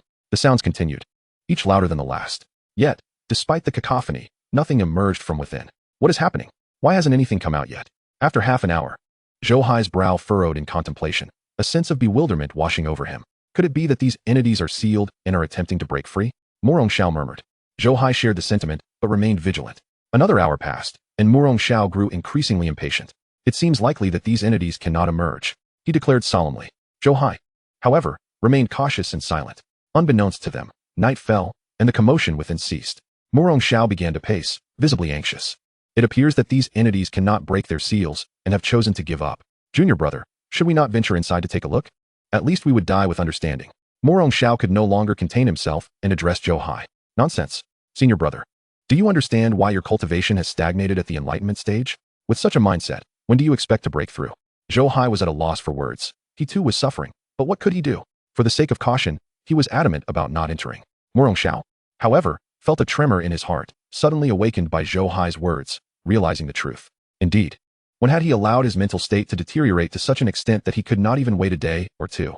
Reflecting on the years past, he recognized how other academies had gradually deviated from the teachings of the ancients, growing complacent, while his own institution, though faithfully adhering to the ancients' will, lagged behind due to insufficient resources. In his pursuit to enhance the academy's strength, he had neglected to cultivate his own spirit. If this continued, he might never achieve a breakthrough in his lifetime. With this realization, Shao felt a sudden clarity, and his restless heart found tranquility. In an instant, the stagnation of nearly a decade in his cultivation began to loosen. Thank you, junior brother, for your guidance. Your words are worth more than a decade of cultivation. Shao rejoiced, hastily adopting a meditative posture, preparing to break through. Goodness, is this even possible? Zhou Hai was taken aback. Having merely sought a valid excuse to abstain from entering, would such a simple conversation truly lead to someone's breakthrough? Before long, Murong Xiao's principles, spirit, and body harmonized into one. A surge of divine consciousness shot into the sky, radiating outward. Boom, boom, boom. The heavens stirred, and a tumultuous thunder engulfed the realm as Murong Xiao faced the trial of unification. Junior brother, I shall face my tribulation now, he proclaimed, ascending into the sky, an aura of righteousness enveloping him, the sound of his sword echoing throughout the lands, leaving Zhou Hai envious. Soon, the heavens roiled as thunder raged, and Murong Xiao battled fiercely against the tempest. Meanwhile, a spirit vessel approached from the direction of the Zhou royal territory. At the same time, from the direction of the Daiqian dynasty, hundreds of figures rushed toward Dinghai city. Is Murong Xiao undergoing the trial of unification? The newcomers, upon witnessing the ominous storm of tribulation clouds, were taken aback. The Supreme Realm had opened less than 2 days ago, and Murong Xiao had already achieved a breakthrough. One could only imagine the immense opportunities hidden within this sacred ground. The onlookers' eyes gleamed with fervor as they rushed toward the martial arts palace without a second thought. Ha! The Academy truly is blessed with opportunities greater than heaven. Not only has the Supreme Realm manifested, but my friend Murong Xiao has also achieved a breakthrough. What joyous news! A jubilant voice rang out as an elderly eunuch stepped off the spirit vessel, grinning widely. Zhou Hai turned to see hundreds of individuals rushing forth from the vessel. Even the emperor of the great Zhou, Ji Wui, had arrived, though he was not the strongest among them. Beside him stood 3 elder figures, all pinnacle cultivators of the Purple Mansion realm, evidently ancient beings hidden away for millennia. My esteemed friends, let me clarify, my senior brother's breakthrough has no connection to this secret realm. Zhou Hai chuckled, unwilling to allow the newcomers to fixate on the realm, lest it bring turmoil to the Academy. What do you mean it has no connection? Are you afraid we might covet the supreme inheritance? Even if the supreme inheritance were to fall within your main Academy's grasp, how could a mere branch institute hope to monopolize it? Before the great Zhou royal family could respond, a cold voice suddenly cut through the air. A group of several hundred figures descended from the horizon, among them an elder clad in golden robes. Who are you? Zhou Hai frowned. Qian Santong, an outer elder of the Qiong Yao sect. Impudent Academy. Several elders from our holy land have arrived at your institution, only to find their command plates shattered. Do you not hasten to offer your apologies? Qian Santong sneered haughtily. However, before he could finish, a massive cauldron descended from the heavens, its overwhelming aura instantly pinning him to the ground. Presumptuous. In the domain of the great Zhou. You would have me, Zhou, apologize? Who do you think you are? A cold voice emerged from behind the Zhou royal family, as an elder made his move. Qian Santong's expression changed drastically as the cauldron locked onto him, rendering him immobile. Just as he was about to be crushed into a pulp, a grand seal suddenly soared through the air, colliding heavily with the cauldron. Chapter 56, Academy's Yi Haoran, always ready for a confrontation. Boom. At the moment of impact between the bronze cauldron and the grand seal, crimson and azure light intermingled, and a violent wave of energy instantly flattened the Academy's grounds for 300 miles. Only the solitary small courtyard near the Daozong Palace and the mountain suppressing Jikue remained intact. Good heavens, are you all out of your minds? Fighting is one thing, but what is the meaning of destroying my Academy? Compensation. Zhou Hai's anger surged instantaneously. After 7 years at the Academy, he had long considered it his home and would not allow anyone to wreak such havoc. Who are you cursing at? The elder from Qian Santong, clutching a grand seal, coldly scrutinized Zhou Hai. What is wrong with cursing you? Are you so dim-witted that you cannot comprehend human speech? Or do you desire to hear me berate you once more? Today, for the damages inflicted, you shall compensate at full price. Otherwise, do not blame me for being ungracious. Zhou Hai glared. He too had a temper. Impudence. At these words, the elder's beard bristled with fury, and he raised his hand, summoning the grand seal that loomed ominously towards Zhou Hai. Get lost. At that moment, a furious roar echoed, and a stone tablet soared from the horizon, crashing heavily into the grand seal. Boom. The void shattered, waves of energy surged. The already devastated 300-mile Academy appeared as though it had been plowed 1,000 times over. Which rogue dares to brandish weapons within the Academy? Do you truly believe we are without defenders? A voice of indignation rang out, accompanied by a scroll that descended from the heavens, revealing hundreds of figures above. The stone tablet returned, landing squarely in the hands of one among them. This was a middle-aged man, exuding an air of scholarly elegance, yet his eyes betrayed a ferocious intent, clearly a man with a volatile temperament. Oh, I wondered who it could be. It is none other than my friend Yi Haoran. After several years, your cultivation has grown ever more profound. The elder with the grand seal narrowed his pupils, fixated on the middle-aged man. Whether or not his cultivation was profound remained unclear, but it would certainly not be an issue to put this old fool to death. Yi Haoran's gaze was icy, his words devoid of any respect. Friend Yi, what do you mean by that? The expression on the elder's face darkened. As ancestors of the major sacred lands, they could not allow such disrespect.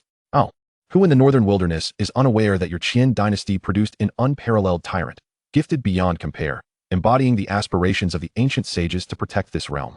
Yet you old fools have turned a blind eye, allowing various sects to persecute him, even colluding to drive him to the brink. If your Qin dynasty persists in this manner, it will inevitably face extinction, and what will become of heavenly justice? As the supreme elder of the Academy's Howren Palace, scolding was Yi Howren's specialty. His tirade rendered the elder with the Grand Seal as uncomfortable as if he had consumed excrement.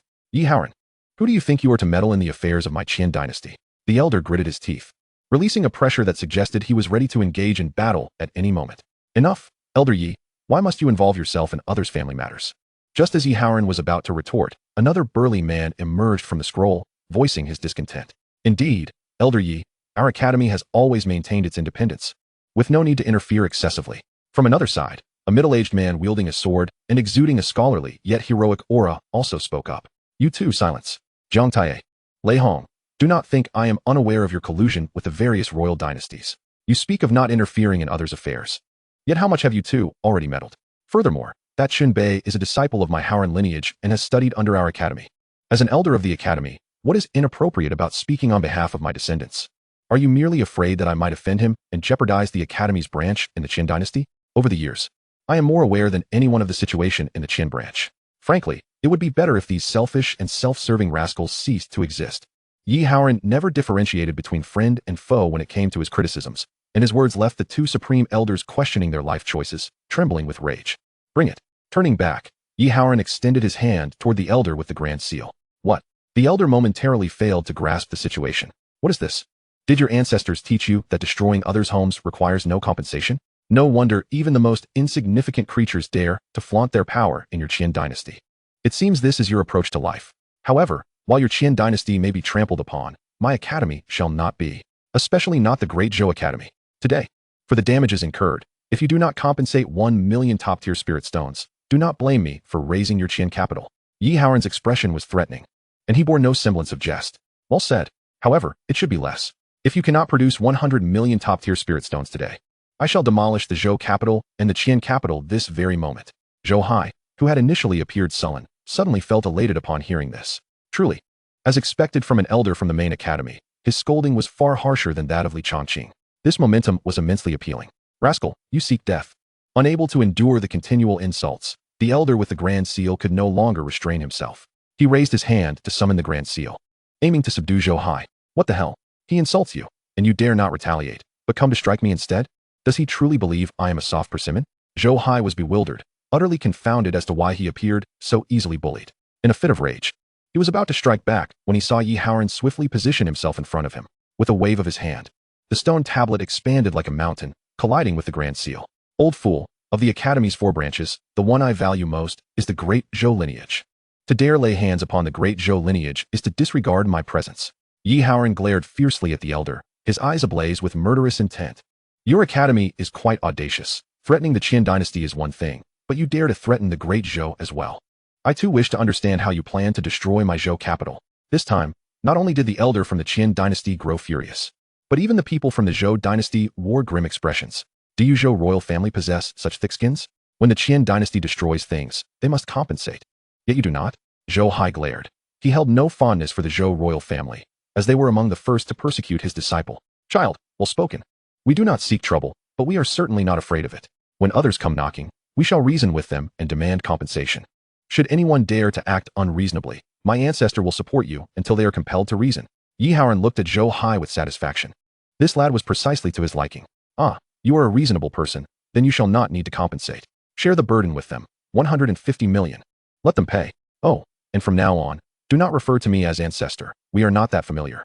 Just because I find you pleasing does not mean you can take advantage of me. Zhou Hai grinned, patting Yi Howren's shoulder. Oh, Yi Howren was left speechless. From the sound of it, this lad seemed intent on extorting him as well. Ha ha. Yet, upon reflecting on Zhou Hai's latter words, Yi Howren couldn't help but burst into laughter, exclaiming, excellent, excellent. Addressing matters rather than individuals, this suits my taste. Young man, from now on, I shall no longer regard myself as your ancestor. Let us forge a friendship across generations. Henceforth, should anyone dare to bully you, simply invoke my name. Just as they were conversing, A faint cry for help suddenly emanated from the direction of the inquiry palace. Ancestor, save me. Everyone turned to look. And upon seeing Ji Kuei beneath the rockery, the faces of the Zhou dynasty members turned ashen. Chapter 57. Treading upon sacred artifacts. Let us see who dares to move a step.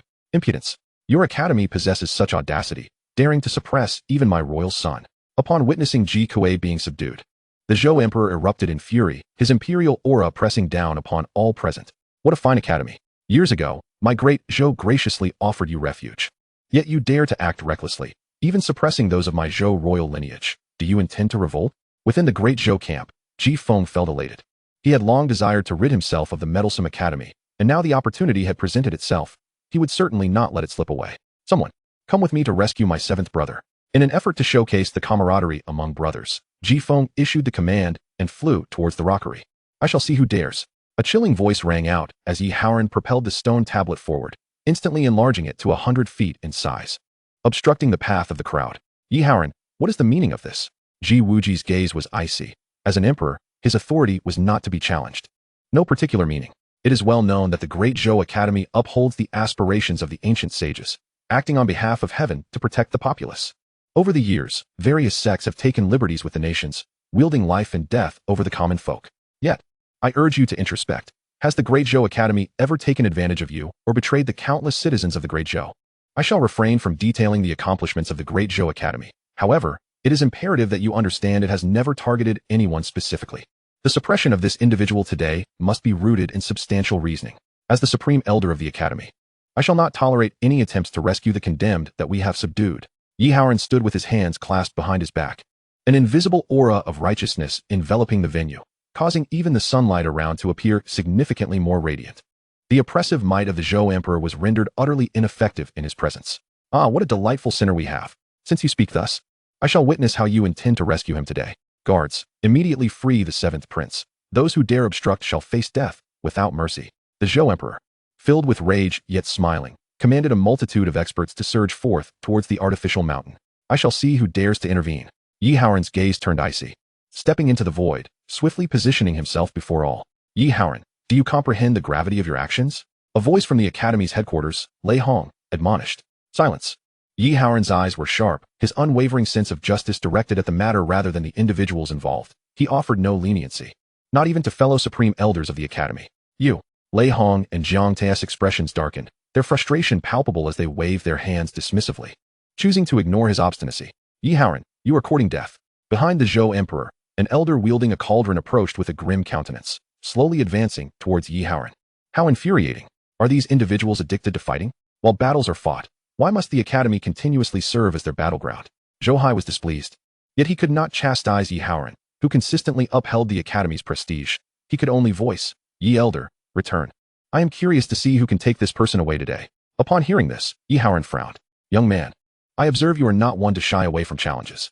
A true man stands firm amidst the heavens and earth. Why should he act according to others' whims? Yi Haoran expressed his dissatisfaction. What nonsense. When I command you to return, you will do so. How dare you treat our academy as your battlefield? Rest assured, the individuals I suppress shall not be rescued. I assure you. Zhou Hai fell silent, secretly conveying his thoughts through spiritual communication. Yi Haoran's pupils constricted. He had not previously sensed Zhou Hai's fluctuations in cultivation. Now aware of Zhou Hai's spiritual presence, he was taken aback. This young man possesses the strength of the lowest realm of unification. Observing his youthful appearance, barely 20, how has he achieved this? Ha ha ha, splendid. I shall not hinder you. Yi Haoran laughed heartily, despite his doubts, as he returned to Zhou Hai's side with the stone tablet. He was eager to see what confidence Zhou Hai possessed to make such bold statements. Humph. Observing this, the Zhou Emperor snorted derisively. The Zhou imperial family and those from the Great Qian looked down upon Yi Haoran, perceiving his hesitant stance as a mere joke. The Great Zhou Academy is nothing more than this. Come, let us rescue him. A mocking voice emerged as Ji Feng and his entourage soared towards the artificial mountain. Yet, at the moment of their descent, an overwhelming pressure erupted from the mountain. In an instant, silence enveloped the entire area. Every blade of grass and tree, even the wind, seemed to freeze in place. All present were rendered rigid, their legs trembling, unable to even collapse to the ground. Only cold sweat poured forth involuntarily. The pressure of a saint, a sacred artifact. All eyes widened, pupils dilating and then rapidly constricting. Including Yi Haoran, everyone felt a resounding buzz in their heads. Nearly on the brink of collapse. Beneath the saint, all are but ants. Even those at the pinnacle of the 9th level are no different from mortals before a saint. A single sacred artifact could effortlessly obliterate a multitude. In that moment, Yi Haoran realized the source of Zhou Hai's confidence. With a sacred artifact at his disposal, the Great Zhou Academy not only possessed overall strength, but also qualified to establish itself as a sacred ground. By heavens, they have truly become audacious enough to attempt to rescue those I have subdued. Come, I shall stand here today and witness who dares to take another step. Zhou Hai's voice resonated at the perfect moment. He stepped into the void, leaving footprints as he ascended the artificial mountain, surveying the crowd. As his words fell, the mountain rapidly expanded, reaching into the clouds, towering like a pillar supporting the heavens. Everyone was blasted away by a powerful force, all except Yi Haoran spat blood. Within a radius of 1,000 miles, only this sacred mountain remained. Before this mountain, even the city of Dinghai appeared minuscule, akin to a small village beneath a great mountain. The crowd resembled ants beneath the mountain, nearly invisible. Everyone's expressions changed dramatically.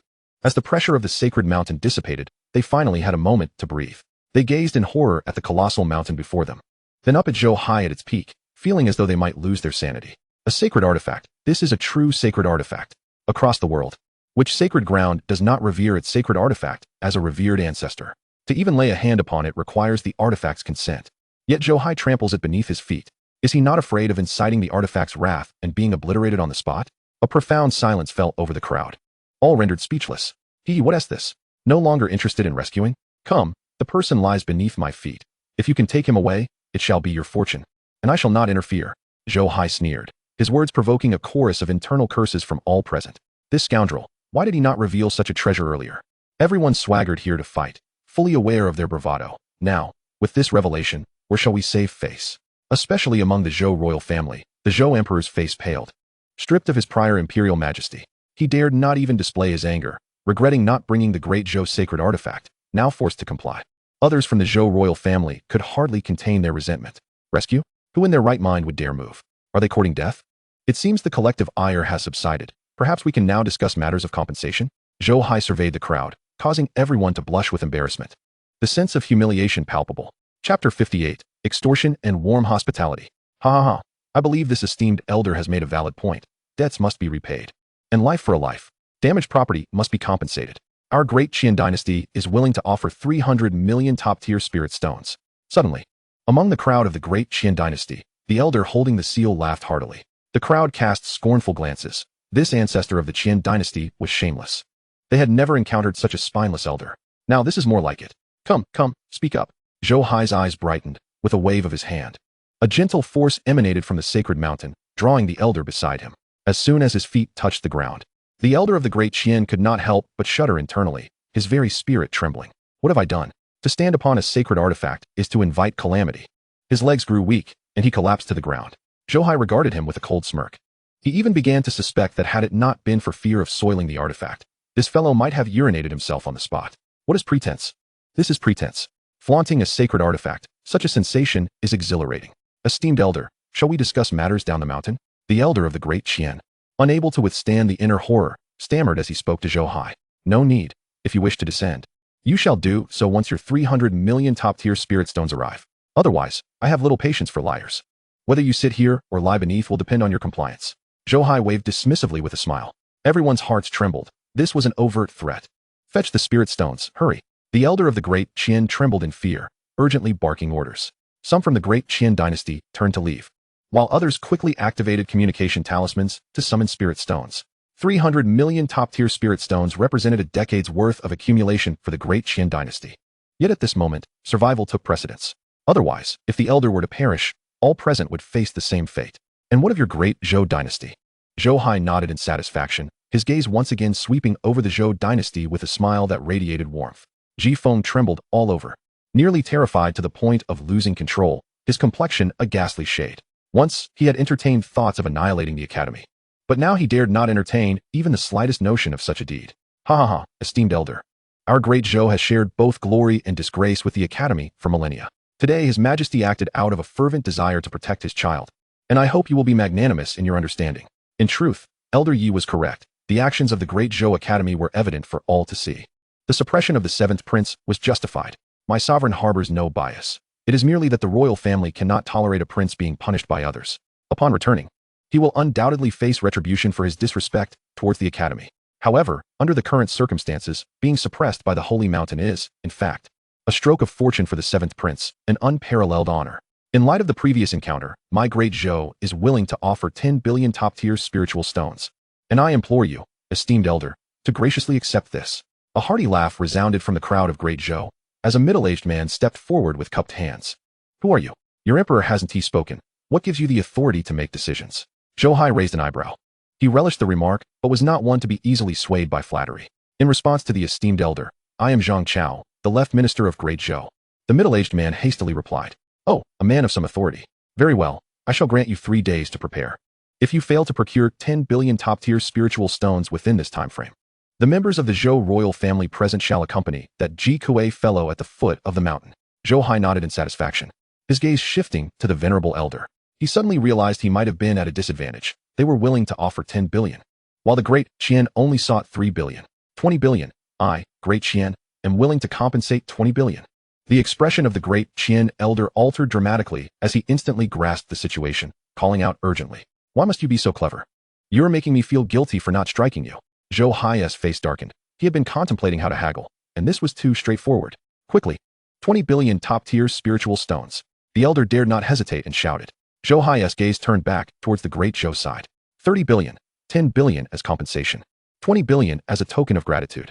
Thank you, esteemed elder, for managing the prince on behalf of great Zhou. Zhang Chao was taken aback, the royal family valued face.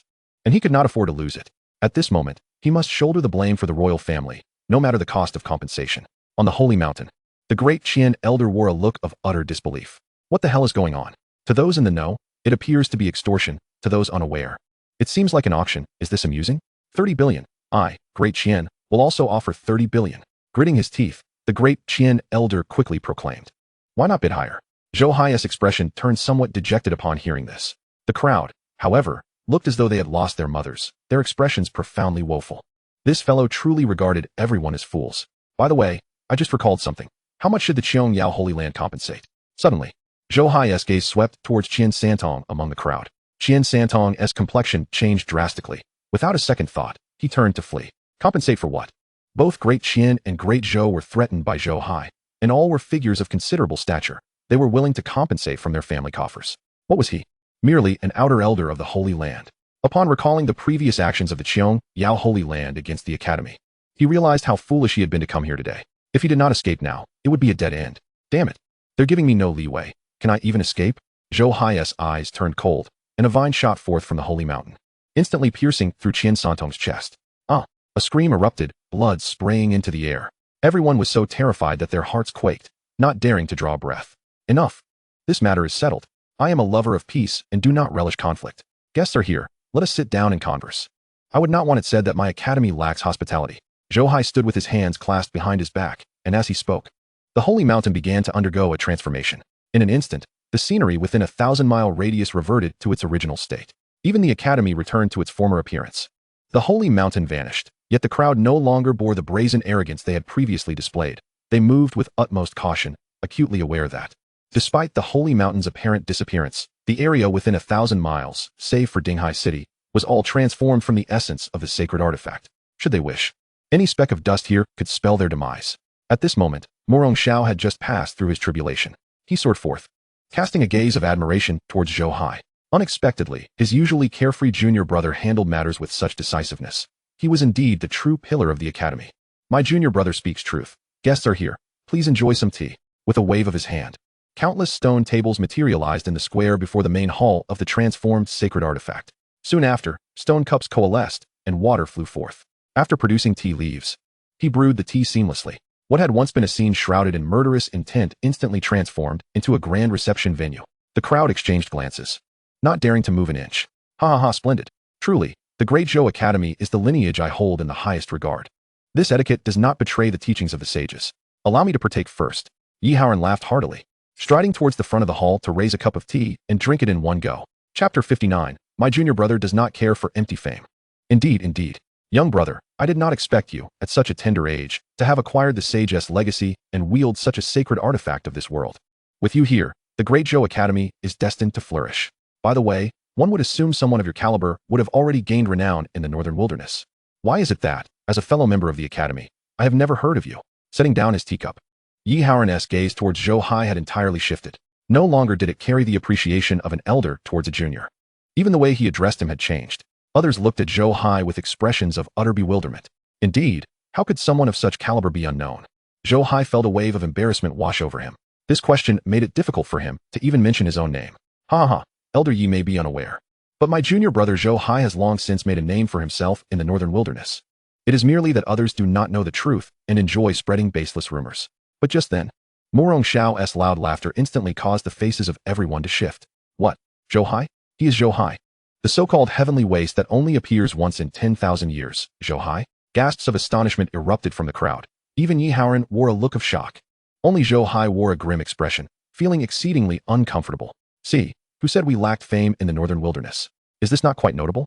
Yet the term heavenly waste, who on earth coined such a derogatory phrase? It truly grates on the ears. Ha ha ha. Indeed, my junior brother is Zhou Hai? While the world may mock him as a heavenly waste, they are unaware that my little junior brother's cultivation has long surpassed the realm of saints, making him unmatched in the present age. Over the years, my little junior brother has safeguarded the academy, watched over great Zhou, served the common folk, and shouldered the responsibilities of righteousness. It is a pity that he shuns empty fame, preferring solitude, which has led to the misconception that he is worthless. However, this matters little. My junior brother does not care about such things, and lets it all pass. Murong Xiao laughed heartily, his words leaving everyone speechless. Good heavens, what a boast. At this age, you say he is astounding, that he has acquired the sage's legacy. That is one thing. But to claim he is unmatched in the present age? If he has the ability, let him put down the sacred artifact, and see if he still has any opponents. Even Zhou Hai couldn't help but blush. Though the praise was pleasant to the ears, it was somewhat embarrassing. Modesty is the virtue, Zhou Hai chuckled awkwardly, his bashful expression drawing a cascade of black lines across everyone's faces. Good heavens, you've even taken to humility. Were it not for your undeniable pride, I might have almost believed you were being modest. The crowd inwardly scoffed, yet on the surface, they bowed and nodded, not daring to express any disrespect towards Zhou Hai at this moment. In the time that followed, everyone interacted harmoniously, behaving as obediently as young students. Junior brother, what are you doing? In the late hours of the night, within the tranquil courtyard of Daozong Palace, Zhou Hai was busily preparing meat in a large pot when he noticed Murong Xiao soaring towards him, a broad smile adorning his face. No worries, I'm just hungry. Let's prepare something to eat. By the way, have those matters been arranged? Zhou Hai glanced back. When the academy was devoid of people, he took charge. But now that Murong Xiao had returned, he felt no inclination to oversee things, leaving everything to him. Ha ha ha, rest assured, junior brother, everything has been arranged. Murong Xiao laughed heartily, his words dripping with pride. Indeed, once that sacred artifact is unleashed, it speaks volumes of truth. Just consider those individuals, who among them isn't a formidable figure in the northern wilderness. Now, with merely a little intimidation from you, they behave like a group of timid maidens. So obedient. Zhou Hai couldn't help but feel a surge of boldness at Murong Xiao's triumphant expression, and he spoke up, they dare not defy, or I'll deal with them. Yet, observing Murong Xiao's self-satisfied demeanor, Zhou Hai felt a twinge of exasperation. This elder brother seemed to take him too seriously. The crux of the matter was that he genuinely regarded himself as a sage. If only all the world's people were as virtuous as he. This is splendid. Junior brother, here is your sacred sword. As there is currently no disturbance in the secret realm, I shall return this sword to you. Murong Xiao nodded, carefully presenting the sacred sword to Zhou Hai. What is this? It's a mere sword. Between brothers, there's no need for such formalities. Just refrain from nagging me in the future. Zhou Hai waved his hand dismissively, leaving Murong Xiao momentarily stunned. Good heavens, such a sacred artifact. And my junior brother just gives it away. That's not merely generous, it's astonishing. If word got out, it would surely shock countless people. Junior brother, this. Murong Xiao felt somewhat embarrassed and wanted to say more, but Zhou Hai interrupted. What else there to discuss? If you want it, take it. If not, just set it aside. Can you not be so indecisive? Zhou Hai truly did not care about the sacred artifact. At that moment, the stick he was using to stoke the fire was of greater importance, though Murong Xiao had failed to notice. Wait, I can take it, right? Murong Xiao was startled. It was a sacred artifact after all, and he dared not simply discard it. As he spoke, he carefully carried the sacred sword away. Brother, now that you're here, want to you stay for a meal? Zhou Hai called after him. I want to eat. Murong Xiao replied, a frown on his face. He genuinely couldn't understand this junior brother of his. He treated the sacred artifact with indifference, yet had a peculiar fondness for mundane food. Was a morsel of food truly more significant than a sacred artifact? Cradling the sacred sword, Murong Xiao arrived at the Wendaegong, where he carefully placed it upon the ancestral altar, standing alongside the esteemed sages of the academy. In an instant, he seemed to sense a wave of joyous emotion. He looked around in confusion, utterly bewildered as to the source of this feeling. Meanwhile, within the Wendaegong, Zhou Hai was overwhelmed by a series of sighs. The sacred artifacts possessed spirits, all enviously gazing at him, particularly the stick he held, which quivered with a fervent desire to escape from such a spendthrift. "What are you all doing? Behave yourselves," Zhou Hai scolded, opening the large iron pot of the sacred artifact. A myriad of vibrant essences swirled, boiling the bones of a dragon, and the aroma was simply divine. The ensuing days in the academy were remarkably tranquil until one fateful morning when a grand procession arrived, shattering the serenity. "Where's Murong Xiao? The two venerable elders from the Qiong Yao sacred land have arrived. Do not delay in welcoming them." A booming voice reverberated through the academy. The members of the two great dynasties within the academy glanced up, their expressions a mix of disbelief. Such arrogance. Had these people lost their senses? At Daozong Palace, Zhou Hai was engrossed in his reading when he was suddenly startled and nearly let out a curse. Yet, it was Yi Haoran's voice that rang out first. "What audacity! What does the Qiong Yao sacred land amount to? That you would demand the Academy's master to greet you? Get out of my way." With that proclamation, Yi Haoran soared forward, inciting the ire of the Qiong Yao sacred land's entourage. "Huh, well said. What ignorant fools, coming here to flaunt their power as if they are of any worth." Before the Qiong Yao sacred land could respond, a hearty laughter echoed. A group of figures appeared on the horizon, their vitality soaring. The blood refinement demon sect? The faces of the Qiong Yao sect members darkened, filled with indignation. Clearly, there had been considerable friction between the two factions. "Indeed, friends of the Qiong Yao sacred land, you are being exceedingly inconsiderate. We have come as guests. It is only proper that guests follow the host's lead, not act with such arrogance." Another voice of mirth resounded, and hundreds of sword lights shot skyward. "The 10,000 sword sect?" The Qiong Yao sect members frowned, their displeasure evident. "Haoran, it has been a century. Yet your fiery temper remains unchanged, still so overbearing." Just then, another group approached, causing Yi Haoran's expression to turn frosty. "Thoroughly despicable, you dare to join the fray?" Yi Haoran's murderous intent reached its zenith. "What, are we not welcome? Does Haoran still wish to spar?" One elder among the newcomers chuckled amiably. "Let us fight. Who fears whom?" A cold voice emerged, and a group of exquisitely beautiful women descended from the sky. One clad in colorful attire floated beside Yi Haoran, her eyes glimmering with genuine affection. "Ah, it's the colorful butterfly fairy from Qingyu Valley. I just realized I haven't done my morning reading. I shall take my leave." Yi Haoran tensed, awkwardly laughing as he hastily departed. "Yi Haoran, you've used the same excuse for 400 years. Do you truly believe you still belong to Haoran Palace?" The colorful butterfly fairy exclaimed in frustration. Yet, Yi Haoran ignored her, vanishing into the distance, leaving everyone below utterly dumbfounded. "Ha ha ha, the rumors are indeed true. Only the colorful butterfly fairy can make Yi Haoran retreat." Another laugh rang out as the people from Xi'an Peak arrived. Simultaneously, the forces from the Great Yuan and the Great Tang dynasties made their appearance. In the blink of an eye, the Jixiao Academy, Qingyu Valley, Xi'an Peak, Taichu Sacred Land, Qiong Yao Sect, 10,000 Sword Sect, and the Blood Refinement Demon Sect, 7 sacred lands and 4 great dynasties, had converged, creating a grand spectacle. "Oh dear. I was unaware that esteemed elders from various sacred lands would grace us with their presence. My sincerest apologies for not welcoming you properly. Please, allow me to invite you to Wendaegong." As the Supreme Tao Temple opened, Murong Xiao had anticipated this day and promptly flew forth to greet them with a beaming smile. "Please, do not mention it. We have come as guests, and we fear we may impose. I hope for your understanding." These formidable figures from the sacred lands, who usually exuded an air of superiority, found themselves surprisingly amicable today, as no one dared to be the instigator of conflict amidst such a gathering.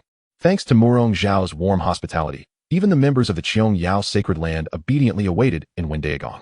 Meanwhile, Zhou Hai in Daozong Palace appeared oblivious to the proceedings, engrossed in his reading, attending to his own affairs. After all, these individuals were merely convening to discuss the Supreme Tao Temple. As for that secret realm, he had no intention of entering unless they emerged alive. Suddenly, Zhou Hai lay down when a voice from the system echoed in his mind. "Host's second disciple is in peril. The protective mission is now activated. Please proceed immediately." What on earth is happening? A flicker of doubt crossed Zhou Hai's eyes. Not only did Qin Xiao possess numerous treasures, but given the presence of the esteemed elders and disciples from her academy, she ought to be safe from peril. How could her life be at stake? Without a moment's hesitation, Zhou Hai activated the transmission array of the Emperor's Corner, tearing through the fabric of space.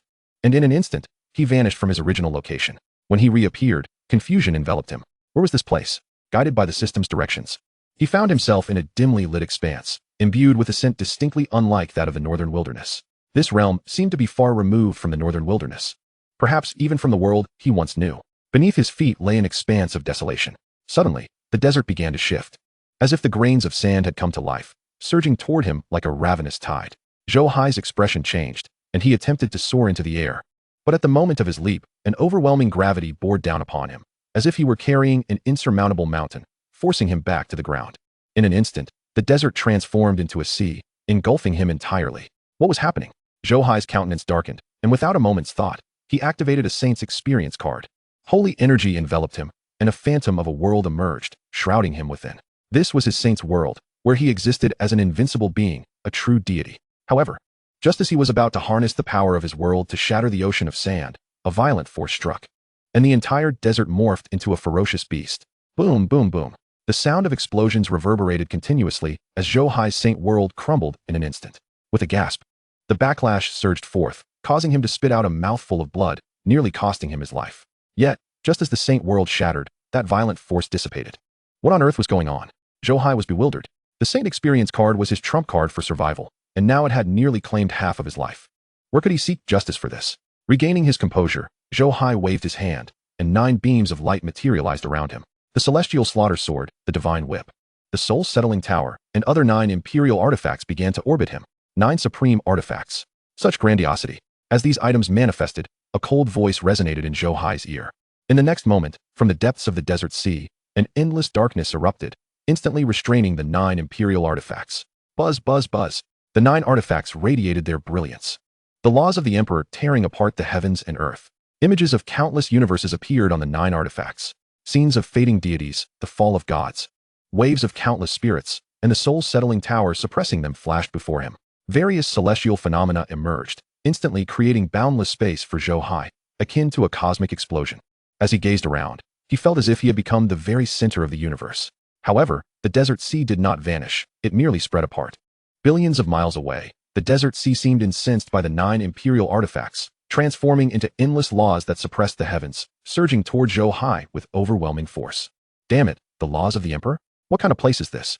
Zhou Hai's scalp tingled as he finally comprehended the terror of this desert sea. It was a manifestation of the laws of a great emperor. Although the 9 imperial artifacts were formidable, their power depended on the opponent they faced. This desert sea's might was not inferior to that of the 9 artifacts. Endless shifting sands. I shall battle you. A furious voice echoed. Among the 9 artifacts, a chain surged forth, manifesting the phantom of a frail old man. He rubbed his wrists, his gaze murky, yet in an instant, he radiated boundless brilliance. The powerful laws of the Emperor shot into the heavens, and the chain stretched for billions of miles, sealing the heavens and summoning all the shifting sands into its grasp. Emperor of the sealed heavens, chains seal the heavens, nothing more. A chilling voice emerged, as a figure with dark hair appeared upon the shifting sands. The endless sands scattered in an instant, sweeping against the chains that sought to confine them. The 2 imperial artifacts clashed fiercely, their powers intertwining, shaking the heavens and splitting the earth in a relentless struggle. Chapter 61. Confronting a true emperor. While Zhou Hai found himself in dire straits, the Great Zhou Academy remained surprisingly tranquil. Following discussions among the various sects, everyone gathered at the entrance to the secret realm, combining their strength to test its boundaries. No good. The true essence of the Purple Mansion realm cannot enter the secret realm. The true essence of the Dao Palace realm cannot enter either. Neither can the unified realm. After a series of tests, the crowd sighed in resignation. However, the true essence of the innate realm can enter. Suddenly, someone exclaimed, and the other's eyes brightened. The secret realm was linked to the supreme Dao field. Although many strong individuals were present, none had the qualifications to storm in. Ultimately, who could enter depended solely on the secret realm's decree. Clearly, only young individuals with cultivation not exceeding the innate realm could gain access. Good. It seems the supreme Dao field is opening, and a monumental opportunity is about to unfold. A hearty laugh echoed as the elder of Shuyun Peak declared, "Indeed. Let us hasten our preparations." The crowd's demeanor became resolute. This was a supreme opportunity. Securing even a fraction of it would suffice to ensure any lineage's survival for millennia, thriving without end. Should they obtain the supreme heritage, they would dominate the world, unmatched by any. Every sacred ground found it irresistible. As discussions continued, the sacred grounds swiftly transmitted messages, urging their sects to send forth their strongest young disciples for the trial. Boom. Yet, just as the messages were dispatched, a deafening explosion resonated, shaking the very world. The sky rapidly darkened at an alarming rate. The crowd looked up, witnessing the brilliant sun swiftly turning black, shrouded by a mysterious force. What was occurring? Was it the celestial dog devouring the sun? No, this was not a celestial dog. It was the protection of the heavenly path, the self-defense of the myriad worlds. What could possess such power that the heavenly path felt threatened, plunging into eternal silence? The expressions of all changed drastically. their hearts heavy with despair, nearly shattering with fear. They could scarcely fathom what kind of power could disrupt the normal operation of the entire world. Boom, boom, boom. The earth-shattering explosions continued, akin to the thunder of the heavens striking the world. Though nothing visibly fell, the ground beneath them cracked incessantly. The entire world teetered on the brink of collapse. Simultaneously, two overwhelming pressures tore through the heavens, causing everyone to weaken at the knees, trembling in terror as they fell to the ground. The might of the Emperor. This was the true might of the Emperor. My heavens, what on earth was happening? Was a legendary Emperor-level powerhouse battling? Do such beings still exist in this world? The might of the Emperor was indescribable. Even those who had never felt it could recognize it instantly. It was overwhelmingly powerful. The moment the Emperor's might enveloped them, even a mere wisp seemed capable of collapsing the myriad worlds, as if the entire heavenly path was demonstrating its authority. The Emperor realm was an unrivaled existence, standing shoulder to shoulder with the heavenly path, a level capable of annihilating the universe and all within it. At that moment, no one knew which Emperor-level powerhouse was engaged in battle, yet all felt the looming threat of death. Was a new round of dark turmoil about to commence? A realization struck someone, their eyes filled with despair. It was a taboo word they dared not utter. Meanwhile, in an unknown location within the cosmos, the sealing chains and the shifting sands had already reached a fever pitch in their battle. Within billions of light years, countless stars exploded and innumerable nebulae collapsed. The universe was being torn apart, succumbing to a state of collapse. An unknown life-bearing planet instantaneously erupted, its myriad beings vanishing. The shifting sands surged forth, a blazing sun transforming into a grain of dust, merging into the sands. Beneath those sands, the myriad worlds were inconsequential, wielding life and death without mercy. The sealing chains attempted to bind the shifting sands time and again, seeking to diminish their power, yet their efforts were in vain. The celestial chains of confinement cannot restrain the flowing sands, nor can they rescue the myriad beings on the various life planets. The clash of the two supreme artifacts reveals that destruction is ever more straightforward than preservation. Indeed, I profess that practitioners are but the glitches in this world. Like the insidious spread of cancer cells, the stronger one's cultivation, the greater the threat posed to this realm. This is not merely a battle of imperial artifacts. It is a march towards the annihilation of the universe. Zhou Hai stood at the heart of the conflict, fortunate to have the protection of the 8 great artifacts, thus remaining unscathed. Otherwise, with his meager cultivation, he would have been reduced to ashes, leaving no trace behind. Why do you all stand there in a daze? Go forth and scatter this wretched sand. Witnessing the frenzied actions of the vast sea of flowing sands, Zhou Hai was filled with fury. Yet, he noticed that the 8 great artifacts remained motionless, causing him to furrow his brow. He chuckled darkly. Would they dare to move? Just then, a voice echoed, and Zhou Hai turned sharply, his expression shifting to one of shock. Emerging from the depths of the cosmic sea of flowing sands was not a mere illusion, but a true being. He bore no overwhelming aura, yet as he walked, the celestial bodies revolved around him, the laws of the cosmos bending to his will. It was as if the entire universe belonged to him, rendering him the sole deity amidst heaven and earth. Zhou Hai felt a chill run down his spine, a wave of nausea washing over him. This was the master of the vast sea of flowing sands, the genuine emperor. What was he, Zhou Hai?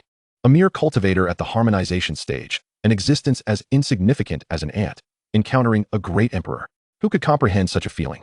Buzzing filled the air as the imperial artifacts trembled incessantly, an aura of boundless imperial might enveloping the vicinity.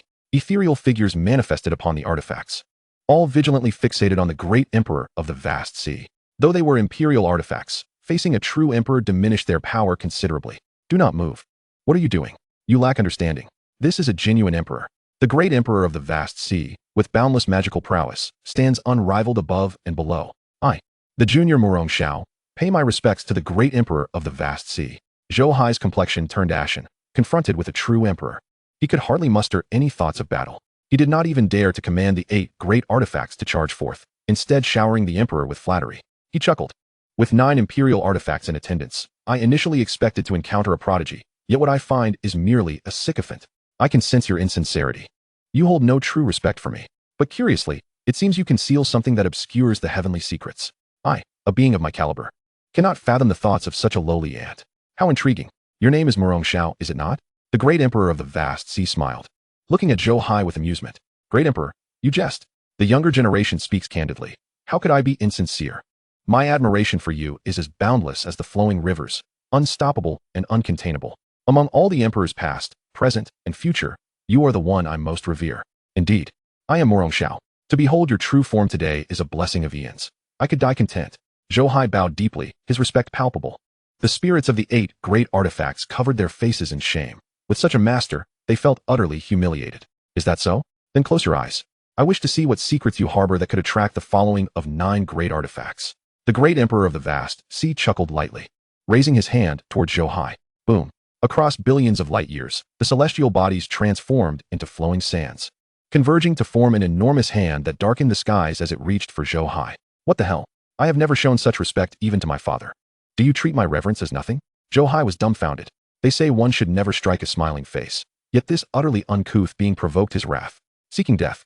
The great emperor of the vast seas gaze sharpened, and the colossal hand descended instantly. Buzzing, the 8 great artifacts sprang into action, the laws of the cosmos coalescing as they clashed with the great hand.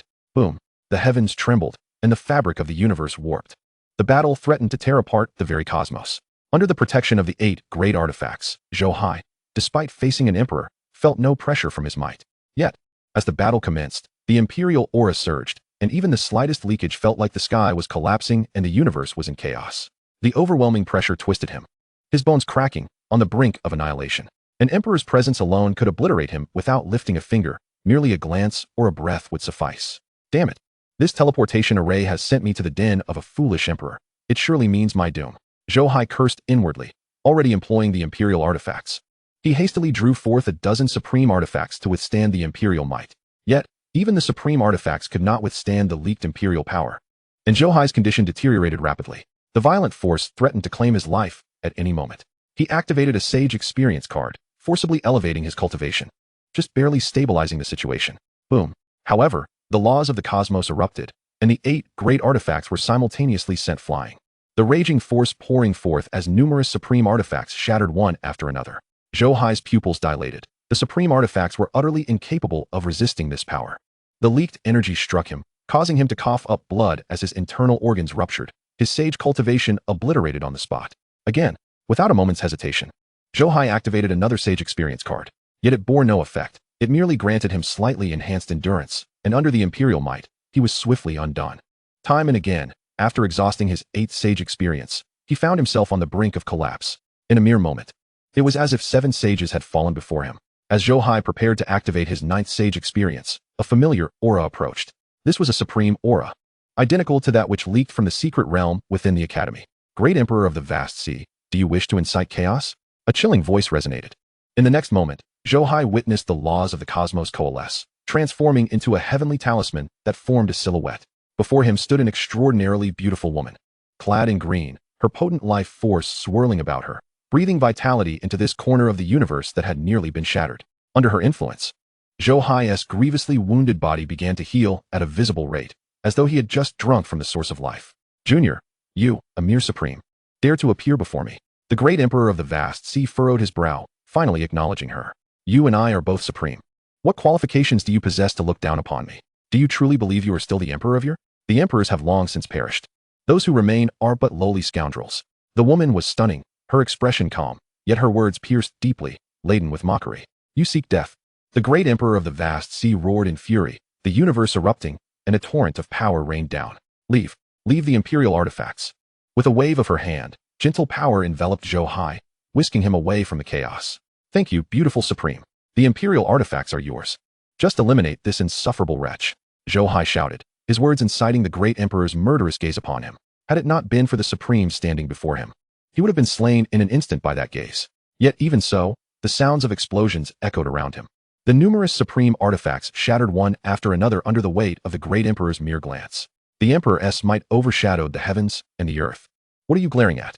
One day, I shall see you dead. No, before the beautiful supreme, there is no need to wait for another day. You shall perish today. Zhou Hai cursed, but before he could finish his thought, he vanished from sight. Murong Xiao, to insult this emperor. There shall be no refuge for you in all the worlds. I shall make your existence a living hell. The emperor of the vast sea had never been so enraged before. His furious roar reverberated throughout every corner of the universe. In the ancient star domain, at the Northern Wilderness Academy, all present prostrated themselves upon the ground, trembling in fear. Suddenly, a thunderous sound erupted from the heavens, leaving everyone in a state of shock. With a spurt of blood, Murong Xiao's face turned ashen, and even his very soul quivered. All eyes turned towards him with a mix of bewilderment and disbelief. What had just transpired? A mighty emperor had uttered the name Murong Xiao. What an unparalleled honor. Yet such glory proved to be perilous. None could fathom how Murong Xiao had managed to incite the wrath of an emperor. In a distant corner of the universe, a great battle reignited. Above the supreme realm stood the emperor, whose dominion could ultimately not contend with the edicts of the emperor's law. However, the woman controlling the 8 imperial weapons, while summoning the heavenly sealing chains, astonishingly managed to thwart the emperor of the vast sea's assault. Their clash rent the heavens and the earth, tearing apart the fabric of the universe and transforming it into a desolate sea of death. The fierce conflict raged for a full 6 days before everyone was finally liberated from the oppressive atmosphere. No one knew how the battle had concluded, nor its outcome. It was only known that following this confrontation, the potential for an impending dark upheaval had diminished.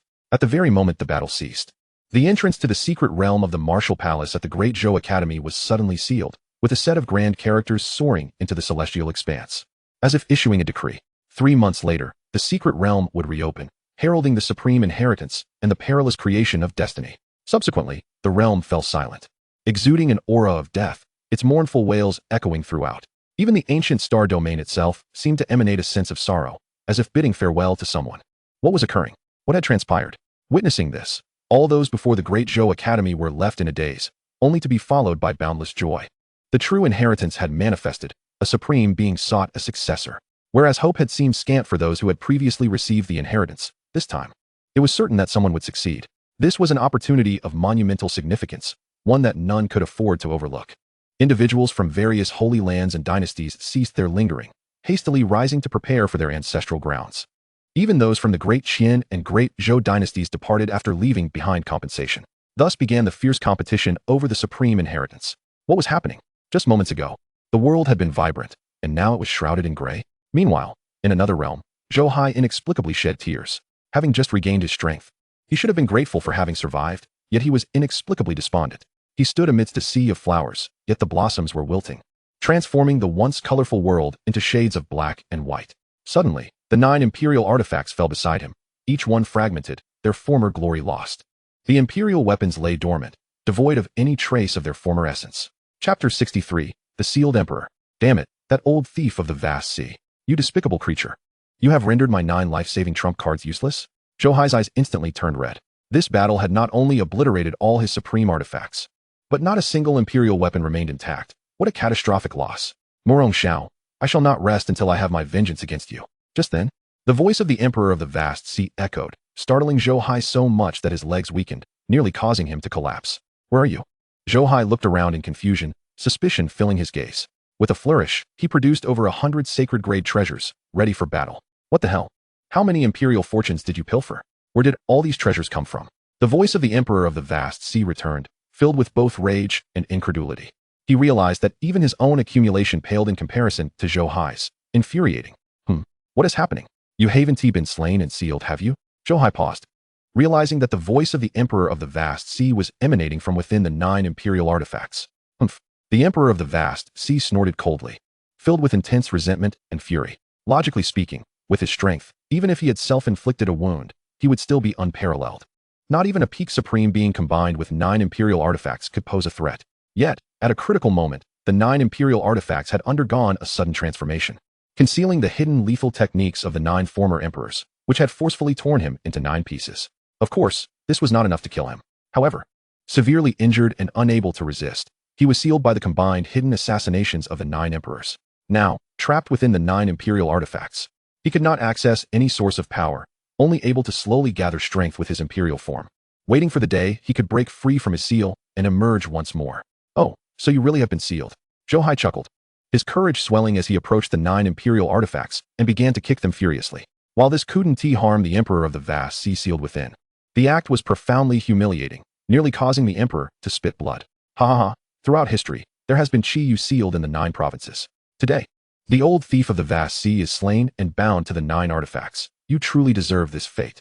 After a lengthy pause, Zhou Hai laughed heartily, feeling utterly satisfied as he prepared to depart. Wait, aren't you going to take these 9 artifacts with you? A gentle voice interrupted, belonging to the beautiful supreme being, evoking a sense of springtime warmth. Yet, for some inexplicable reason, Zhou Hai felt a twinge of heartache. This feeling was bewildering. Rubbing his eyes, he soon realized that tears were streaming down once more. Damn it, why am I crying for no reason? Do I have some sort of eye condition? Zhou Hai rubbed his eyes and said, Beautiful supreme being, are these still my imperial artifacts? There's an old thief hidden within them. If I take them with me, do you want him to kill me? Well, if you like them, then I'll gift them to you. Zhou Hai clearly understood that while imperial artifacts were indeed treasures, their danger must also be considered. He had no desire for anything lethal. No, you must take them. The beautiful supreme being insisted. I have perished in battle and lack the strength to suppress him. Only your supreme power can contain him for a longer time. If you leave the 9 artifacts here, within 10 years, he will refine them and re-emerge. At that time, no one will be able to contend with him, and a cataclysm will surely follow. The voice of the beautiful supreme being conveyed a sense of pity, seemingly taken aback by Zhou Hai's generosity in so readily relinquishing the 9 artifacts. What? You're dead? What kind of joke is this? Am I haunted? Can a dead person speak to me? Besides, in battles of your caliber, can the dead even have ghosts? Zhou Hai's eyes widened in disbelief. He could not accept the beautiful supreme being's words. Foolish. This woman sacrificed herself, reviving many star domains, and has long since merged with the heavenly Tao, becoming a part of it. Otherwise, do you think she had the right to stand before me? She has already turned to ashes, leaving behind only the divine consciousness of the heavenly Tao, which cannot last for more than half a year. Do you not understand why you are crying? The supreme being spills blood, and the heavenly Tao mourns. How can you not weep? The voice of the emperor of the vast sea came, dripping with disdain. What? She is truly dead? Zhou Hai's heart jolted, a profound sense of desolation washing over him. This woman had perished to save him. He now owed an immense debt of gratitude. Take the 9 artifacts with you. If they are in your possession, perhaps they can seal this being for 100 years, 1,000 years, or even 10,000 years. Otherwise, after 10 years, the dark upheaval will lead to unimaginable consequences. The beautiful supreme being's voice returned, filled with compassion for all beings. But, Zhou Hai's expression was one of conflict and bitterness. He was genuinely fearful. Yet, considering that she had sacrificed her life for him, he felt he could not refuse. Fine, I will take them. After a prolonged struggle, Zhou Hai stammered his agreement, collecting the 9 imperial artifacts into his possession. Thank you, nameless one. You have braved dangers for the sake of all beings, and you shall receive the favor of the heavenly Tao, gaining merit from all sentient beings. Fortune will surely come your way. The Venerable of the Endless Sea is well acquainted with numerous profound secrets. Perchance, you might extract valuable information from him and gain further benefits. The voice of the beautiful sovereign resounded once more, akin to a goddess bestowing blessings. In that fleeting moment, Zhou Hai felt an enveloping warmth, as if a mysterious power had entered his being, coalescing above his head into a halo of merit. Soon, the halo of merit receded. Although Zhou Hai did not perceive the so-called blessings of the heavenly Tao, he vaguely sensed that the entire world was embracing him, yet it remained ever out of reach. This sensation was peculiar, leaving even him at a loss for words. He chuckled. So, by that token, I too am a person of great merit. However, beautiful sovereign, while your blessings are appreciated, does it not sound rather unappealing to refer to me as a rootless one? Zhou Hai smiled broadly. Despite never having gathered merit or received heavenly blessings, after 7 years of navigating the cultivation realm, he understood the significance of such things better than anyone else. In the realm of cultivation, the mystical sect contends with the heavenly Tao, vying for the blessings of fortune and longevity. Outside the mystical sect, the Buddhist sect diligently collects merit. It is said that when these two forces reach their zenith, they can even transcend the heavenly Tao, becoming the legendary immortals. Of course, the truth of such tales is uncertain. However, it is evident how precious these elements are, as the great emperors of old have always sought after them. All right, rootless one, your disciple is safe now. You may depart. The voice of the beautiful sovereign echoed again, and the scene before Zhou Hai shifted, instantly transporting him to another location. The familiar scent enveloped him. It was the aroma of the primordial star domain. Zhou Hai floated high above, standing upon a sea of clouds. Yet before he could steady himself, another figure plummeted from the sky, startling him. Xiao. He hastily reached out, catching the unconscious Qin Xiao and cradling her in his embrace. Chapter 64. I have never encountered such unabashed shamelessness. Xiao, how are you? Please awaken. Qin Xiao's complexion was ashen. Zhou Hai brought her to a patch of grass and shook her vigorously. Finally, after administering a myriad of miraculous pills, Qin Xiao slowly regained consciousness. Xiao. Upon seeing her open her eyes, Zhou Hai intended to inquire about what had transpired. However, before he could finish his sentence, Qin Xiao interrupted him. Master, thank you. I thought I would never see you again. You are truly formidable. Even the emperor is no match for you. Did you slay the emperor to save me? As she recognized Zhou Hai, tears streamed down Qin Xiao's face, and she clung tightly to his neck, sobbing. Zhou Hai stiffened, utterly dumbfounded. What was happening? Slaying the emperor? How could this girl entertain such thoughts? Xiao, you must have misunderstood. Zhou Hai attempted to clarify, but Qin Xiao would not grant him the opportunity. Master, no need to explain. I witnessed everything. An emperor appeared, intent on killing me, and even the demon palace could not withstand him. Had it not been for the crucial moment when the green curtain barrier appeared, I would have perished. I know it was you protecting me. Indeed, shortly after, you appeared, clashing with that emperor's treasure, and ultimately confronting the emperor himself. I could not hold out until the end, but if it were not for your slaying of the emperor, how could you have rescued me? Thank you, master. Qin Xiao was overwhelmed with emotion, fully aware that her master was her greatest pillar of support. Indeed, with her master present, even the emperor posed no threat. Ha ha ha, it is only natural. Zhou Hai's face bore a slight rigidity. He had not anticipated that he held such a lofty image in Qin Xiao's eyes. The feeling of being revered was truly exhilarating. I have never encountered such unmitigated shamelessness. Within a chaotic system space, the venerable of the endless sea, sealed within the 9 great imperial artifacts, was seething with rage. How could he, the supreme emperor of the endless sea, unmatched throughout time, be said to have perished at the hands of an insignificant insect? The audacity of that wretched creature to acknowledge it was simply outrageous. If he could manifest his true form at this moment, he felt his face would surely turn green with fury. All right, my disciple, all is well. If anyone dares to bully you again, let them contemplate the fate of the venerable of the endless sea. I shall see who dares to lay a hand on my disciple. Zhou Hai's voice resonated once more, leaving the venerable of the endless sea so infuriated that he could hardly muster the strength to explode. To what depths of shamelessness had this youth sunk? Intending to ride on his renown? Understood, master. Qin Xiao nodded. Just then, the system's voice echoed in her mind. Ding. Congratulations, host, on successfully safeguarding the path. A reward package for protection is now available. Without a moment's hesitation, Zhou Hai opened it. Ding. Congratulations, host, you have acquired a puppet imperial weapon. The endless sand of the sea. Ding. Congratulations, host, you have received a card for emperor experience. Ding. Congratulations, host, you have obtained a temple of merit. Ding. Congratulations, host. You have acquired 10,000 years of cultivation. Zhou Hai's eyes brightened. At that instant, a torrent of formidable power surged into his body like a tidal wave. His cultivation skyrocketed. The 3rd layer of Unity Realm, the 4th layer of Unity Realm, the 5th layer of Unity Realm, the 9th layer of Unity Realm. In the span of mere moments, he successfully broke through to the 9th layer of Unity Realm. Yet, this was not the end. Boom. Within him, a tempest erupted. Zhou Hai heard a resounding roar, and within the depths of his consciousness, a palace manifested, exuding the most primordial essence of the Tao. In an instant, Zhou Hai's cultivation surged to the 1st layer of Tao Palace Realm, the 2nd layer of Tao Palace Realm, the 3rd layer of Tao Palace Realm, the 4th layer of Tao Palace Realm. Soon, Zhou Hai's cultivation reached the pinnacle of the Tao Palace Realm, finally coming to a halt.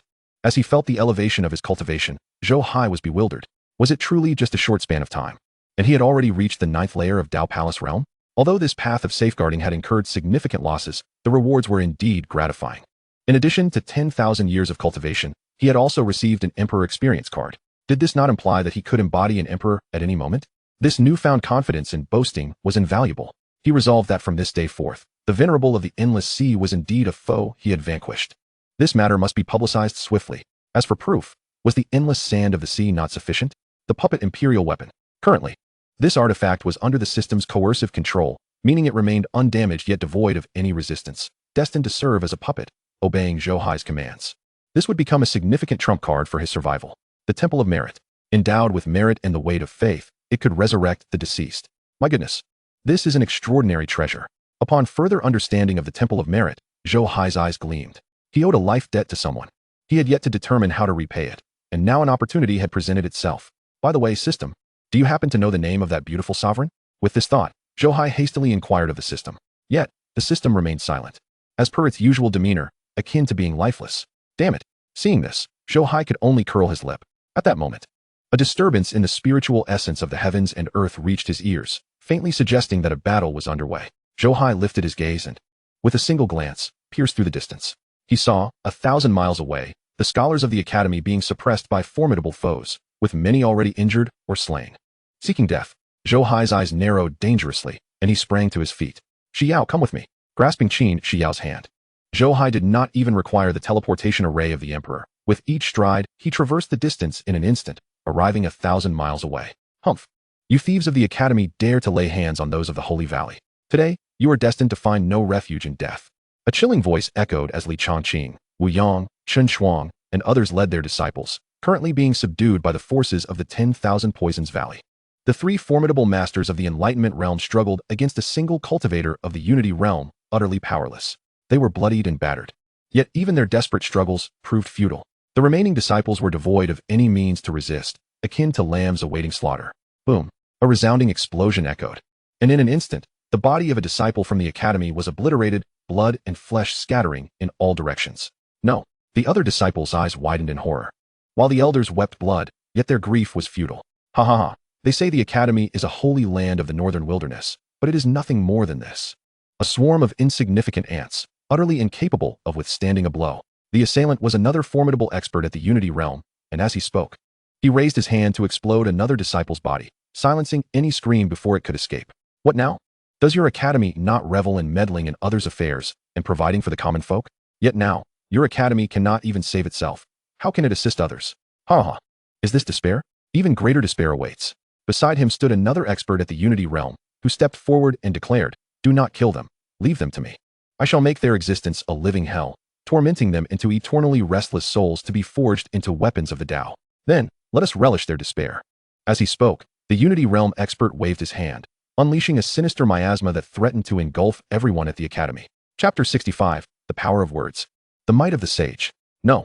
Witnessing the encroaching poison, the elders, including Wu Yang, were nearly driven to madness. This group represented the future strength of the great Zhou Academy. Should they fall, the academy would be left without successors, leading to its extinction. Among the crowd, Chu Chun, Xiao Ting, Ling Luoxue, Bai Shushu, and others appeared ashen-faced. They yearned to resist, but under the oppressive weight of the Unity realm expert, it felt as though the very air had solidified, rendering them utterly immobile, forced to await their demise. Do you enjoy tormenting others? Well, I share that passion. Shall we exchange ideas? Just as everyone believed their end was nigh, a frigid voice pierced through the air. In the next moment, the spreading poison rapidly contracted, rushing back to the Unity realm expert, flooding into his body. Who? The Unity realm expert's countenance changed dramatically, and before he could react, an authoritative voice resounded. I declare there shall be light. From this moment, the world shall be illuminated. I declare there shall be life. Henceforth, you shall be born. Now, I compel you to reap the consequences of your malevolence, to ingest your own venom. You shall suffer a fate worse than death, transformed into a weapon of the Tao. Upon utterance of these words, the Unity realm expert felt his internal laws collapse. His own power rebounded against him, wreaking havoc upon his meridians. Agonizing pain surged through him, and he collapsed to the ground. His tortured wails echoed across the wilderness, leaving all spectators stupefied. They beheld as the Unity realm expert's body visibly darkened and hardened, only to gradually soften into a liquid form.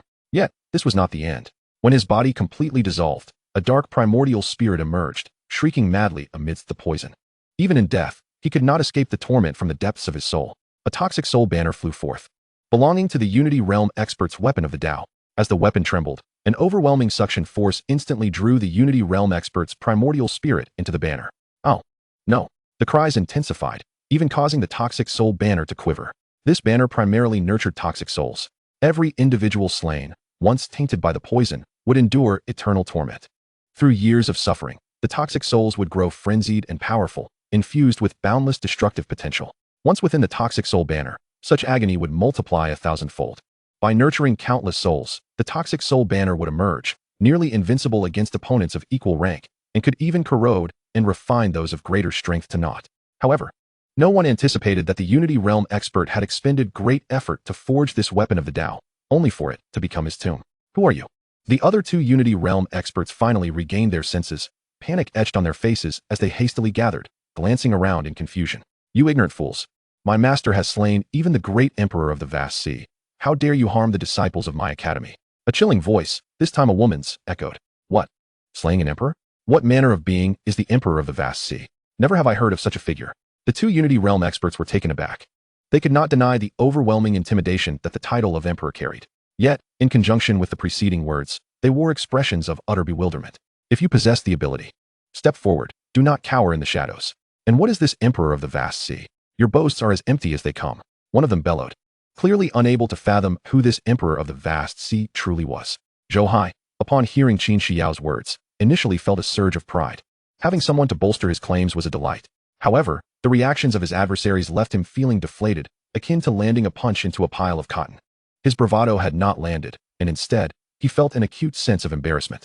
Damn it, vast sea, how have you fallen so low? Once an emperor, now utterly unrecognizable. Zhou Hai secretly railed against the sealed emperor of the vast sea, leaving the emperor speechless and stifled. Begone, you ignorant younglings. I attained enlightenment 800,000 years ago.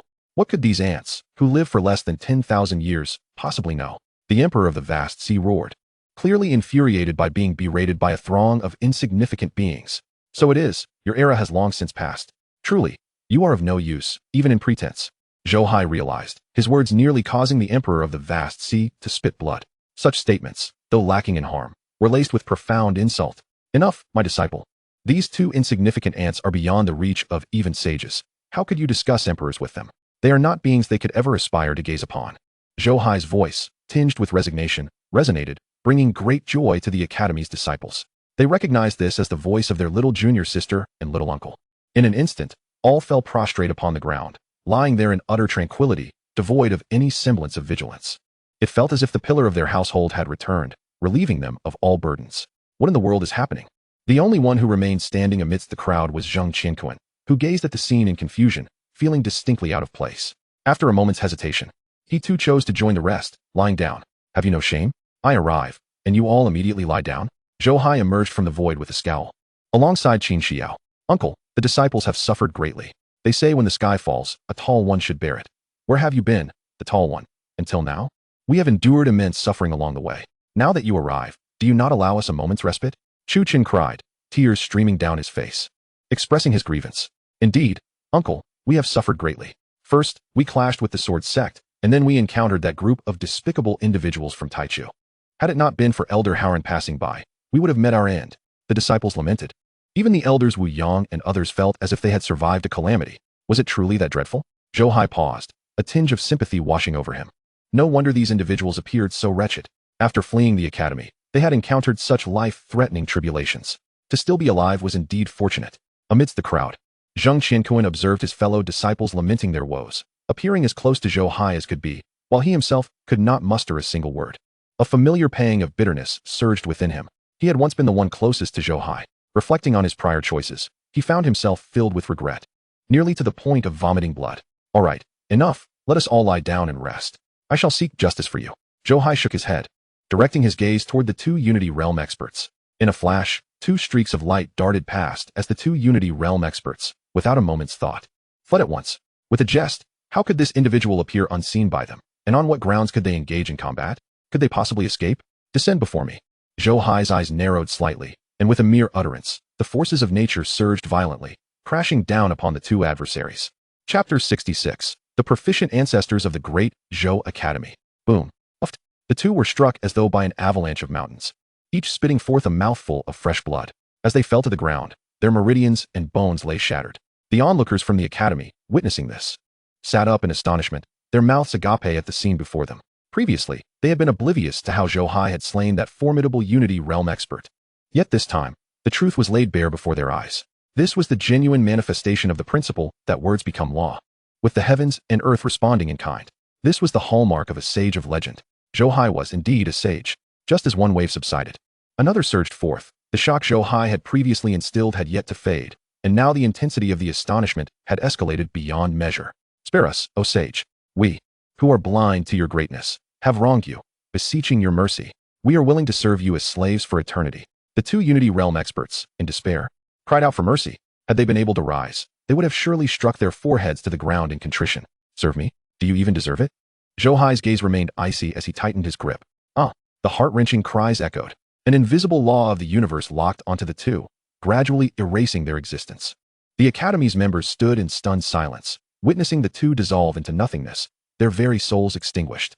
Rise. With a wave of his hand, Zhou Hai turned, and an intangible force surged into each individual present. Everyone felt their wounds heal significantly, strength flooding back into their bodies. Junior brother. Wu Yang and the others were overwhelmed with mixed emotions, having never imagined that the junior they had often teased was, in fact, a supreme being on par with the ancient sages. The other disciples were exhilarated, with such a formidable protector as their junior uncle. Who would dare to threaten the great Zhou Academy? In the future, even when encountering disciples from the sacred lands, they would no longer need to bow their heads in submission. Speak. Where has that old scoundrel Yi Haoren gone?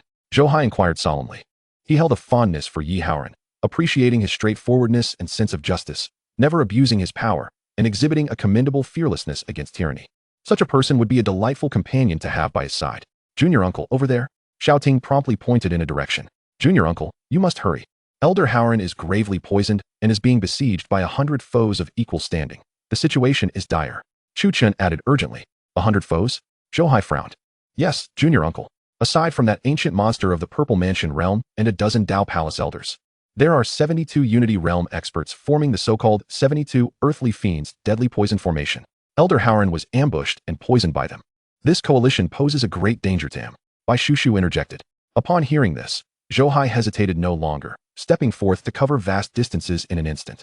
Finally sensing the fluctuations of battle several thousand miles away. Clearly, along the way, Yi Howren had been fleeing while trying to draw away more powerful opponents to create opportunities for others to escape. Alas, he was destined to be ensnared. After traversing several thousand miles, Zhou Hai followed the fluctuations of spiritual essence into the battlefield, only to be met with astonishment. There lay Yi Howren, indeed grievously poisoned and gravely injured, on the brink of death. However, the situation was not as dire as one might expect. From somewhere, dozens of experts had emerged, the weakest among them being of the Unity realm. The stronger ones included Dao Palace realm and 3 formidable cultivators of the Purple Mansion realm. Though these 3 did not reach the pinnacle of the Purple Mansion realm, their combined efforts could barely hold back the peak elder from the 10,000 Poison Valley. Without that elder to suppress them, the remaining dozens struggled to fend off the other cultivators from the 10,000 Poison Valley. Hiss. These individuals do not seem to belong to the main academy. Zhou Hai scrutinized them, confirming they were not part of the group sent from the main academy. Yet, intriguingly, they employed the academy's techniques, exhibiting traces of righteousness, unmistakably indicating they were indeed from the academy. Could they be ancestors from our lineage? Zhou Hai mused inwardly, soon arriving at an answer. You scoundrels! My great Zhou Academy has stood for millennia, evolving with each generation. Many ancestors may have perished, yet we old-timers are still very much alive. How dare you bully my great Zhou Academy? You are unaware of your own insignificance. An elder with white hair and beard roared furiously, his true essence surging forth like a tidal wave. Our academy values reason, but we are not without the capacity for battle. If you wish to fight, who fears whom? A robust middle-aged man, appearing not old despite his age, emanated an aura that revealed he was in the twilight of his years. His figure surged, towering 3 meters tall, as he single-handedly faced 5 equally ranked adversaries without faltering. Clearly, this was a senior from the martial arts palace. The battlefield was rife with the turbulence of spiritual essence, where true essence intertwined, and the principles of Tao threatened to annihilate the heavens and earth. This group rallied each other, seemingly holding their ground, yet each was ultimately drained. Their defeat merely a matter of time, their struggle one of desperate resistance. Seeing this, Zhou Hai hesitated no longer, transforming into a streak of black lightning. The principles of destruction coursed through the lightning, tearing the heavens asunder. Boom, boom, boom. In an instant, a series of explosive sounds erupted. The experts from the 10,000 Poison Valley had no time to comprehend the unfolding events before their bodies were obliterated. Within less than 3 breaths, 72 Unity Realm experts had perished, their souls extinguished by Zhou Hai's destructive principles. What is happening? The 18 Dao Palace Realm experts were taken aback, abandoning their opponents to converge in a single location. Yet they felt a shift in the air as a figure materialized among them. You are about to die? Zhou Hai's voice resonated, clearly informing them of their fate. Immediately, the principles of annihilation ensnared each one. In the void, a pathway descended, nearly solidifying into an order of principles. Boom, boom, boom. The entire space exploded, fissures snaking through like spectral serpents. Even the heavens could not withstand the ravages of Zhou Hai's path of annihilation, and the Dao Palace Realm experts were no exception. In an instant, their bodies burst apart, not even allowing blood to escape before they were refined into nothingness. The heart-wrenching screams echoed, and the scene was instantly cleared. The experts of the academy stood dumbfounded, gazing in disbelief at the sudden turn of events and the young man standing resolutely upon the battlefield. No one had seen how he had struck. They only beheld his emergence, after which all the experts from the 10,000 Poison Valley were obliterated in a single blow. Who are you? The peak expert from the 10,000 Poison Valley's Purple Mansion realm, his expression shifting dramatically, hurriedly withdrew from the battlefield, casting a wary glance at Zhou Hai. Young brother Zhou Hai, you have arrived. On the ground, the gravely injured Yi Howren, near death, sighed in relief upon seeing Zhou Hai. It was unclear when exactly Zhou Hai had become not only the backbone of the great Zhou Academy, but also the steadfast anchor in his heart. At that moment, seeing Zhou Hai, he knew all danger had dissipated. Chapter 67. Effortlessly annihilating the peak expert of the Purple Mansion realm. Alas, look at you lot. Had it not been for me, this academy would have been utterly decimated. Zhou Hai shook his head, reflecting on the tumultuous month and a half that had befallen the academy, fraught with life-threatening crises. He struggled to articulate whether the academy was simply unfortunate or something else entirely. The assembly bowed their heads, a group of venerable elders unable to suppress their flushed faces. Though they wished to retort, they had to concede that had Zhou Hai not arrived today, they would all have perished here. The great Zhou Academy is on the brink of extinction. Enough. My academy is not a soft persimmon to be squeezed at will. Those who dare to lay a hand on my academy, I shall see how many lives they possess to squander. Zhou Hai waved his hand and turned his gaze towards the formidable figure from the 10,000 Poisons Valley, speaking coldly. Here is your chance. Take your own life. At least that would spare you some anguish. Upon hearing this, the strong entity from the Purple Mansion realm darkened in countenance. He scrutinized Zhou Hai for a considerable time, unable to discern his cultivation level, yet recognizing that Zhou Hai was merely in his 20s. It was beyond his comprehension how such a youthful individual could possess such profound cultivation.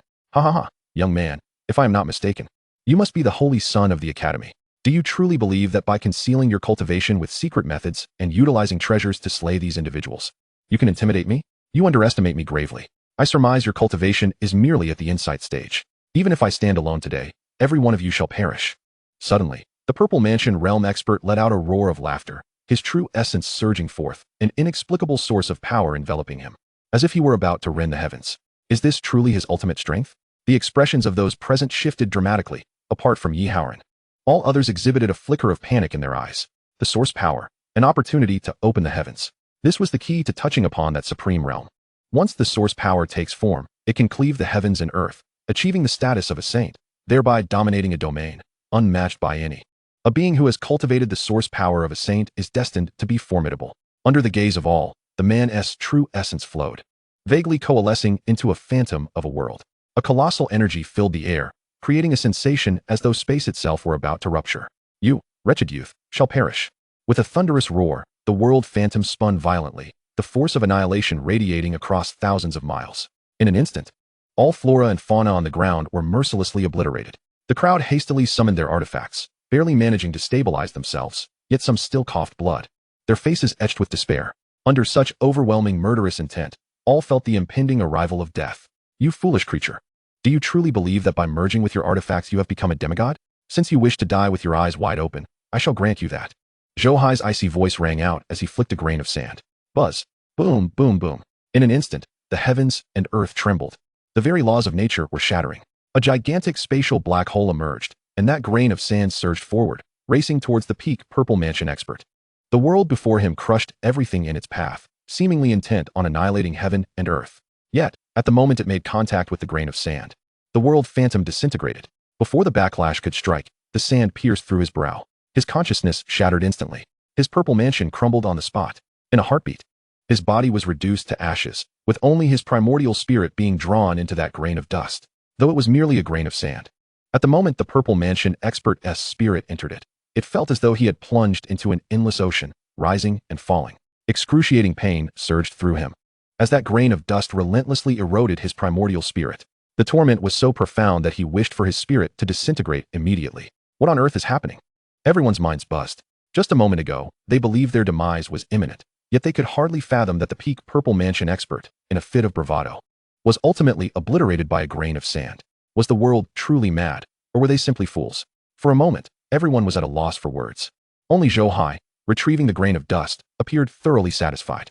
This is the endless sands of the vast sea. Each grain is composed of an entire stellar world. It's contained power rivaling that of a living saint, far surpassing ordinary sacred artifacts. Carrying this with me, I can instantly forge an imperial weapon or transform it into countless sacred arms. It is simply too convenient. Enough. Everyone take a moment to recover and return to your respective places. With a flick of his hand, Zhou Hai tossed out dozens of recovery pills, which the crowd eagerly caught. Recovery pills? Upon realizing what they held, the crowd gasped in astonishment. It must be noted that such items were exceedingly rare, even for them. They were crafted solely by saints. How could this young man possess so many? Elder Yi, do you require my assistance in detoxification? Zhou Hai turned to Yi Haoran with a smile. Thank you. The recovery pills suffice. I can manage the rest and deal with the detoxification later. Yi Haoran clasped his hands, swallowing a recovery pill, and immediately regained a portion of his true essence, suppressing the internal poison. Young brother Zhou, did you encounter our younger disciples on your way here? Yi Haoran, though strong-willed, was notably perceptive. His concern for the safety of the younger generation prompted him to urgently inquire of Zhou Hai before he could even catch his breath. Fear not. They are all safe and sound. Since everyone is all right, let us return to the academy. Zhou Hai waved his hand and, with a few swift strides, vanished from sight. Observing this, the crowd hurried to follow, yet apart from Yi Haoran and the three Purple Mansion experts, none could keep pace with Zhou Hai. Junior sister, what transpired during those days when that mysterious force whisked you away? Meanwhile, Chu Chun and the others encircled Qin Xiao, showing great concern for her recent experiences. On the day the Supreme Dao Field emerged, to prevent unforeseen accidents in the secret realm endangering the Academy's legacy, Murong Xiao ordered everyone to withdraw. Consequently, midway through, Qin Xiao was taken by a mysterious force, and despite their efforts to search for 2 days, they could not find her and instead encountered various dangers. They distinctly recalled that when that force descended, even the heavens and earth made way. It was unimaginable what sort of being lay behind such power. This. Qin Xiao reflected on her recent experiences, unable to suppress her lingering trepidation. Just as she was about to speak, Zhou Hai approached, prompting her to rise and call out, "Master." Zhou Hai smiled gently, stepping forward to ruffle her hair. The others turned, noticing Yi Haoran walking alongside him, which finally eased their anxious hearts. "Master Ancestor, you have returned?" Suddenly, the voice of Elder Qin Chuang from the Sword Palace rang out as he hurried to bow before an elderly man. This elder was indeed one of the 3 Purple Mansion experts of the Great Zhou Academy. Zhou Hai advanced, having joined forces with the other 2 elders to fend off the Purple Mansion old monster from the 10,000 Poisons Valley. Disciples pay their respects to the ancestor. Disciples pay their respects to the ancestor. Simultaneously, Li Chongqing and Dan Qixi recognized the other 2 elders and rushed forward to pay their homage. Witnessing this, the Academy's members followed suit in respect, leaving only Zhou Hai and Qin Xiao standing in the midst. "You may converse. I shall take my leave." Zhou Hai, aware of the Academy's strict protocols, wished to avoid the formalities and departed with Qin Xiao. By the time they returned to the Daozong Palace, dusk was approaching. That evening, the ancestors of each palace arrived, bringing great joy to the Academy, and Murong Xiao ordered a grand feast. Chapter 68. Enjoying a feast and making a breakthrough. Little uncle, why are you still lingering here? The Academy banquet is nearly complete, with only you and junior sister absent. Late at night, within the courtyard of Daozong Palace, Zhou Hai awaited Qin Xiao's grand feast when Chu Chun hurried over, appearing somewhat helpless. "Go away. It's not as if I've never attended an Academy banquet before. Don't even mention meat. There isn't a single vegetable in sight. Whoever wants to eat this kind of feast can do so. I shall abstain." Zhou Hai rolled his eyes, expressing his disdain. "Little uncle, you must be mistaken. Today's banquet features the celestial delicacies and spiritual fruits harvested by the grand elders over the years. I've heard that Elder Haoran even brought a barrel of monkey wine. Are you truly not going? Moreover, all the palaces are in attendance. It would be rather inappropriate for Daozong Palace to have no representatives." Chu Chen's words piqued the interest of Qin Xiao, who was busy preparing dishes. "You're all so bothersome. Can't I just send someone in my stead? Xiao, you go and eat. It's a rare occasion. Make sure to enjoy my share as well." Zhou Hai waved his hand, issuing orders to Qin Xiao. "Master, why must I go?" Qin Xiao's countenance was tinged with bitterness. She knew she was doomed to face the unavoidable. "Your elder brother is absent. If you do not bear this burden, must I, your master, take it upon myself? Are you attempting to drive me to an early grave?" The exchange between the master and disciple left Chu Chun utterly perplexed. What was an extravagant banquet? A rarity even in the dreams of countless cultivators, was regarded as a torment by this master-disciple duo. One could only wonder if such words would infuriate the venerable master. "Very well, I shall go. Master, do leave some soup for your disciple." With lingering reluctance, Qin Xiao accompanied Chu Chun, leaving Zhou Hai alone to lift the pot lid and indulge in the delectable feast. "All right, we have gathered some information regarding the 3 academies. They are indeed superior to our institution," one elder remarked. "I've heard each has nurtured a disciple at the Divine Passage realm. In this upcoming competition among the 4 academies, our institution certainly finds itself at a disadvantage. Thus, let us take these young ones under our wing and see if we, the older generation, can help them catch up." At the Dao Inquiry Palace, as Qin Xiao had just arrived, a white-haired elder spoke. "Indeed, the disciples of our academy possess remarkable potential. Yet they lack sufficient resources and experience." Another elder chimed in. "If we old fellows take charge, we can surely provide them with the resources they require. I wish to see how our disciples fare against others. Ha ha ha. After enjoying our leisurely lives for centuries, it is indeed time for us to contribute to the academy." As they spoke, the elders erupted into hearty laughter. As the retired grand elders of the academy learned that their institution was being overshadowed by the other 3, they were keen to lend a helping hand to the younger generation. Observing this, the disciples were elated. Originally, they had been worried about the upcoming discourse among the 4 academies in 2 months, but with the esteemed elders offering assistance, their spirits soared. Xiao pays her respects to all esteemed ancestors and uncles. Just then, Qin Xiao's voice rang out, instantly capturing everyone's attention. "Xiao, where's your master?" Murong Xiao frowned, clearly displeased. "In response to my uncle, my master said the banquet at the academy is too bland for his taste, and sent me to eat on his behalf." Qin Xiao responded tactfully. Murong Xiao's face darkened, nearly causing him to leap from his seat. It was evident he understood the implication. That young man clearly looked down upon the academy's grand banquet. Just as he was about to voice his thoughts, A jovial laugh interrupted. Ha! This young elder from the Dao Inquiry Palace is quite clever. She wishes for her disciple to gain more while feeling shy to say so. No matter. If he does not wish to come, let this young girl take his place at the table. The speaker was an elder with white eyebrows. One of the three great masters at the Purple Mansion realm, Elder Wu Daoxian of the Academy. Indeed, child, since you are here, please take your seat. Heed your master's words, and do not be shy about eating. Elder Wan Jinni of the Sword Palace joined in the laughter. Yes, whatever you desire. Just ask the ancestors, do not hold back. Even Elder Yao Xian of the Alchemy Palace chuckled in agreement. The three elders spoke in unison, and the other grand elders also welcomed her with smiles. In an instant, Qin Xiao became the center of attention, with all the disciples casting envious glances her way. She was the only disciple who could sit at the same level as the grand elders. It is well known that in the realm of cultivation, power reigns supreme. Even though the Academy's rules were strict, Zhou Hai's prowess was undeniable. Even the esteemed grand elders had shifted their seats upward, placing him above the sect leader, Murong Xiao. As Qin Xiao ascended to her place, she exuded an aura of superiority, akin to a crane among chickens. Even Murong Xiao, who had intended to say a few words about Zhou Hai, chose to remain silent upon witnessing this. The esteemed grand elders clearly regarded the young disciple as their equal. However, to everyone's astonishment, once seated, Qin Xiao showed no hesitation, immediately indulging in the feast. She was determined to fulfill her master's mission and consume his share as well. Thus, while conversations flowed around her, she ravenously devoured spiritual fruits with her left hand and spiritual herbs with her right. By the time everyone regained their composure, the table was stripped bare of all manner of spiritual fruits and herbs. The scene left the disciples exchanging bewildered glances, and Murong Zhao's eyelids twitched uncontrollably. Is this the disciple that young man brought forth? Such a disregard for etiquette. The grand elders savored their meals delicately, while she devoured everything in a whirlwind. Ha! What a pure-hearted young girl. The ancestors are fond of her. Child, this is a plate of refining spirit pills. You should partake. It will benefit your cultivation. A hearty laugh rang out as Elder Yao Xian waved his hand, sending a plate of refining spirit pills soaring towards Qin Xiao. Without reservation, Qin Xiao grabbed the pills and began to devour them one after another. Internally, she felt a wave of exasperation. No wonder her master was reluctant to attend. What was promised as a banquet turned out to be merely fruits, herbs, and now even pills, compared to the fragrant meat from Daozong Palace. This was akin to torture. Nevertheless, the ingredients were indeed rare and precious. After a hearty meal, she felt various energies coursing through her body, and her essence underwent significant refinement. Her cultivation surged, showing signs of a breakthrough. Ha! Child, take your time. There's no rush. There's more to come.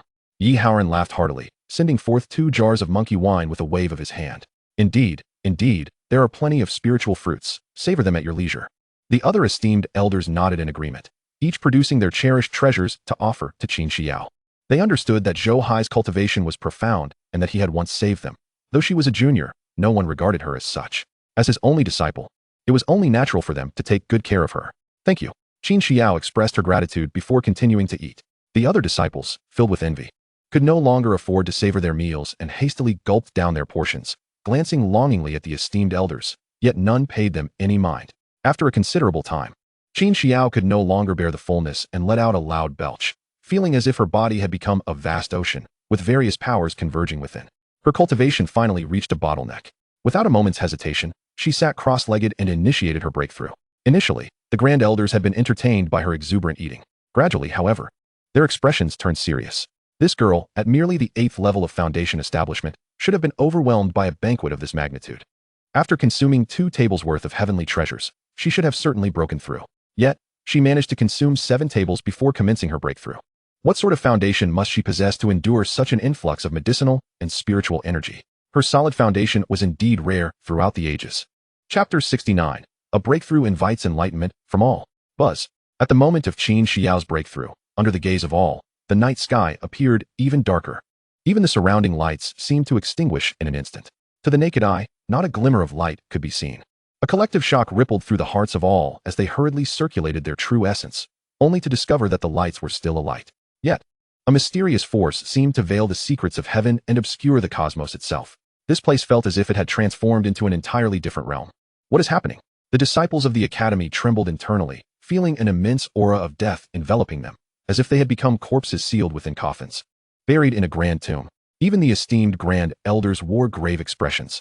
They gazed at Qin Xiao and observed the flow of true essence, sensing as if a heavenly coffin materialized behind her.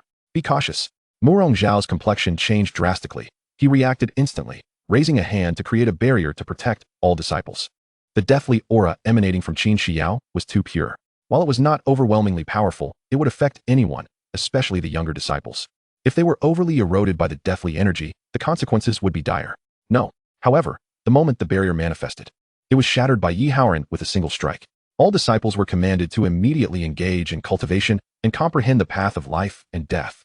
Yi Haoran rose and issued his orders. Yes, though the disciples were perplexed, the strict rules of the academy left no room for defiance against the Grand Elder, especially one as esteemed as Yi Haoran, who hailed from the Central Academy. In an instant, all disciples assumed the lotus position, channeling their energies to fervently absorb the surrounding deathly aura. Brother Haoran, what does this mean? Elder Wu Daoxian furrowed his brow in concern. Do not inquire. From this day forth, obey my command.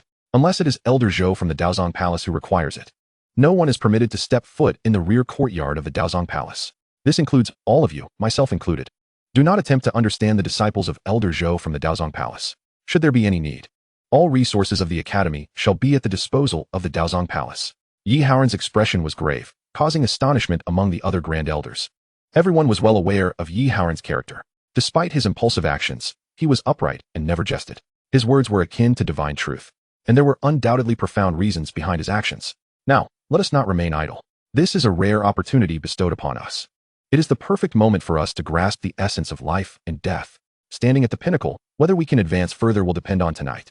Yi Haoran's gaze was solemn as he settled into a meditative posture, beginning to absorb the deathly aura emanating from Qin Xiao. Witnessing this, the other elders also took their seats to cultivate. The atmosphere thickened with deathly energy, casting an increasingly dark veil over the space. After ingesting a substantial amount of the deathly essence, some experienced an unprecedented dizziness. Their bodies felt numb, as if they were truly on the brink of death. Gradually, some even began to hear the cawing of crows and the flapping of vulture wings. Numerous creatures symbolizing death congregated, seemingly feasting upon the flesh and blood of those present. Do not succumb to this. Panic surged within some, teetering on the edge of madness. They yearned to withdraw from their cultivation, to escape this predicament, yet found themselves utterly incapable. Even the elders sensed the approach of their own demise, envisioning their dissolution into a handful of dust. In the vastness of the cosmos, it seemed destined that none could escape the great tribulation of life and death. Such was the fate of emperors throughout history. They were no exception. Some elders became entranced, while others relinquished their fears, calmly accepting the unfolding scene. Yi Haoran remained composed. He beheld the mountains and rivers, aware that his time was drawing to a close. With only a final breath remaining. Ha ha ha, this is sufficient. In my lifetime, I have eradicated evil completely, standing unashamed before heaven above and earth below. I have tasted the worldly accolades and the freedom of the cultivation realm. Yet, I have never experienced death. Let today fulfill that desire. With a resounding laugh, Yi Haoran exhaled his last breath, embracing his own demise. In death, he witnessed his body disintegrating, returning to dust, and all of this evoked little emotional response within him, as though he were merely an observer watching his own corporeal form vanish into the abyss of darkness. The entire world seemed to fall into silence. Yet, upon lifting his gaze, light returned once more. An influx of vitality surged forth as the deathly aura surrounding Qin Xiao transformed into life energy. Yi Haoran beheld his parents from his youth, feeling as though he had been reborn. He watched the events of his life unfold once again, experiencing everything he had previously encountered. Some moments he wished to alter, yet found his efforts futile. Ultimately, he surrendered, allowing his life to pass like a fleeting spectacle. He knew full well that all of this was an illusion, and with his cultivation, he could exit at any moment. Yet he never faltered. Save for a few instances where he intervened in past regrets, he remained focused on comprehending the sensation of transitioning from death to life, and then towards aging. Life is wondrously enigmatic, as if everything is predetermined yet imbued with countless uncertainties. When time once again brought him to the Dazhou Academy. At the moment Qin Xiao broke through, Yi Haoran opened his eyes. He observed that all present bore expressions of lingering dread, including Murong Shao. Only a few grand elders smiled serenely, embodying the sentiment of to hear the Tao in the morning and die contentedly in the evening. Ha ha. Seeing Elder Yi smile so joyfully, he must have grasped a great deal.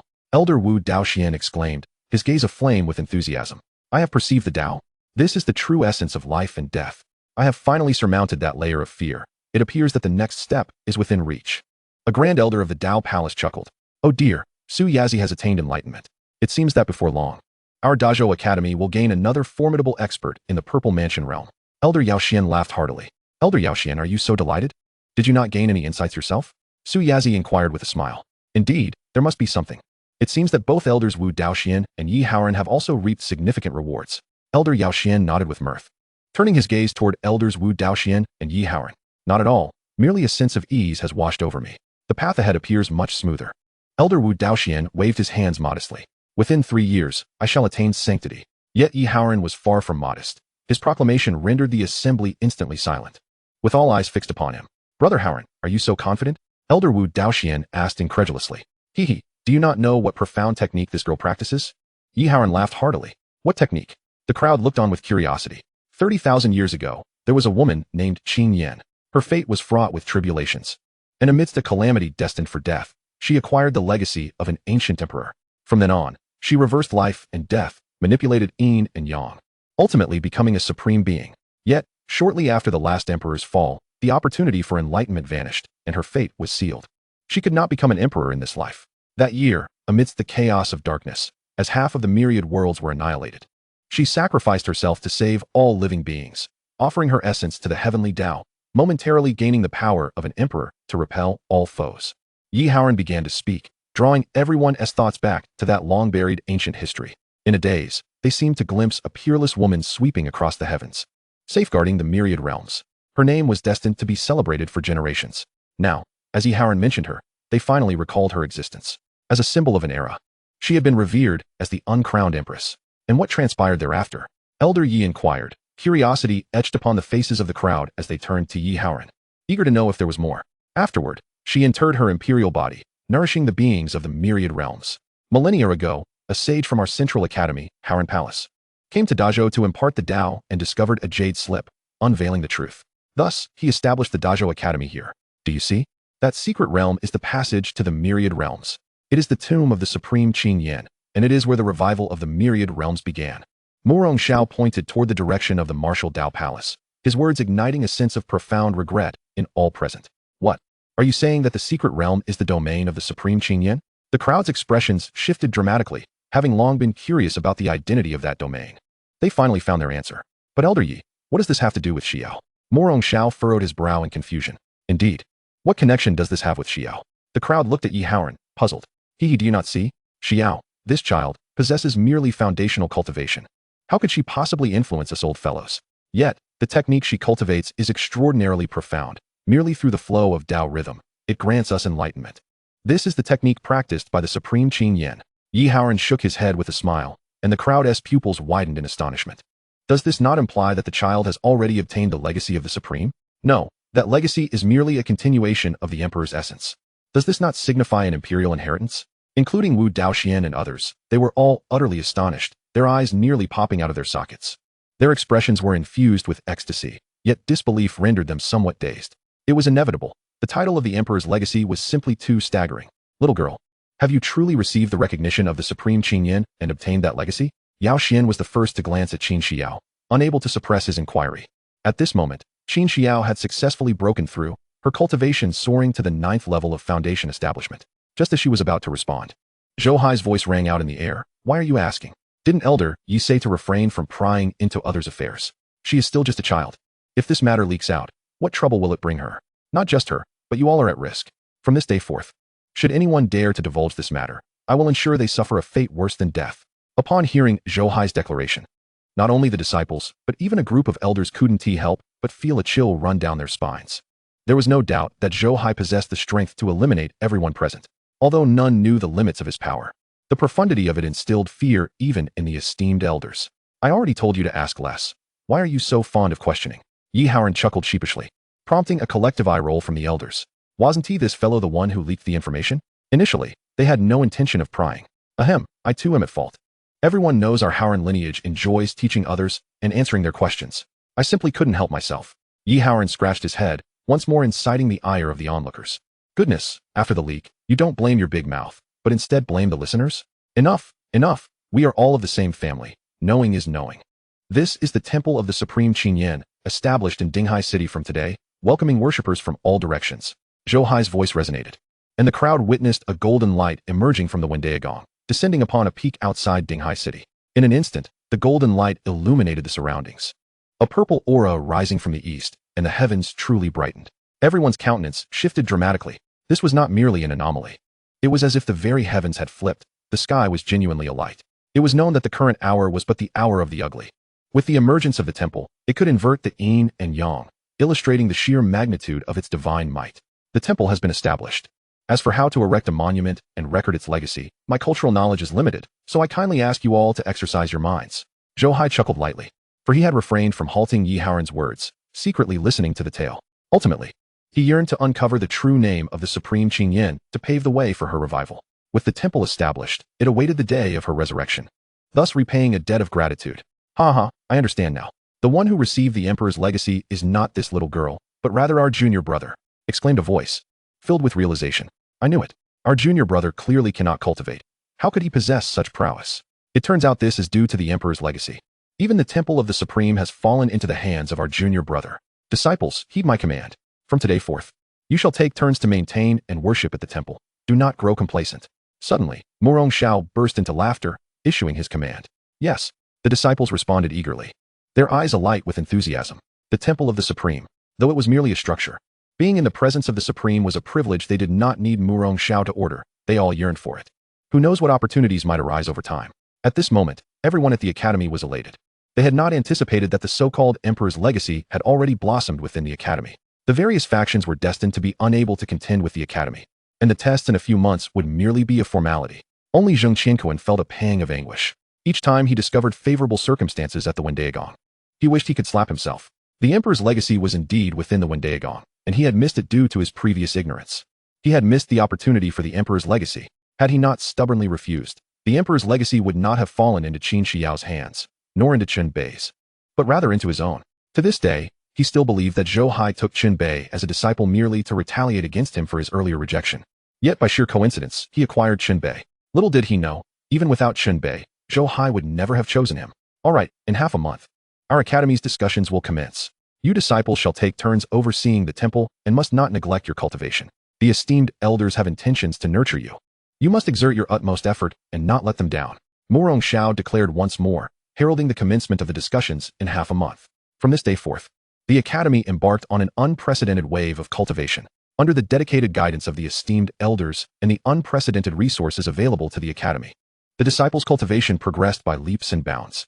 Simultaneously, with the endorsement of great scholars, the academy began to establish its legacy. Shortly after the temple's establishment, it attracted worshippers from all directions, with the salvific merits of the supreme Qingyan preceding it, alongside the academy's millennia-long reputation. It was only a matter of time before it drew countless pilgrims from the northern wastelands, not to mention the entirety of the great Zhou dynasty. Chapter 71. The appearance of the third disciple. Junior sister. Junior sister. On that clear morning, Zhou Hai awoke and utilized his spiritual sense to check on the temple's situation. Observing the throngs of worshippers within a 10-mile radius, he was about to retract his awareness when he noticed a group of disciples, including Chu Chun, gathered outside the Dao Archive Palace, shouting excitedly. They seemed eager to enter the small courtyard of the Dao Archive Palace, but hesitated to defy Yi Haoran's orders. Master, the senior brothers and sisters are calling for me. Qin Xiao emerged from her room, still clad in Zhou Hai's garments. However, even in male attire, her unparalleled beauty could not be concealed. Go ahead. The disciples of each palace have been training. It is time for you to experience some training as well. Secluding oneself is of no benefit. Zhou Hai nodded. Qin Xiao's face lit up with joy, and she swiftly soared outwards. Alas, I too am feeling rather idle. Zhou Hai mused. If only my training could advance my cultivation as well. Watching Qin Xiao's departing figure, he felt a twinge of envy. While having someone assist him in cultivation was delightful, this aimless existence had grown intolerable over time. Memories of his past nightmares flickered in his mind, and a warm smile crept across his lips. He recalled that 7 years ago, he lived on a planet called Earth. His obsession with gaming often led him to skip school, and his mother's feather duster had undoubtedly broken countless times over his antics. Even the clothes rack at home had been frequently replaced due to his habit of changing outfits. One fateful night, his father took matters into his own hands, attempting to demonstrate that games were indeed trivial pursuits. Yet, his views remained unchanged, while his father's perspective shifted. Thus began his nightmare. Every day after school, he was dragged into gaming. The problem was, his father was neither skilled nor serious about it, making every session a torturous ordeal. During that time, he longed to immerse himself in his studies at school, at least to witness his own progress. Unlike gaming, where one could lose immediately, resulting in countless losses and demotions. At that time, his only dream was to escape his father's games and his mother's feather duster. Yet now, reminiscing about those days, he felt a deep sense of nostalgia. Dad, Mom, I miss you. Unbeknownst to him, Zhou Hai's lips trembled. He realized that he was not without a goal. He simply had not dared to contemplate it. His past desire was to cultivate to the level of a saint, to traverse the void, and find his way home. Now, with 2 disciples diligently cultivating, he was finally not far from that goal. Perhaps he could realize that dream now. As he contemplated, he produced an Emperor experience card, uncertain if, within the limited time of its activation, he could traverse the entire universe to locate that seemingly inconspicuous, yet profoundly significant planet to him. Ding! Detection of a lineage of ancient demon apes within a radius of millions of miles. A disciple recruitment task is now issued.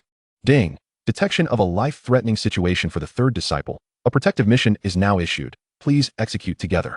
Just as Zhou Hai hesitated on whether to utilize the Emperor experience card, the system's voice echoed, causing his expression to change dramatically. Senior brothers and sisters, what is the matter? Qin Xiao queried with a smile upon arriving outside the Daozong Palace, where Chu Chun and others had gathered. Little junior sister, Elder Yi has decided to take us to the Taichu Mountains for training, and we will also have the opportunity to enter the 8 Desolation Passage to witness various prodigies. Bai Shushu exclaimed, pulling Qin Xiao closer with a grin. The 8 Desolation Passage. That is the secret realm connecting the other 7 domains. How wonderful. I have long wished to experience it. Qin Xiao, having browsed through the text in the Daozong Palace occasionally, immediately nodded in agreement. Let us go. Chu Qin called out, preparing to lead everyone away. However, at that moment, a spatial passage opened silently above them, and Zhou Hai soared into it, vanishing in an instant. What is happening? The others frowned, turning their gazes toward that direction. Who knows? Qin Xiao mirrored their confusion and, after a while, followed the group away. Half an hour later, Qin Xiao, Chu Chun, Ling Ruoxue, Bai Shushu, Lu Danyang, Wu Ming, Zheng Qianquan, Yuan Bupo, and other disciples with exceptional talents, led by Yi Haoren, departed from the academy, embarking on their journey of trials. Meanwhile, Zhou Hai had already arrived at the Taichu Mountains ahead of them.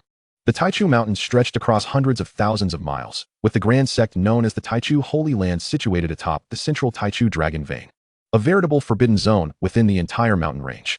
Typically, this place was rather desolate, with few individuals entering or exiting aside from the disciples of the Taichu Holy Land.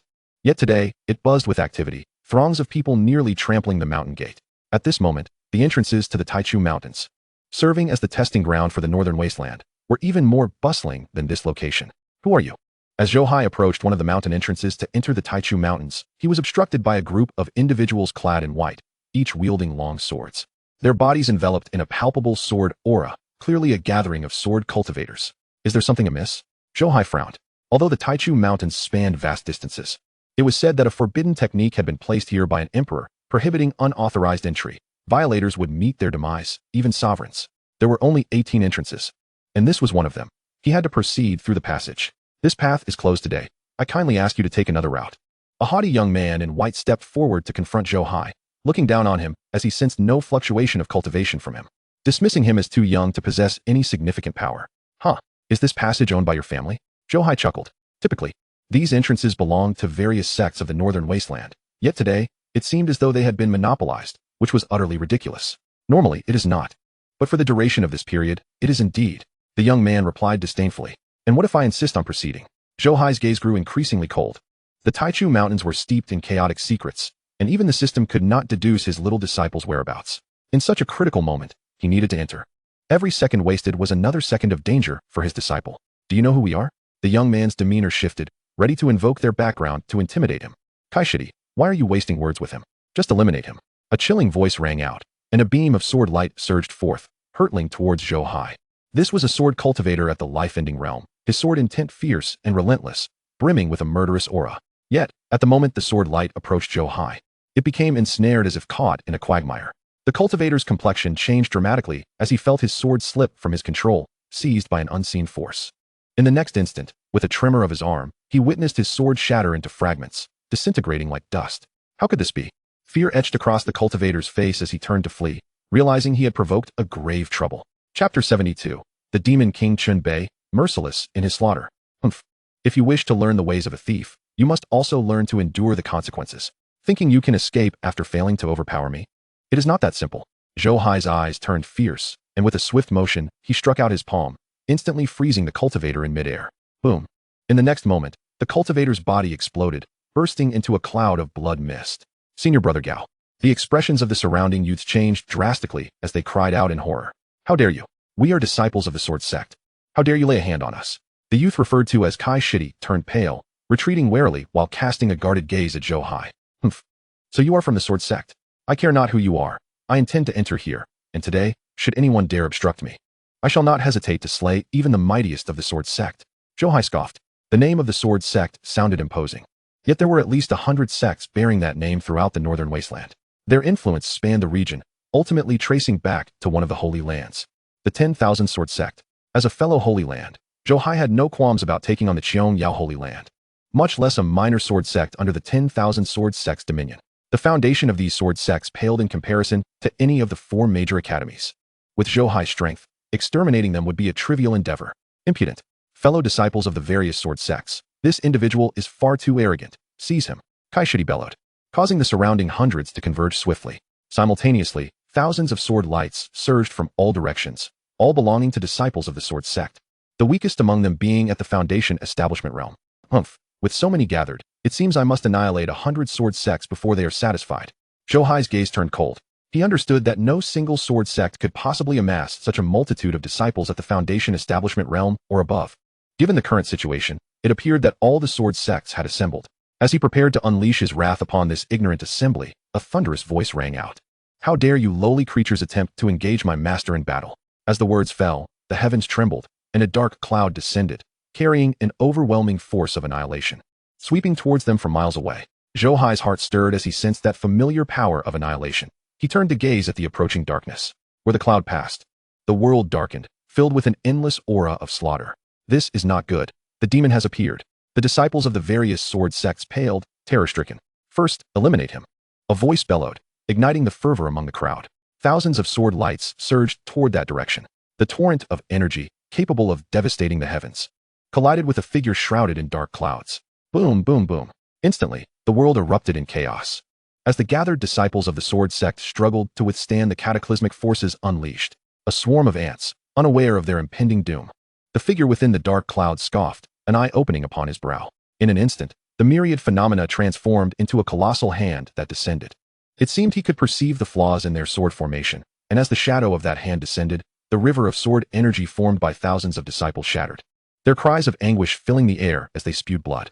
Die! The figure's gaze was devoid of warmth as he plunged into the crowd. An aura of annihilation radiated from him, and wherever he passed, figures exploded one after another. The strongest among these sword sect disciples barely reached the life-ending realm, rendering them utterly powerless against him. In but a brief quarter of an hour, the atmosphere transformed into an eerie silence, permeated only by an overwhelming stench of blood that was nauseating. Zhou Hai furrowed his brow as he beheld this scene. Through the feedback from the system, he understood that in this period, Chun Bei had descended into a frenzy of slaughter, yet he had not anticipated such an extent of madness. The phrase killing without batting an eye might describe others as an adjective, but just moments ago, he had indeed taken the lives of thousands without so much as a blink. If this continued, Zhou Hai found himself increasingly concerned about his psychological state. Was this disciple of his on the verge of becoming a demon? Chun Bei, observing that only he and his disciple remained within 100 miles, Zhou Hai called out. However, Chun Bei remained silent and swiftly took to the skies. As Zhou Hai prepared to pursue him, he extended his consciousness, only to witness Chun Bei alighting in a secluded valley, shedding his garments and invoking the rain to cleanse his body. Finally, he donned a gray robe, tidied his hair, and even adorned himself with a hairpin before flying back. Disciple Chun Bei pays respect to Master. Master, I have missed you. Chun Bei approached Zhou Hai and knelt on one knee, tears streaming down his face. You rascal. Zhou Hai chuckled lightly, feeling a pang of bittersweet emotion. Chun Bei hailed from a royal lineage and had been educated by the esteemed scholar Zhu Yu at the Great Qian Academy since childhood, placing great emphasis on decorum. Even at this moment, he sought to present himself in the most dignified manner before his master. Reflecting on his own conduct during this period, Zhou Hai felt a surge of guilt for having been neglectful. How have you fared during this time? Zhou Hai stepped forward to assist Chun Bei, inquiring with a smile. Master, I am well. Although the world may wish to see me dead, with the treasures bestowed upon me by you, who in the northern wasteland could possibly harm me? In the past half-month, I have slain no less than 10 powerful figures of the Purple Mansion realm and several hundred of the Dao Palace realm. As for those beneath the Enlightenment realm from various sects, the number I have dispatched is simply incalculable. I have finally comprehended the essence of annihilation. I had intended to venture into the Taichu mountain range to seek opportunities for further trials in the 8 desolations before returning to the Great Qian to instigate a rebellion. Yet, I did not expect to encounter you here. Chun Bei wiped away his joyful tears, gazing at Zhou Hai with the innocent delight of a child. Zhou Hai had become the closest person to him in this world, and the days spent together had been the most tranquil and secure times since his father's passing. Even now, as he had departed, The treasures gifted by his master continued to safeguard him. The grace of his master was something he would never forget in his lifetime. Disciple, you have taken so many lives. Are you not inciting the wrath of the major sects? Zhou Hai felt a twinge of concern. Qianbei spoke with such nonchalance. Yet he fully understood the implications. In just a brief span of 2 weeks, Qianbei had laid waste to the entirety of the Northern Wasteland's forces. The various powers now surely sought his blood. Then what of it? With the treasures granted by my master, who in the Northern Wasteland dares to lay a hand on me? Qianbei's body trembled as an aura of kingly dominance radiated from him. Resembling a god of war standing tall, akin to a supreme emperor presiding over the heavens. As Zhou Hai was about to respond, 1,000 sharp killing intents suddenly locked onto their location from the horizon. Rebel Qianbei, do you still dare to show yourself? You seek death. Zhou Hai and Qianbei simultaneously raised their heads, witnessing 1,000 figures soaring towards them. Among them, the weakest possessed enlightenment realm cultivation, and the leaders were a dozen formidable beings of the Purple Mansion realm. The ranks included hundreds of cultivators from the Harmonization realm and Dao Palace realm. Such a formidable force pursuing a single individual made even Zhou Hai's heart tighten. He could scarcely fathom how many had besieged Qianbei during this time. Qianbei, I am from the Wanjian sect, and the disciples of the Baijiajian sect have gathered here. How dare you massacre? I shall slay you. A roar erupted, and upon witnessing the gruesome scene, one individual among the crowd instantly went mad, bellowing as he charged at Qianbei. Form ranks and kill him. An elder with gray hair bellowed furiously as 9 sword cultivators from the Dao Palace realm surged forth, encircling Zhou Hai and Qianbei in an instant. At the same time, 36 experts from the Harmonization realm and 81 peak Enlightenment realm cultivators joined the sword formation. Boom, boom, boom. The heavens and earth shifted. Reality itself turned upside down. Zhou Hai and Qianbei felt as if they had been pulled into another realm. This was no ordinary phenomenon. It was a complete severance of the heavens and earth. Here, neither Zhou Hai nor Qianbei sensed any fluctuations of spiritual energy, only an endless torrent of slaughter. With sword chi soaring into the skies, Zhou Hai furrowed his brow, unable to help but marvel at the Wanjian sect's capital as a holy ground. Merely a sword formation could evoke the might of a saint, crafting a world of blades. With such power, how many dared to oppose the Wanjian sect? Brat, who are you, that you walk alongside this demon?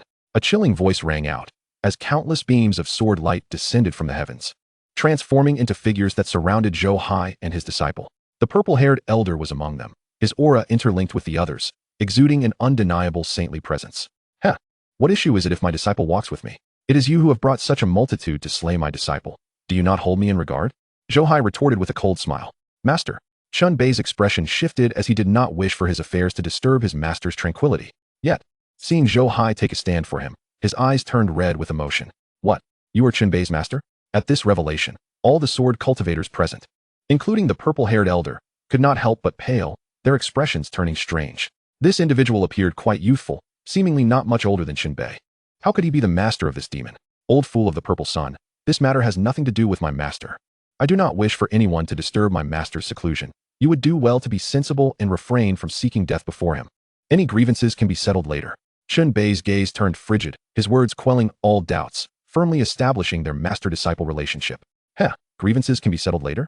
Qianbei, when there is a path to heaven, you refuse to tread. Knowing this path is occupied by my Wanjian sect, you dare to approach. This may be permissible, but you have slain thousands of disciples under the dominion of my Wanjian sect. Do you think you will leave today?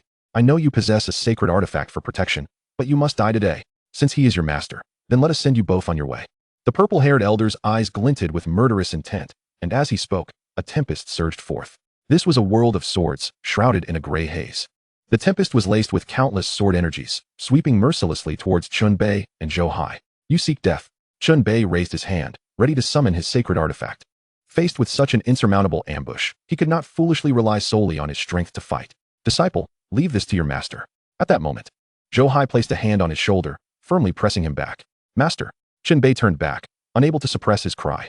Do not worry. They lack the audacity to disturb my tranquility.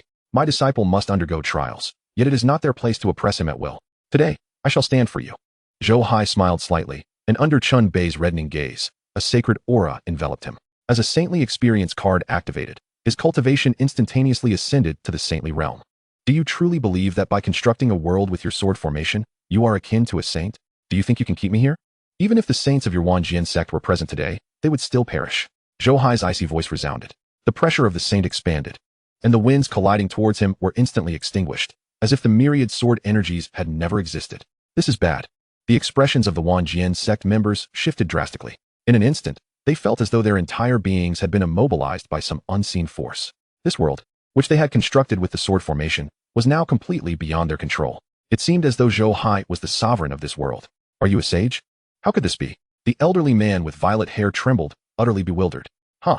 A mere cultivator of the purple mansion realm dares to entertain thoughts of killing me. It is too late for you to realize this now. Zhou Hai scoffed, raising his hand with a flourish, unleashing a myriad of sword lights that soared into the heavens. The weapons in the hands of the formidable members of the Wan Jian sect flew forth in an instant, hurtling towards the violet-haired elder. Though the elder had once approached the threshold of sainthood, bolstered by the might of the sword array, he now found himself utterly defenseless. No.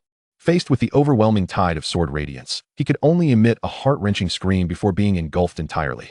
When the sword lights had passed, all traces of him had been eradicated, leaving not even a drop of blood behind. Elder Xiang. The other powerful figures of the Wan Jian sect went into a frenzy, their enraged cries echoing, yet it was all in vain. You shall perish as well. Zhou Hai snapped his fingers, and countless sword lights transformed into a serpent, piercing through the bodies of everyone present in an instant. Countless chilling screams resonated. Those beneath the sage are but ants. Before the presence of a sage, these individuals could not even muster a defense. When death approached, they had no opportunity to move, merely awaiting their demise in resigned silence. Was this the legendary sword domain of the Wanjian sect? Meanwhile, outside, the various sects gathered around a phantom realm. This world was not expansive, merely spanning 100 paces, akin to a projection of a universe. Yet, within it lay unfathomable depths, and none dared to tread upon its soil. This time, Chen Bei is doomed. Suddenly, someone laughed heartily. Indeed, it is said that the sword domain of the Wanjian sect rivals the strike of a sage. Many semi-saint experts have perished beneath its sword array. Even with a sacred artifact, Chen Bei shall not escape calamity today. The butcher Chen Bei, notorious for his malevolence, shall meet his end here as we, the major sects, bear witness. Conversations flowed incessantly, with none doubting the might of the sage's sword domain. In their eyes, even with a sacred artifact, Chen Bei was destined for death. After all, a sacred artifact does not equate to a true sage. Yet, as all awaited the Wanjian sect to announce Chen Bei's demise, none could perceive the scene within the sword domain. Until the very moment the sword domain dissipated, all gazes were fervent, yearning to see a member of the Wanjian sect emerge, bearing Chen Bei's severed head. What they witnessed, however, was the absence of any Wanjian sect figures, only two silhouettes standing resolutely in the arena. How can this be possible? Where is Elder Xiang of the Wanjian sect? Where have the other elders gone? Expressions shifted drastically, an ominous premonition tightening their hearts. Thank you for your patience. Zhou Hai's cold voice resonated, instantly snapping everyone back from their stupor. Who are you? The crowd's gaze converged upon Zhou Hai, though Chen Bei was the protagonist. At that moment, all discerned that Zhou Hai was the most perilous one among them.